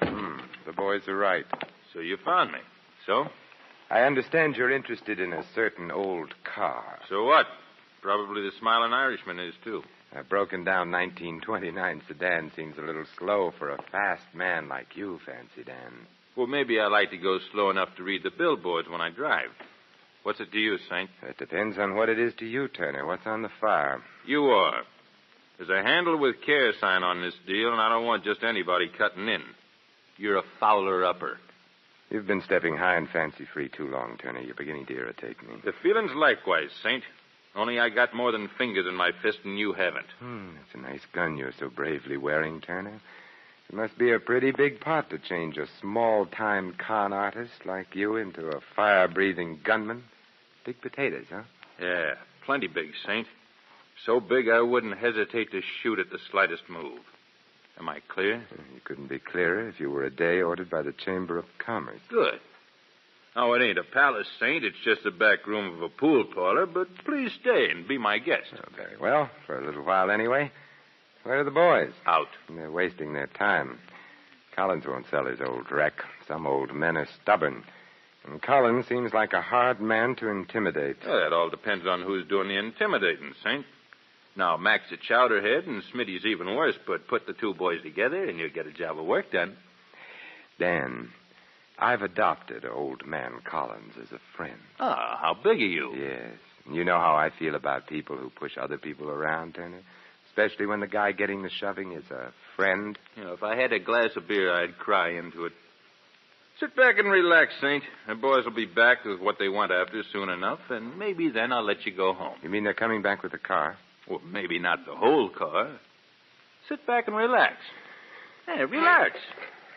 Hey, what are you doing? Sitting back with my chair to the wall, Turner. You want me to relax, don't you? Yeah, Hey, let go of that cue stick. As my old grandmother used to say, Turner, there's nothing as relaxing as a game of pool. Particularly with a hoodlum's head as the cue ball.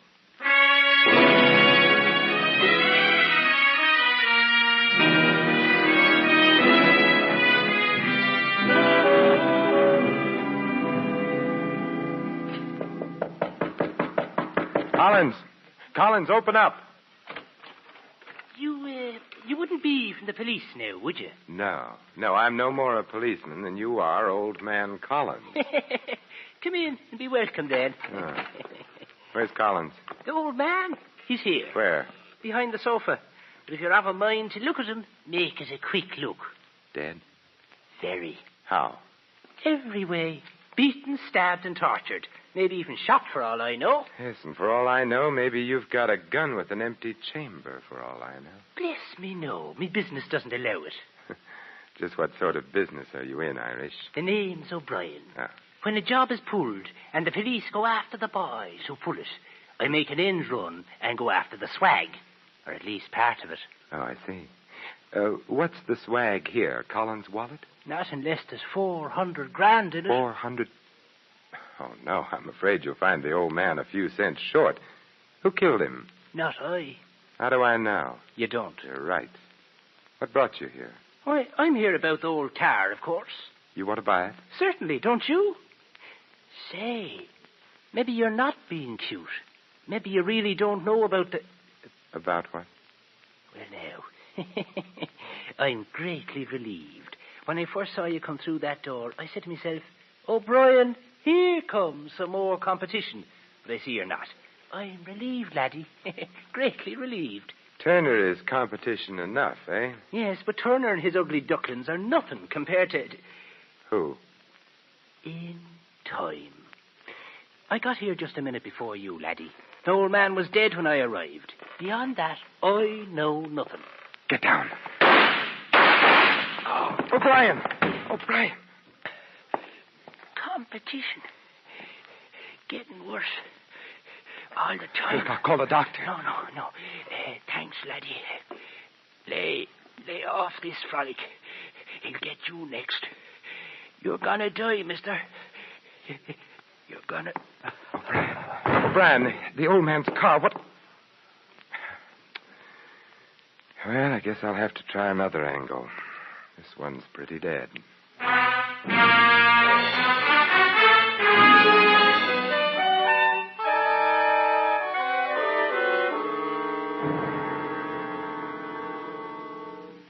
I awakened Mr. Ritchie as you requested, Mr. Templar. He'll be right down. Oh, thank you. I hope the fire isn't too serious, Well, sir. it's serious enough to awaken Mr. Ritchie. Oh, here he is now, sir. Well, which plant is the fire in? Who's responsible? How big is the damage? Oh, the fire isn't in any plant, Mr. Ritchie. What's that? Then where... It's inside of me. I'm burning up, and I need your help. How dare you sneak your way in here 3 o'clock in the morning by telling me there's a fire?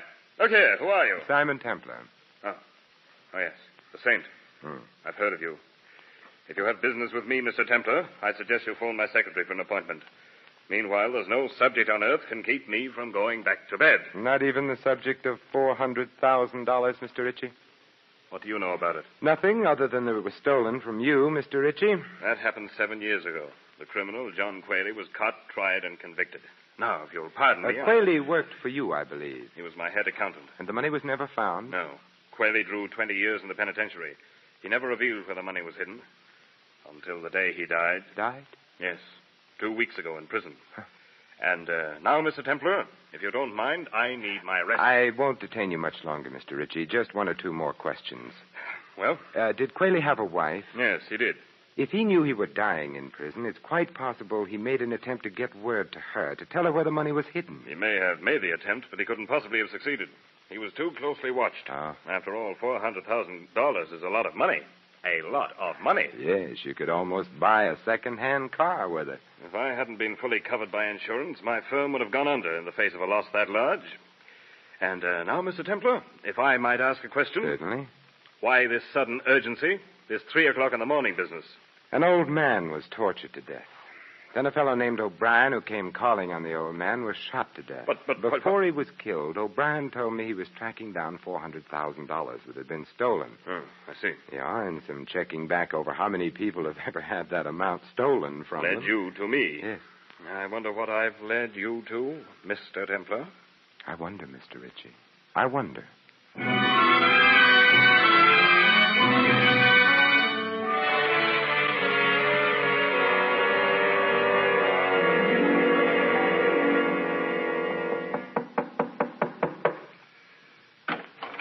Yes?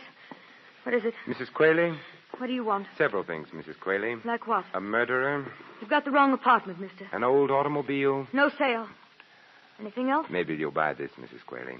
Collins was murdered a little while ago. Collins. Hmm. Oh, the old man. Why?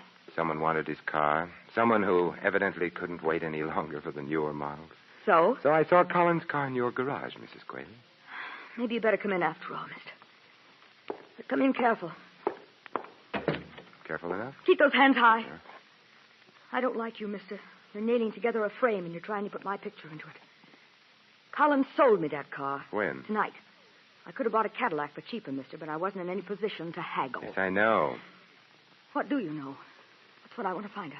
I know that Collins' car as a car is worth about $20, but as something else, it's worth in the neighborhood of $400,000. And you know that's an awfully nice neighborhood. Nice and exclusive. Chiselers aren't invited to move in. I've been gathering that impression all evening. Well, what have we here? You name it. An acetylene torch, welder's mask, a few chisels, a hammer, steel wire. Either you've gone to work for Henry Kaiser, or the hand that customarily rocks the cradle is going in for rocking a safe. I had to go into a hardware store to make a phone call, and I just couldn't leave without buying a few things. How fortunate you didn't make your call in an establishment that sells steamrollers. I see you have a set of license plates. You see too much. From Collins Jalopy, aren't they? These license plates. So that's how Quayle smuggled out his message. You're getting awfully close to a bullet in your head, mister. Give me those plates. Shh, there's someone at the door. Stay where you are. I'll see who it is. Better not take the license plates with you.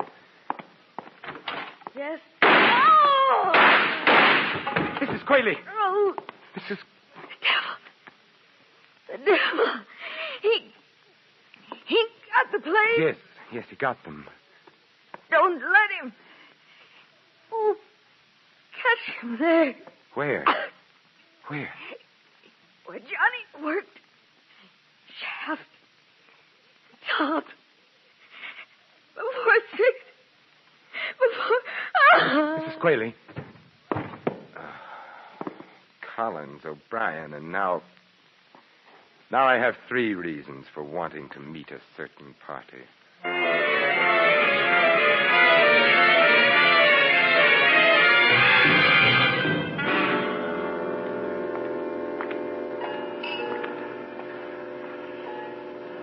Taxi! Hey, taxi! They don't stop sometimes when it's so early in the morning, Saint, because they're on the way back to the garage. Well, what brings you out so early, Mac? Looking for a drunk to roll? Just looking for you, Saint, just looking for you. See here what I got in my hand? Oh, there goes that coy streak in you again, Mac. All right, so it's a gun. Well, what does he want me to do? Come, go, turned handsprings, quote Shelley, play the bassoon? You have to speak for it, Mac. Very funny. Look out, it shouldn't speak for itself, Saint. I and the gun warn you should get in that there car. Yeah, you have a most persuasive way of offering a fellow a lift, Mac. Yeah, a lift.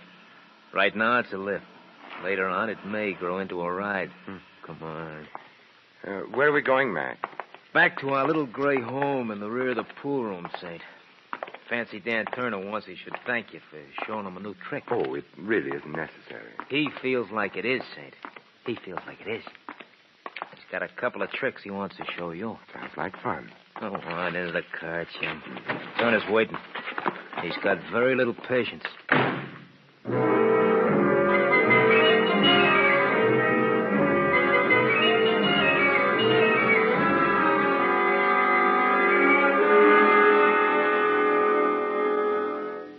Nice to have you back with us, Saint. I missed you. From the looks of that bandage on your skull, Turner, I'll bet you wished I'd missed you. Not now, I don't, Saint. It's a nice feeling having you here, knowing that I owe you something. I pay my debts, Saint. I pay off. Yes, I know. O'Brien was paid off. So was Mrs. Quayle. Paid off with lead checks. They're dead? Oh, now save that innocent expression for the jury, Turner. You'll need everything you've got. Well, when were they killed, Saint? Okay, I'll stooge for you. They were killed an hour or two after I so abruptly left you before. Oh, well, I'll have to find another pigeon, Saint. My alibi's fat. How fat, Turner? City hospital. Having Remember the Saint embroidered where a cue stick hit me. And Smitty and Mac were there, too, to see me through it. Hospitals have records, Saint. We're clean. We're clean. Huh. Then you've got a competitor you don't know about, Turner. Yeah, looks that way. For a job that was supposed to be as simple as this one, I got too many competitors. I wonder how come. Who fingered the job for you, Turner? Who told you Quayle got word out to his wife about where the money was? I got nothing for you, Saint. Smitty, wasn't it? Smitty just finished a stretch up the creek. My guess is he ran into Quayle, maybe shared a cell with him. No. It was in the jail hospital they met. Smitty worked there. Quayle was dying off his nut. Smitty made him talk. Yeah. And Smitty, not being mentally suited for solo work, spilled the pitch to you, Turner, for a price, of course, for money on the line. Yeah, 10 G's to buy in on a 400,000 job. But what are you driving at? What are you picking Smitty's bones for? I was just wondering, Turner, how much O'Brien paid Smitty for his slice of this exclusive information, and how much your other competitors shelled out. The one who happily goes around killing people. What do you mean? If you ask me, Turner, your pal Smitty is the sort of rat that even rats on rats. He sold Quayle's secret 3 times that we know of. Hey, thanks for handicapping it for me, Saint. If you're really grateful, Turner, you can return the favor by telling me, what time is it? It's 5:15 in the morning, Saint, but you ain't going nowhere. I have a date to keep before 6, Turner, with your competitor. Yeah, Saint, that's what you think. Maybe not, Turner. What do you say we play a little pool while we're waiting for the boys? Get away from that pool table. I ain't playing any games with you, Saint. Well, maybe pool was the wrong game. How about a game of pitch and catch? What? Yeah, I pitch like this. Oh! And you catch it like that. Hate to leave you all by yourself there in the side pocket, but like I said, I have a date to keep.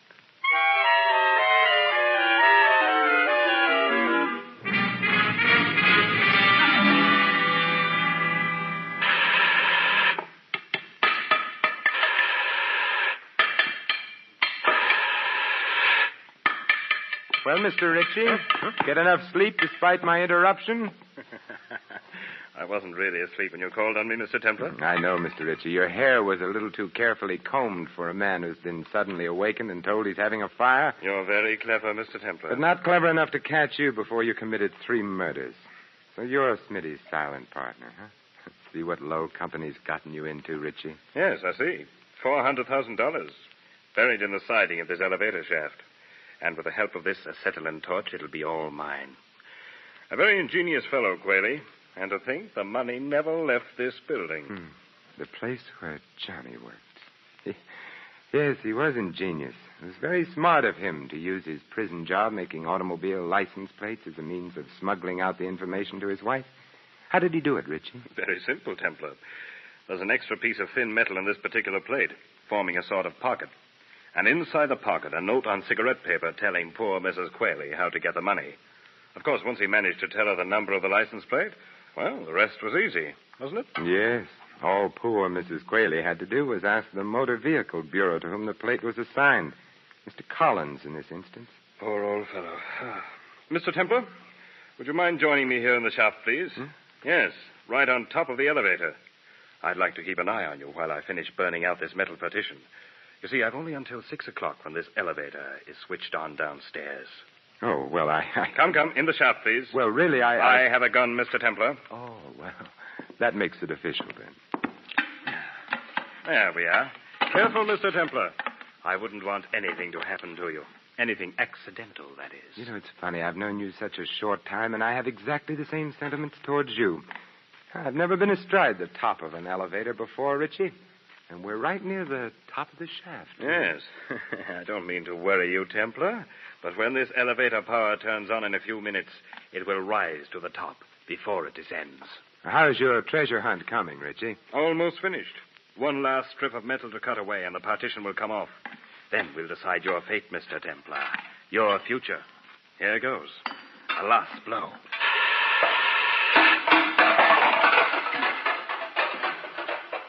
It's there. It's there. I see it. $400,000 in currency, Templar. Think of it. Think of it. You think of it, Richie, and also think of how much blood was spilled on it. Preaching, Templar? You? I never thought. What's that? The elevator, Richie. Maybe it came to work a little early today. My money. My money. Come on, Richie. Come on, get off. No, there's still some money left here. I want it. I want it all. All. Come on. We've got to get off. Jump, Richie, jump. No, my money. I must save the money. Richie, you fool. All right, I got it.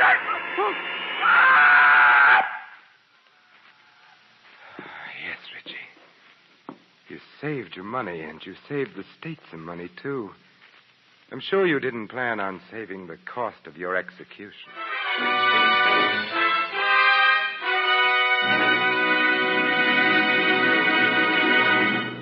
You have been listening to another adventure of the Saint, the Robin Hood of modern crime. And now, here is our star, Vincent Price. These immortal words of Ovid, translated from the Latin, express quite well indeed the justice of our Mr. Ritchie's fate. Nor is there any juster law than that the contrivers of death should perish by their own contrivances. This is Vincent Price inviting you to join us again next week at this same time for another exciting adventure of the Saint. Good night.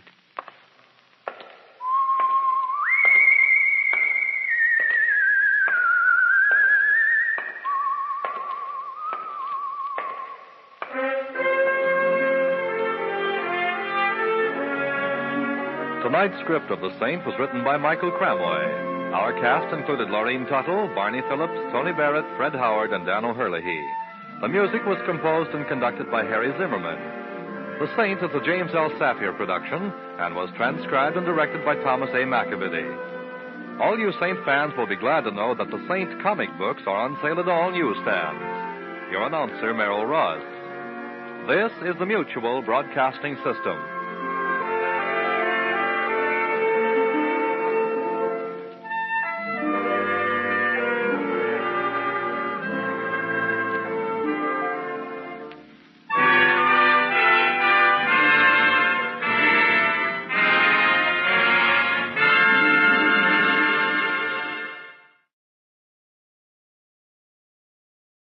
And now for the radio program that has rated tops in popularity for a longer period of time than any other West Coast program. The mystery program that is unique among all mystery programs. And I'll tell you why. It's because you know who's guilty. You see his every move. You know his complete plans, even his innermost thoughts. Yet the final curtain always brings a startling surprise. In the Signal Oil program, The Whistler.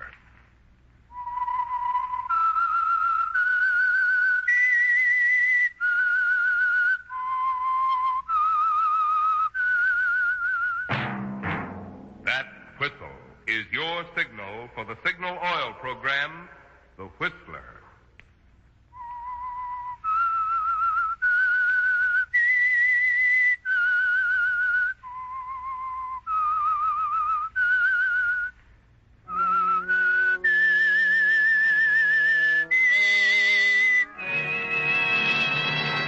I am the Whistler, and I know many things, for I walk by night.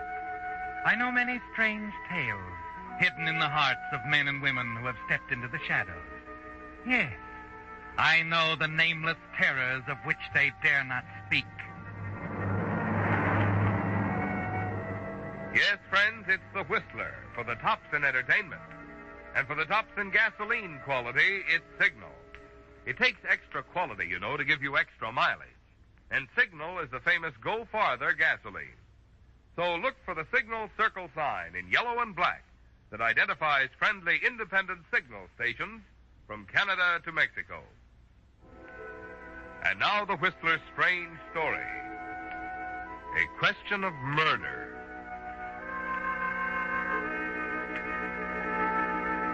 The terrible truth underlying it all didn't come to Carol Randolph as a bolt out of the blue.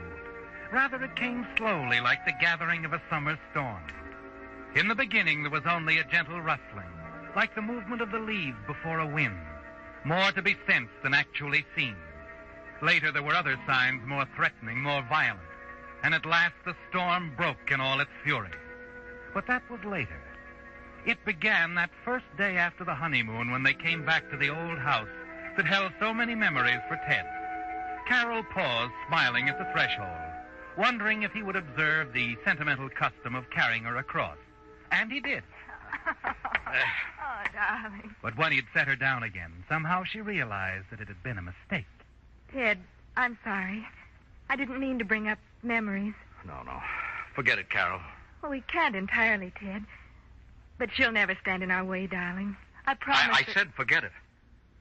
I mean, she's dead and gone. And if anything about this house makes you unhappy, I'll tear it down brick by brick. Yes, in the beginning it was only something to be sensed. And Carol did try to forget it. But there was no denying that the house seemed to change Ted somehow.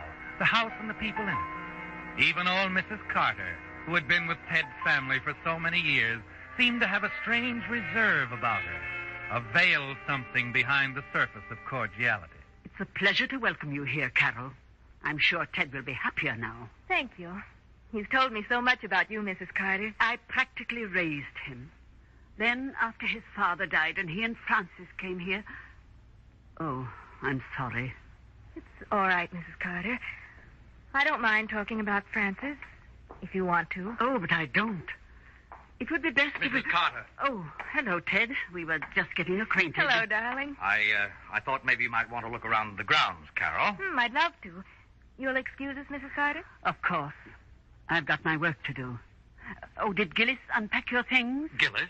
But I told Oh, I meant to talk to you about that, Ted. Later? Yes, of course, Carol. Come along, please, Carol. Now, how about the rose garden first, huh? Fine. Ted. Yes, darling? What was that about Gillis? Oh, why, nothing, Carol. Nothing for you to worry about. Now, let's look at the ground, shall we? Oh. Yes, darling, of course.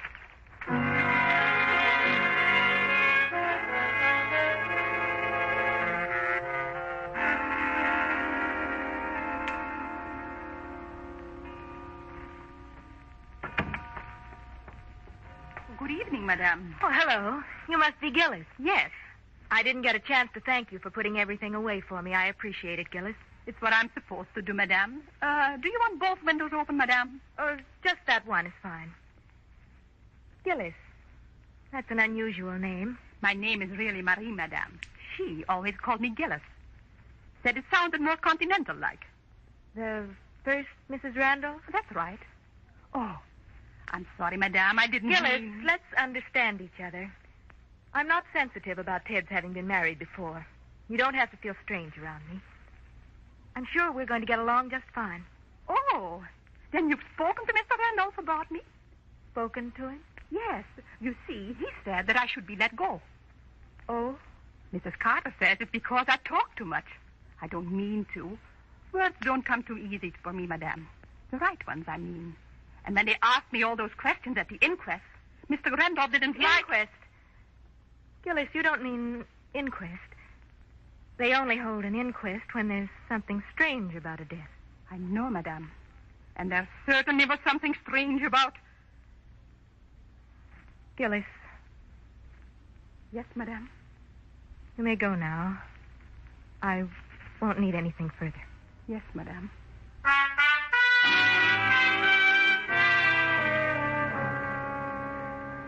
Yes, Carol, it all began slowly. But as you watch Gillis shuffle off down the hall, you're conscious of a chill in the air. And in spite of yourself, you shudder slightly before you're able to push it out of your mind and go downstairs to join Ted. But by the following evening, the whole incident is forgotten, as you and Ted entertain Dave Arnold, one of his oldest never friends. forget that one. Oh, you two must really have had good times together. Good and bad, eh, Ted? Oh, that's right. So I must say you've always managed to get the things you wanted from life. That's a compliment, Carol, from an envious, dyed-in-the-wool bachelor. Oh, you shouldn't complain, Dave. There's certainly something you can do about that. No. Too busy with my career. Oh? Well, Ted's in the district attorney's office, and he found time for marriage. That's just it. Then mine wants to get in. And you know, when these political machines get entrenched, they can get away with murder. You make it sound horrible. No defense, darling? Oh, we don't need one. We put our case up to the voters, remember? I certainly do. What we need is a Ted Randolph to run our campaign. I couldn't swing you over to our side, could I, Ted? We can promise big things, too. No, I'm afraid not, Dave. Oh, I'll admit your candidate's all right, but I think our man's a little better. Well, nothing to do then but dig up some dirt in your past and smear you. Dave. No, I'm joking, Carol. Deadly business politics. I'll say I've got to run. Big day for me tomorrow. Well, nice to have you again, Dave. Yes, and make it more often in the future, You've got a great deal. The dinner was wonderful. Good night, Ted. Good night. Thanks again. Good night. Anytime, Dave. Good night. Was everything all right? Oh, yes, sure. It's perfect. You know, I like him. Dave? Oh, he's all right. All right. I think he's charming. And he likes you. The way he hangs on every word when you're talking. Oh, yes. Just waiting for me to make a slip. A slip? Oh, Ted. Oh, why, does that surprise you? Surprise? Well, it shocks me. You're not serious. Look, darling, I love you, but sometimes you're a little naive. Why, Dave's an old friend, yes, but he's in the opposite political camp. Don't forget that. Why, he'd use anything to get us out of office. And he wasn't kidding when he said he'd smear me if he could. Ted, you must be exaggerating. Besides, what could he possibly find out about you? Carol, I've got some work to do. Would you excuse me for a while? Ted, wait. Yes? I've been wanting to talk to you. Tell me, how did you and Francis get along? Why, we quarreled. Is that all? No. Once upon a New Year's, there was a girl I met on a trip to St. Louis. A girl I'd known for a long time. After Francis died, I married her. And I love her very much. That's all that's important. Oh, Ted. Ted, you didn't ever quarrel with Francis about me. Is that what's worrying you? Why, of course not, darling. Now, forget it, please.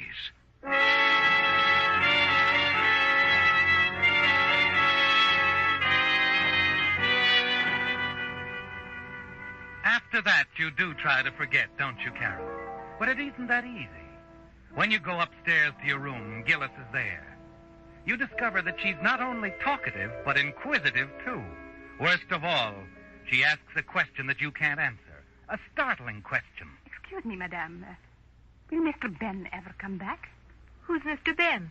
Why, Mr. Randolph's brother. Madame, you've never met him? Oh, yes, Ted's brother. I wondered if they had ever patched things up. It was a terrible argument they had, you know, the day Mrs. Randolph died. I'll never forget that shocking way to start a new year. New Year? Yeah, it was just a few days after. I remember Mr. Randolph had just come back from a trip from St. Louis. Oh, it was terrible, madame. They had a regular knockdown and drag-out. She came screaming for a divorce. Divorce? That's what they quarreled about. Mrs. Randolph said she should rather be dead than go on things being like they were. Poor woman. Little did she know that in less than 12 hours from then, she would be dead. What did you say, Gillis? When did she die? The very next morning. Early. Didn't you know, madame? It was an accident. She started to fix her bath and slipped somehow. Tried to grab something to keep from falling and caught a loose wire from the electric heater. Oh, no. Yes. And I never have been able to understand how a bare wire could have come loose that way. Oh, it was terrible, madame. She was electrocuted on the spot.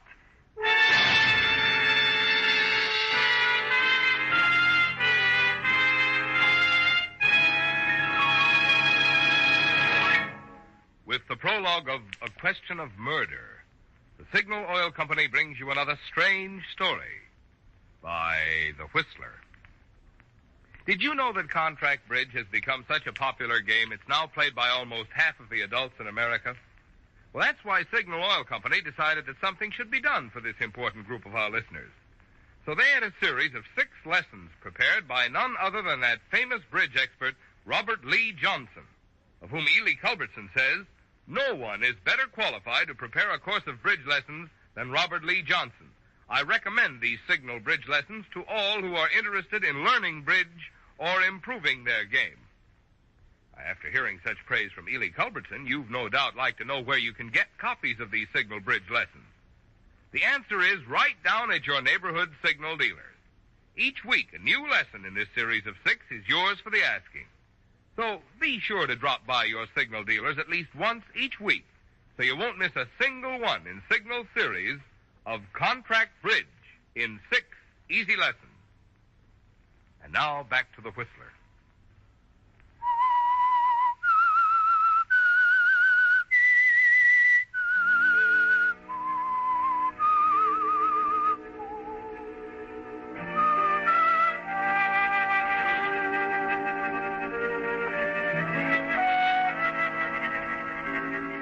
The gathering storm is closing in, isn't it, Carol? Like dark, warning clouds before the storm. You're sure now that Ted lied about the argument with Frances, his first wife. He told you it was nothing serious, didn't concern you. But from what Gillis has told you, you're certain the quarrel was over you, and that shortly afterwards Frances was dead. It's a terrible knowledge you possess, isn't it? Because you don't know what to do about it. The next morning you spend walking around the grounds, going over the whole nightmare in your mind. And then as you start back across the terrace to the house... Well, hello. Oh. You must be the new Mrs. Randolph, huh? I'm sorry, I don't believe we... No, my dear, we haven't met. We're going to be real friends. I'm Ben, Ted's brother. Oh, I'm sure he's told you all about Brother Ben.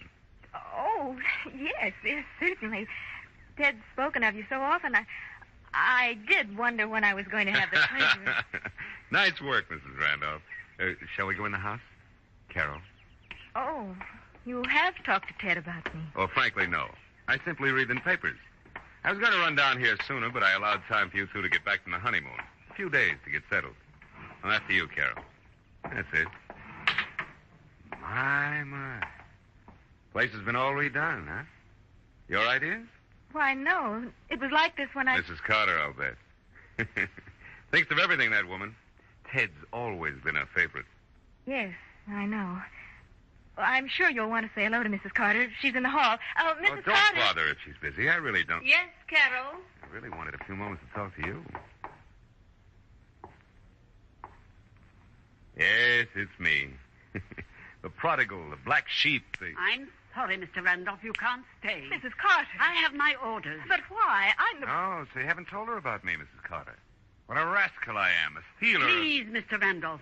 Don't make it unpleasant for me. I'm hired to do exactly... No, old girl. Don't get the blood temperature up. I'm not staying.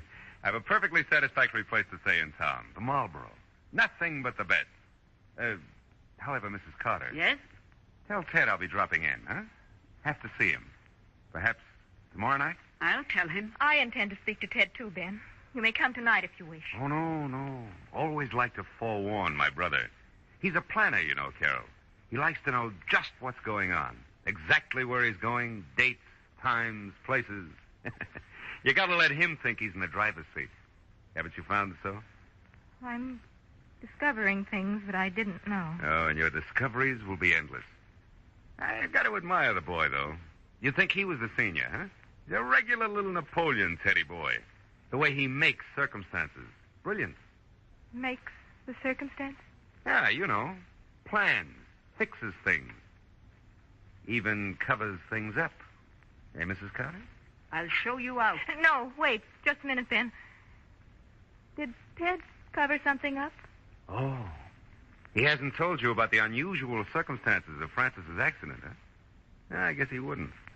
Well, tomorrow night. Get me in his date book, Mrs. Carter. I'll show you to the door. Don't bother. Good afternoon, all. Oh, the nerve. Just a minute, Mrs. Carter. Yes, Carol? Mrs. Carter, I found you very kind, very considerate since I came here. But I think I have a right to... I'm sorry, Carol, really. What about Ben? Well, Ben isn't a nice person. He upsets Ted, all of us. Please, why not forget what happened? Enjoy your husband, Carol, your beautiful home. Just don't puzzle and fret over things that are dead and gone. I wish it were that simple, Mrs. Carter.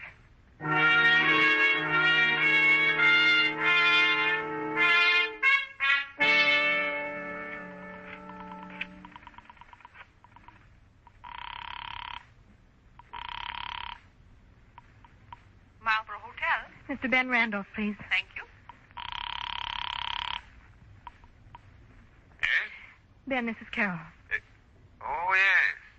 How sweet of you, Carol, to call me. Ben, I can't talk very long. I want to see you.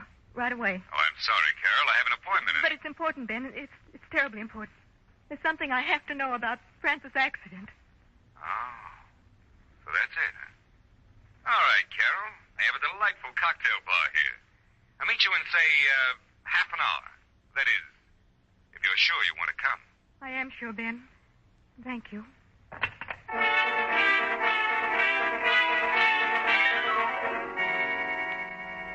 You are sure, aren't you, Carol? The time has passed when you can push your doubts away in a corner of your mind. You must know all the facts. And Ted's brother Ben seems to be the only one you can turn to.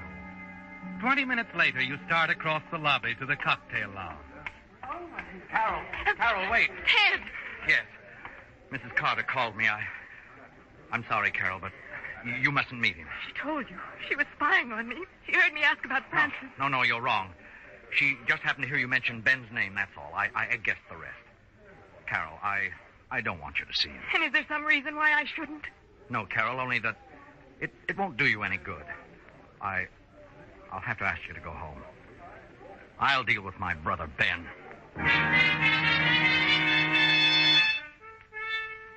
You turn and hurry away from Ted. Driving home, your hands tremble holding the wheel. By the time you reach the house and start inside, a terrible sick feeling sweeps over you. Your brain seems to pound miserably. And as you start up the stairs, your legs grow weaker and weaker until they give way beneath you.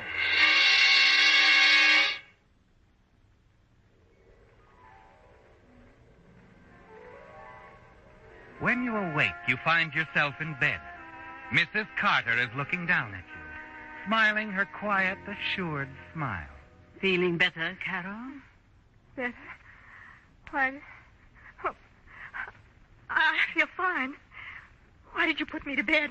I fainted going up the stairs. I told Ted when he came home. He agrees with me that you should stay in bed for a while. Is there anything you want me to bring you? No.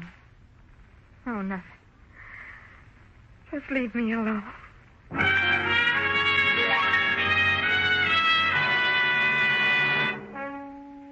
It's a breathless moment now, isn't it, Carol? The quiet before the storm. You fight against the feeling that perhaps you're to be held prisoner. But as you hear Mrs. Carter's footsteps going down the stairs, you know you have to find out. You cross to the door, find it unlocked, and then tiptoe to the head of the stairs.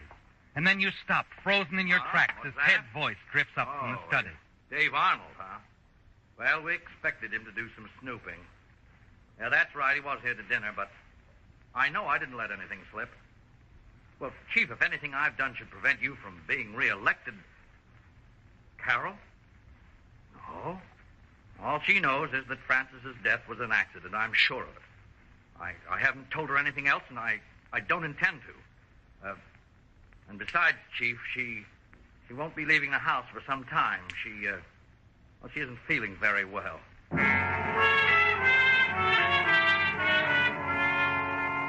Yes, the storm is broken now, hasn't it, Carol? And the meaning of everything that's happened is clear to you. The man Ted was talking to was the district attorney. He knows the truth about Francis's death and is helping to cover it up.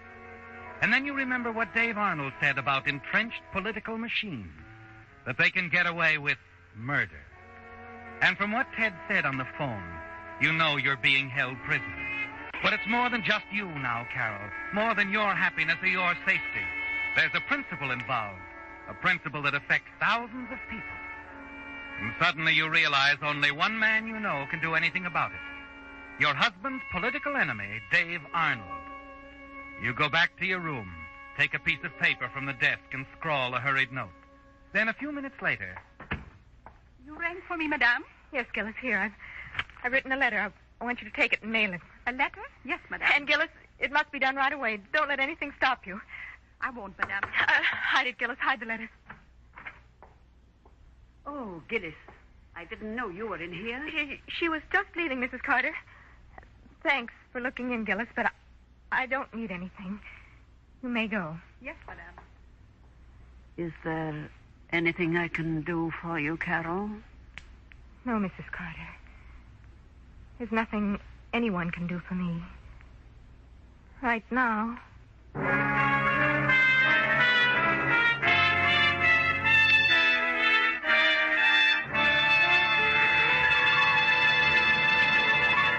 The Whistler will return in just a moment with a strange ending to tonight's story. But first, a message, especially for you drivers who have new cars or expect to be getting one.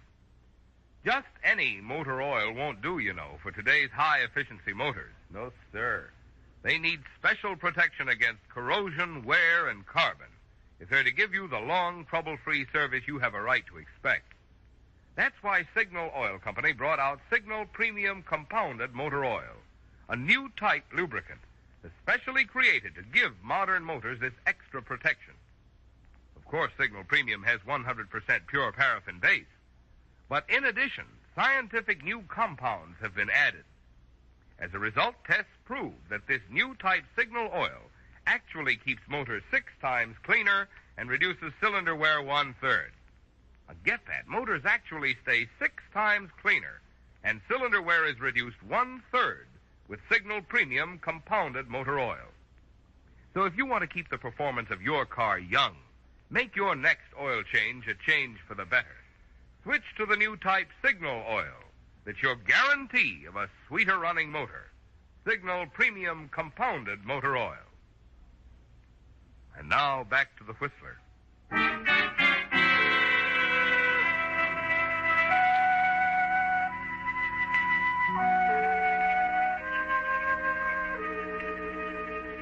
You can't fight the storm anymore, Carol. You're weary of it, of thinking about Ted and the way Frances, his first wife, died.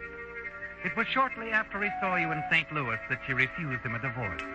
And it's all too clear to you what happened to her. It's an hour now since you gave Gillis the note for Dave, explaining everything. Suddenly you realize that you can't face Ted when it's over. You want to get away, take a train for another city and try somehow to forget. Put this terrible nightmare behind you. You dress quickly, slip out into the hall, and tiptoe down the stairs.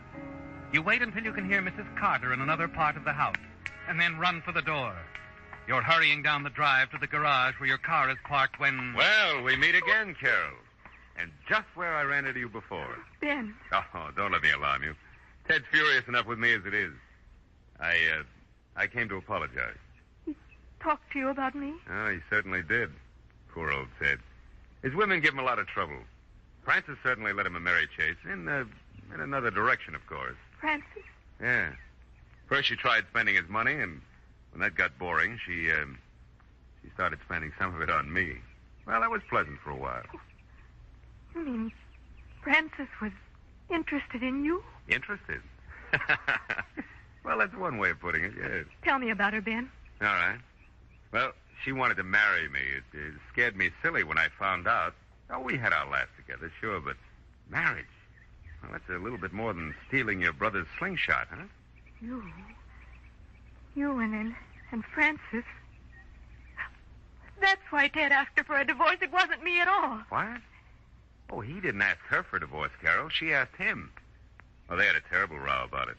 But you know, Ted, he clings to that for better or worse idea. And then, too, there's his position, the election and all. They decided it wasn't the sort of thing to let that Dave Arnold crowd find out about and twist all out of shape. Her accident, Ben. What did happen? Well, Don't say you got this from me now. But it's simple enough. Frances tried to kill Ted, Carol. She smeared the bathtub with soap, ran the electric heater wire along in the back of the towel rack. What? Yeah. She had it all set up for Ted. She hadn't planned on slipping, and instead of Ted grabbing it, she got it herself. Really an accident, huh? Oh, and Ted protected her, kept it quiet. Well, it was as much for his boss as for her. The district attorney couldn't get any place with rumors floating around that one of his boys was... Carol! Carol! Ted's voice calling from the house seems to bring your heart up into your throat. You move slowly along the drive, almost stumbling, the tears starting as you realize what you've done. That note you sent to Dave. It will ruin Ted, the district attorney, everything. You reach the terrace, stop, unable to go any farther. Carol? Mrs. Carter. You're feeling better, aren't you, dear? Mrs. Carter, I can't see Ted now. Yes, you can. Here, please forgive a meddling old lady, Carol, but I took this letter from Gillis. You didn't really want it mailed, did you? The letter? Oh, Mrs. Carter. Carol! Where are you, Carol? Your husband is calling, Mrs. Randolph. I think you should go to him. I have my work to do.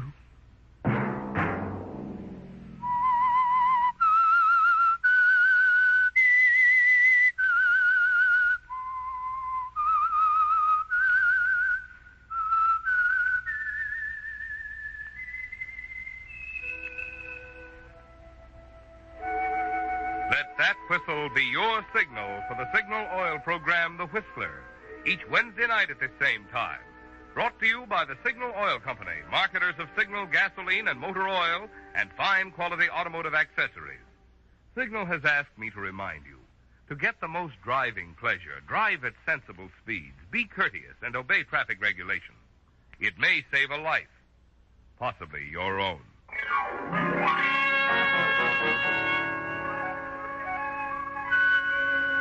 Featured in tonight's story were Lorette Philbrandt, Joseph Kearns, and Gerald Moore. The Whistler was produced and directed by George W. Allen, with story by Beth Barnes and music by Wilbur Hatch, and was transmitted to our troops overseas by the Armed Forces Radio Service. Remember, at this same time next Wednesday, another strange tale by The Whistler. This is Marvin Miller speaking. This is CBS, the Columbia Broadcasting System.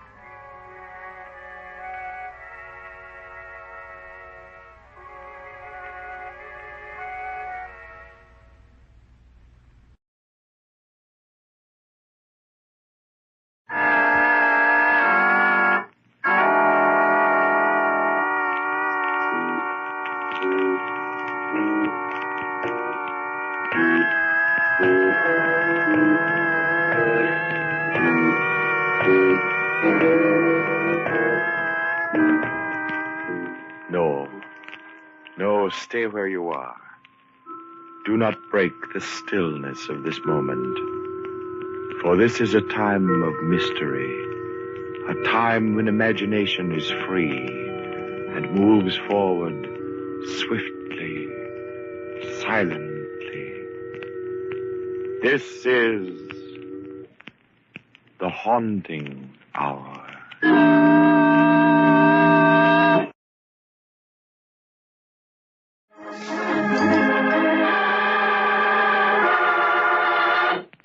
Date in the dark.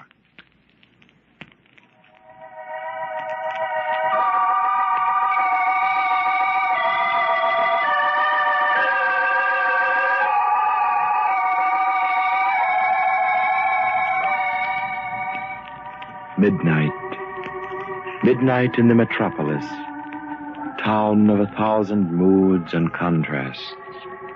Of wealth and lightness and laughter. Of poverty, heartbreak, and tears. Of shadowy people and dark, dark things.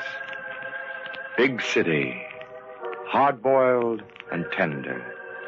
Weak and mean and cheap, without dignity. And great and proud and powerful. And the metropolis at midnight, filled with the high spirits of joy seekers, revelers who give way to the goodness of living or try to forget the badness of living. Midnight that is brooding, sinister. The sounds of the big city at midnight, the squeaks and roars of taxicabs, the rumble of trucks, the moan of river boats, and underground, the subway, and under and above, the sounds of the people, shrill, ribald, futile. But there is quiet, too, in the teeming city at midnight. The quiet that is broken by the wail of a child, the rattle of a snore, or, as in the home of Earl Breton, a private detective, and his partner, Owen Bailey, called the Professor. The telephone rings, and the Professor answers it. Hello? Earl Breton? No, this is Mr. Bailey, Breton's partner. Who's calling? This is Bill Henderson. Is Earl there? Just a moment. It's Bill Henderson, Earl. You want to talk to him? Bill Henderson? What does that crooked politician want? Sounds very anxious. Oh, that's too bad. Tell him I'm very busy. I gotta go to sleep. Hello, Mr. Henderson. Yeah? I'm sorry, but Mr. Breton is not in... Bailey. If Earl doesn't talk to me, he may be responsible for my death. I can't possibly see how All right, that... let me have the phone, Professor. Hello, Henderson. Is you, Earl? Yeah, what's on your mind? I gotta see you right away, Earl. Can you meet me down at your office? Office hours are from 10 to 2, Henderson. You know that. I'll see you tomorrow. No, wait, Earl, wait. I tell you gotta see me tonight. Now, look, I can't... Wait until tomorrow, because I may never get there tomorrow. How do you figure? I can't explain it on the phone, but I know what I'm talking about. I gotta see you tonight. Got it. All right, where are you now? I'm at my house. Okay, give me a few minutes to get a cup of something warm. I'll meet you down at the office. Oh, thanks a million, Earl. Never mind the thanks. Bring some money with you. Don't worry about that, Earl. This is worth anything to me. Goodbye. What seems to be his trouble, Earl? Well, he's probably swindled one guy too many. Good. What do you mean, good? I mean, he picked a good time for it. We can very well use the money, you know. Well, you can start drawing the bill now, Professor. And remember, after office hours, it's triple the usual.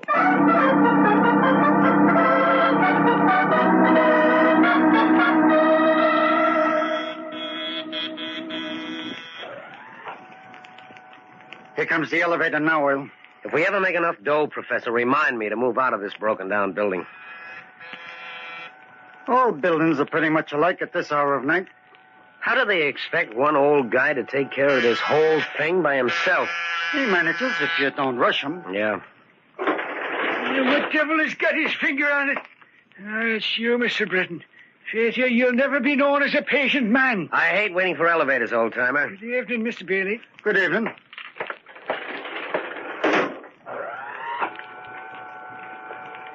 You've got lots to do around here, haven't you? Sure. I've got to make the rounds, you know. How's business? Oh, very slow, Mr. Britton. You're the only two people I've seen all night. Hey, it's pitch black out here, isn't it? You want me to put the hall lights on? Don't bother, old-timer. We'll make it. It might help if you throw your flashlight beam down the hall. Oh, sure thing. How's this? That's fine. Here. I've got the key, Earl. Right. Thanks, old-timer. We're okay now. I'll be seeing you on the way down. Now, if I can just find the switch. Here. What's the matter with the light? Looks like the switch don't work. It's working all right when I left this evening. Where'd I find the desk lamp?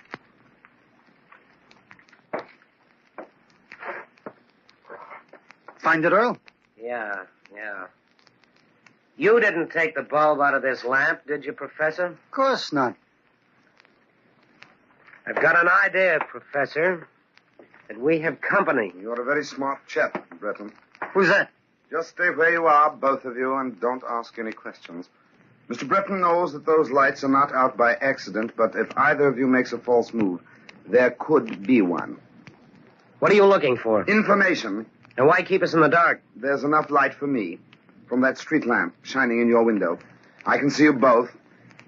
What do you want to know? I understand, Breton, that you got some new dope on the Kennedy murder. Am I right? Kennedy murder?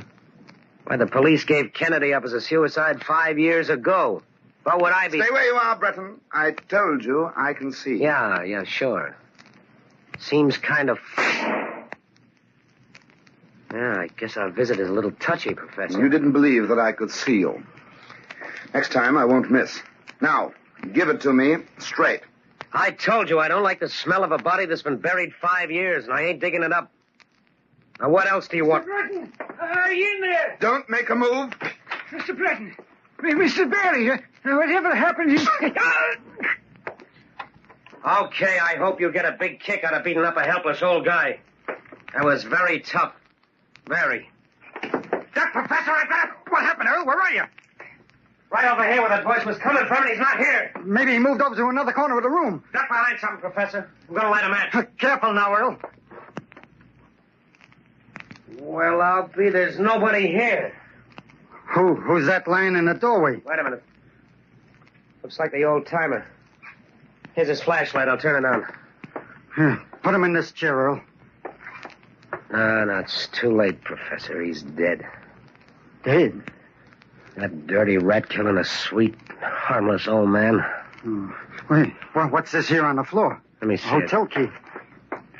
Hotel Markham, room 517. Think that fell out of the old man's pocket? No, that's a mobster's hotel. It's full of gamblers and racketmen. Then that means if we go to room 517, we ought to be able to find out the man who did this. You don't find anybody in that hotel. You smoke them out. Besides, that key might have been stolen just so somebody could plant it here. Don't you see that? Then how are we going to know? The voice, Professor. I'll never forget that voice. I'm promising the old man now that I'll find it. Well, what do we do, Oil? You go find Henderson and tell him we won't be able to see him tonight. I'm going to the Hotel Markham. Meet me there as soon as you're through. In front of the hotel. And what about the old man? On our way out, we'll ring the night alarm. That'll bring the police. But aren't we going to tell him what happened? Right now, Professor, we don't know any more than they do. Come on, let's go.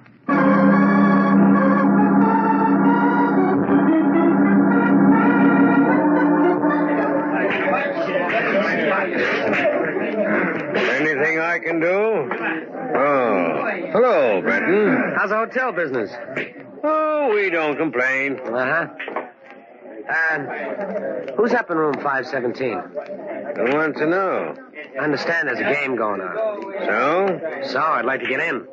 Well, there's a gentleman by the name of Sparrow rented the room. Maybe you know him. That's all I wanted to hear. You can tell my good friend, Mr. Sparrow, I'm coming right up. Don't worry. I will. Oh. By the way, I hear there's a shortage of keys. You still lose many of them? Certainly we do. Every day. That's very interesting. Very interesting.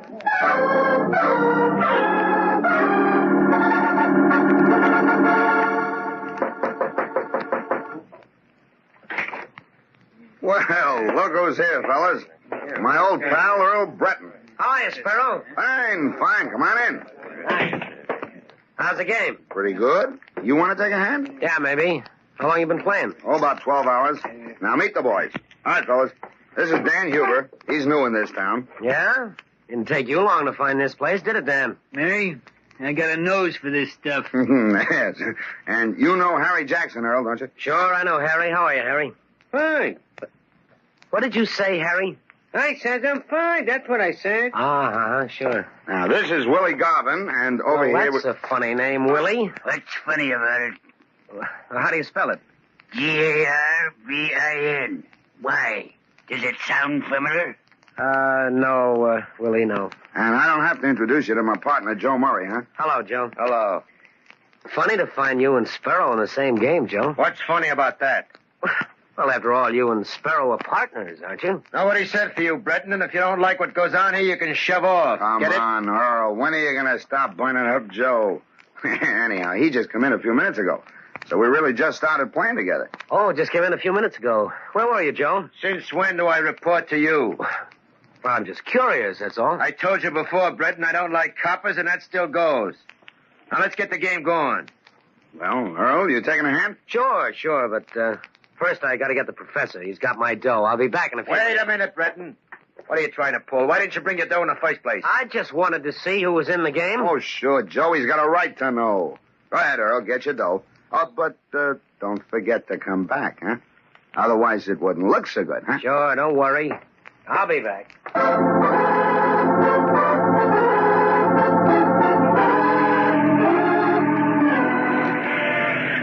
Earl, I'm over here.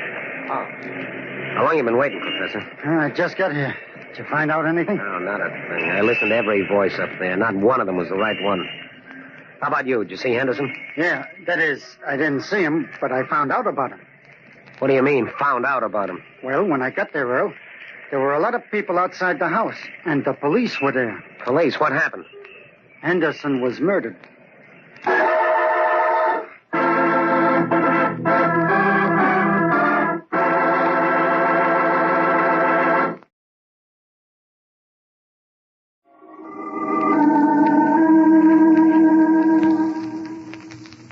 It was midnight when the phone rang in the home of Earl Breton, a private detective.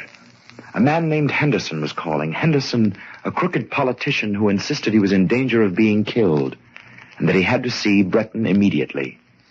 Earl agreed to meet him in his office, but when he and his partner, the professor, arrived a few minutes later, they were faced with a peculiar situation. The lights in the office wouldn't work, and before they could investigate, a voice challenged them from the darkness. Their unknown visitor fired at them, purposely missing, in order to warn them that he meant business. The sound of the gun attracted the attention of the night watchman.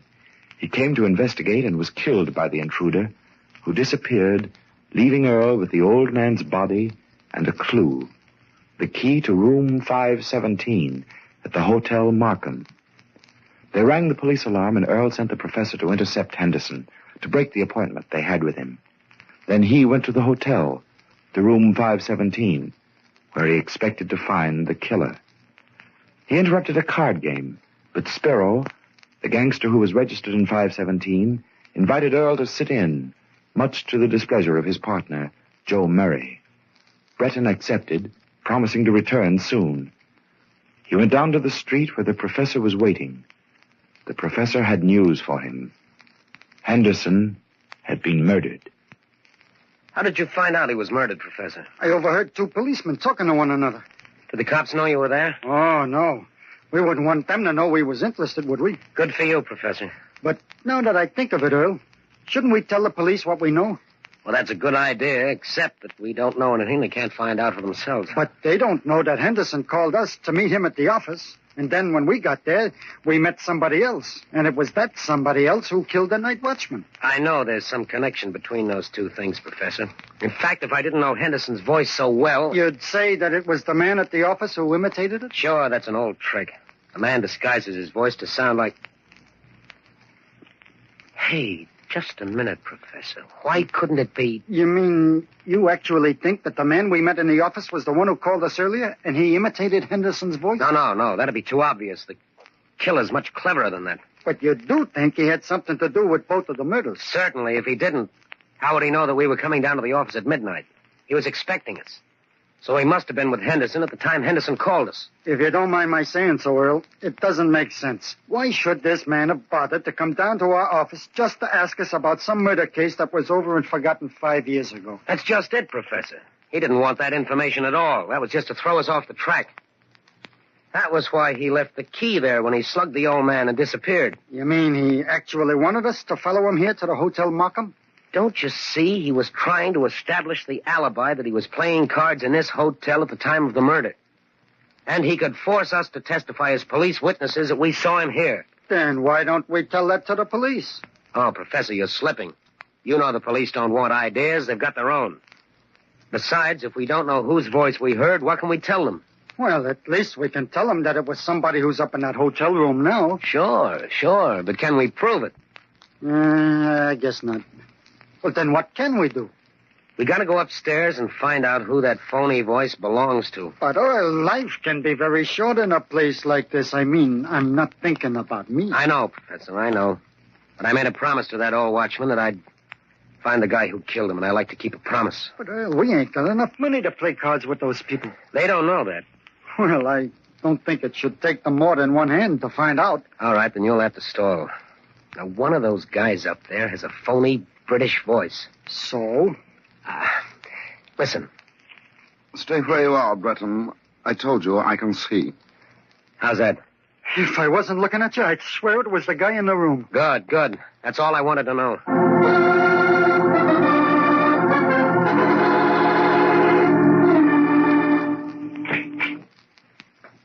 I knew you'd keep your promise to come back, Earl. Oh, why not? This is my night, Sparrow. Well, come on, take a chair. I think I'll let the professor play for me. I do much better when I'm looking over his shoulder. Suit yourself. Let's get going. You're holding up the game. How many chips, Professor? Well, that's up to Earl. Chips? Why, what do you say we start off with $10 worth, Professor? I got a hunch. I guess that's all right. Wait a minute. Who you kidding, Breton? Since when do you figure you can get in on this game for $10? That's just a starter, Joe. I always like to play hunches. But you've got more than that, haven't you, Earl? You know better than to ask me that, Sparrow. Yeah? We'll see. Okay, deal 'em out. Joe, if I didn't know that you just came into this game a little while ago, I'd figure that you were losing plenty. Why? Oh, you're so touchy. I open. $5. Raise your 10. I'm out. Well, playing it safe, Professor. I'd rather not explain my game. Maybe if Joe played it safer, he wouldn't be so worried all the time. Oh, Joe. Joe's got lots on his mind. I don't know, Sparrow. You're Joe's partner. You never seem to worry like he does. What do you mean, worry? Who says I'm worried? I'm just careful, that's all. I don't trust nobody, see? Nobody? You mean not even Sparrow, your own partner? I said nobody. Oh, Joe thinks maybe I talk too much. That's right. I didn't hear you say anything out of place, Sparrow. He thinks I made a mistake telling you he just came into the game a little while ago. I told you to shut up, Sparrow. Oh, come on, Joe. You don't have to be afraid of Earl Breton. He's a cop, and I told you don't have to know nothing. He wouldn't repeat anything he heard up here, would you, Earl? I always play it safe. I think you're all right, Earl. Mind if I stand up? Where you going? I just want to walk around a little bit, stretch my legs. Just don't go looking at any hands. Okay. I'll stand over here by the wall. You're going to let the professor play by himself? Sure. Hey, this is a very interesting electric light switch. You guys don't cut the chatter, I'll blow this game off. Hey, wait a minute. Who put those lights out? Put the lights on. What are you getting so crazy about, Joe? You act as if you just murdered someone. Put up the lights, I said, quick. I'm sorry, Joe. That was my mistake. I didn't know the light switched off this way. Shut up. And you, Sparrow. What was the idea of saying I murdered someone? What are you talking about, Joe? I didn't say anything. Don't give me that stuff. I heard you. You can't fool me with that phony voice you put on. I told you I didn't say anything. Oh, yeah? Well, I happen to know that nobody else but you talks that way. Cut it, you dope. Didn't you know that wasn't my voice? Sparrow, if you're trying to pull anything... Okay, Joe. Sparrow's right. Now, don't get sore. It was my fault. I didn't know. That ain't the point, Breton. I want to know what he's trying to pull. And it ain't none of your business, copper. I just wanted to tell you I'm sorry. It was my voice you heard, Joe. What? Are you? All right. What's the game, Breton? No game, Joe. Just a joke. That's all. Sure, Joe. Just a joke. Very funny, too. Can't you take a joke, Joe? Nuts. All right, Breton. You want to stay in this game, get up some real dough, or beat it? Okay. I'll come clean with you. That's all the dough we got with us right now. If you let me go in the next room and make a call, I'll get some sent up here right away. Why, sure. You want to use the phone, huh? Yes, it's right in the next room. Thanks, Sparrow.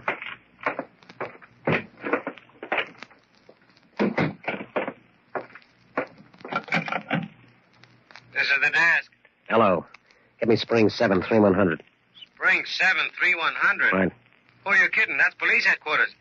Say, have you got any complaints to make? Hold on there. Hey, wait a minute. What goes on here? It's one of your keys. Oh, hello, Sparrow. I can't say much for your phone service. No? What's the matter with it? They wouldn't get a number for me. I see. Who you calling is so important. The police.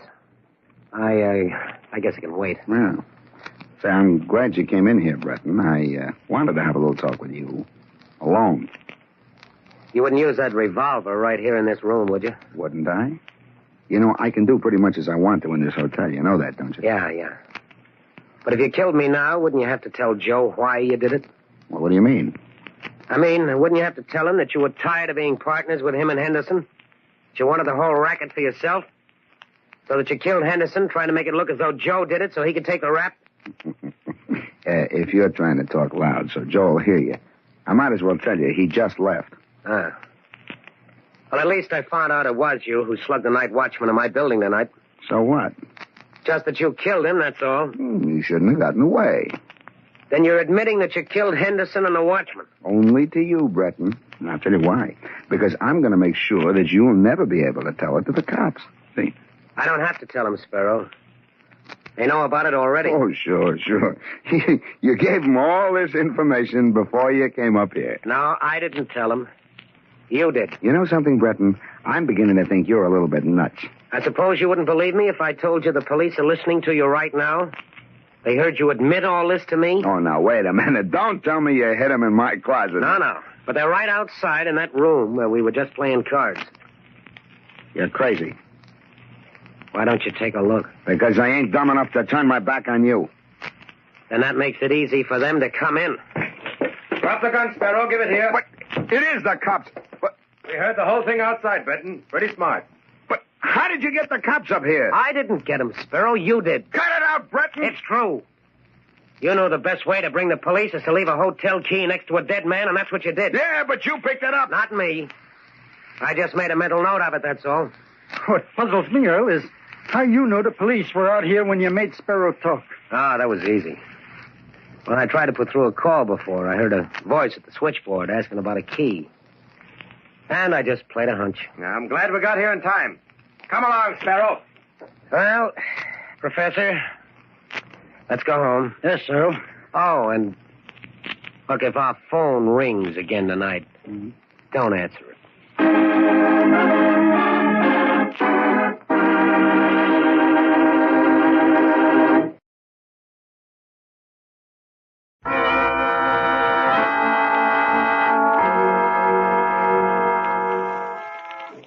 From shadows and stillness, mystery weaves a spell of strangest fascination, charging the mind with doubts and fears. For mystery is a strange companion, a living memory in the haunting hour.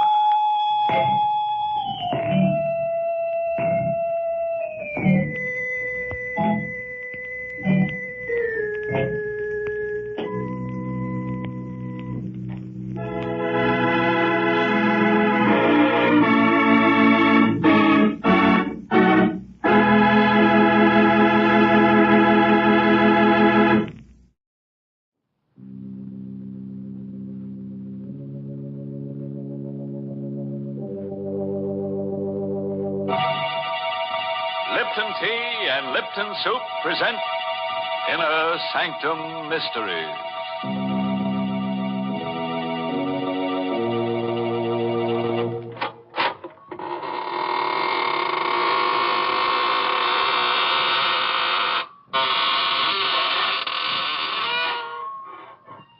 Good evening, students of the mystic marvels of manifold murder. This is your host, extending a cordial invitation to step through the creaking door of the inner sanctum, where we probe deep into the dark and cavernous depths of men's souls to see what makes them kill. Our clinic here is the whole vast world of crime. And you who listen in may hear us dissect our characters at a safe distance. And unless your nerves are strong, you'd better take my advice and keep your distance. Why, Mr. Host, that's not the kind of advice to give folks. It sounds unfriendly. Well, what would you suggest, Mary? Well, give them some sort of friendly advice. Like pointing out to them the extra delight they'll get from a cheering cup of Lipton tea. Then go on to tell them why Lipton's is so downright delicious. Tell them that the reason is Lipton's brisk flavor. And don't forget to mention that brisk is the tea expert's own word for the spirited, full-bodied flavor of Lipton's. So refreshing and so zestful. Explain that Lipton's brisk flavor is never flat, but always lively and satisfying.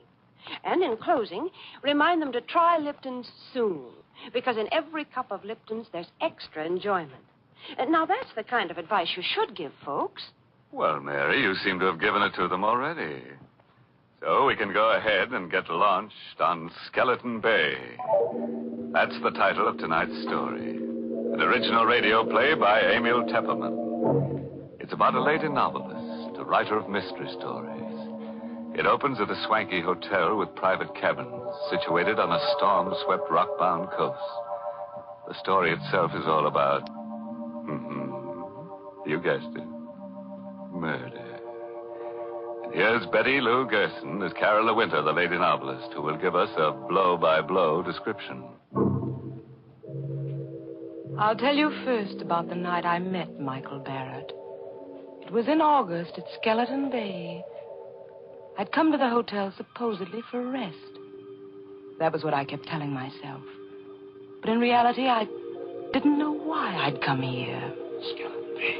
I'd seen the name advertised months ago. Skeleton Bay. Since then, it kept hammering at the inside of my brain. It's like the voice of implacable fate commanding.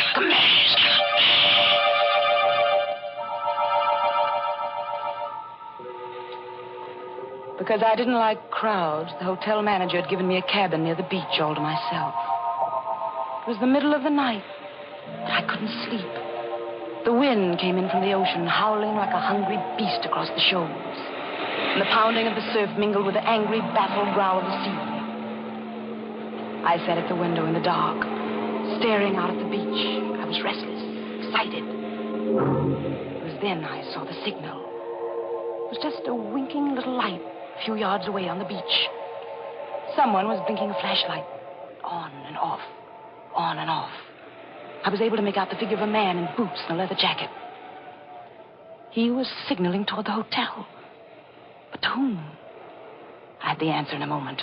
A man moved past my window, going down toward the light. He had his collar turned up against the wind, his hat brim pulled low. But I knew who it was. Mr. Field. A small, furtive man who'd come up on the train with me. The two men met, barely a stone's throw from my window. I could hardly see them huddled closely together. This was excitement, mystery, intrigue, the stimulation I wanted and needed. I had to know what was going on. I threw on a raincoat, opened the cabin door. The wind swept my hair in a streamer, and the spray stung my face as I hurried down the beach. My blood began to race, my heart to pound. For those two men were not engaged in any conference. They were locked in struggle. It was a deadly, silent struggle with only a grunt now and then. I saw the flashing gleam of a knife, but I couldn't tell who had the weapon. The tall man in the leather jacket or the furtive Mr. Field. And then I saw the blade plunge home into the throat of the furtive Mr. Field. I felt a sudden surge of wild elation. This was murder. I had witnessed murder. The tall man let the body of Mr. Field slide down to the sand. Then he looked up and saw me.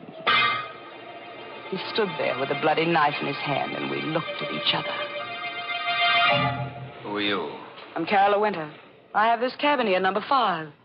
You saw me kill him? Yes, I saw you. What are you going to do about it? I'm going to help you dispose of the body. He told me his name was Michael Barrett. He lived on the opposite side of the bay in the house high up on the cliff. It won't be so easy to get rid of the body. If I had the boat, I could take him out and drop him over, but it's too rough tonight. If there was some place to hide him for a day, I could come across on the boat tomorrow night. You can hide him in the closet in my cabin. Nobody will look there. Better lock the closet door. Yes, of course. You sure nobody will come snooping here? Nobody comes here but the maid. All right. I'll be back tomorrow night with a boat. Did you pick up the knife? Yeah. Got it in my pocket. Well, I guess that's all. Good night, Carola. Good night, Michael.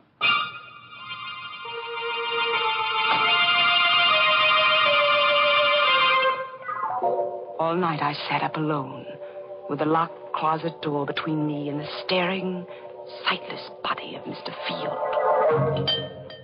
At breakfast the next morning, they'd already discovered the disappearance And of the Mr. maid Field. says his bed wasn't slept in at all. I think he could have committed suicide in the ocean. You such a I hurried through my breakfast listening to the gossip all around me. Now, in broad daylight, I could hardly believe the thing had really happened last And night. you know the hotel manager thinks it might be murder. I heard him phoning for the police. The police? I hadn't counted on that. Anything wrong, my dear? You look sick. I do feel a bit dizzy. I think I'll get some fresh air. Oh, poor dear. It must be quite a shock to her. She came up on the train with Mr. Field, you know. Out in the open air, I let the wind cool my fevered face as I hurried down toward the beach. It was only 9:30 in the morning. A whole day. A whole evening before Michael could come for the body. And the police would be around all day investigating, snooping. And all the time, Mr. Field would be sitting in my closet, staring blankly out of his sightless eyes. When I reached my cabin, I put a hand on the doorknob. Suddenly, I went cold all over. The door was unlocked. I stood still as a statue, listening. Yes, there was someone inside. Someone moving around. I only had my handbag. I had a pistol in it. I always carried it for protection. But my handbag was inside on the dresser. Slowly, I pressed the door open. Half inch, an inch. And then the door creaked. Is that you, Miss Winter? The maid. It was only the maid, of course. She'd be making up the bed. Why hadn't I thought of that? Miss Winter, is that you? Yes, it's I. What are you doing in that closet with those keys? Why, they're just my pass keys, Miss Winter. I was just going to tidy up the closet. I didn't ask you to do anything to the closet. Well, but that's part of the job, Miss Winter. I'm supposed to do that in all the rooms. Well, you leave this one alone. Keep away from that closet, do you hear? Yes, Miss Winter. But I was only trying to help. When I want your help, I'll ask for it. Now, please leave at once. Just as you say, Miss Winter. I'm sorry if I did anything wrong. Did she suspect anything? I hadn't liked her tone. Why? Why had I been so sharp with her? Now she'd surely think there was something in the closet. Something she shouldn't see.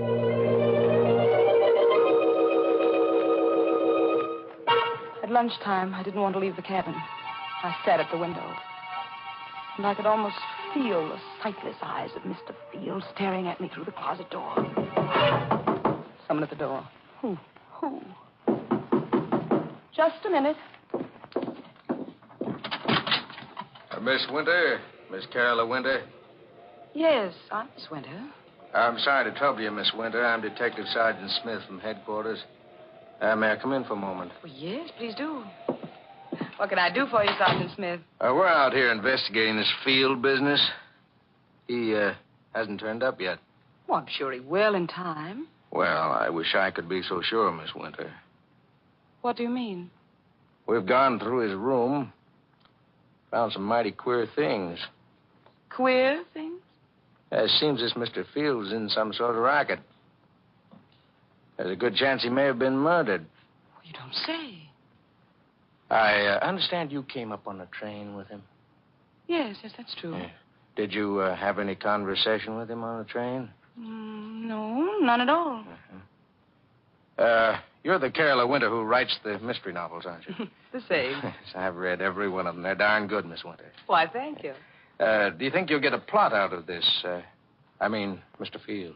Why, I can't tell yet. I wish you'd keep me posted on developments in case it does turn out to have a plot. Well, I sure will, Miss Winter. By the way, we found this picture among the papers in Field's room. I'm showing it to everybody around in case they might recognize it. It's an old newspaper item, about 10 years old. Can't figure out why he was carrying it around. It's about a guy named Wycliffe. It's wanted for murder in Canada. Here, take a look at it. I felt the blood racing in my veins, pounding at my wrists. picture of the man named Wycliffe, who was wanted for murder in Canada. It was a picture of Michael Barrett.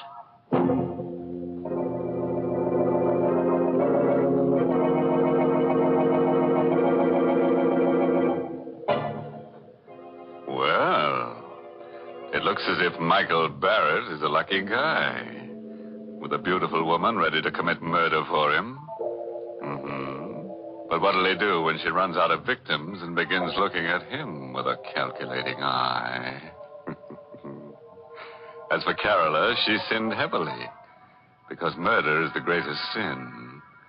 Yes, if you ask me, she'd better hope for a depression, then all wages will go down, including the wages of sin. Well, I never knew that murder and economics were related, Mr. Host. Oh, definitely, Mary. Take the high cost of living, for instance. Why, those prices are murder. Oh, yes, Mr. Host, it is difficult when the cost of living starts to climb. But then, so often, the things that really add up to good living are just simple, inexpensive pleasures. Like that piping hot cup of Lipton tea that many of us find waiting when we come down to breakfast each morning. As you read the morning paper and sip that cheery cup of Lipton's, the whole world seems brighter. It's simply wonderful the way that lively, spirited Lipton tea gets you off to a fresh start. For Lipton's brisk flavor gives you all the natural zest of tea at its best. Gives you extra delight, extra satisfaction. So remember this, folks. At breakfast time, dinner time, or any other time when you want a grand, refreshing drink, pour yourself a cup of Lipton tea. And now, let's get back to the rock-bound coast of Skeleton Bay and see how Carola entertains the grisly guest in her closet. I don't remember now how I got rid of that Detective Smith. I told him I'd never seen the man in the picture and sent him away. The day was interminable. From my window, I could see the guests moving about the beach. But none of them went in swimming. The weather was too rough. I wondered if Michael would be able to bring the boat over tonight. If not, how much longer could I sit guard over Mr. Field in the closet? Now and then, I'd see Detective Smith poking around on the beach. And then, without warning, he was standing over the very spot where Michael had stabbed Mr. Field. I watched him bend down and examine something. Was there a telltale drop of blood there?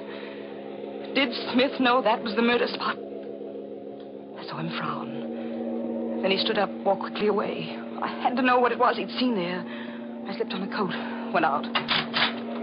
Started toward the spot on the beach. Going somewhere, Miss Winter? Oh, it's you, Detective. Going anywhere in particular? No, I'm just going up to the hotel for dinner. It's almost dinner time, you know. Oh, fine. I'll walk up with you if you don't mind. Not at all. Hey, can I help you? I'll take your arm there.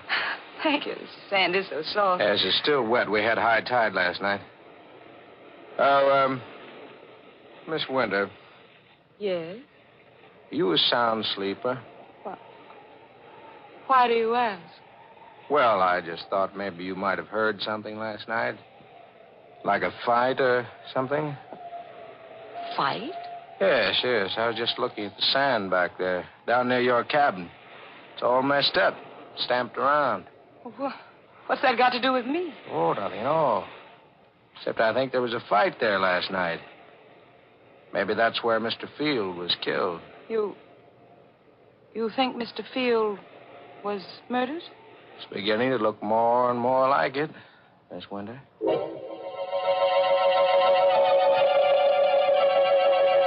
Somehow, I don't know how, I managed to get through with the dinner. I hurried back to the cabin. I stopped at the door, shocked and unbelieving. There was a light inside. Someone was in there. This time, I had my handbag with me. I took the pistol out. Once more, I inched the door open. It happened. The thing I feared. The closet door was open. And there was the maid, stooping over the body of Mr. Field. Oh! What are you doing there? The body. It's Mr. Field. You killed him. Suppose I did. What are you doing with that gun? What do you think? No! The wind was high, and the weather was rough. Unfortunately, no one heard the shot. I pushed her body into the closet next to the body of Mr. Field and closed the door. Now I was a murderer, too.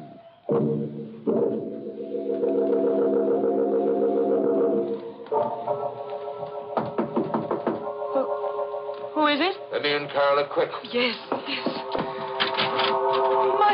Michael, I thought you were coming. It's been a terrible day. What happened? Come here, I'll show you. Is he still in there? See for yourself. Great Scott, a woman. Who is she? The maid. She opened the closet while I was out. You killed her? Yes, Michael. I had to kill her. There are detectives at the hotel looking for Mr. Field. I suppose if I was smart, I'd kill you, too. Then there'd be no one to talk. Yes, Michael, that would be smart. Go ahead. Kill me, if you can. I knew he couldn't kill me because I'd seen it in his eyes. We were two of a kind, both wild, both reckless, both eager for the thrill of danger. He, too, wanted to be like the wind. We'd both been brought together here by some force stronger than either of us. And we loved each other. Carla, darling. Michael. No more now, Michael. We have work to do. Yes. I'll take them down to the boat. I'll help you.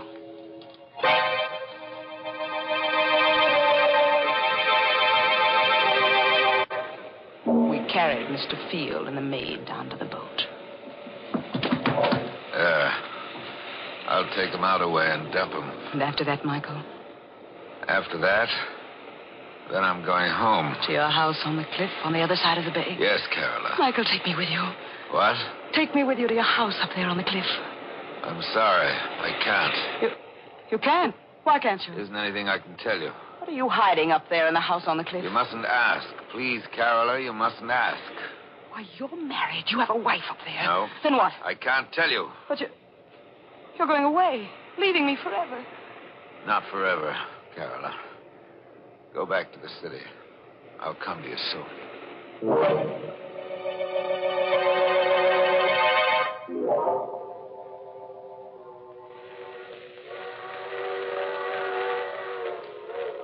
I returned to the city and waited. I waited a week, a month. But Michael Barrett did not come. I wrote to him, but there was no answer.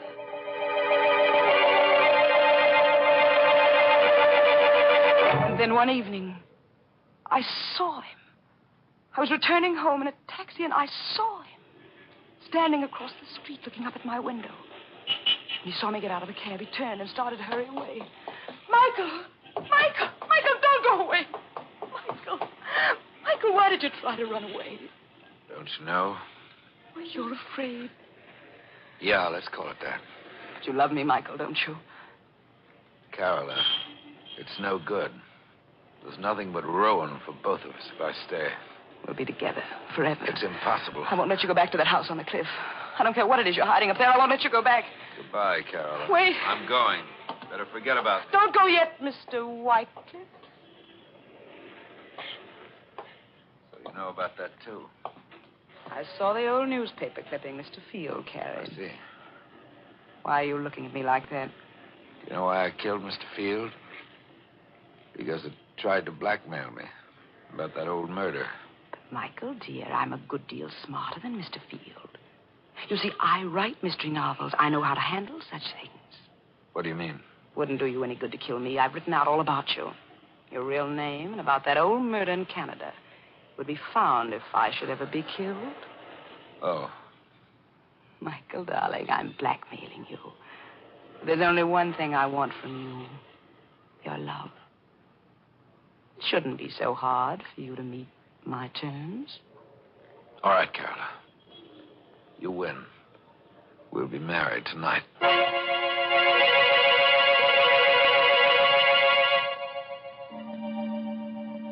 Soon after we were married, Michael began going out evenings.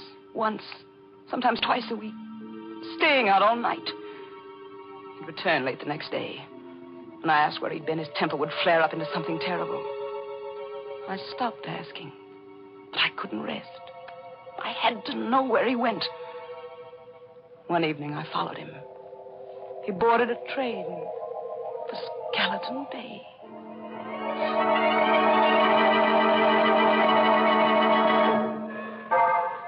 At Skeleton Bay, he set out to walk from the station, and I followed. It was no longer summer. Trees were bare, and the night was forbidding. I kept behind him when he skirted the bay to the narrow road that led up toward his house high on the cliff. It was a small stone house, and the wind whistled around it, against it, and above it. I stole to one of the windows. It was barred, like a prison. Carefully, I raised my head above the sill, peered into a lighted room. Michael was there, with a woman. For the first time in my life, I knew the meaning of frustration, jealousy. Michael told me he wasn't married, but this woman, I'd helped him to do murder. I'd killed for him. I'd lied to that detective for him. And all the while, this was the secret he'd been keeping from me. I opened my handbag. I took out the pistol. I looked into the room again. The woman was alone now. Michael was gone. So you came up after all, Carola. Michael, you sneaked out. You knew I was here. I'm sorry you saw through that window, Carola. Is that your secret? That woman? Part of it, but it's the part you mustn't know. But I do know it now. That's why I've got to kill you, Carola. That knife. You've still got that knife. Yes, Carola. But I've got this, Michael.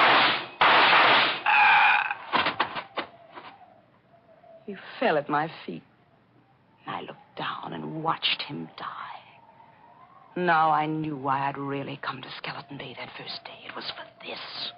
To kill Michael Barrett. So he's dead. At last. You've killed him. You, the woman in the house. You saw me kill him? Yes, I saw you. What are you going to do about it? Help you dispose of the body, of course. Help me dispose of the body? Well, those were the very words I'd said to Michael Barrett down there on the beach. Now this woman was saying them to me. Who are you? I'm Lisbeth Wycliffe. I'm Michael's sister. Sister? And you want to help me dispose of his body? See the bars on those windows? Yes. I've been a prisoner in this house for 10 years. You what? Michael killed the man I was going to marry 10 years ago in Canada. He murdered him. But this house, this prison... Michael brought me here. He's kept me a prisoner because he knew if I got free, I'd tell the world he was a murderer. And that's the secret. The secret he wouldn't even tell me. I shot her. Yes, I killed her, too. There outside the house, and she fell beside Michael. And I rolled both bodies over the cliff, down into the sea.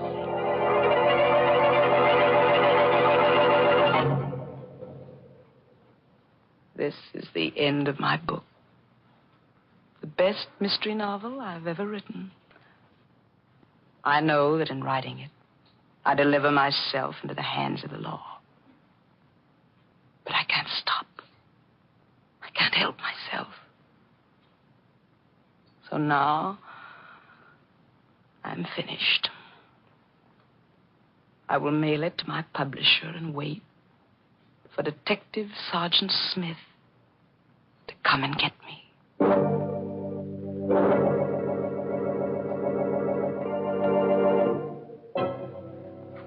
Well, it looks as if Carola's mystery novel will earn a lot of money after she's executed. Yes, but I'd say it's tainted money. Why tainted? Because she'll be dead, and a ghost can't own money, so 'tain't hers.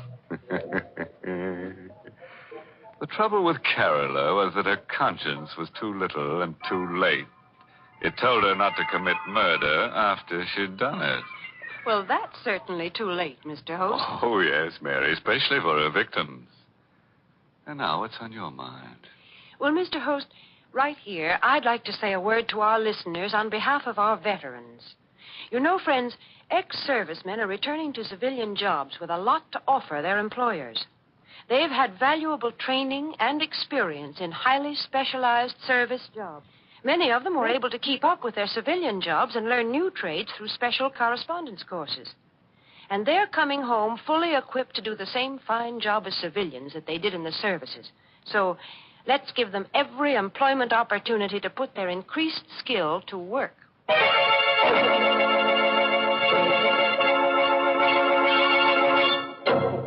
And so, friends, we take our leave of lovely Carola Winter. She would have been better off if she'd remembered that the pen is mightier than the sword, because the sword is leading her right back to the pen anyhow. Oh, yes, and remember, friends, when you go on a vacation, always insist on plenty of closet space, as you never know what unexpected guests might drop in or drop dead. By the way, this month's Inner Sanctum mystery novel is Death in the Limelight by A.E. Martin. And next week, the makers of Lipton Tea and Lipton Soup will bring you another Inner Sanctum mystery directed by Hyman Brown. It's about a young chemist who discovers the secret of perpetual life. But he made the mistake of getting involved with death. So, until next Tuesday, good night. Pleasant dreams.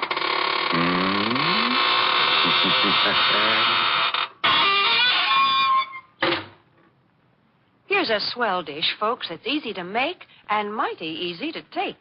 Lipton's Noodle Soup. You can prepare it in a jiffy, and the whole family will love its delicious chickeny-tasting broth, so full of tender, golden noodles. Lipton's Noodle Soup has all the fresh-cooked, homemade flavor of grandmother's noodle soup. Yet it's economical. It costs less and makes lots more than canned soups. So get Lipton's Noodle Soup Mix tomorrow. And don't forget to tune in next Tuesday night for another Inner Sanctum Mystery. This is CBS, the Columbia Broadcasting System.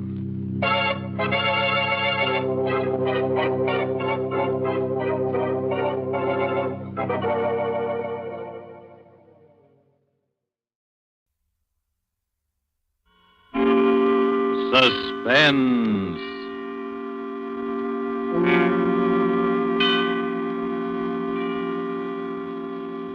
This is the Man in Black, here again to introduce Columbia's program, Suspense.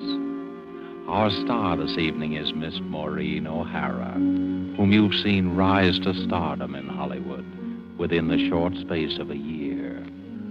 Her performances in the 20th Century Fox production, How Green Was My Valley, then more recently in The Immortal Sergeant, and now currently in the RKO production, This Land Is Mine, have given her an enviable place in the ranks of America's new film favorites.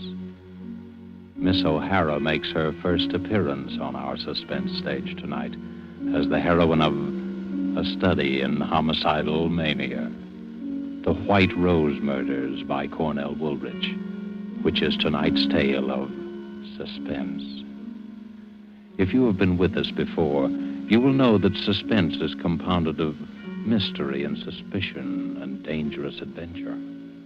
In this series are tales calculated to intrigue you, to stir your nerves, to offer you a precarious situation and then withhold the solution until the last possible moment. And so it is with The White Rose Murders and the performance of Maureen O'Hara. We again hope to keep you in suspense.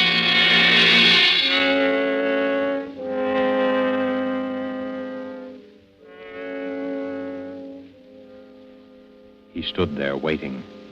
He knew that presently they would come out of the second-rate dance hall, out into the dimly lit street. He listened a while and smiled as the orchestra played that tune inside. And then they came out, the two girls, and still he waited, close enough to hear what they were saying. Well, I'll see you at the office tomorrow, Sally. Oh, I don't know how I'll get up. It's after 1 o'clock. 6 hours sleep. Oh, I'll be dead tomorrow. Me too. Oh, gosh. I gotta have at least 8 hours or I'm no good at all. I wish I had someone to walk me to the bus. It's 4 long blocks. I'll walk you down, Sally. Oh, don't bother. We go in different directions. It's no trouble. Really, I don't mind. Well, really, it's not necessary.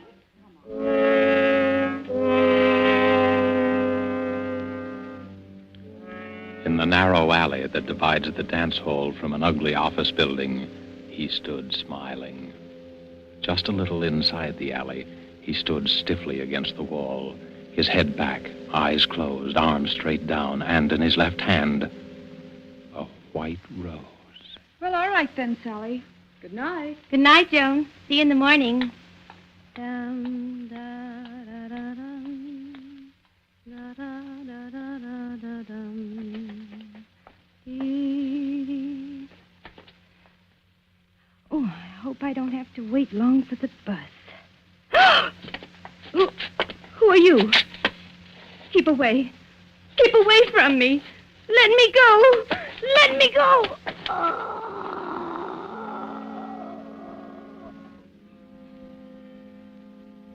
The girl is dead.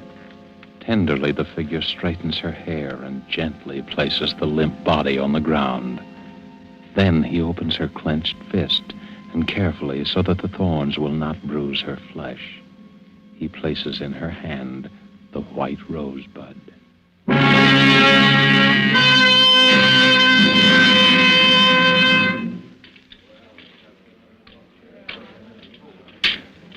Pardon me, my good man. Is it true that you are the famous detective Terence Riley? Huh?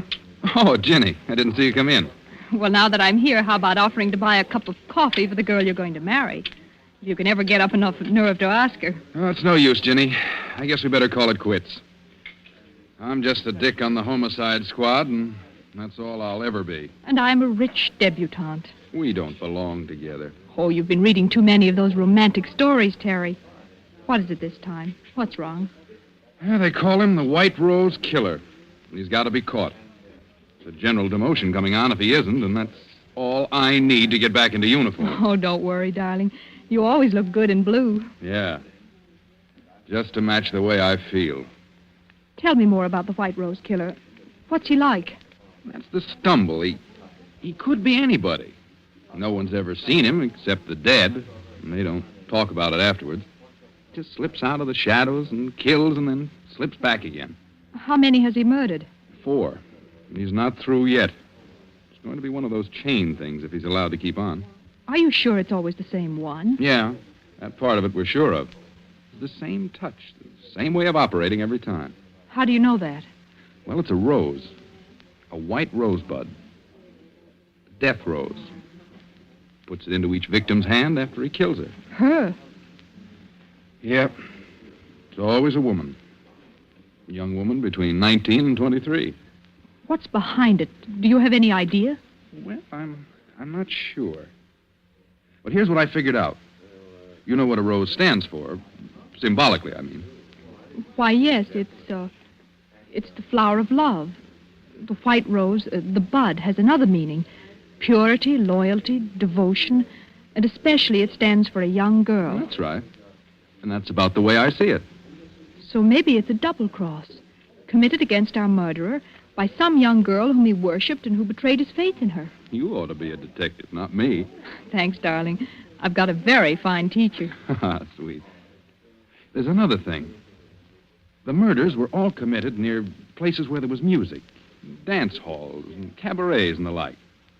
There's a song that brings back the original shock that, gives him the final push over into the darkness. As far as we can figure out, it's the beer barrel polka. Well, how does he commit the murder? Is it always the same way? Always. Strangulation between the hands. with a thumb into the windpipe to keep his victims from crying out. But isn't there anything else you know about him? No, that's why it's so hopeless. He's insane, of course, but there's only this one phase to his insanity. Probably perfectly normal in appearance and behavior. You could pass him on the street and even know it. Well, it's only when he sees someone vaguely like the girl he loved and hears that song that the one defective wire in him is jangled and short circuit. But, Terry, the flowers, don't the flowers tell you? He must get them somewhere you could trace. Well, we don't know where he gets them. Maybe he steals them or... Terry, what if you were the one to get him? Well, it would mean a citation and a promotion. And then all the things that stand between us would disappear? We could get married? Well, the chances would be a lot better anyway. But what chance have I? Everyone in the department has been working their heads off for weeks, and they've all failed. Uh-huh. Terry, what were the girls like? The ones he killed? Well, as I told you, they were all between 19 and 23. Their heights were pretty much the same, too. They were all tall girls, around 5 feet 6 or 7. A little taller than you. And all dark-haired. How did they wear their hair? Why, they... Say, what is this? Oh, nothing, darling. Just interested. How did they wear their hair? Well, from what I remember, they wore it sort of loose and curly down the back. I suppose each one had a resemblance to that long-dead love of his. That's probably it. Well, anyway, that's how the record stands. And we're all waiting for it to happen again. I see. Terry, I'd like to go home now. I shouldn't have told you all that stuff. I've given you the creeps. Oh, come on, Terry. Take me home.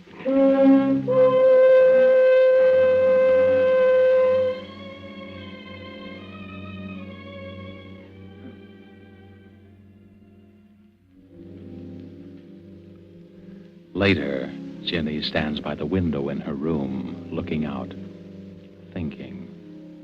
She doesn't move for a long time. Then suddenly, quickly, she goes to her closet and begins to rummage through her many pairs of shoes.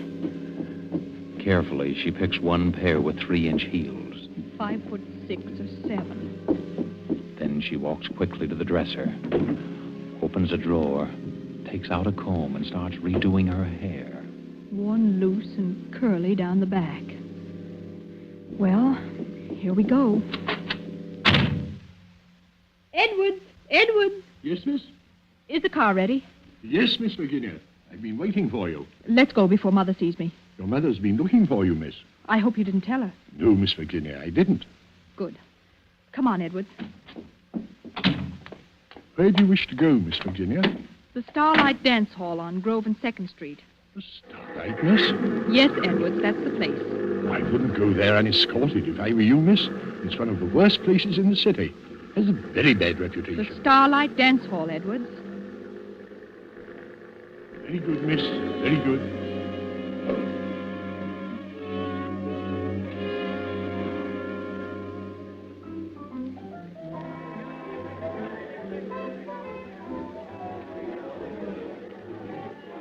Jenny walks slowly around the low-lighted dance hall, trying to make herself conspicuous.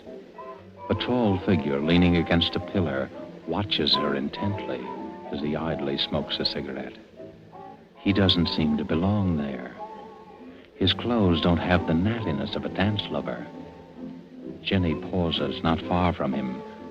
Deliberately, he throws his cigarette on the floor, steps on it, and slowly walks over to her.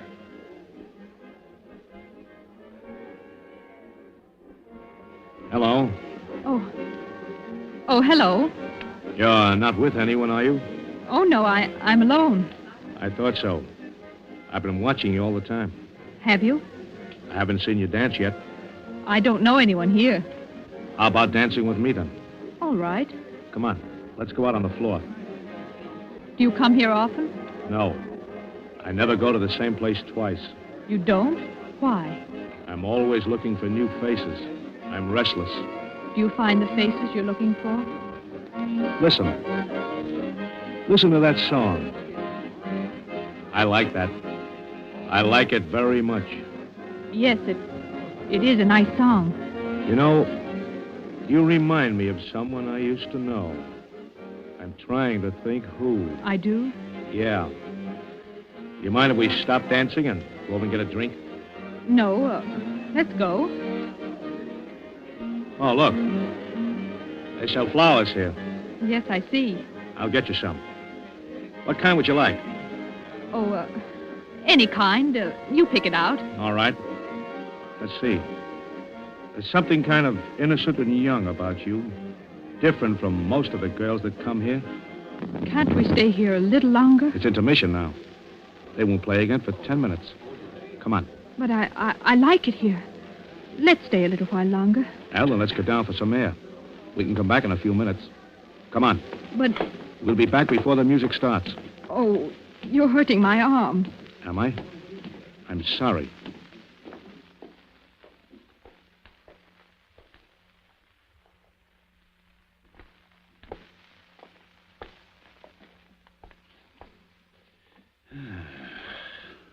Fresh air smells good, doesn't it? It's so dark here. Let's go back. You're not scared, are you? Oh, no, it's Let's walk just down that this alley and back. Please. No, you Let me don't. go. Thanks. That's a lovely necklace, beautiful. Why, you're just a cheap Shut up. All you wanted was my necklace. So long, beautiful. Look out.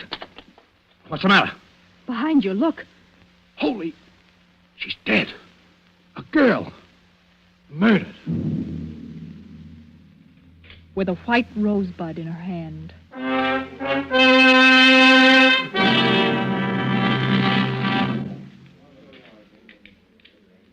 Well, Jenny, happened again last night.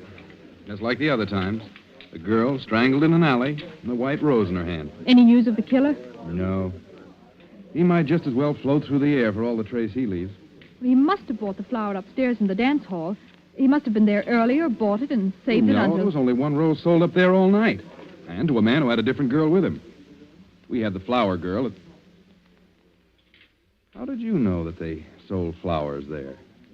I didn't tell you. Well, I must have read it somewhere. You couldn't have. Wasn't in any of the papers. No details were given, just the statement that an unidentified body was found. Well, I just imagined that they'd sell flowers in a place like that. Well, I'm glad you don't go near those dance halls. Why, with this nut running around loose... Don't bother about that. We'd better catch this killer. And fast. Where do you get this we stuff? To hear you talk, you'd think that you were on the case, too. Wouldn't you think so? To hear me talk?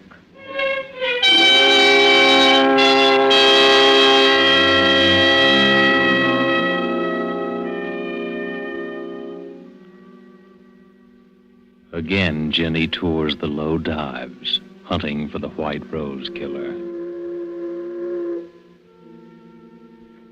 Her search carries her to the waterfront. And as she walks past each dingy bar, she listens to the jukebox music.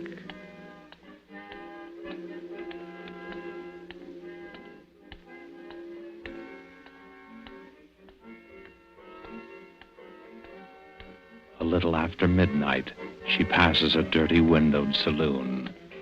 The thin music catches her ear.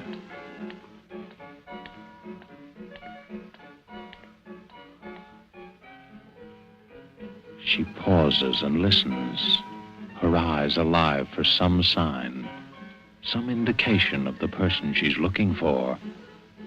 Then suddenly her body becomes rigid as her eyes fall upon a figure huddled in the shadows. Someone's watching me.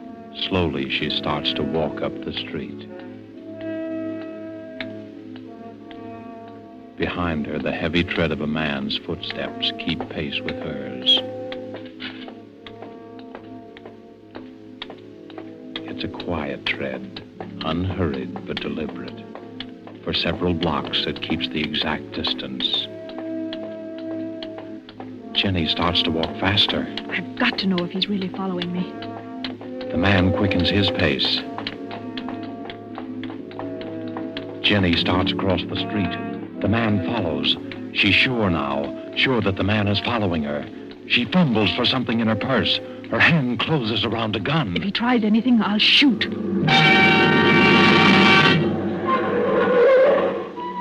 You in any trouble, lady? Oh, no, officer. It's all right. You scared him away. Scared who away? Oh, just a man who wanted to bring me flowers. That's all. Well, he brought you one anyhow, lady. What do you mean? Right there on the ground, right by your feet. A white rose.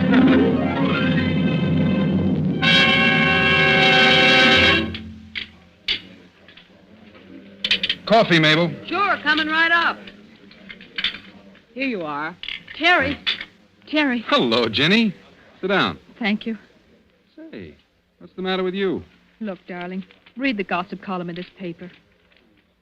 What daughter of a socially prominent family is that way about a detective and waits for him outside the station house in her limousine every night? Private chauffeur and all. But Mama says no. That's not so funny. Oh, they held a big family war council over me just now. Indian powwow, feathered headdress and everything. They did, huh? Well, what'd they decide? Oh, I was asked to give my word that I wouldn't see you anymore. I refused, of course, so I'm to be exiled. Where to? Our summer home. It's just a few hours out of town, but I'll be there all by myself. Just with Mrs. Crosby, the housekeeper. Oh, maybe they're right. Why don't you listen to them? Are you on their side, too? No. When are you leaving? Right away. Edwards is driving me out. I just slipped out to let you know. Here's the address and phone number of the place in case you want to reach me. Don't lose it. I won't. Well, what's new and exciting about the White Rose Killer? Our famous lover of flowers? We're still trying to track him down. I suppose I'll go looking for him at the flower show that's just opened. Oh, a flower show just opened? Yeah. Well, goodbye now. I'll be seeing you.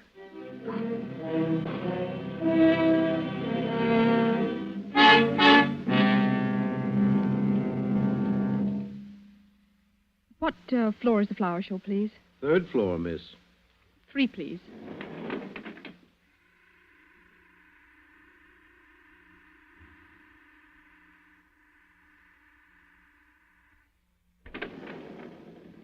Third floor. Where's the rose display, please? To your left, over there. See where the man in the gray coat is? In the gray coat? Oh, yes, thank you.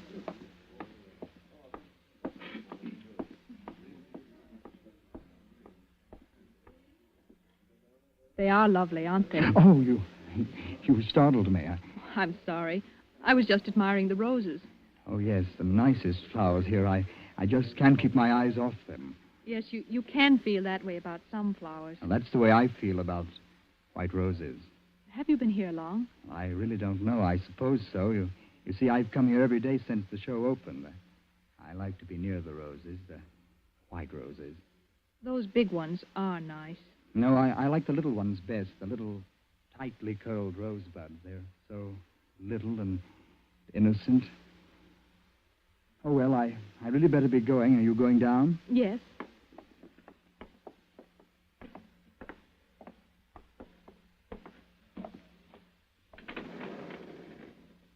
Down, please. Here, miss, I took a rose for you. Thank you. It's lovely.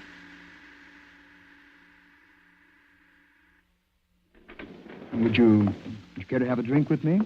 Why, yes, thank you. I know of a little place a block or two down there. They have nice music. We'll go there. All right, whatever you say.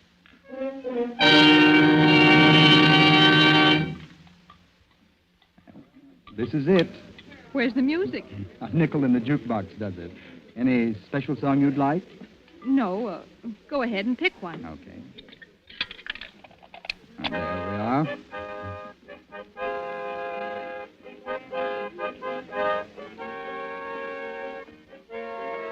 Oh, that's my favorite song. Reminds me of a girl I used to know. Oh, excuse me, I want to powder my nose. I'll be right back. Do you mind? No, of course not.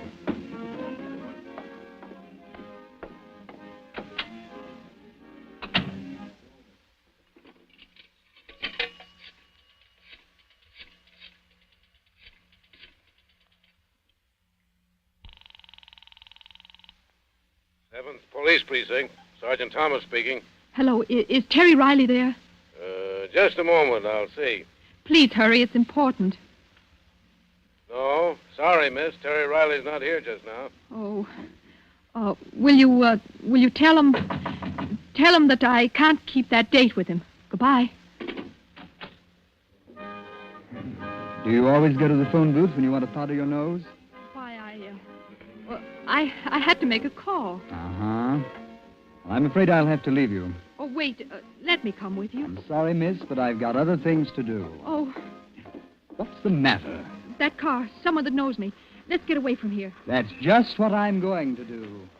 So long, lady. Wait, please don't go. Miss Virginia. Miss Virginia. I'm sorry, Miss Virginia, but I must speak to you for a minute. Oh, Edwards, what do you want? I'm sorry, miss. You'd better come with me at once. I've been looking for you everywhere.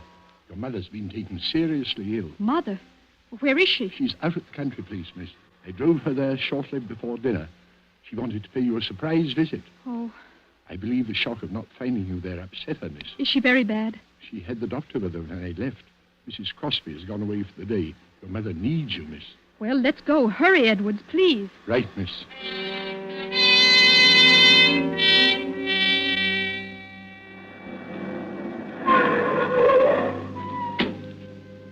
Where is Mother, Edwards? In her room, miss. You'd better hurry. Mother? Mother? It's Ginny. Is the doctor in there with you? Mother? Why, there's no one here. The room's empty. The bed hasn't been touched.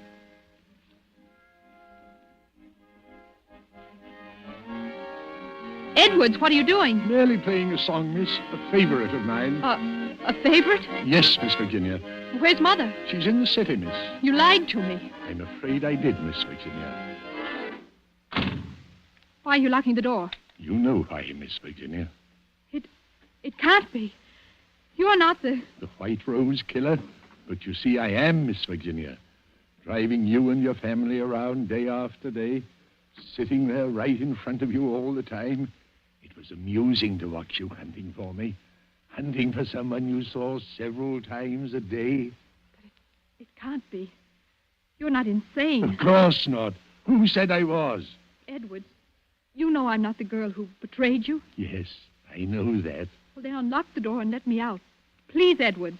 I've killed 5 times. I've never regretted it. I'm going to kill you, Miss Virginia. Why, Edwards? Why? Because you've been so clever. Too clever. You made yourself look like her, the girl who deceived me. I could have killed you the day you first went out looking for me, but I had to be careful. Oh. I almost caught you that night at the waterfront, the night I dropped the White Rose when that police car came. Edwards, I've never done you any harm. Your sweetheart, Terry. He loves you, doesn't he? Yes. That's good. Because now you won't be able to deceive him like my girl deceived me. Keep away, Edwards. Keep away or I'll... You thought you'd use your gun, eh? Well, don't think I was fool enough to overlook that. I took your gun out of your purse. It won't do you any good to kill me, Edwards. I didn't have anything to do with... No, and you're not going to have a chance to break another man's heart like she broke mine. Jenny, where are you? Terry! It won't do you any good to call to him. He can't get in here without breaking down the door. Keep away from me. Terry! It'll be too late then, because I'm going to kill you now.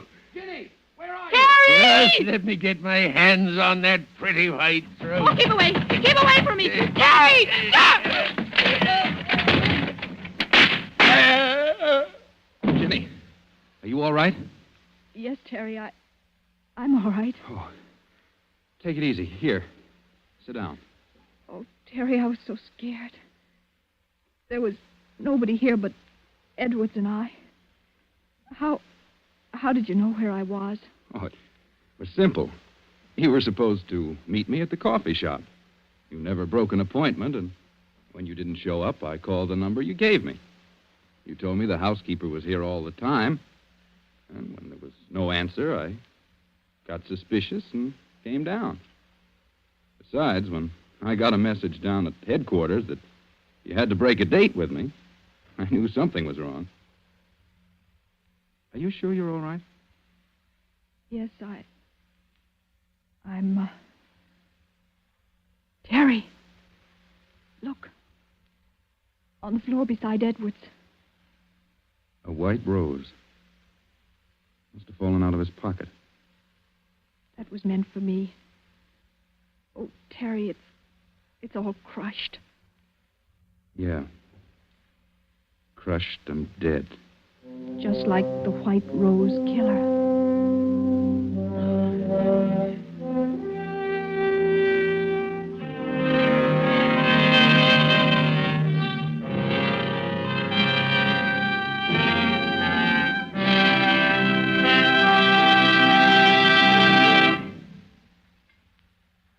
And so closes The White Rose Murders, starring Maureen O'Hara.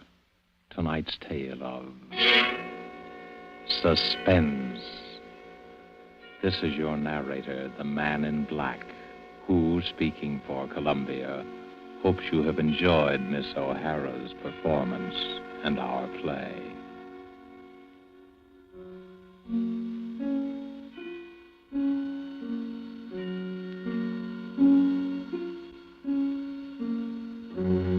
Next week, because of a special broadcast of the All-Star baseball game, suspense will not be heard. But again the following week, we will be back with another play on this series and more of your Hollywood favorites. The producer of these broadcasts is William Spear, who, with Ted Bliss, the director, Bernard Herrmann and Lucien Marowik, conductor and composer, and Cornell Woolrich, the author, collaborated on tonight's Suspense.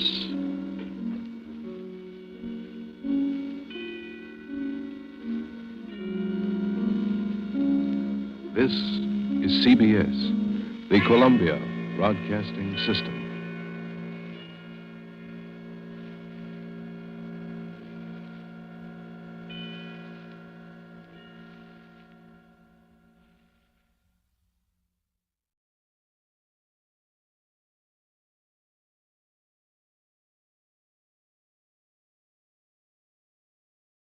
Now, Roma Wines, R-O-M-A, made in California for enjoyment throughout the world. Roma Wines present Suspense. Tonight, Roma Wines bring you Mr. Brian Dunleavy, a star of Out of Control, a suspense play produced, edited, and directed for Roma Wines by William Spear. Suspense, radio's outstanding theater of thrills, is presented for your enjoyment by Roma Wines. That's R-O-M-A, Roma Wines. Those excellent California wines that can add so much pleasantness to the way you live, to your happiness in entertaining guests, to your enjoyment of everyday meals. Yes, right now a glassful would be very pleasant, as Roma Wines bring you Brian Dunleavy in a remarkable tale of suspense.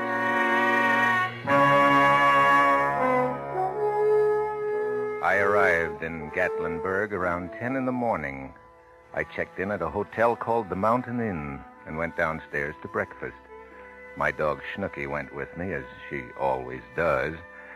I gave my order to the waiter. As I sat there, I looked the place over. It was a good-sized room, by the echo in it. There was a log fire crackling in the fireplace on the far side of the room and a large view window on my right. Glass has a special kind of echo. There was only one person in the room when I entered. It was a woman, apparently a wealthy and rather vain woman, judging from her perfume. She was sitting at the table diagonally across from me. I looked in her direction, so to speak. I heard a man's footsteps approaching across the room and smelled fresh polish on riding boots as he went past me. He paused before her table. Well, if it isn't Miss Dennis Fillmore. Hello, Marcia. Walter Crane. Surprised to see me? What do you want? I hear your husband is thinking of running for governor. So what? Well, Marcia, I've got a newspaper clipping here. I thought it might interest him. It's about your pal, the late Eddie Hassan. What about Eddie? I'll read you the headline. Eddie Hassan killed in auto crash. Colorful Reno figure plunges from Mountain Road. Car out of control, say police. Dennis never knew Eddie Hassan. No. No, he didn't, did he? You know, Marcia, how you managed to keep those two apart has always been a mystery to me. And of course, I didn't mean to eavesdrop. I never mean to. But as some people can read what's on the marquee of a movie theater 10 blocks away, the most intimate conduct and conversation comes to me from across the room as if spoken into a microphone. This is a dubious pleasure to me at most times, but as Marcia Fillmore and Walter Crane continued, my interest became more than casual. He was reading again from the newspaper clipping. Club is beneficiary of an insurance policy. Miss Hanley was the late Mr. Hassan's companion and was to have been married to him upon his divorce decree becoming final. Well? I was wondering if your brand new, politically minded husband would be interested in the fact that you were known locally as a gangster's companion. You always were a louse, Walter, but I never thought you'd stoop to blackmail. Look, I lost a good job because of you, Marcia. When an insurance investigator gets fired because his employers think he's too susceptible to beautiful dames, he never gets back in the racket. I've got to look elsewhere for a source of income.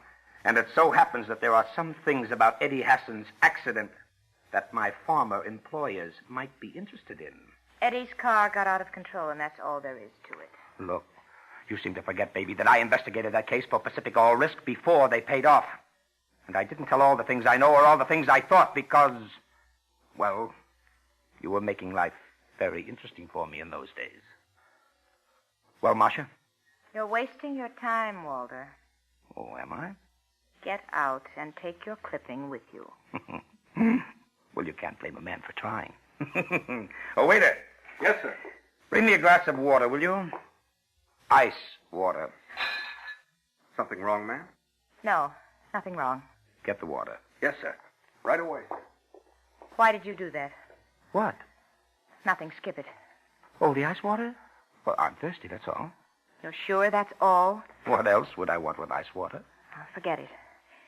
Look, Walter, I'll sell Dennis on the idea of investing some money in a company of yours. Well, that's more like it. When's he coming up here? Tomorrow, but you mustn't see him till I've had a chance to talk to him. Get out of town right away tonight. Where do I go? I have a fishing lodge up in the mountains. I'll give you the key to the place. Go up there and stay until I've sold Dennis on the idea. When the time's ripe, I'll come and get you. I'll cut you in on the deal, Marcia, if you sell them good enough. Women do things sometimes, Walter, that they don't want to be paid for. Lonesome women, maybe? Maybe. Oh, Marcia, you're still the most beautiful woman that ever led a man up a garden path. Let's drink to that, Walter? In ice water? In ice water.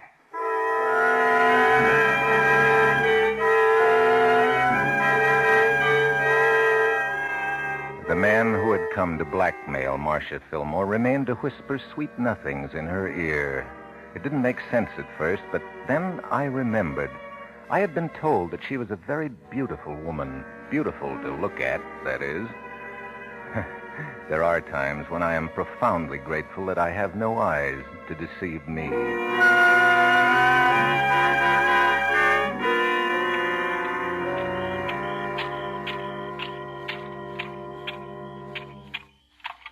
It must have been shortly after midnight that I heard it. I awoke with a start and sat up in bed, although I have been blind for many years. I still reach out and automatically turn on the light switch when I am awakened in the night. When the light went on, the sound stopped. I turned it off and waited. Quiet, Snooky. Quiet. Quiet. It started again. It seemed to be below my window somewhere, down by the hotel garages. Through the years, I have finally trained myself to identify almost any action by sound. But this one stumped me at first. It continued for perhaps 10 seconds longer, and then it stopped for good, and a car door slammed shut. I made a careful mental note of the car's motor as it started up. It was a Packard, and one of the spark plugs was missing fire. But it got away to a fast start and was soon out of even my earshot. Of one thing I was certain. It turned off the main road onto gravel, and there was only one such turnoff within earshot of the hotel, the private road to the Fillmore's fishing lodge. Evidently, Mr. Walter Crane was going to have a visitor up there sooner than he had expected. As I dropped off to sleep, the memory of that sound came back to me. There was something strange and altogether sinister about it. It was still ringing in my head when I dropped off to sleep.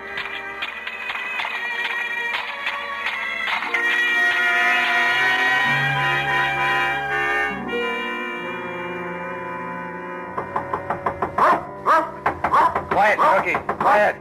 Just a moment. Captain McLean, I'm Duncan McLean.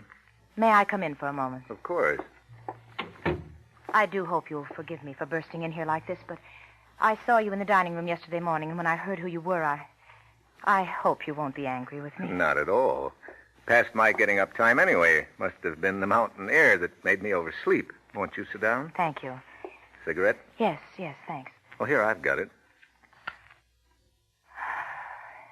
You know, you're really amazing. One would never suspect that you're... Blind? Well, Mrs. Fillmore, we blind people can compensate to a certain extent by developing other senses more acutely. You know my name. I took the liberty of asking the head waiter last night who the lady was with the intoxicating perfume. Just as I asked who the man was with the police dog. Oh, no. Snooky here is not a police dog. She's just an amiable old German shepherd. I have a police dog, though. Dreist. Oh? I only take him along when I'm on especially dangerous assignments. I gather you're not on one now. Shall we get to the point, Mrs. Fillmore? Well, there's a man staying here in this hotel, or rather he was. His name is Walter Crane. He's a blackmailer. Yes? Well, there's no need going into it, but he's got hold of something about my past. If it were published, it would ruin my husband's career. There's only one thing to do with a blackmailer, Mrs. Fillmore. Turn him over to the police. No, you don't understand. The police here is Sheriff Blackmer. He and my husband are political enemies. I'm afraid it would be too good an opportunity for him to pass up. Yes, I see your point. My first instinct was to get Walter Crane away from here. I told him to go up to our fishing lodge. I even gave him the key. I even pretended to renew an old interest which he once fancied I had in him personally. Always a mistake. Yes, but you don't know the worst of it. My husband came in from Knoxville early this morning. Without even waking me, went straight on up to the fishing lodge. Left a note asking me to join him there. My husband is a violent and unreasonable man when he's angry, Captain McLean. If he finds Walter Crane staying there in the lodge, he's likely to think that... Just what are you afraid of, Mrs. Fillmore? I'm afraid that my husband... Heaven forgive me for such a thought. I'm afraid my husband will murder him. There. Now I've said it. Yes. Now you've said it. Excuse me. Hello? Yes? Oh, Mrs. Fillmore. Yes, she's right here. It's for you, Mrs. Fillmore. Oh, no. Please, don't go. I'm afraid it... Hello? Oh, yes, Sheriff Blackmer. Oh, how dreadful. Why, no, we didn't know him. I did speak to him for a moment yesterday evening, but Why, of course, I'd be glad to help you in any way I can. I'll be in my cottage. What is it? Walter Crane. They found him. His car plunged over the embankment. He was killed instantly. When? Some people in the cottage down below saw it happen. When? Just 5 minutes ago.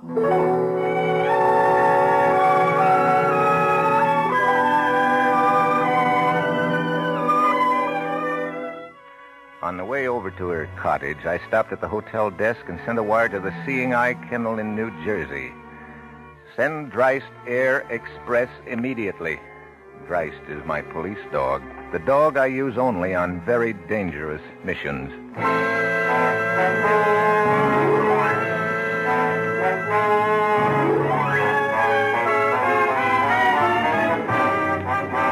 Suspense, Roma Wines are bringing you as star Brian Donlevy in Out of Control from the novel by Baynard Kendrick. Roma Wines' presentation tonight in radio's outstanding theater of thrills, Suspense.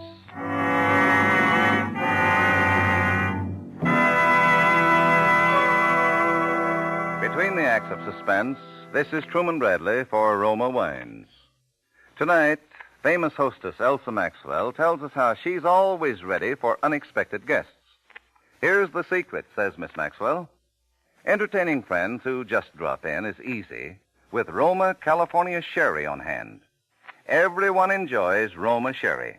And Roma Sherry is so easy to serve, I give my friends a warm welcome on second's notice. Yes, glorious golden amber Roma Sherry is the perfect first call for dinner, too. Ideal for moderate Lenten entertaining, delightful anytime. And because Roma wine is America's first choice, Roma brings you fine wines for only pennies a glass. Yet with Roma wines, you enjoy the true wine taste luxury of choice tender grapes, grown in California's finest vineyards, skillfully, unhurriedly, guided to mellow richness by Roma's master vintners, carefully bottled at the winery in California to seal in unvarying goodness always. Enjoy Roma wine tomorrow.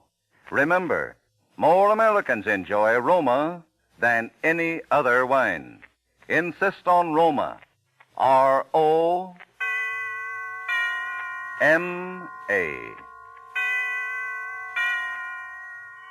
And now Roma Wines bring back to our Hollywood soundstage Brian Donlevy, who, as Captain Duncan McLean in Out of Control, continues a narrative well calculated to keep you in suspense.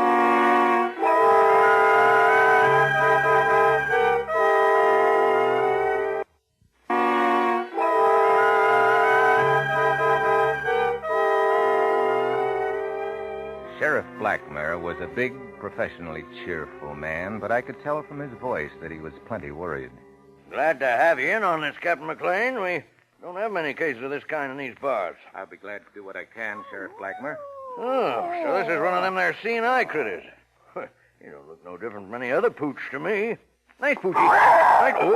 Well, I thought those seeing-eye dogs were trained to be gentle. I trained this one myself for special jobs. Oh, what kind of job? Down, right. Don't bother to explain. I think I know the answer to that one. Yes. Well, now, let's get down to business. Mrs. Fillmore. I suppose you want some information about that road up to the fishing lodge. It's quite steep and hard to negotiate if you don't know it. I know the road very well, Mrs. Fillmore. Well, then what are you... You said you didn't know this man, Walter Crane. Sheriff, I was very foolish when I spoke to you on the phone. As a matter of fact, he's a very old friend of mine, or was. Well, I think you'll understand when I tell you my husband was very jealous. Jealous enough to have killed him? Killed him? I thought he died in an auto crash. He was murdered and thrown into the car just before it crashed. He died with an ice pick through his heart.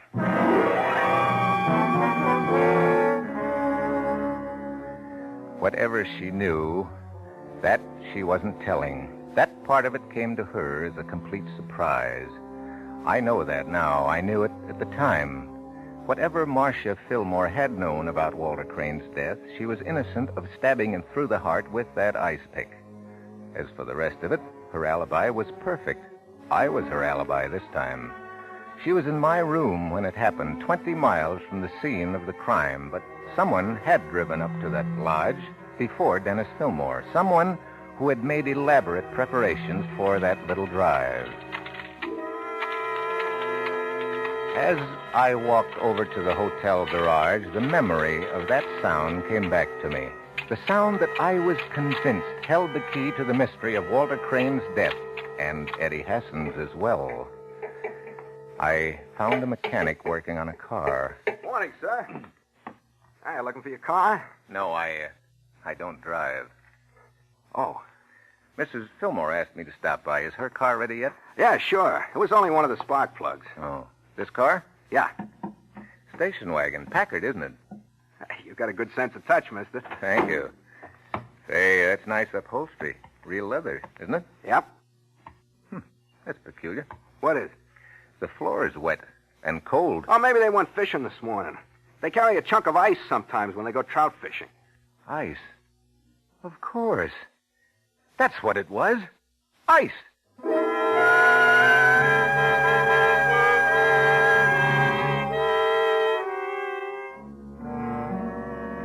McLean, you must believe me. I know that my husband didn't do this terrible thing. Then why did you come to me this morning and tell me that you were afraid your husband would murder Crane? Don't you understand why? I needed help. I knew you only work on murder cases, and so I tried to get you interested by making that story up. I think I can save your husband, Marcia, but only if you tell me the absolute truth. Oh, I will. I swear I will. Did you go up there to that cabin last night to see Walter Crane? No. Lie number one. You drove up there around 12:30. How did you know?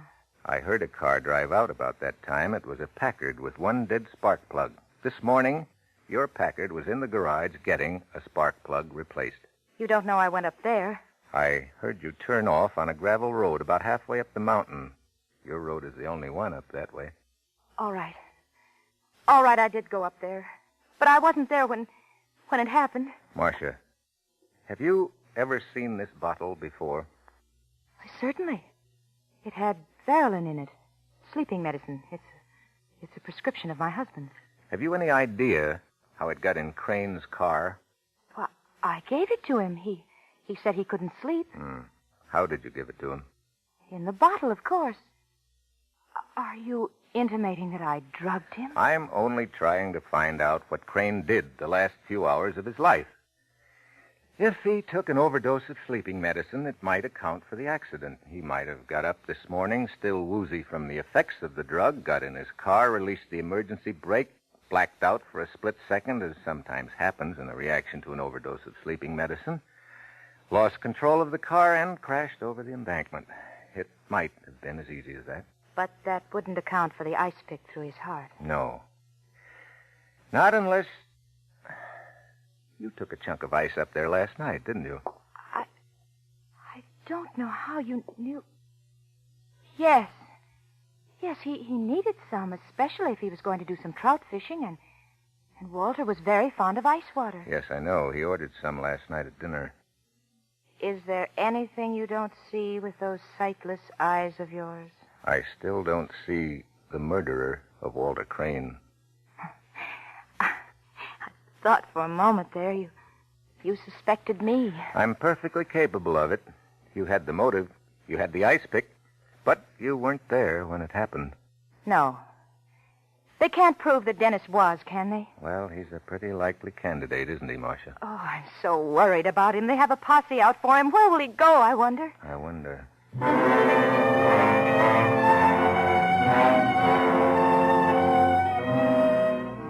I knew where he'd go, and so did she.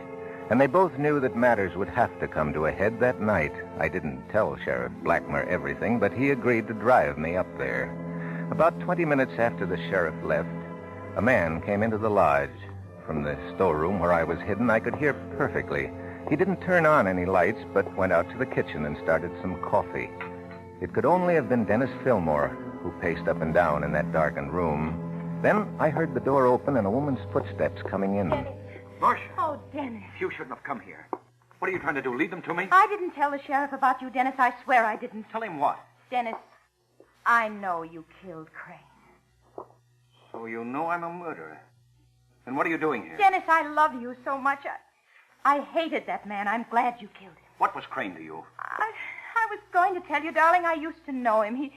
He's a blackmailer. It was perfectly innocent before I met you, but with your career, and I just didn't want you to get mixed up in it. That's why I told you to hide. Oh, I'm sorry, Marcia. Don't cry, please. I love you, Dennis. I made some coffee. Would you like some of it? Yes. You sit still, darling. I'll get it. Dennis, what are we going to do? Have you thought about it? I'm thinking as hard as I can, Marcia. You can't confess to this terrible thing, Dennis. I won't let you. I don't think the insurance company would pay if I were electrocuted, would they? Oh, Dennis, don't say such things. Here, drink your coffee. It tastes rotten, but it's hot. Oh. What's the matter with you? I don't know. I feel faint. I can't seem to get my breath. It's so stuffy in here. Well, it must be the wood smoke. I had a terrible time starting the fire. Come along outside. The air will buck you up. All right, darling. Yeah. Oh, yes. That is better. Would you like to drive somewhere? No, darling. Let's just sit in the car for a while. The air is so good.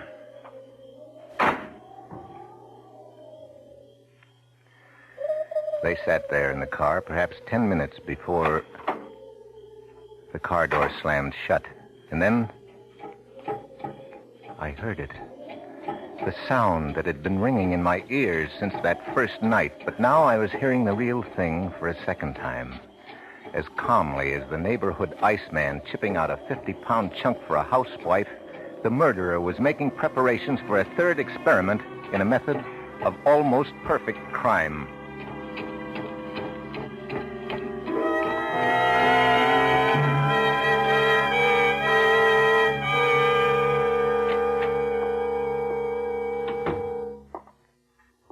Hello, Marcia. You. How did you get here? I'm afraid I was eavesdropping. Then you heard what Dennis said. Yes, I did, Marcia. Oh, Captain McLean, could you forget that Dennis said that? Crane was a blackmailer. What does it matter who killed... Don't come any closer, Marcia. This dog isn't Snooky. This is Dreist, the dog I told you about, remember?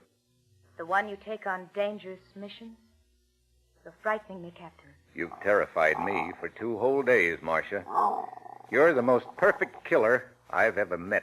But you said yourself I couldn't have stabbed Walter Crane. Eddie Hassan wasn't stabbed. You're bluffing. You can't prove a thing. No. That's the beauty of your method. The ice melts away before the accident happens. Ice? That's your method, Marcia. First, the victim is drugged with an overdose of sleeping medicine, then lured into the car and kept there till he falls asleep. The rest is simple. Put ice wedges under the front wheels and release the emergency brake. When the wedges melt away, the car rolls over the embankment with the sleeping man in it.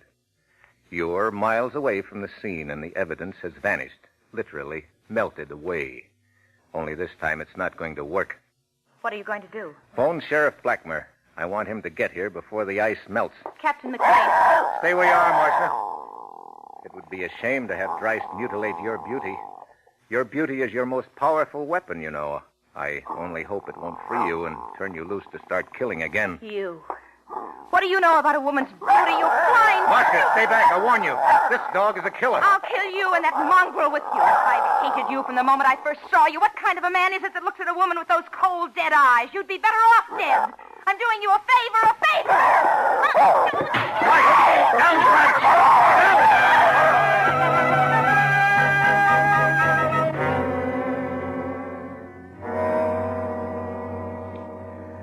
Well, she's dead, all right. I'm sorry. The dog, I guess I'll have to have him put away. That won't be necessary, Captain. She did that for you. Jabbed the ice pick square between his eyes. Oh, poor fella. Yeah. What I can't figure out, how did she manage to stab Crane and still keep her alibi? She didn't stab Crane. Then who did?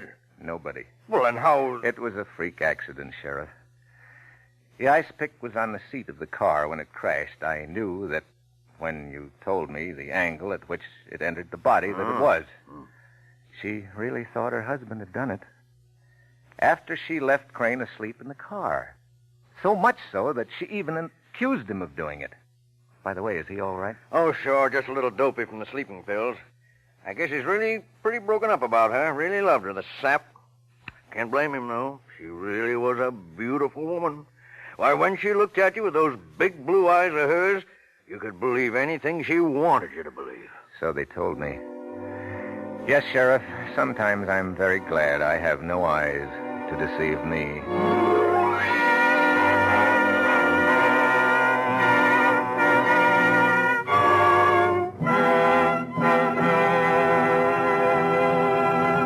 Suspense. Presented by Roma Wines, R-O-M-A. Made in California for enjoyment throughout the world. Before we hear again from Brian Donlevy, the star of Out of Control, tonight's suspense play, this is Truman Bradley for Roma Wines. Nowadays, you can't always find the choice meats, the plump chickens, the succulent fish you'd like. But you can give available foods tempting new flavor richness by serving them with a fine Roma California table wine. Yes, pale gold, Roma Sauterne, or red Roma Burgundy makes even the simplest dishes good eating, adds so much to dining pleasure. This very weekend, discover how a glassful of delightful Roma Sauterne heightens your enjoyment of fish or fowl. Enjoy the satisfying taste harmony of Roma Burgundy with old-fashioned pot roast or spaghetti. See how each sip points up the flavor of every morsel. And remember, Roma wine is a treat you can enjoy often, for Roma costs just pennies a glass. So make your dinner more exciting tomorrow and every day with a fine Roma wine. Insist on Roma. R-O-M-A.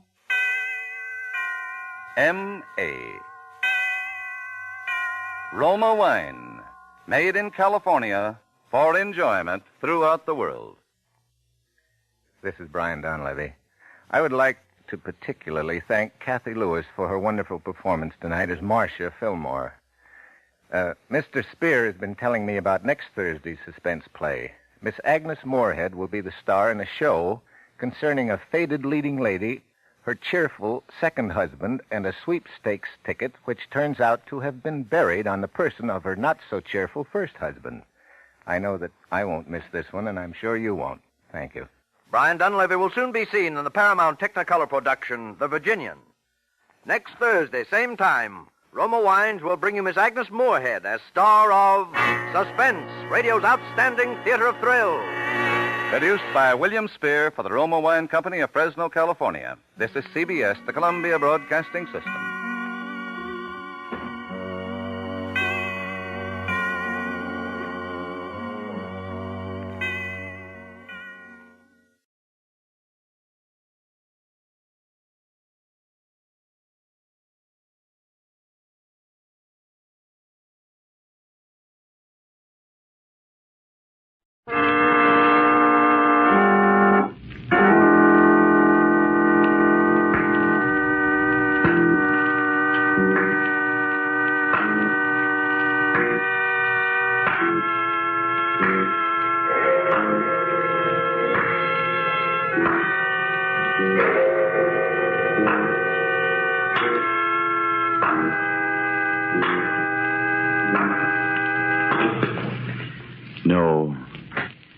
No, stay where you are. Do not break the stillness of this moment, for this is a time of mystery, a time when imagination is free and moves forward swiftly, silently. This is The Haunting Hour.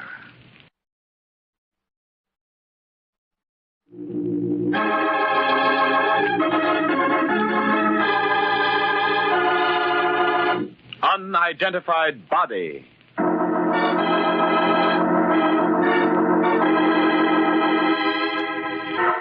A simple situation can become quite intriguing when fate steps in and adds the necessary twists.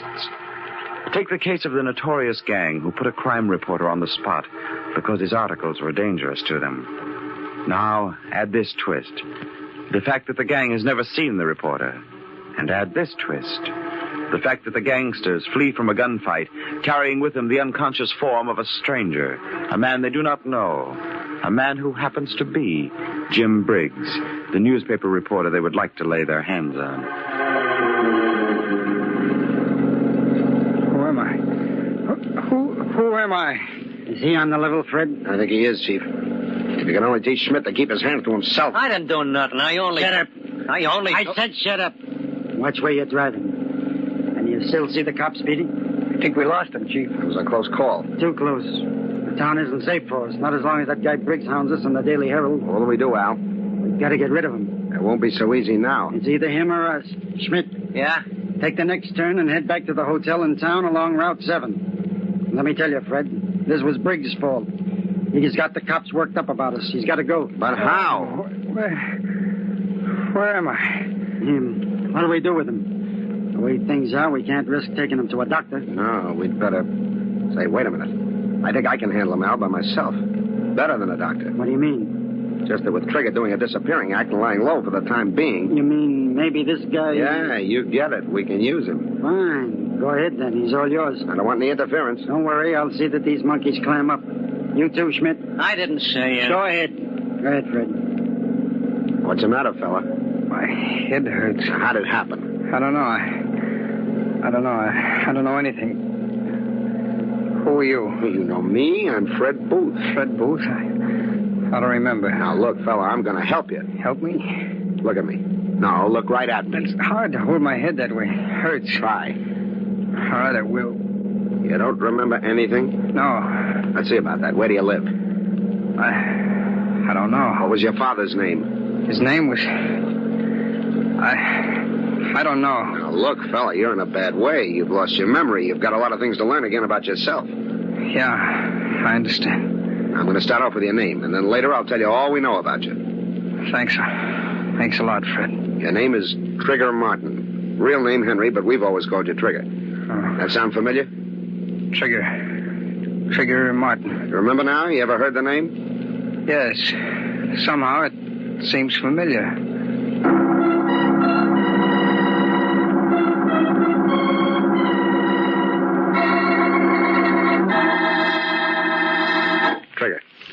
Trigger, wake up. Oh.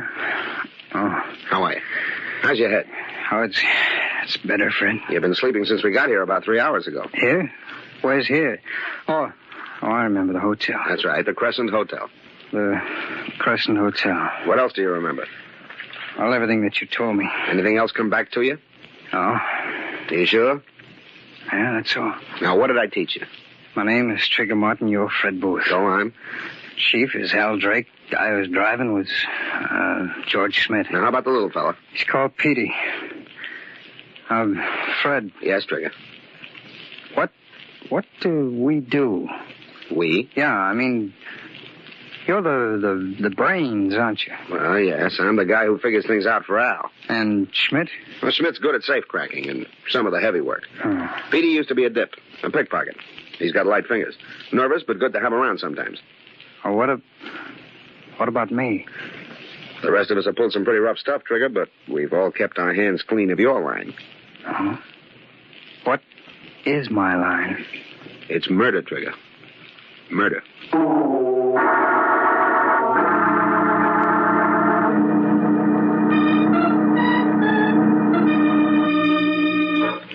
How's he getting along, Fred? Trigger. Okay. Your treatment? Well, what's wrong with it? Risky. Nah, he'll be all right. He'd better. We'll need him, but soon. I told him just now that he was a killer. Yeah? Any questions? No, he just wants to learn all about himself. Great. Would you be liking your rooms cleaned now, Mr. Drake? Sure, anytime, Mrs. Calder, but since when do you open doors without knocking? Well, if you're not up at this time of day, you ought to be ashamed of yourself. Oh, it's not that, Mrs. Calder, but sometimes we have business conferences and can't be disturbed. Oh, business, is it? Well, I've got a couple of dollars put away I'd like to invest. Mrs. C., you're a great kidder. And why should I be kidding? I'd like to live in style like you and Mr. Booth and the other gentlemen. Finance is hard work, Mrs. Calder. You'd better stick to cleaning. And that's just what I'll be doing if you gents will let me.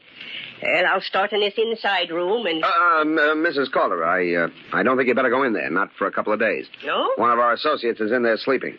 Mr. Schmidt? No, a new associate. He was hurt a little. In a hunting accident. He's got to have rest. Oh, you. I'm thinking you just like to be living in a dirty room. Well, I'll be back later then. I think you'd better. And remember, don't go in there. I'll not be forgetting, Mr. Drake. Chief, we ought to get out of town. Really hide out. They can't pin anything on us yet. Besides, I like to live nice. I like to live. What's eating you? You don't have a murder rap against you? So what? Trigger's the only guy in this mob who ever had the chair to worry about. Now... Al, calm down now. You saying something about me, Chief? Trigger, you ought to be taking it easy in your own room. I tried, but every time I lay down, my head started. Something hurting you, Trigger? Not exactly hurting. What then? This business. What you told me before about my killing people. I don't like it. What's the matter, Trigger? You going soft? Maybe I am. You know what happens to pals of mine that go soft? No. No, I don't. Nothing much. Nothing much that you'd care to hear about, and we don't even notify their families. I don't know if that make much difference to me. I can't even remember my family. You can't remember lots of things, but they happened, so what? So I want to quit. Trigger, I want to quit, do you hear? I don't know what I did before or how I felt before, but I know I couldn't go around knocking off guys just because you put the finger on them. Not now. Maybe the sock on the head softened me or made me yellow or reformed me or whatever else you want to call it, but I just couldn't kill a guy, and I know it. Not now. There's something inside tells me. What are you going to do about it, Trigger? There's nothing to prevent me from walking out of here. Why, you did it. Take it easy, Al. Now, look, Trigger. How many guys have you knocked off? I don't know. I can't remember. Can't remember anything except what you told me. Now, listen to me, and listen carefully. I know of 6. Me? 6 murders? Yeah. And I don't know how many before you started working for Al. I heard you'd done plenty. Sure, you can walk out of here if you want to, but it won't do you no good. I don't get it. 6 murders. Practically every cop in the country's got orders to drag you in dead or alive. And with your rap as a cop killer, they're going to shoot first. Now, you want to walk, or do you want to play ball? Oh, I'll stay. I have to stay.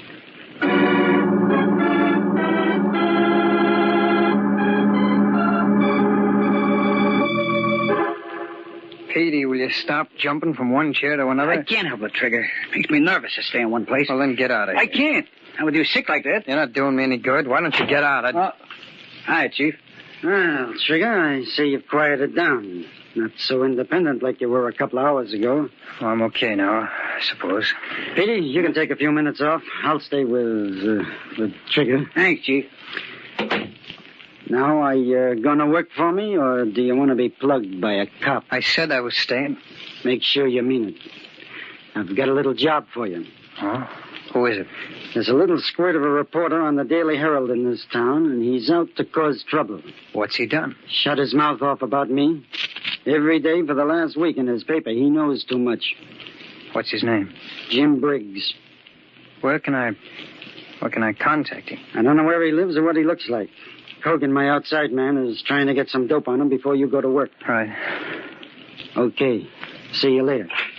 Pete. Yeah, Chief. Fred, Schmidt, and me are going out on some business. You stay and keep Trigger company. Sure, Chief. So long. So long.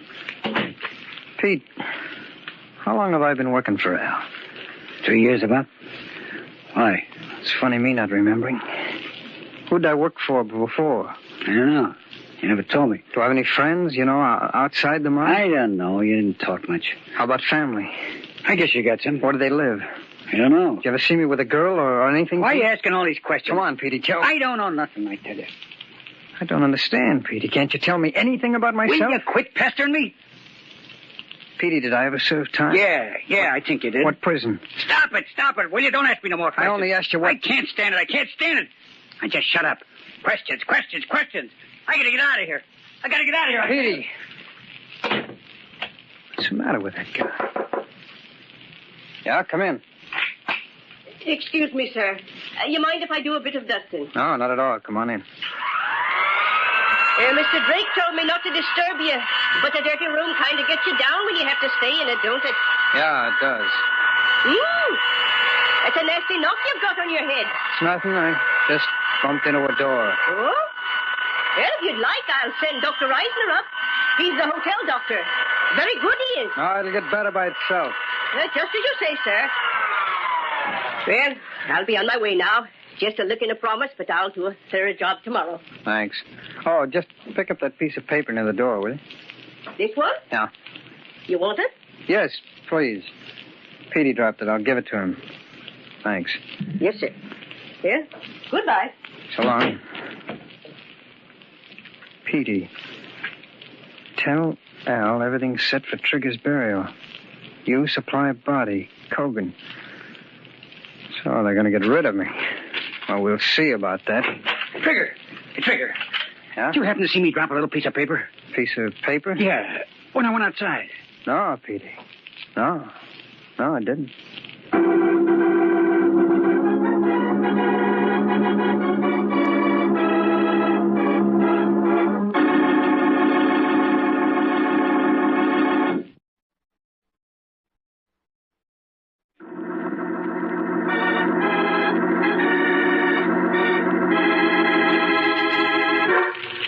Our story is about a mind from which all memory has been erased.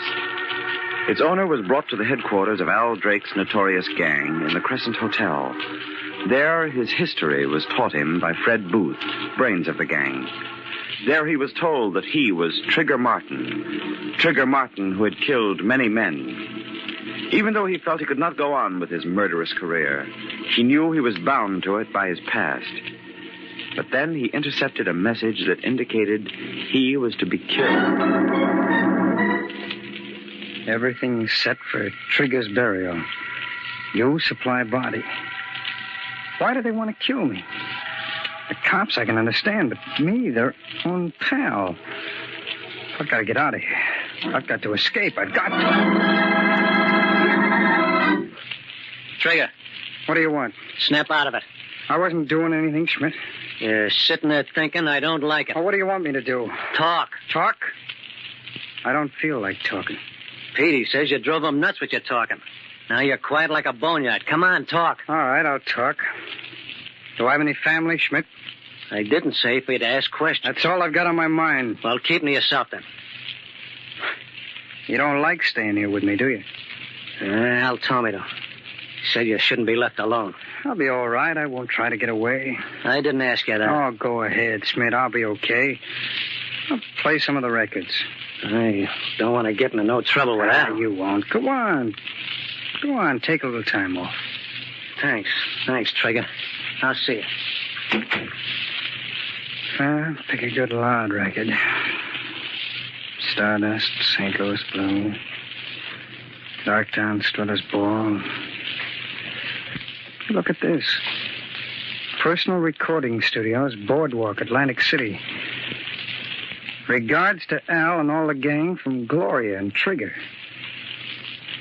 This I gotta hear. Gloria. We're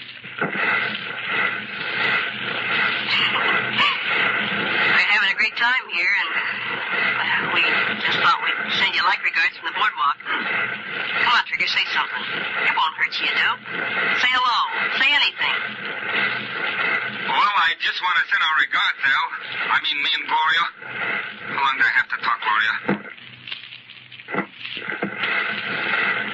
Well, I just want to send our regards, Al. I mean, me and Gloria. How long do I have to talk, Gloria? Say hello. Say anything. Well, I just want to send our regards, Al. I mean, me and Gloria. How long do I have to talk,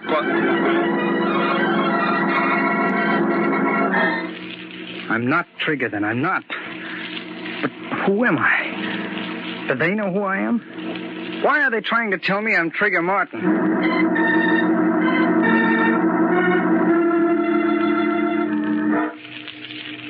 He's asleep now, Chief. Petey's standing outside the door. Fred? Yeah? I don't like it. Why not? It's too smart. It won't work. Oh, what's worrying you? Someone's going to miss him. That means trouble. Maybe he don't know anybody in town. That chance. Get him out of here tomorrow. Kill him. Not me. I don't like murder. Look, Chief, the guy is sold completely on the idea that he's Trigger. Gives me the willies there. Trigger waiting to be buried, and this guy thinking he's him. Oh, stop acting like Petey. Look, the guy gets in our way when we're doing a job. Schmidt knocks him out with his clumsy mitts. We can't leave him around. None of us wants to bump him off unless we have to. Then I come to the rescue. We should have left him there. If I'd known he'd lost his memory then, I would have. But this way, he's going to bump off Briggs, and we'll be in the clear. It's a perfect setup. You hope. Sure it is. I'll figure it out for yourself. I don't know, Fred. I only wish I knew who he was.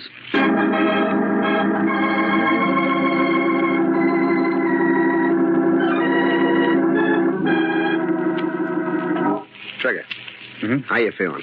Oh, much better today, Fred. Your head all right? Oh, sure. Al told me he had a job for me. Yeah. I think I could do it today. You better do it today. That's what I came to talk to you about. Al said the guy's name is Jim Briggs. That's right.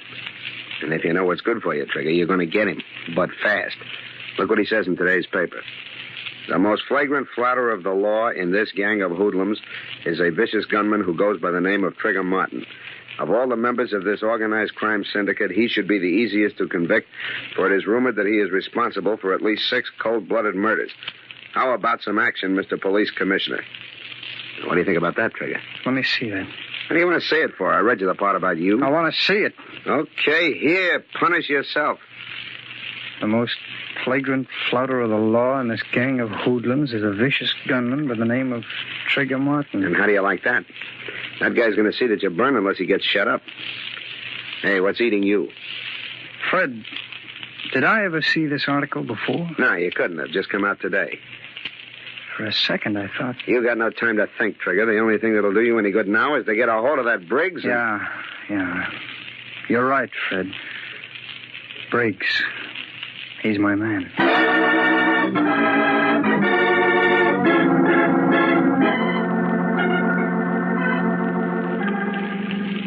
Listen, Al, I've been waiting 3 hours. I can't stand it. I gotta get into action. Take it easy, Trigger.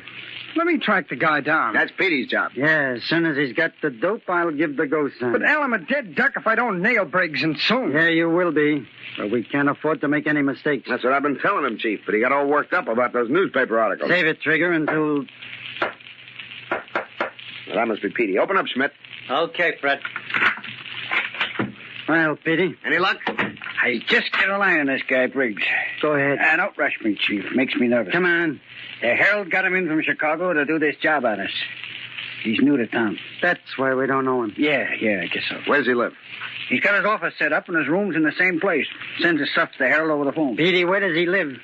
Chief, didn't I tell you? 41 McDougal Alley in the basement. One of them garden apartments. Did you get that, Trigger? Sure. 41 McDougal Alley in the basement. Okay, that's right. And here's your gun. Now get going.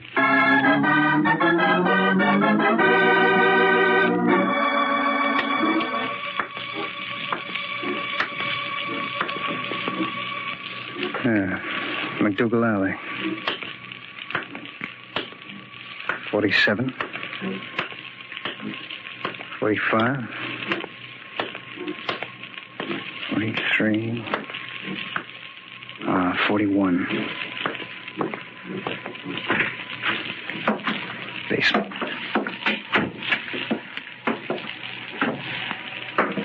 Careful. Maybe a trap. Don't forget they've been lying all along. Careful. Careful. It's the door. Door to his apartment.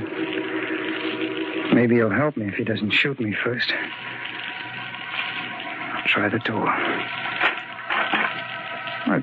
It's not locked.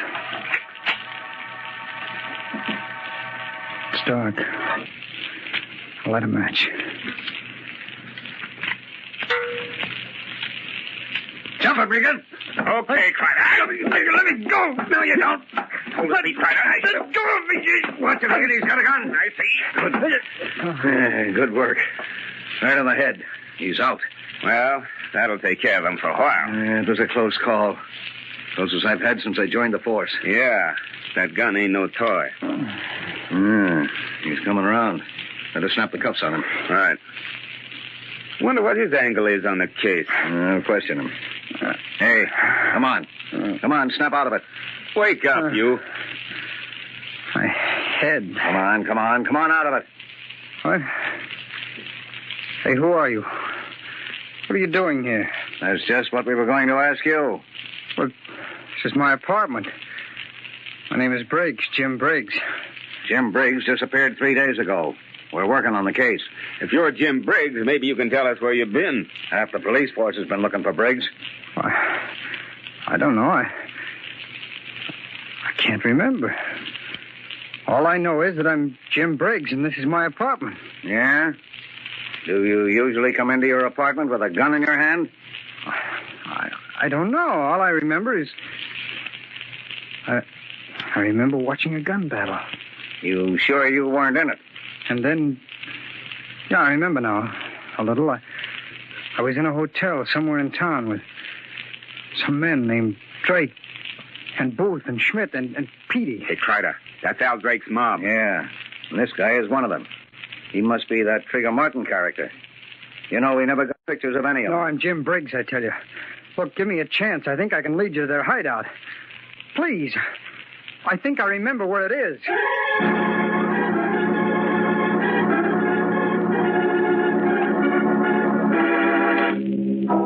Okay, Fred, this was your idea. He'll come back, Al. I got that guy completely bamboozled. Now, listen, Chief. I don't want to stay here and be trapped. They'll get us. They'll get us for sure. Petey, shut up. What'd I tell you? He's back. Okay, open up, Schmidt. Well, Trigger, did you do it?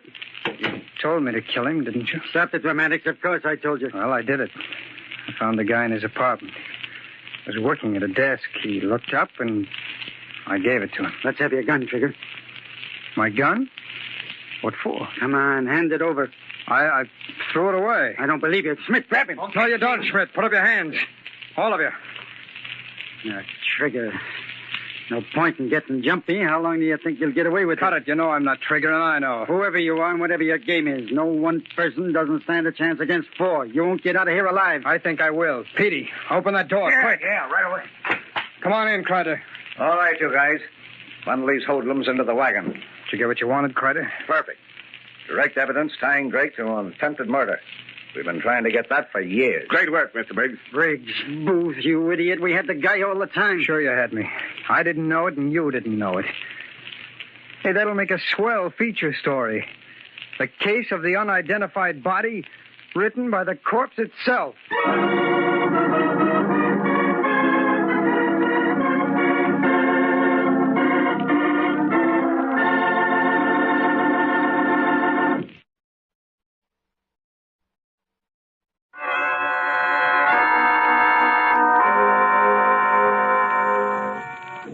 From shadows and stillness, mystery weaves a spell of strangest fascination, charging the mind with doubts and fears. For mystery is a strange companion, a living memory in the haunting hour.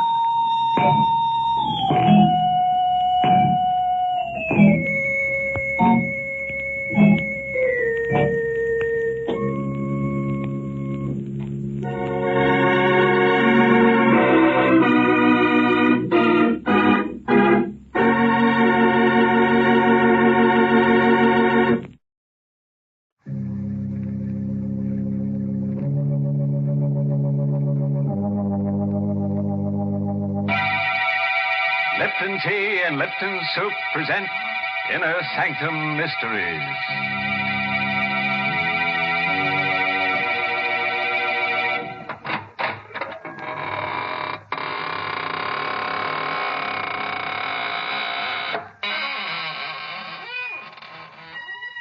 Good evening, friends of the Inner Sanctum. This is your host to welcome you in through the squeaking door. We're having a party tonight for two of my favorite corpses. I call them Romeo and Juliet. They're newly deads, you know. Yes, she's the daughter of a famous society murderer, and he's the pride of the East Side morgue. Oh, they're so happy together in their mausoleum built for two. And you should see the bridal casket. Shame on you, Mr. Host, making fun of such a tragedy. But, Mary, it was a touching ceremony. Of course, I stood up for the groom. Naturally, the poor fellow couldn't stand up for himself. Oh, please. It's an occasion for tears, not for laughter. That's right, Mary. Why, when the bride appeared wearing her grandmother's shroud, everyone had to be cheered up with Lipton tea. Now, that's enough. I will not have Lipton's mentioned at a time like that. Lipton tea is for people who know how to enjoy life. These are the folks who really appreciate Lipton's famous brisk flavor. Yes, that word brisk. B-R-I-S-K makes a big difference when you're sitting down to a cup of hot tea. Brisk means that Lipton tea tastes fresh and full-bodied, never flat or wishy-washy. I wish you'd try Lipton's, folks, even if you're not a regular tea drinker, because you just don't know how good tea can be till you know how good Lipton's is. Well, Mary, let's tee off into tonight's story. It's called The Shadow of Death. And it's an original radio play by that boogie-woogie man, Robert Sloane. Yes, and our star tonight is Richard Widmark, who plays the role of Howard. All set? Then turn off the lights and let in the shadow of death. On a lonely dirt road that borders the village cemetery, a single car slows to a stop and parks in the moonless night. Inside it, a man leans back in his seat and reaches for the hand of the girl he loves. Howard, Yes, dear? why did you stop here? The cemetery's right over there. Oh, I didn't notice. You drove here last night, too. Did I? Yes. Well, you're not frightened, are you? Tonight I am. You've been so strange, so far away. I feel as if I hardly know you. Darling, you mustn't feel that way. What's the matter, Howard? There's something on your mind. I'm going away, Marie, Oh, no. and I'm not coming back. Howard, why? Well, I don't really know if I can explain it. It seems so incredible, and yet I know it must be true. What? Something I've discovered about myself. Something strange and frightening, Marie. Wherever I go, I seem to cast a shadow. A shadow of death. I don't understand. No, I didn't either at first. I thought it was just a strange coincidence. But it isn't. It's me. I bring death wherever I go. Oh, Howard, you don't really believe that. Well, how can I believe anything else? Haven't you noticed what happens to every living thing I have around me? No. I can't keep a pet of any kind, a cat or a dog. Even a plant dies when I have it in the house. Oh, darling, that's just your imagination. You've been working too hard. You need a rest. No, I'm going away, Marie. I don't want any harm to come to you. Oh, no, please. Nothing's going to happen to me. This is just... What's the matter? Oh, nothing. I was just looking at the flowers in my corsage. Good heavens. They're dead.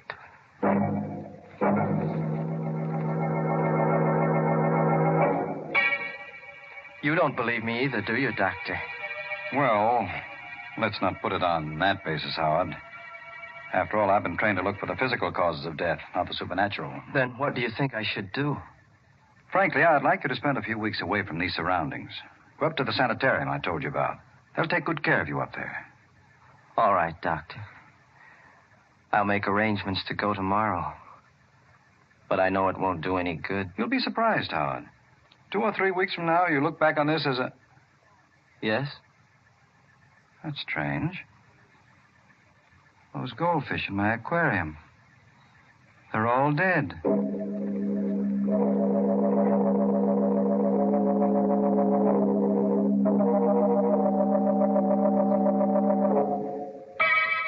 Tell me the truth, Howard. Are you comfortable here in the sanitarium? They don't believe me. They don't believe that people die when I dream about them. People die? Yes, didn't you know that? Every time I have a dream about someone, it's a sign of death. And the next morning when I wake up, I look in the obituary column and I see the name of the person I dreamt about. Oh, Howard, what have they done to you here? Nothing, only they don't believe me. The dreams, I mean. I had to prove it to them this morning. And it made me feel very bad. What made you feel bad? The dream I had last night. I killed a man, Marie. What? I killed him in my dream. Oh. He was a good friend of mine, too. He lived right across the hall. Oh, Howard, please, you've got to get hold of yourself. But I'm afraid, Marie. I don't want to dream anymore. Oh, darling, I can't bear to see you this way. What way? I'll get you out of here. I promise, Howard. I'll get you out of here today.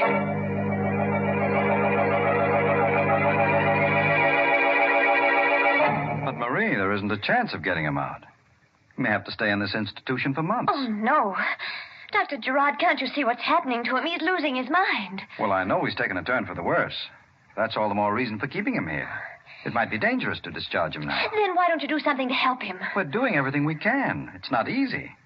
He persists in thinking he has this strange power of death. Nobody is able to convince him he's wrong. What about the man across the hall? Howard said they were good friends. That's another thing. They were good friends. But unfortunately, that man died this morning.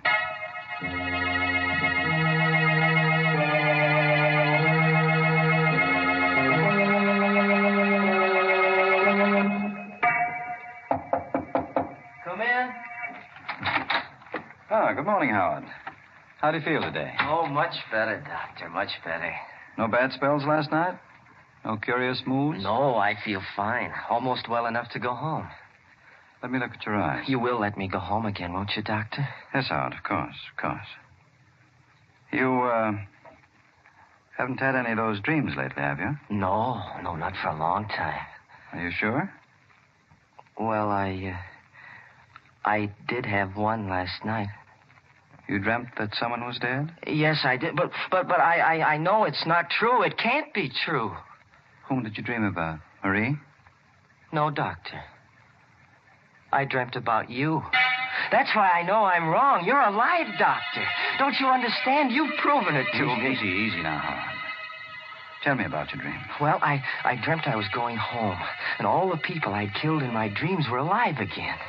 Yes, go on. Well, somehow or other, I could see my house from this window, and everything was just as it was a long time ago. The flowers were growing, the dog was in the yard. The one that was run over? Yes, everything was well again, and I was well, too. That's why I wanted to go home. But you and Marie's mother didn't want me to. She was in the dream, Marie's mother? Yes, I don't know how she happened to be there, but she was. That's all right, Howard. Go on. Well, I started to leave, Doctor, but she held me back. She held my arms like this, and then you jumped up to ring the bell for help. But before you reached it, I was on top of you like this. Oh. I had my fingers around your throat, and I was squeezing it so hard, I could feel your windpipe bending back until you couldn't breathe anymore. Howard, let go. That's what you said last night, you fool. You wanted me to let go. I held on until your face turned as blue as it is now. It was almost black before I let you go. But first I made sure you were dead. And then I dropped the body. You see, Doctor, my dreams do come true.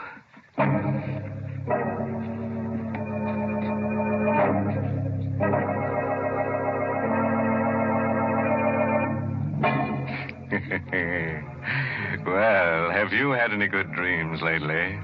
Howard has. And you know, his dreams don't need interpretation. No, they need cremation. Say, it's a lucky thing that guy works on the night shift. It'd be awful if he had daydreams, too. Good gracious, yes. His dreams not only walk, they commit murder. Mary, I was about to say that. Please leave the jokes to me. How would you like it if I talked about tea? Hmm? Well, for goodness sake, I listened to the story, too. And I must say I'm glad I'm not his, dream girl. That does it. Friends, let me tell you about Lipton tea. All right, you win.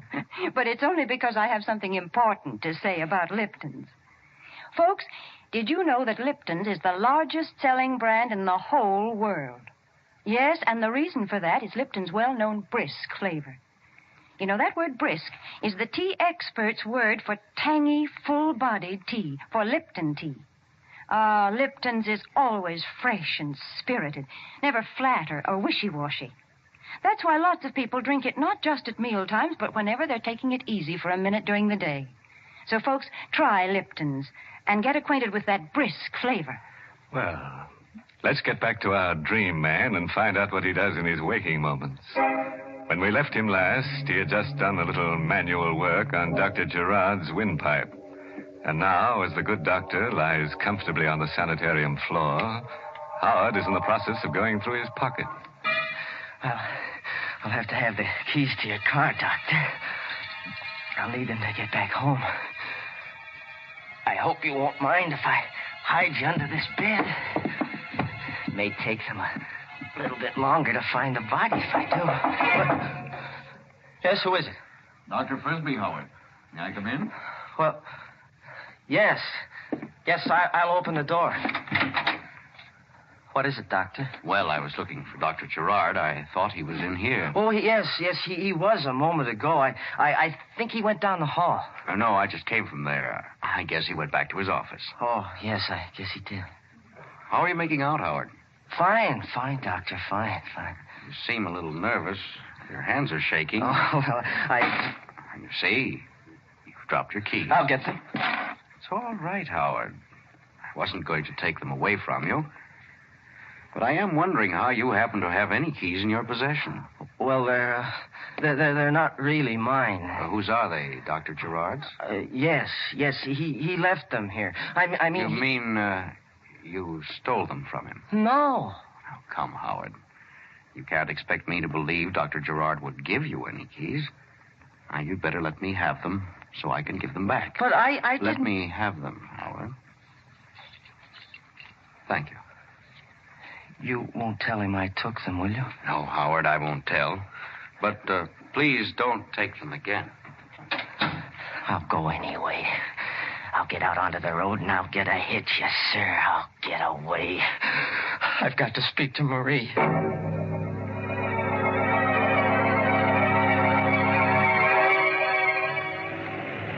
Going down, mister? Guess not. Guess I'm not. Oh, here comes another one. Hey, stop! Give me a ride, will you? Give me a ride, please, mister. Oh, he's stopping. Hey, wait for me, will you, mister? I'm coming. I'll be right there.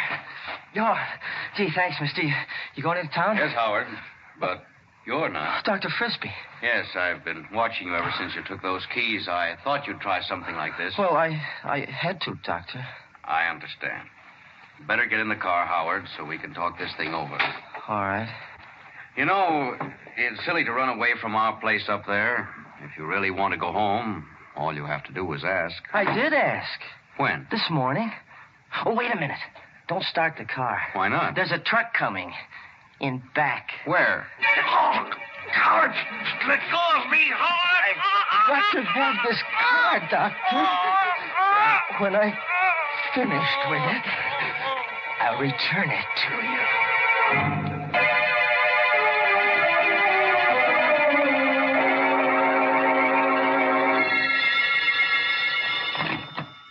Hello?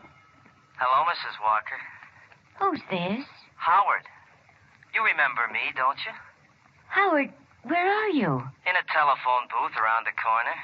You're not in the sanitarium? No, I've been discharged. Dr. Gerard said I could go. You mean you're well again? Yes, I'm completely cured. Oh, I see. You don't sound very happy about it, Mother. Where's Marie? She's out on a date. When will she be back? Well, I don't know, Howard. She didn't say. I've got to see her again, Mrs. Walker. I've got to see her once more before I die. Before you die? Yes, I haven't much longer to live. Now, where is she?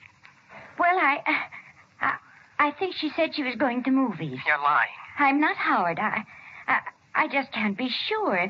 But if you go to the theater, you might find her there. You don't want me to see her, do you? No, not until I've spoken to Dr. Gerard. Why? Don't you believe me?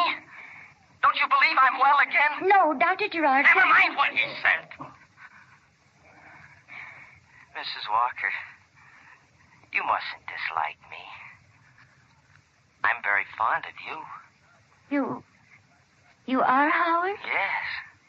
I've been thinking a lot about you lately, while I was in the sanitarium. Last night, I even had a dream about you.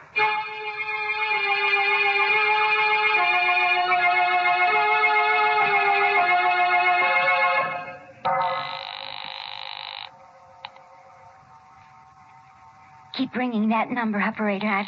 I've got to locate Dr. Gerard. Why the hurry, Mrs. Walker? Howard, how did you get in here? Through the back door. Put that phone down, please. But Put it down, I said. Yes. You lied to me about Marie being at the movies, Mrs. Walker. I didn't mean to, Howard. I told you I wasn't sure she was there. Where is she? This time I've got to know. Howard, how dare you? Take your hands off me. I'm not in a gentle mood, Mrs. Walker. I'm fighting against time. You've done something wrong, Howard. You've escaped from the sanitarium. No, I've done more than that, Mrs. Walker. I've killed a man. Howard. 2 men, 3 men. I can't remember how many it was, but there's going to be one more. Howard, you wouldn't kill me, would you? Wouldn't I? What have you done to deserve your life? Let it ring. But that may be my call. Your call is coming now, Mrs. Walker. Howard, please. Put down that knife. Will you tell me where Marie is? I told you I don't know. I don't know. Then I'll wait for her. Right here. Howard, you can't. No, you can't. Oh! Yes, I can, Mrs. Walker.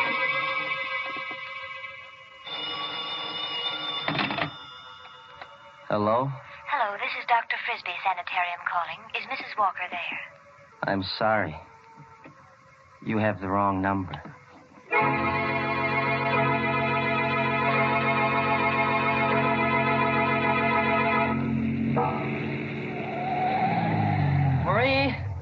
Marie, darling? Why, Howard. Howard, what are you doing here? I've been waiting for you to come home, darling. Aren't you glad to see me? Oh, yes, of course I am. It was such a surprise I couldn't catch my breath for a minute. Where's Mother? Upstairs. Why? Oh, I just wanted to know. You had no other reason? No. Howard, why are you staring at me? I'm not really staring. I'm just looking at you, darling. It's been such a long time since I've seen you. I'd almost forgotten what you were like.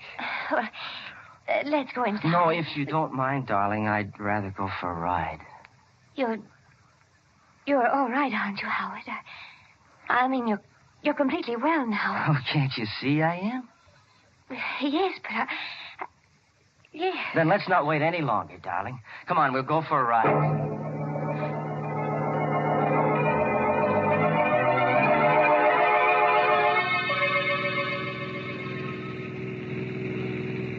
Getting late, Howard. Don't you think we ought to go back? No, not yet, Marie. You just keep driving. These few moments we have together, maybe I'll... Marie, why are you stopping here? We're low on gas, dear. I don't want to get stuck on the highway. Oh. Yes'm? What'll it be?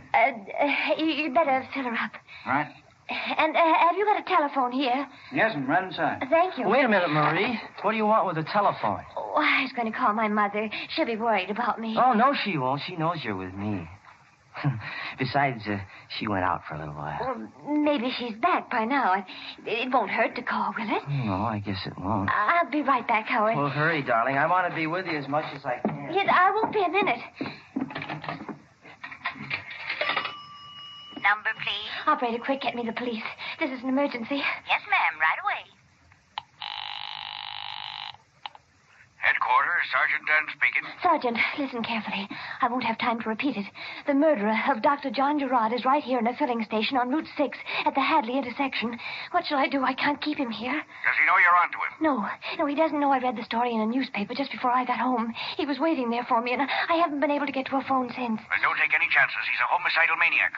Don't even try to stall him if he wants to leave. Oh. Just stay where you are, and we'll be over there in 4 minutes. Oh, no, that's no good. He won't let me stay here. He'll take me with him. Marie. Oh, he's calling for me now. Marie. Just a moment, Howard. What can I do, Sergeant? What can I do? Give me the description of the car, quick. It's a dark blue sedan. License number 468J3. We've been going east on Route 6, but... Oh, I can't talk anymore. He's coming. Marie, for heaven's sake, what kept you so long? Oh, I had a hard time getting the number. There was something wrong with the lines. But you were talking to somebody. Yes, I was speaking to Mother. You were speaking to your mother? Yes. She told me not to stay out too late. You're lying, Marie. No, I'm not, Howard. I talked to him. You talked to the police. That's why you lied to me. No. You did. Your mother's dead. Howard. I know, because I killed her. No. Be quiet. Get back into the car. You're coming with me. No, Howard. Oh, you're hurting my arm. Get back in the car. Hey, you leave her alone. Keep out of this, you fool. Leave her alone. I told you to keep out of this. Oh, I know. Hey, put down that wrench. Now put it down. Howard, how could you? Never mind. Get into the car.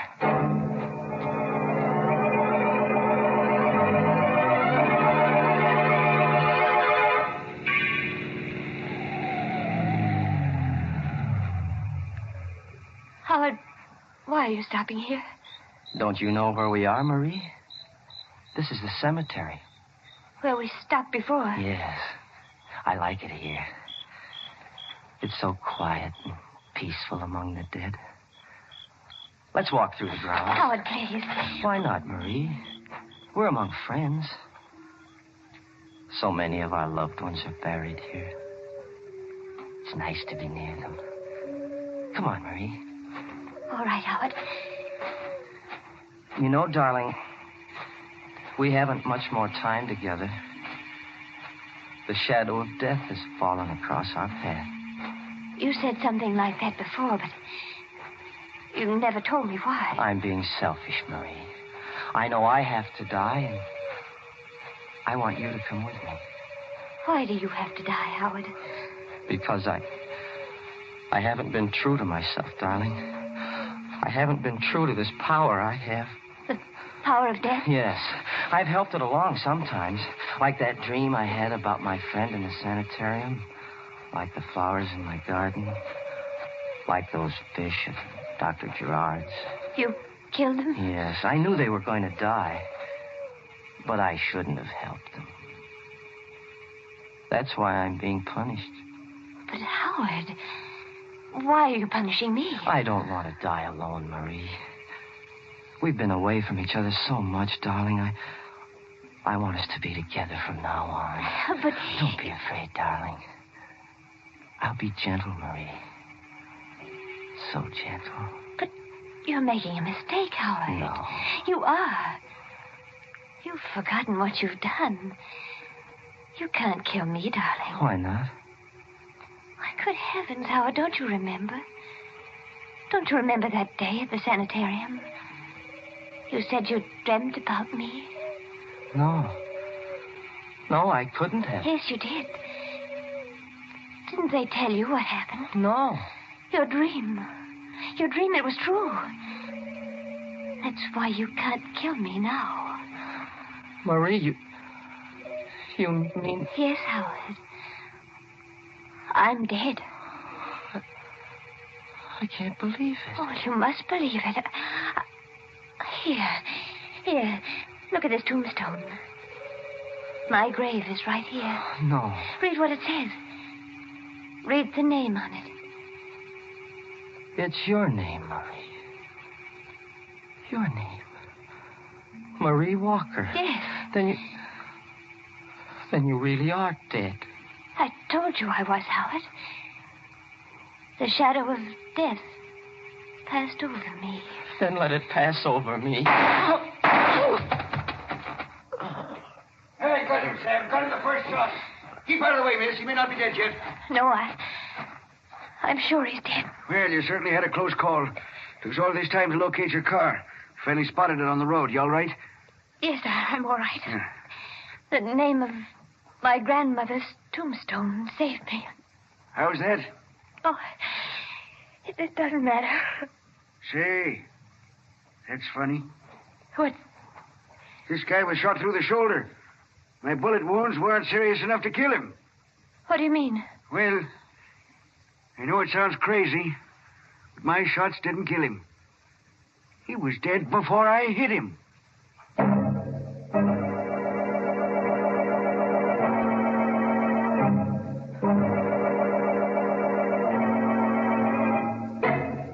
What a shame. Wasting two perfectly good bullets on a guy that was dead all the time.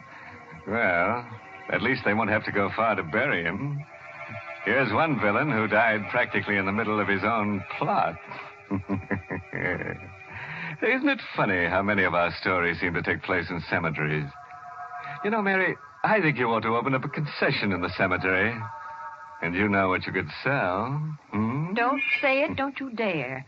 You know very well that the place to buy Lipton tea is and always will be your neighborhood grocery store.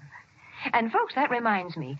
You'll find it wiser to buy Lipton's in the larger, more economical size packages. That way you not only save money, but you also make sure that you won't run short on a beverage that's really a household necessity. Brisk-flavored Lipton tea.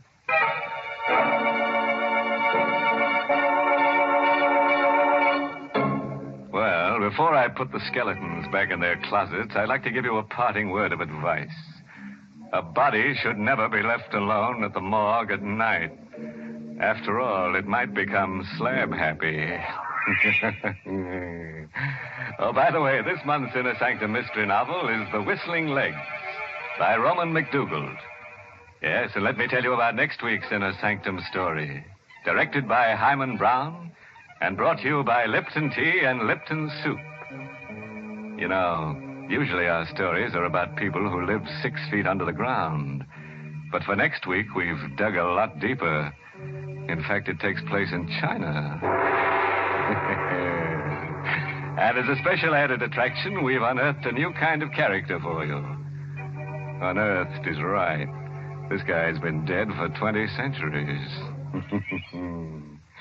And now it's time to close the squeaking door, so good night. Pleasant dreams.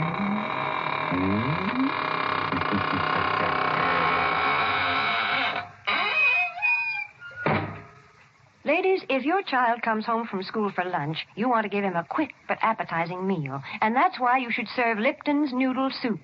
You see, Lipton's takes no time to prepare, and yet it has a fresh-cooked, old-fashioned chickeny flavor. And it's just swimming with tender golden egg noodles. Your children will love Lipton's grand homemade taste. So don't forget to serve Lipton's noodle soup. And don't forget to tune in next Tuesday night for another Inner Sanctum Mystery. This is CBS, the Columbia Broadcasting System.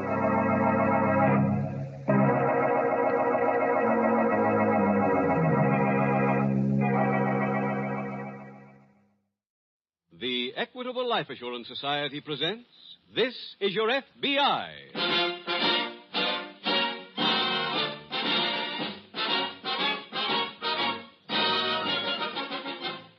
This is Your FBI, the official broadcast from the files of the Federal Bureau of Investigation.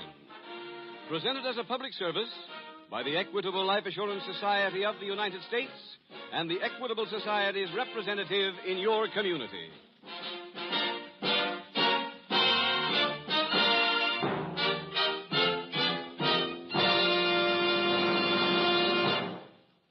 Since the Equitable Life Assurance Society was founded 90 years ago, this country has changed in many ways. But in one respect, it is still the same. In those early days, people always spoke of America as the land of opportunity. Well, it still is the land of opportunity just as much as ever. In just a few minutes, in tonight's middle commercial, the Equitable Society will have a special message for listeners who agree with this philosophy. We will describe a special life insurance plan for men and women on the way up, offered by the Equitable Life Assurance Society of the United States.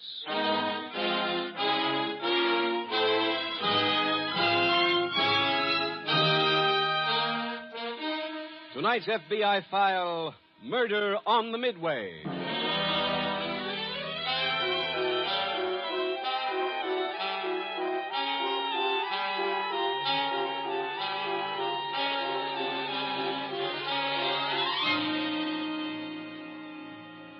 The traveling carnival, once an institution, is fast disappearing from the American scene. Their gradual disappearance is a great pity, if only because it means that many a small-town child will grow up without ever having seen the fearless daredevil who did his dive from the high platform into a shallow tank of water. Nor shall he ever see the fabulous fat lady, the bearded lady, or the pretty young girl who was advertised as being able to shoot better than Annie Oakley. The majority of those shows which still manage to tour the country and bring joy to children of all ages are composed of old-timers who are the last link America has with the show business of yesterday. As such, they are deserving of our complete respect, for they have brought laughter and excitement wherever they went. Unfortunately for them, that respect is often withheld because a very few of the groups of traveling performers still among us are not more than transient groups of rogues, drunks, and common thieves.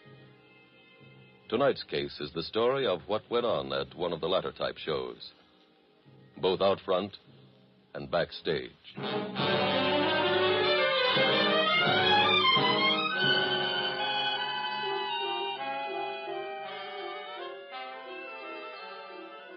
Tonight's file opens at a traveling carnival which has just arrived in a small New England town. It is mid-afternoon, and Eddie Scott, a pitchman with the show, is walking down the Midway. Eddie! Eddie, my boy! What? Oh, hello, J.C. May I have the pleasure of a few words with you? Yeah, sure. Eddie, I want to tell you about a magnificent plan I have. Look... Eddie, I like you, son. Like you. And I'm going to show my friendship in a concrete fashion. Yeah, that's fine, J.C. Don't go, my boy. Don't go. I'm going to move you to the head of the Midway. Yeah, well... I'll build you a stand that'll be the envy of every other performer with the J.C. Crawford Sunflower Carnival. All right, but You'll send thousands of watches a day. Yeah, I know, J.C., but in the meantime, I got to go set up the stand I got now. Wait, Eddie, wait. I don't want to impose, son, but I promised Lilybell I'd bring her some horoscopes. Go by her tent, will you, and give her those rather ungainly crates, huh? Well, look, thank you, my boy. Yeah, but look,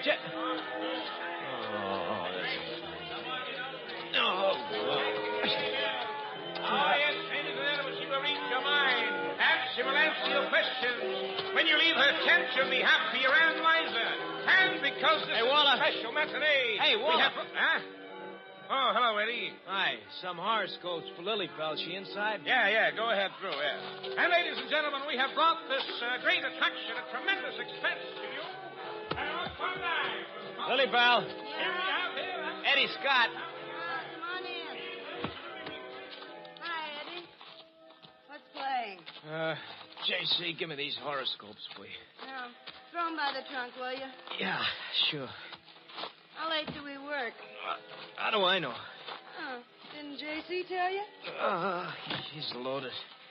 Didn't even know his own name. You know something? He still don't lose that con. He got me to carry these things all the way over here. Hey, Lilybell. What's this? What? There's jewelry in the trunk. Leave it alone. Looks like the McCoy. Well, it ain't. It's costume junk for the act. Well, I never saw costume stuff like this. Well, I bet you could Blow, sell that Eddie. for the... Huh? Put that stuff down and get out.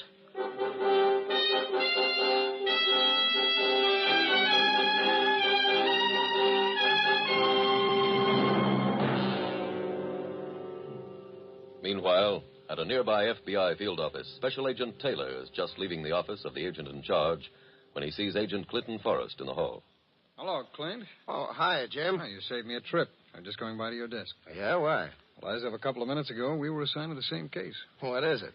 A jewel theft took place sometime last night or early this morning aboard a train that left Boston at midnight. The Indian Head Limited.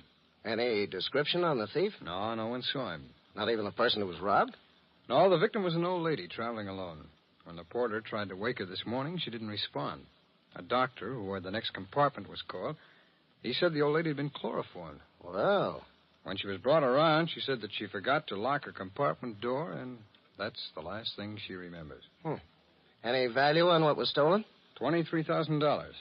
Oh, we have got one lead. What's that, Jim? Well, the local police at a town called Harrisonville boarded the train as soon as the robbery was discovered. They found a small clump of dirt in the compartment.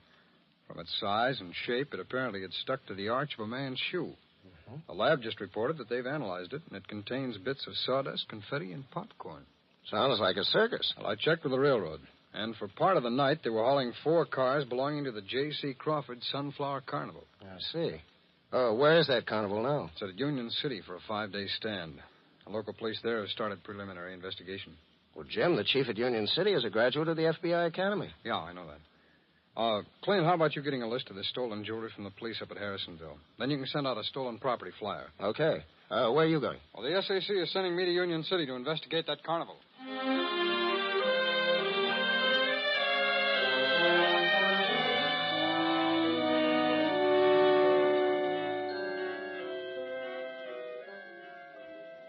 Lilybell. What is it, Walter? I got to talk to you.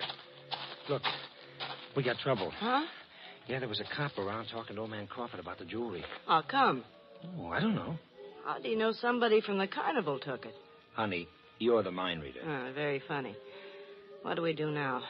Just keep the stuff in your trunk and make sure nobody sees it. It's too late. Huh?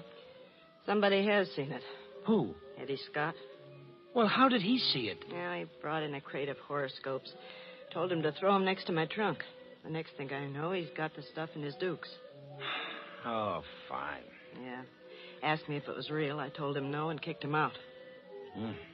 That ain't good. He'll hear about the cop and get smart. Should we bury the stuff? No. We just can't leave it in the trunk. Walter, where are you? It's J.C. Yeah. I'm back here, J.C. Hey, you got a crowd, my boy. You're neglecting your spiel. I'll be right out, sir. What do we do? Oh, trying to think of something. I'll see you later.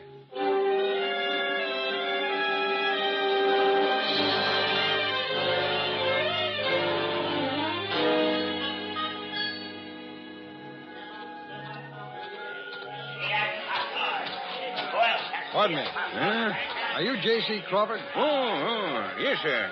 J.C. Crawford in person and at your service. Thank you. My name is Taylor. I'm a special agent of the FBI. The FBI? That's right, sir. Here are my credentials. That's a good picture of you. Mr. Crawford, could we go someplace where we can talk? Why, surely. Let's go have a drink. Well, I'd rather go where it's a little quieter, if you don't mind. Well, this tent here. It's my office. That's fine. Yeah, go ahead, sir. Thanks. Yeah. Mr. Crawford, Chief Thompson of the local police told me that he's already spoken to you about the jewel theft on the train last night. Yeah, that is correct, sir. Have you any idea how many people you have traveling with this carnival? Oh, I have indeed, sir. Answer is 55. 55 great performers in my show. I'd like to question all of them as soon as possible. Yeah, can't be done. Oh, why not, Mr. Crawford? Oh, busy. They're entertaining the grand citizens of this community. Well, what time does the show close? 11 o'clock. Can you arrange for me to question them after that? Why, certainly.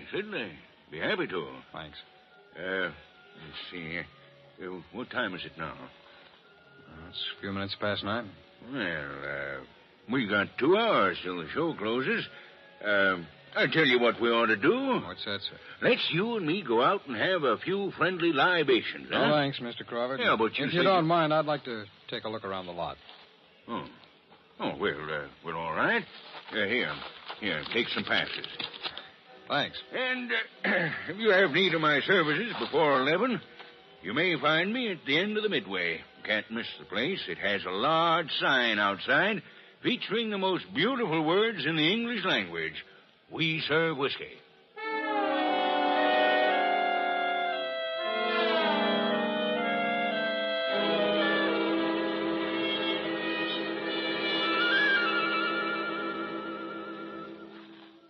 And now a question from L.J., whose birthday is July 25th. L.J., you were born under the sign of Leo, and therefore this is a favorable time for you. There is an old Turkish proverb, a man does not seek his luck, luck seeks its man. So you can see that even in ancient days, the Turks realized how important the position of the stars was to every one of us. And now for the next question. This one is from E.S., born on March the 22nd, which is the sign of Aries the Ram. He asks... I'm sorry, E.S. Your question cannot be answered. That's all for this show, folks.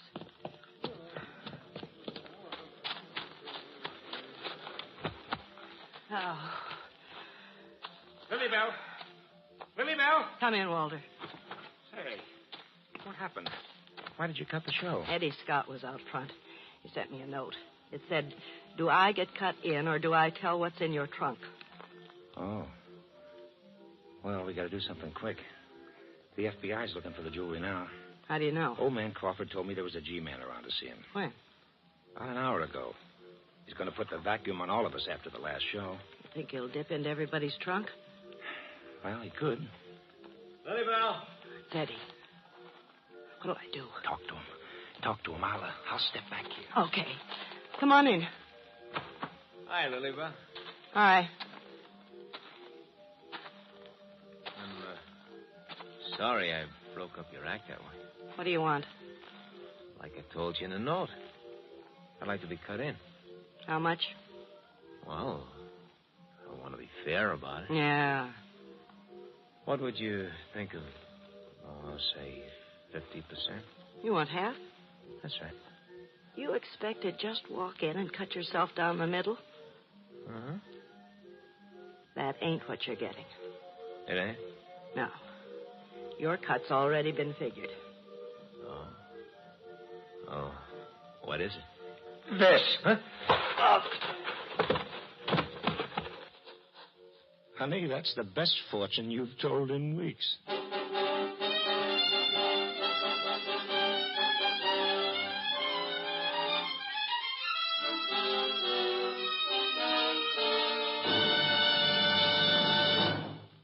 We will reopen tonight's FBI file in just a moment. Now, a special message to a very special kind of person. To the man or woman who can truthfully say to himself, I'm on the way up. Can you speak those words and really mean them? Are you the kind of man whose neighbors will say, Look at the Barton's new car. Why, Ed's new job must be working out all right. if you're that type of person, if you're absolutely confident that your earning power is going to increase in the next few years, if you have plenty of honest-to-goodness faith in your own future, then here's a suggestion. Investigate the Equitable Society's special life insurance plan for men and women on the way up.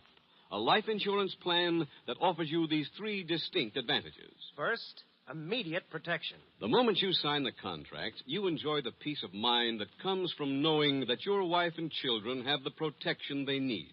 Second, the Equitable plan provides for readjustments in the future. 5 years from now, when you're making more money, you can make up your mind whether you want more protection or bigger cash values. Or you may decide to work out a retirement program.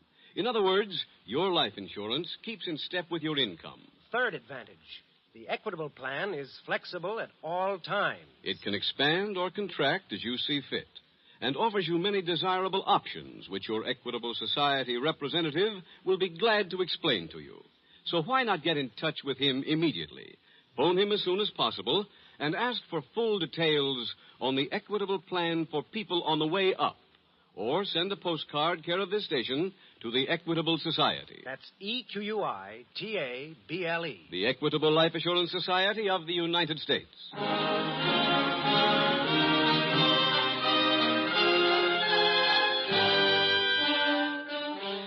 And now back to the FBI file, Murder on the Midway.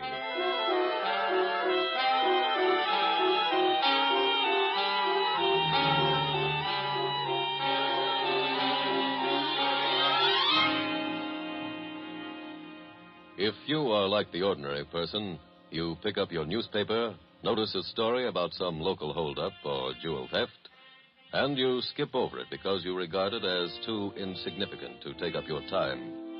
It is, in your eyes, just another petty theft. But it is not petty, even though the amount stolen in any one robbery may be so small as to be negligible. Crime today is big business. And nothing illustrates that better than statistics gathered from a recent survey made by the Federal Bureau of Investigation. In one recent 6-month period, the value of property stolen in the United States amounted to well over $57 million. In order to garner that loot, 336,000 crimes were committed. Those are sobering facts. But even more noteworthy is the accompanying fact that in many of those crimes, the thief was aided in no small measure by the victim.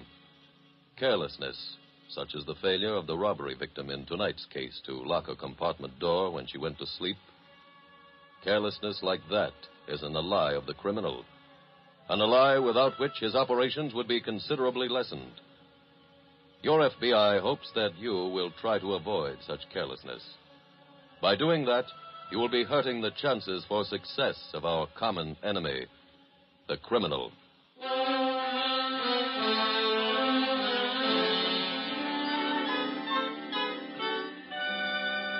Tonight's file continues later that night at the FBI field office.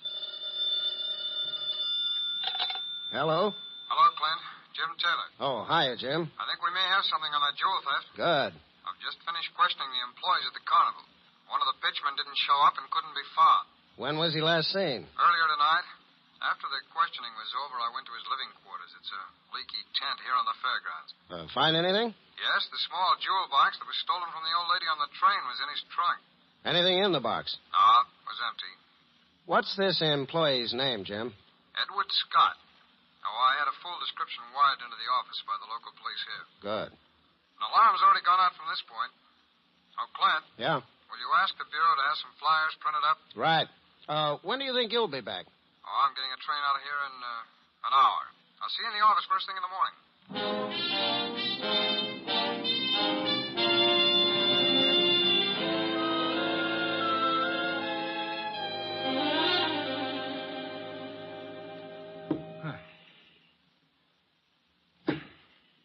Walter? Walter, I've been looking all over for you. Oh, what's the matter? Eddie's body's gone. Is that all? Look, put those darts down and talk to me. I want to... Lilybell, I took him. Huh? I took him. You see, I heard the FBI guy talking to Crawford. He thinks Eddie did the job. Because he didn't show up? Well, that was one thing. Then he found the jewel box I stuck in Eddie's trunk. Oh. Well, what'd you do with Eddie? Dumped him. Where? He's safe. Pretty good, huh? Walter, let's quit this show, huh? Not yet. Not till things cool off. Hey, look. What? I got a bullseye. Left-handed.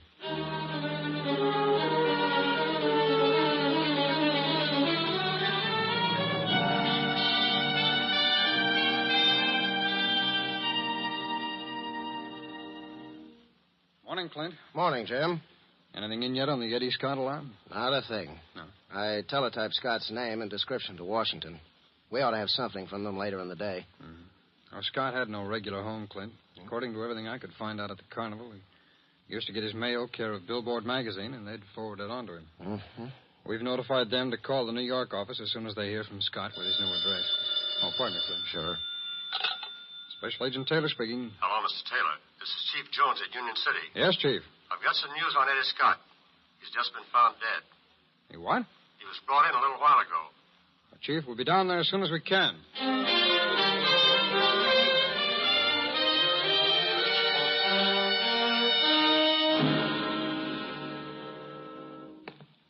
Oh, Clint.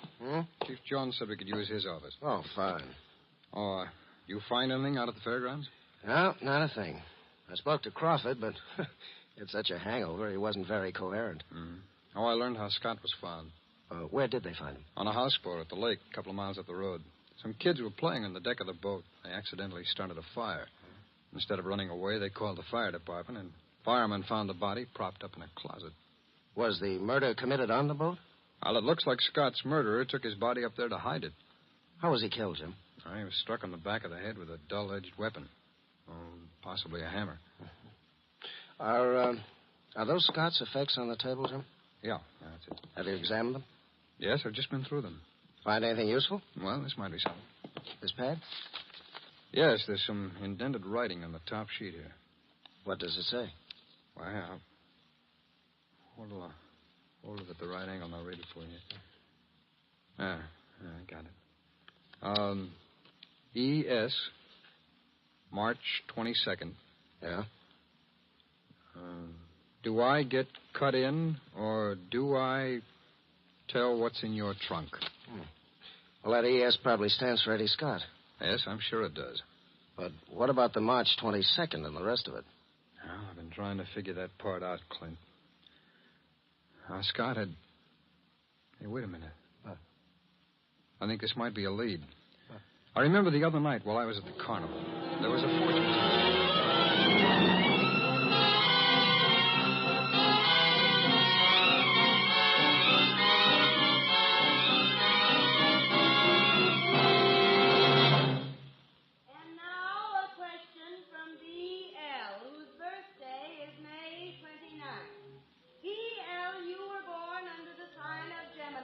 Pretty corny, isn't she, Clint? Yeah. Would be the proper time to make the investment you asked about.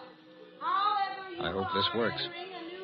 Jim, if you're right, and she's the one Eddie Scott wrote that other note to, she's got to show some reaction when she gets the same note after he's dead. In order to be sure which those days are, by What made you think of her? I saw her work when I was here last night. You see that wicker basket up there on the stage? Mm-hmm. Well, that's where she throws the slips of paper with the questions on them after she gives her answers. Lucky days and which are. And now I have a question from E.S. This is it, Clint. Born on March the 22nd, which is the sign of Aries, the ram. In answer to your question, E.S., Look at her, Clint. ladies and gentlemen, that concludes this show. Good night. She's leaving, Jim. Al. She's got a little tent right out in back of this one, Clint. Go get her. I'm going to grab that wicker basket up on the stage. Okay, coming through. Let us through, please. Varnish. See you later, Clint. Yeah. Excuse me, please. Excuse me. Coming through. Thank you. Excuse me. Say, can you tell me how to get to the great Lily Bell's tent? Sure, it's right back there. Oh, thanks. Hello. Who are you? I'm a special agent of the FBI. Here are my credentials. What do you want here? I'd like to ask you some questions. Go ahead. Just how well do you know Eddie Scott? I just knew him to say hello to. What do you mean, knew him? Has anything happened to him? I don't know. I don't know anything about him. I hardly knew him. I think maybe we better do the rest of this questioning down at police Oh, headquarters. no, you don't. Huh? Keep your hands over your head. See if he's got a gun on him, Lily Bell. Okay. No, he hasn't. Keep your hands in the air anyway. Get the stuff, Lily Bell. Let's get out of here. What about this guy? Get the stuff out of the trunk. I'll take care of him. Okay. Drop that gun. Huh? I said drop it. Oh, no. Now, get up. Come on, get up. And leave that gun right where it is. Did you find the note that Eddie Scott wrote yesterday, Jim? Yes, it was in the wicker basket up on the stage. Good. All right, Clint, let's throw the cuffs on both of them and get out of here.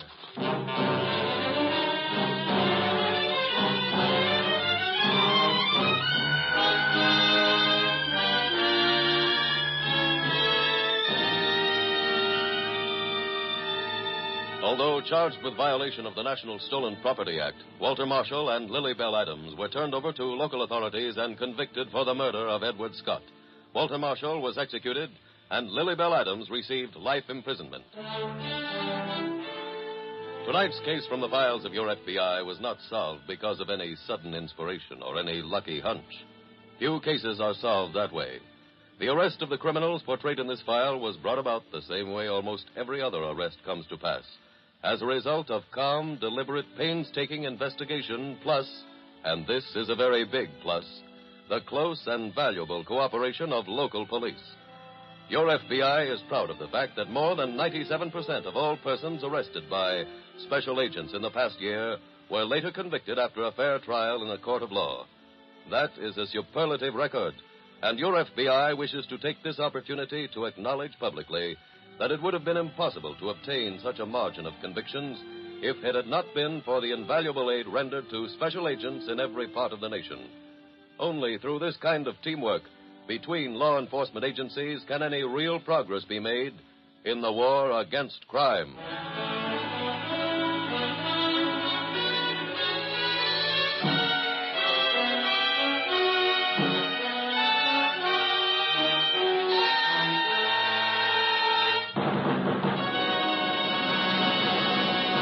In just a moment, we will tell you about next week's exciting case from the files of your FBI. Old-timers in the life insurance profession have a saying that may interest you. They say, you can judge a man by the life insurance he buys. In other words, veteran insurance men have noticed that their customers who make small-scale insurance plans seldom get very far. On the other hand, the type of man who thinks big, who invests in a forward-looking program like the Equitable Society's plan for men and women on the way up, is the man who usually does get to the top. So why not line yourself up with the successful men of tomorrow? Ask your Equitable Society representative to give you full facts and figures on the Equitable Society's plan for men and women on the way up. Or write care of this station to the Equitable Life Assurance Society of the United States.